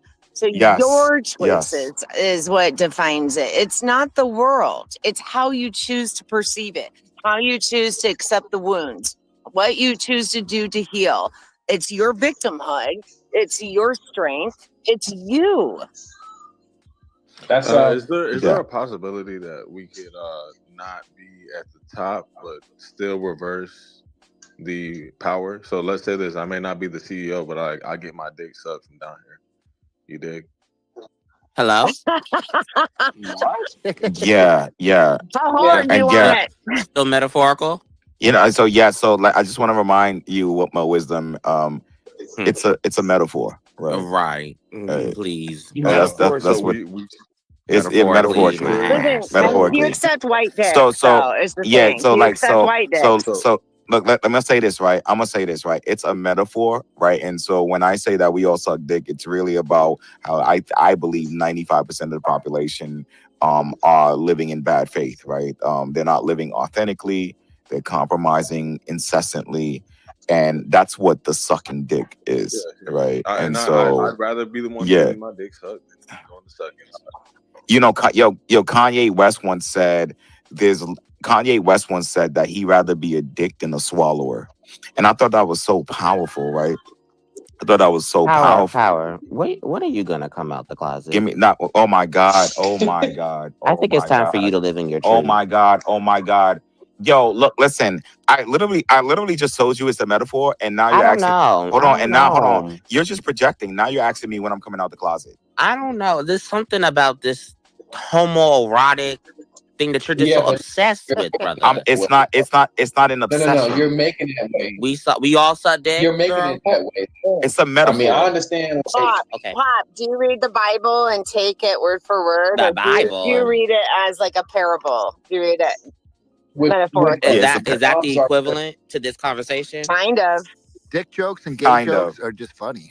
I don't know. It's giving you want something. It's a little truth to the joke. Let's just change the title, right? Let's just change the title. No. He loves the title. No, I'm not doing that. He loves sucking dick. No, I'm not doing it because if I change the title, like that would be like and you'll that be would conforming. be no, that would be me living in bad faith, right? Like this is what because you want to suck dick. No, that's not what I'm saying. Yeah. Oh my God. Oh my Mhm. God. Oh This my is your God. title power. Oh my God. Oh my God. Too, then if we're gonna be like feminine too about it, can you just go ahead and just put suck dick and eat clit? I mean that. Nah, no, yeah, that's hilarious.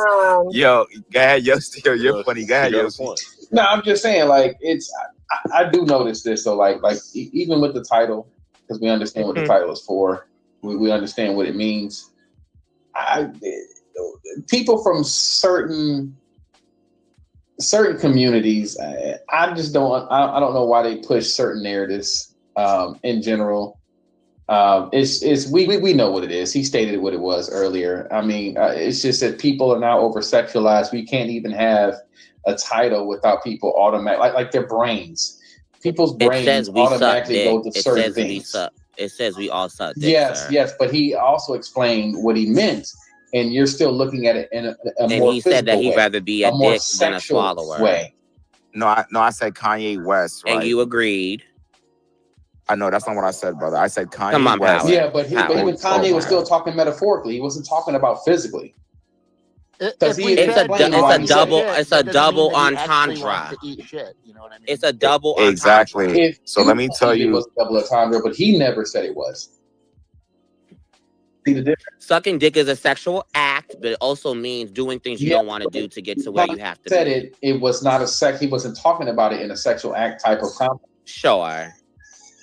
He never stated that.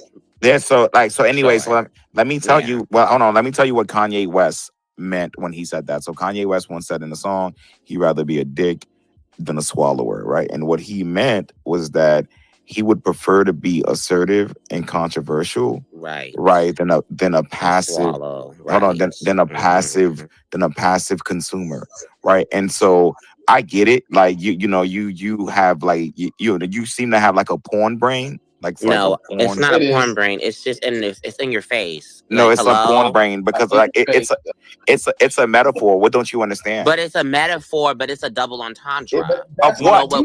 We know what the other side is. That's and your interpretation. Y'all have all been joking he about it. Why? When I say it, I'm being hypersexual. Y'all have all been Kayon was joking. Kayon and Head Crazy. Yeah, and y'all got your keys in. Keys in. Yeah, y'all got y'all keys in. Ha ha ha. Keys in. Yeah, I'd rather be a swallower. The key of G is that I sing. The key of G. Y'all have all been doing the wink wink with the title, but as soon as I say it, it's a problem. Please. Wink wink. Oh. Wink wink. Yes. If you suck Nobody my is dick, saying it's a problem. Stop that. We're all just bantering. So We're just bantering. Does that. So I bet I said I sing in the key of G, so there's that too. Look, listen. Honestly, Anyhow, what are the other questions like, you got like for this honestly, topic? that's what I'm saying. The hypersexuality needs to stop, right? And honestly, like, you know, if we're having a conversation here, and I'm telling you, hey, like, you know, it's a metaphor. You chose the title, Power. It's a metaphor, right? Then you should understand that. No, but right? you chose the way. You can't have it both ways. You could have awarded this title. No, give me a second. I haven't had sex in a year in like. I didn't say you did. Give me a second. That's what I mean. So I've been practicing semen retaliation for a year and 2 months, right? And so I'm not as hypersexual as you, because I'm telling you all suck dick. I'm telling you the power. Yeah, can you explain what the retaliation part is? Oh shit! My bad. Semen retention. Retaliation. That's what he meant. My bad. Sorry. Right. But anyways. Yeah. Whatever, man. Right. Whatever. This is your title, but I'm hypersexual. No. I told you already. The conversation. I told you already. You could have worded it differently. No. I told you already. You're missing the point. But like, you chose this title. Okay. You were to get a ride. Okay. The fact that he's not Al, wanting to can you help me? Al, can you help me out? Oh, she did preface I'm it. sorry, Power. I think. Listen. The fact that you don't you have a chance and a way to change it, but you don't change it. You're doing a word play. It's a good sales strategy. He didn't make the title. He voted. This is his space. No, he's the host. No, I prefaced it. I told you already. I told you. Well, you didn't say. Oh, why did you could say? Oh, why y'all so fake? The word of fakeness. We're all fake. Y'all are phony. Y'all performative. You didn't say that. You said we all suck dick. That's what you said. Because most people are living in bad faith. They're compromising. That could have been the title. People living in bad faith, but that don't get the girls up, huh? But we suck dick, do, huh? I hope you understand. He purposely worded it. I retweeted this motherfucking space too, man, and I liked it. And that's how. If that don't make me a fucking misfit by the end of the day, you know what I'm saying? Nah, shout out to Mo Wisdom, man. You know, hold on. Yeah, hold on. Mo Wisdom retweeted the space, right? Is because Mo Wisdom isn't a coward, right? Kay, why haven't you retweeted the space yet? Because Kay, you're scared. Why haven't you retweeted the space? Me? Are you a man? Are you a man? Any of you in the troll village, y'all ain't in the troll village. I'm saying, repost the space, man. Because had Crazy and Kayon, they're mature enough to have the conversation. Had Crazy and Kayon, they understood where I was coming from, right? They understood what I was trying to say, right? But you guys want to sit here and make it all gay, right? When it's a fucking metaphor. This is fucking ridiculous. But a metaphor that you chose. Exactly. Friendly, you could have made it more friendly if it was you could have said it. There's a lot of ways to say being performative. There's a lot of ways to say, oh, you guys are fake. It died you like said 20 statements ago, Pop. Come on now. It was good. Wait, branding, no, Power. Wondering, like, what's this about? Yeah. I wonder what they were wondering about. Wondering what you see? What do you mean? What do you mean? What do you mean? Stop eating this shit. Stop it. Okay, so we have to ask the question: why is it clickbait? Why is it clickbait? Stop it. No, okay, so you understand this double meaning. Yeah, but I don't understand your mind though. Your mind is a little. Your mind wants to create. You want to create. You want to create. Right now, you are wanting to create the same thing, Power. You're wanting to create confusion. Thank you. You're wanting to create confusion for you. It benefits you. It doesn't benefit anyone else. I'm like, the dog is dead. Shannon, according to Power, Thank you, Kayon. Right? So, Kayon. So Power, I would have named it. No, hold on. So, give me a second, Kayon. It's his mind. His mind. Thank you, Owl. You would have did the same thing. Thank you. And I would have said, exactly. I'm owning it. I'm owning it. I knew it would be like the way people would read it would be read wrong. No, of course. Hold on. She named it. Okay. No, she didn't. It was Power. That's what I'm saying. Okay, so wait, give me a second. So Kay's telling me that he thinks that it should be we all suck dick in life. Now that's crazy. Oh yeah, now right? And that so might be better. I kind of understand that a little bit better. And just we all okay, suck fine. Dick, So So fine. Well, I will do that then, Kay, right? Because If Kay, I don't know said why we you was all even thinking just about suck that. dick and not say nothing I else wasn't after even know. that. Kay, I don't even know I'm why you about to was say thinking. power. I didn't know you mentioned a little training for Bro, Kay, something. I don't even know. Kay, Kay, I'll put. Shannon, Hold on, Kay. Shannon, Hold on, it's a Kay. I'll put the metaphor. in life in there just for you, bro. Metaphorically. Because I don't even know why you was thinking that. I don't even know why you was thinking that. I will put the in I'm life like, in y'all there just straight for you, niggas really man. be gay baiting in the Like when the fact is bro, y'all ass, y'all be acting I just changed the title. Y'all really be gay I just baiting. changed the title to in life. And the thing is, Right? right? Don't change nothing. We all Because it's you a little bit kind of Like y'all really be rage baiting. I'm like if you tired of this ain't shit. gay, Like then it's that's a fool. It's the fine. rage But bait, and And then then when the face crazy. in your ass, when the face was on his face, you Yo, start hold on. Mute. I'm about to You whack gotta your mute. ass. Everyone's gotta mute up for a minute. Everyone's gotta reset. Girl, Holy shit. please. Yeah, let's Everyone's gotta reset because I don't understand. Reset on Because some even dick. Owl is hold on. No, give me a second. You see, look at yo, you guys are so perverted, right? So perverted. He just out here and said reset on some dick. You see, this is weird. Now, That's not what I Owl. said. No, You because said reset, right. and Give I me a said well, second. reset on some dick. Hold on. Hold on. Even Owl was like, oh yeah, a little gay. You guys don't get it, right? When we like Pop was in here, right? We was trying to have a conversation about existentialism and living authentically and not living in bad faith and things of that nature, right? Yes, the title is shocking, right? But I think this conversation is necessary. Now you guys are trying to reduce, right, what I'm trying to do here, right? You guys are being very reductive and it's fucking annoying. It's fucking annoying. Gosh, geez Louise. We all suck dick in life. I say geez Louise That's all what y'all referring day. to. I love that I'm you gonna say let Timmy. that. I can drop it. Shannon, girl. I'm just saying, Paul. Let's move on because girl, you know how Paul would give it up. Just like This it's shot. not You know, Jesus' I would get fault. I mad. So can't let's say just move Jesus on. tried. It's not his No, fault. Let's move on. No, exactly. So what are the other? So what are these other questions that you said you have for us? No, absolutely. I definitely got some more questions from you for you. So like for Pop, like because he likes to be triggered and he likes to give his response. So like what more can we do to give him a stage? Let's see. Okay. I don't need no. I have my own stage. When's it? No, you All don't. right, all right. Why you let this white bitch play in your face? No. You want stage. We made Pop. White drunk hoe play in your Scene face. for the actor. Because what? No You shame. did not You better motherfucking whack make that me. hoe. Okay. Anyways, Power. What focus? What's the next No, question? exactly. And so yeah, give me a second. Like this, I'm Do just. you have ADD, ADHD? I think I'm neurodivergent. All right. Because like, what's the next question? Like, this is like, come Yeah, on. absolutely. Because you know, I like got you. ADHD people are actually Girl, like Power, can you super, get your super girl fucking together before I intelligent. start smacking her? Hey, Get they're her super together. intelligent. Excuse me, can you No, watch your mouth? She's not gonna go crazy. I'm gonna smack her. What do you mean? You can't First of smack all, me, first of all. no, you can't do that. That's Oh, I one. am. And two, I what do am. you mean? Like, what do you mean? We're having She's a not gonna conversation. She's not even saying anything to you, man. Like, what do you mean? Okay, thank you. Yo, Kaon, She yo, said hold she on. was my Kaon is one of the most. homegirl. Hold on, brother. Kaon is one of the most respectful Don't people call I've me met. brother. We don't both suck dick. Brother, Okay? Thank brother. you. Oh my lord. Oh In god. life. Oh I god. forgot. I'm sorry. In life. I need a cigarette. Like that. I'm smoking right now. I'm smoking right Yo, now. Wait, what the fuck? Like, yo, low IQ. All right, let me hold on. Give me a second. Let me let Owl get in there. Pop, you caught it. You caught it, girl. Let me let Owl get You in there. caught Go ahead. it. All right, Power. what's next? Power, please. Listen, Get out. all it is society is used to a stereotype judgment call.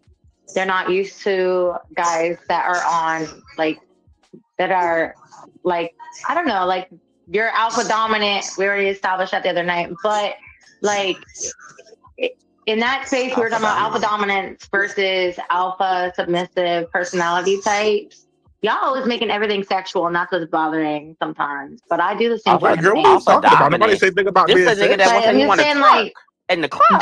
That's why. But that's the Listen, alpha? that's why people give you a hard Thank time. you. Do I think Thank you're you. gay? No, I do not. I know you're fucking not. Well, I am gay, so I don't care. Where you put like, So, could you it don't bother potentially me. be What do you bisexual? mean? Wait, hold on. Maybe. So next But thing. I think it's more likely. It's And then more. Pop with somebody Like, black more bitch, likely Pop was gonna say, that what did you're she say? This bitch be saying smart shit.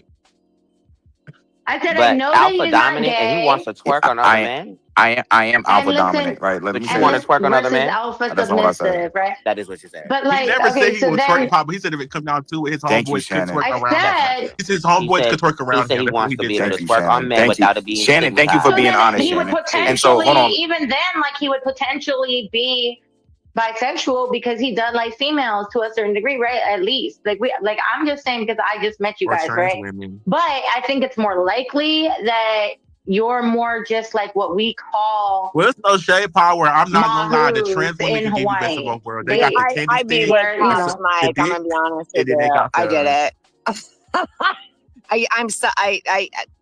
I did it. So let me He's ask everyone in sucking this my space. dick now. I That's did it. I that's needed it. fucking crazy. Yo, like, and let me just ask like everyone like this random question, right? And like seriously, because I think we compromise our integrity and our morals for money. And just hypothetically, like if money were guaranteed, right? What would you immediately stop doing? Right? Like if money was guaranteed, if you didn't even have to think about money, what would you immediately stop doing? How would you immediately live your life?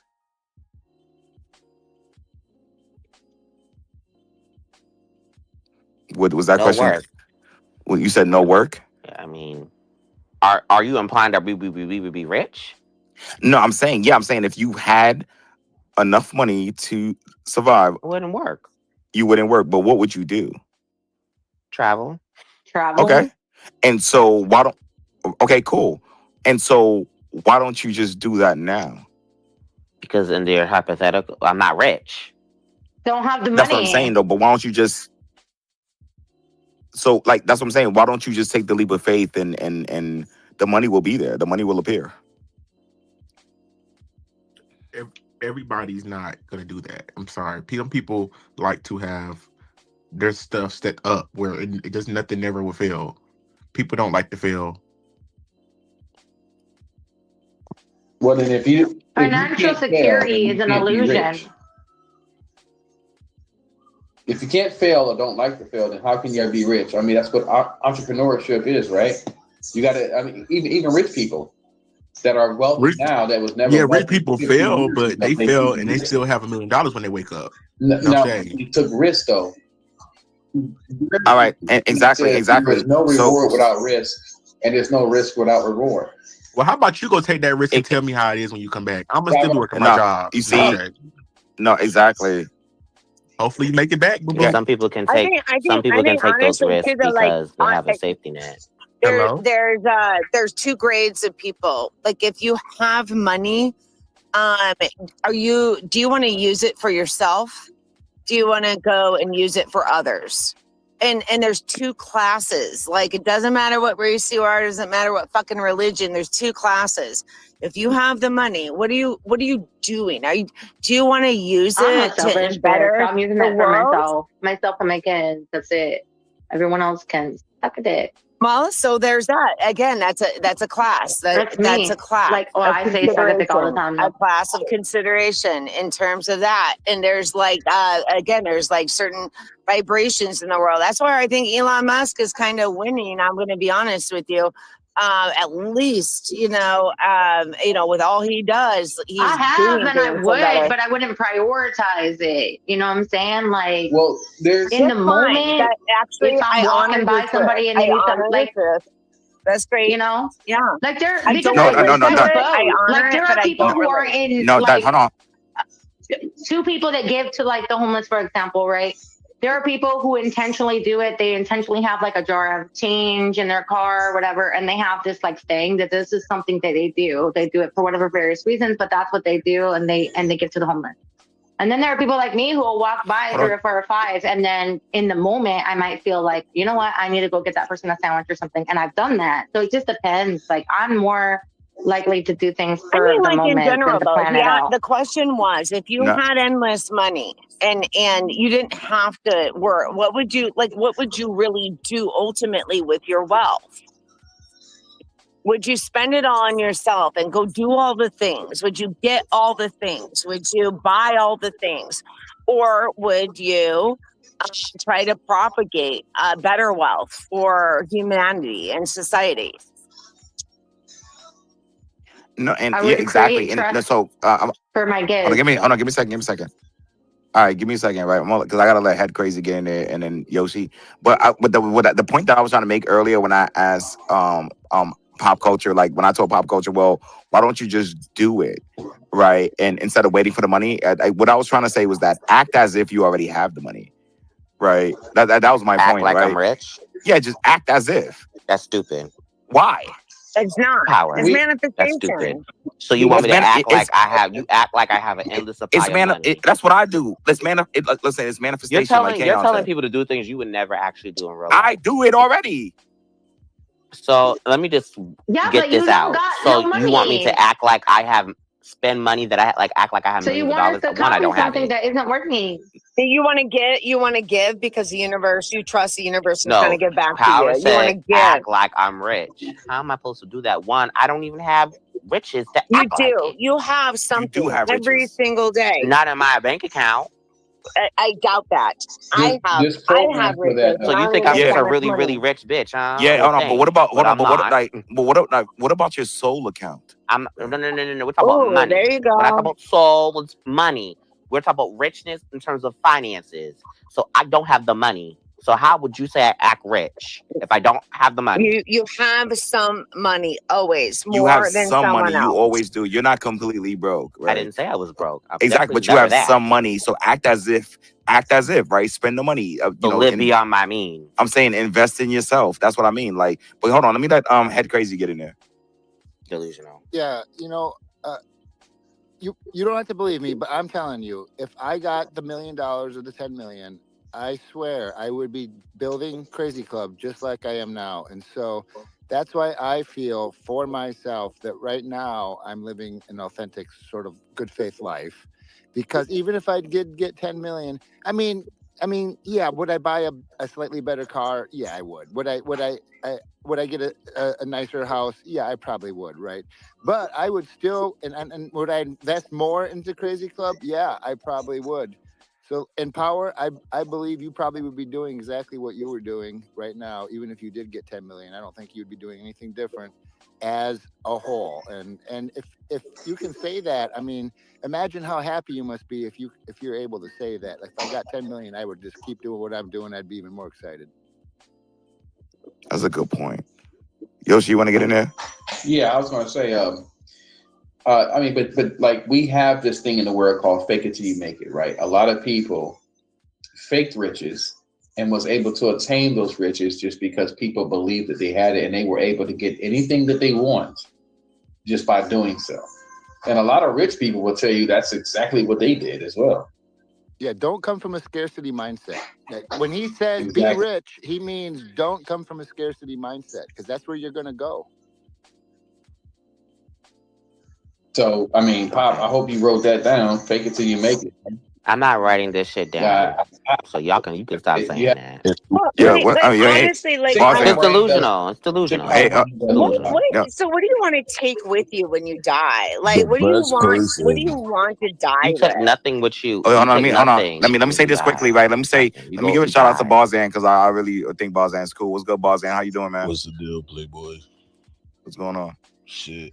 I think the best person that ever faked it till they make it and has people like tricked out their spot is Future.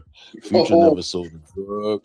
Future never sold a drug or had an arrest record. He was a regular guy. He convinced people to like he make nothing but drug music and don't do drugs. And like he used to fake like he was rich till he actually started getting money. And his stepbrother too, who just happens to be on trial right now. But his stepbrother did the same thing.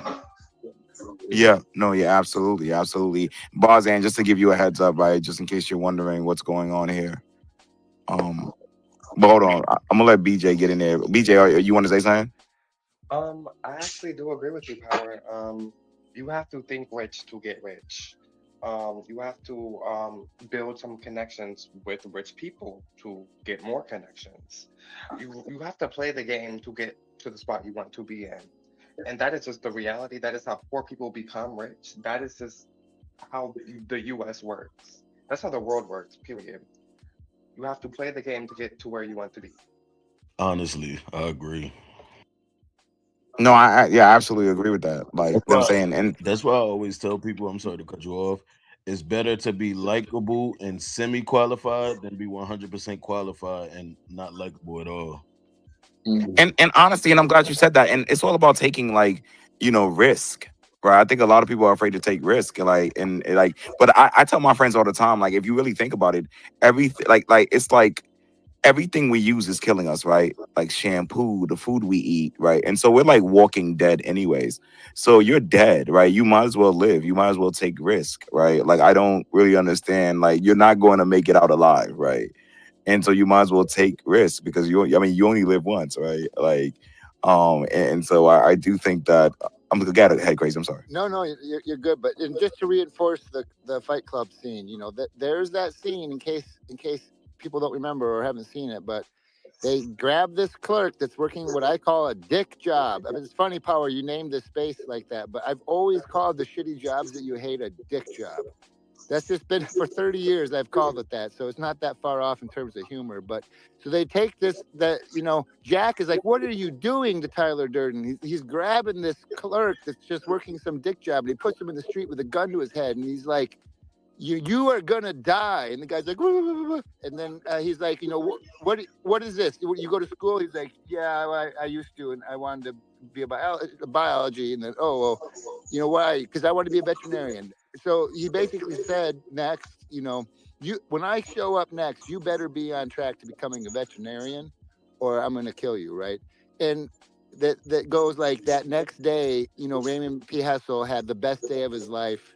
Everything tasted better. The colors were more vivid, and he started on his path to being authentic, right? And so I just want to caution anyone with their, I got to be realistic, right? No, don't be realistic at all. Be something completely different.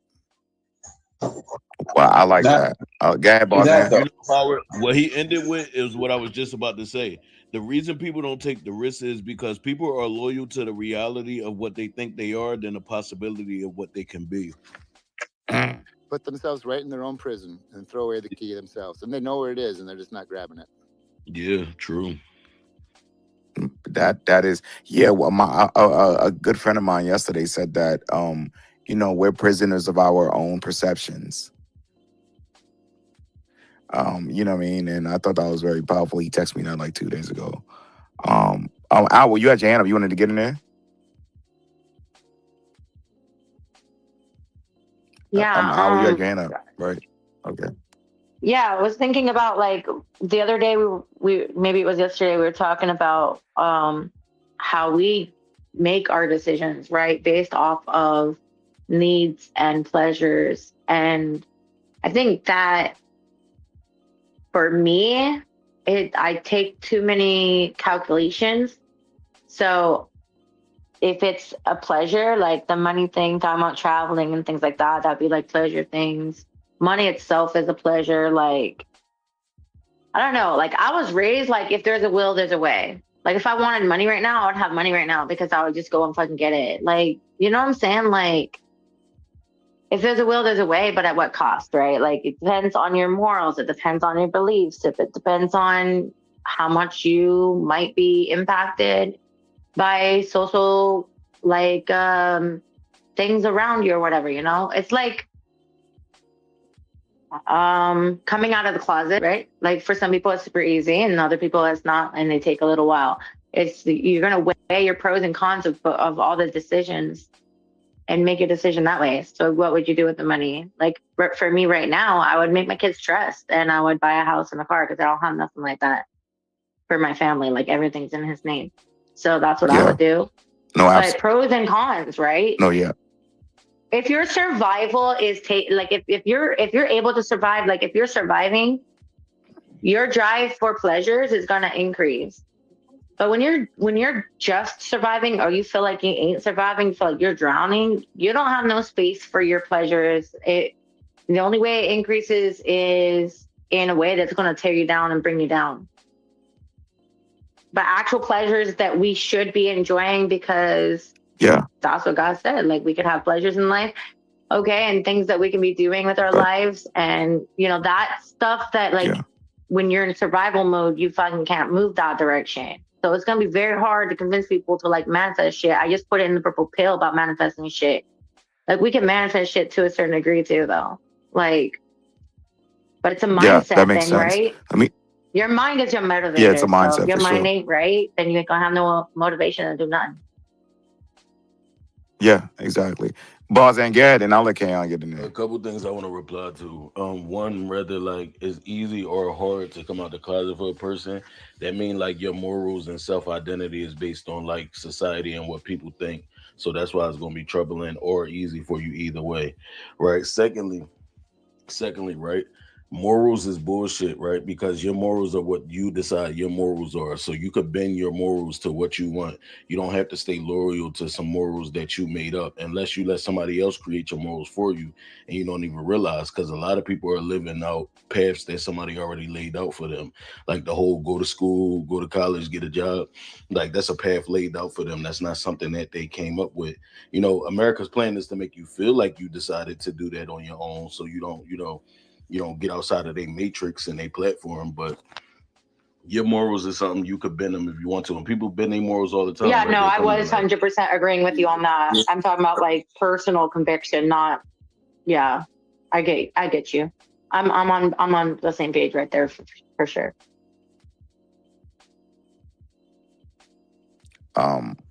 But Gad, Kayon.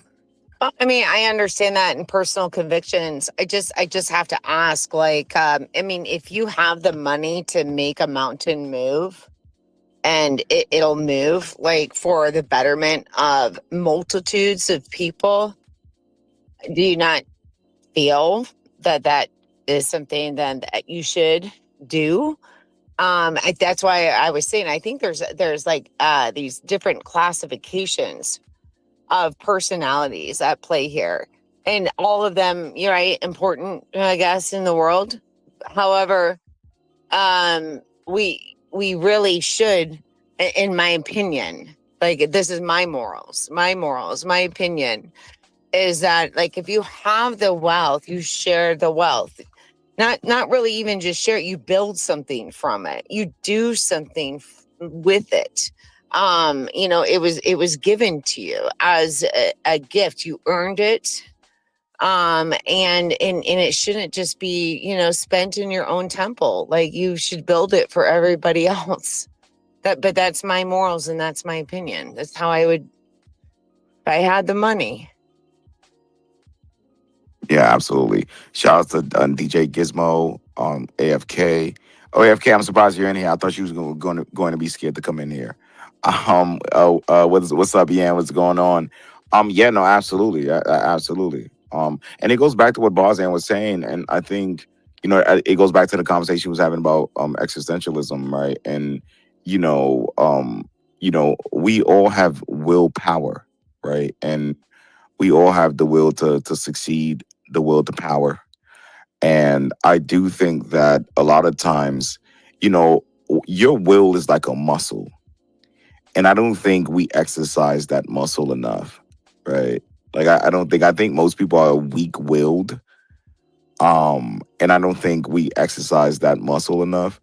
But your will is like, like, let me put it this way. Every time you do something that you genuinely want to do, that your soul desires, you're making yourself stronger, your will, right? Because that's what you actually want to do.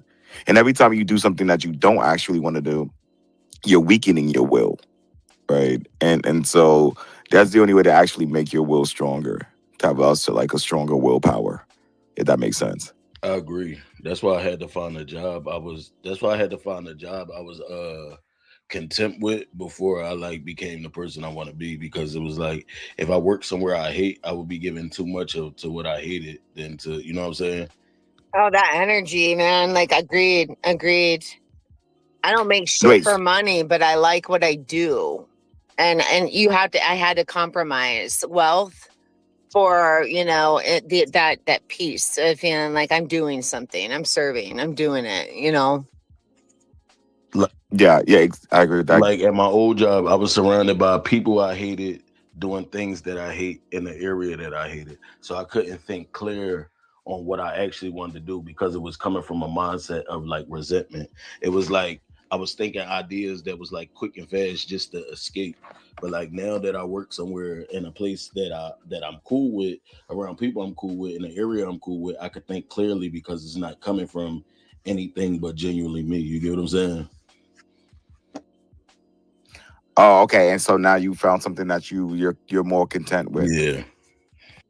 Oh man, okay, that's really Well, cool, that's a man. vibe. That's a vibe, right? That's a That's a wavelength. vibe. We got to get on that wave. Yeah, We got to find the that's a wavelength. vibe. We have to. It's a vibe. It's a vibe. Mm-hmm. Yeah, I like that. That's really dope, man. Honestly, I have not I have not found a job that I actually somewhat enjoy. Like, yo, it's so fucking crazy, yo. Like, so that's what's up, boss. And go ahead, head crazy. Crazy? Who said crazy? Well, think of it this way, gang. You know, every possible future for each and every one of you is wide open still. Right now, every possible future is open. So don't be realistic and constrain yourself artificially. You know, come from a winning mindset. Like that is possible that you are going to be an actor. That is possible that you're going to be a billionaire. And so, why wouldn't you go for it if it's possible? Just doesn't make any sense just to surrender because of realism or something. Or that is definitely a defeat. And I want to head crazy. I want to give you some credit. So, like, you said something the other night, and you said, because I said, how do you get motivation? And you said motivation is really just more like, it's like you plan it out in your head. Like, what am I doing tomorrow? Like, plan it out ahead. And I thought about it and I utilized that. I want to let you know, I went to rest the last 2 nights thinking about that. And I'm trying to be, okay, yeah, really. What do I need to accomplish? How's my day going to look? And Tony Robbins actually does a really good TED talk on this, about how when you like slip into sleep and you're going from, and I might be wrong, but it's like the delta to the theta state, that's the most powerful time to really like manifest and set your day. And so as I was going to sleep, I'm like, okay, I was thinking about that conversation and I was like, you know what? Okay, tomorrow I'm going to do this. I'm not going to do that. Corinda, do not do that. Like, just do this, do that. Here's how your day is going to look. And I promise you, like, man, there's rewards felt when you put that kind of mindfulness and consciousness into the intention, right? The intention of your life. We live so consciously all the time. It's just like, okay, go to sleep, not really like thinking subconsciously. Our subconscious is running our life. But man, when you go to bed at night, you're like, how do I want my day to look tomorrow? What am I going to accomplish? How do I want my clients to go? How do I want, and you think about that and then put your mind to rest. And man, that is power. It is absolute power. It's been proven. So I want to thank you for that content because, yeah, I heard it and I utilized it and it helped me. All of us do have this big dream, right? So let me ask you this. Are you really being authentic to your big dream if you don't wake up in the morning and it's the first thing you work on? Yeah, you got to go to work. Yeah, you got to eat some shit, suck some dick, whatever. But do you really believe in your own dream if you don't jump out of bed and use that early morning flow state, get up early even because you're so excited about your dream, write a travel blog if you can't travel yet so you can get the money to travel? Like, if you are not immediately jumping out of bed and working, eating that frog, working on whatever hard thing it is that you're trying to achieve in the morning, are you really being authentic? No, I agree. I mean, that's a great point, man. I agree. And that's what me and Yoshi be talking about on the phone sometimes, man. That's what Misfits and Nomads is about, man. Supporting creators, creatives, artists, whether that's financially, emotionally, intellectually. Because I do think that, in my honest opinion, creatives and artists like have a very hard time in our society, right? Like they don't get enough support, right? Like there isn't enough support for like creatives and artists. So, and it's hard for creatives and artists to live authentically, right? Because they have to, work a job and they have to pay bills and things of that nature. So I do agree with you, man.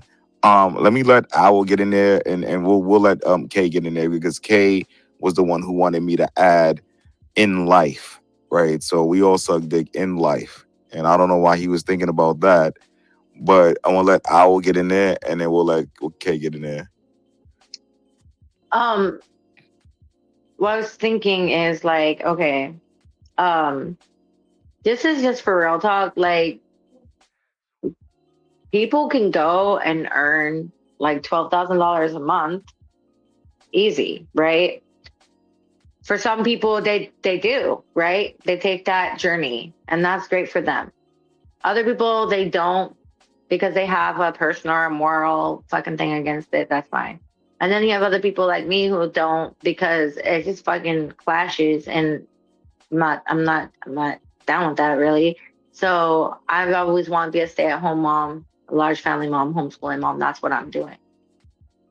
So it's about priorities, and it's also about personal convictions, which I labeled as morals, but I guess some people can take that to be like things that are imposed on people, but I don't.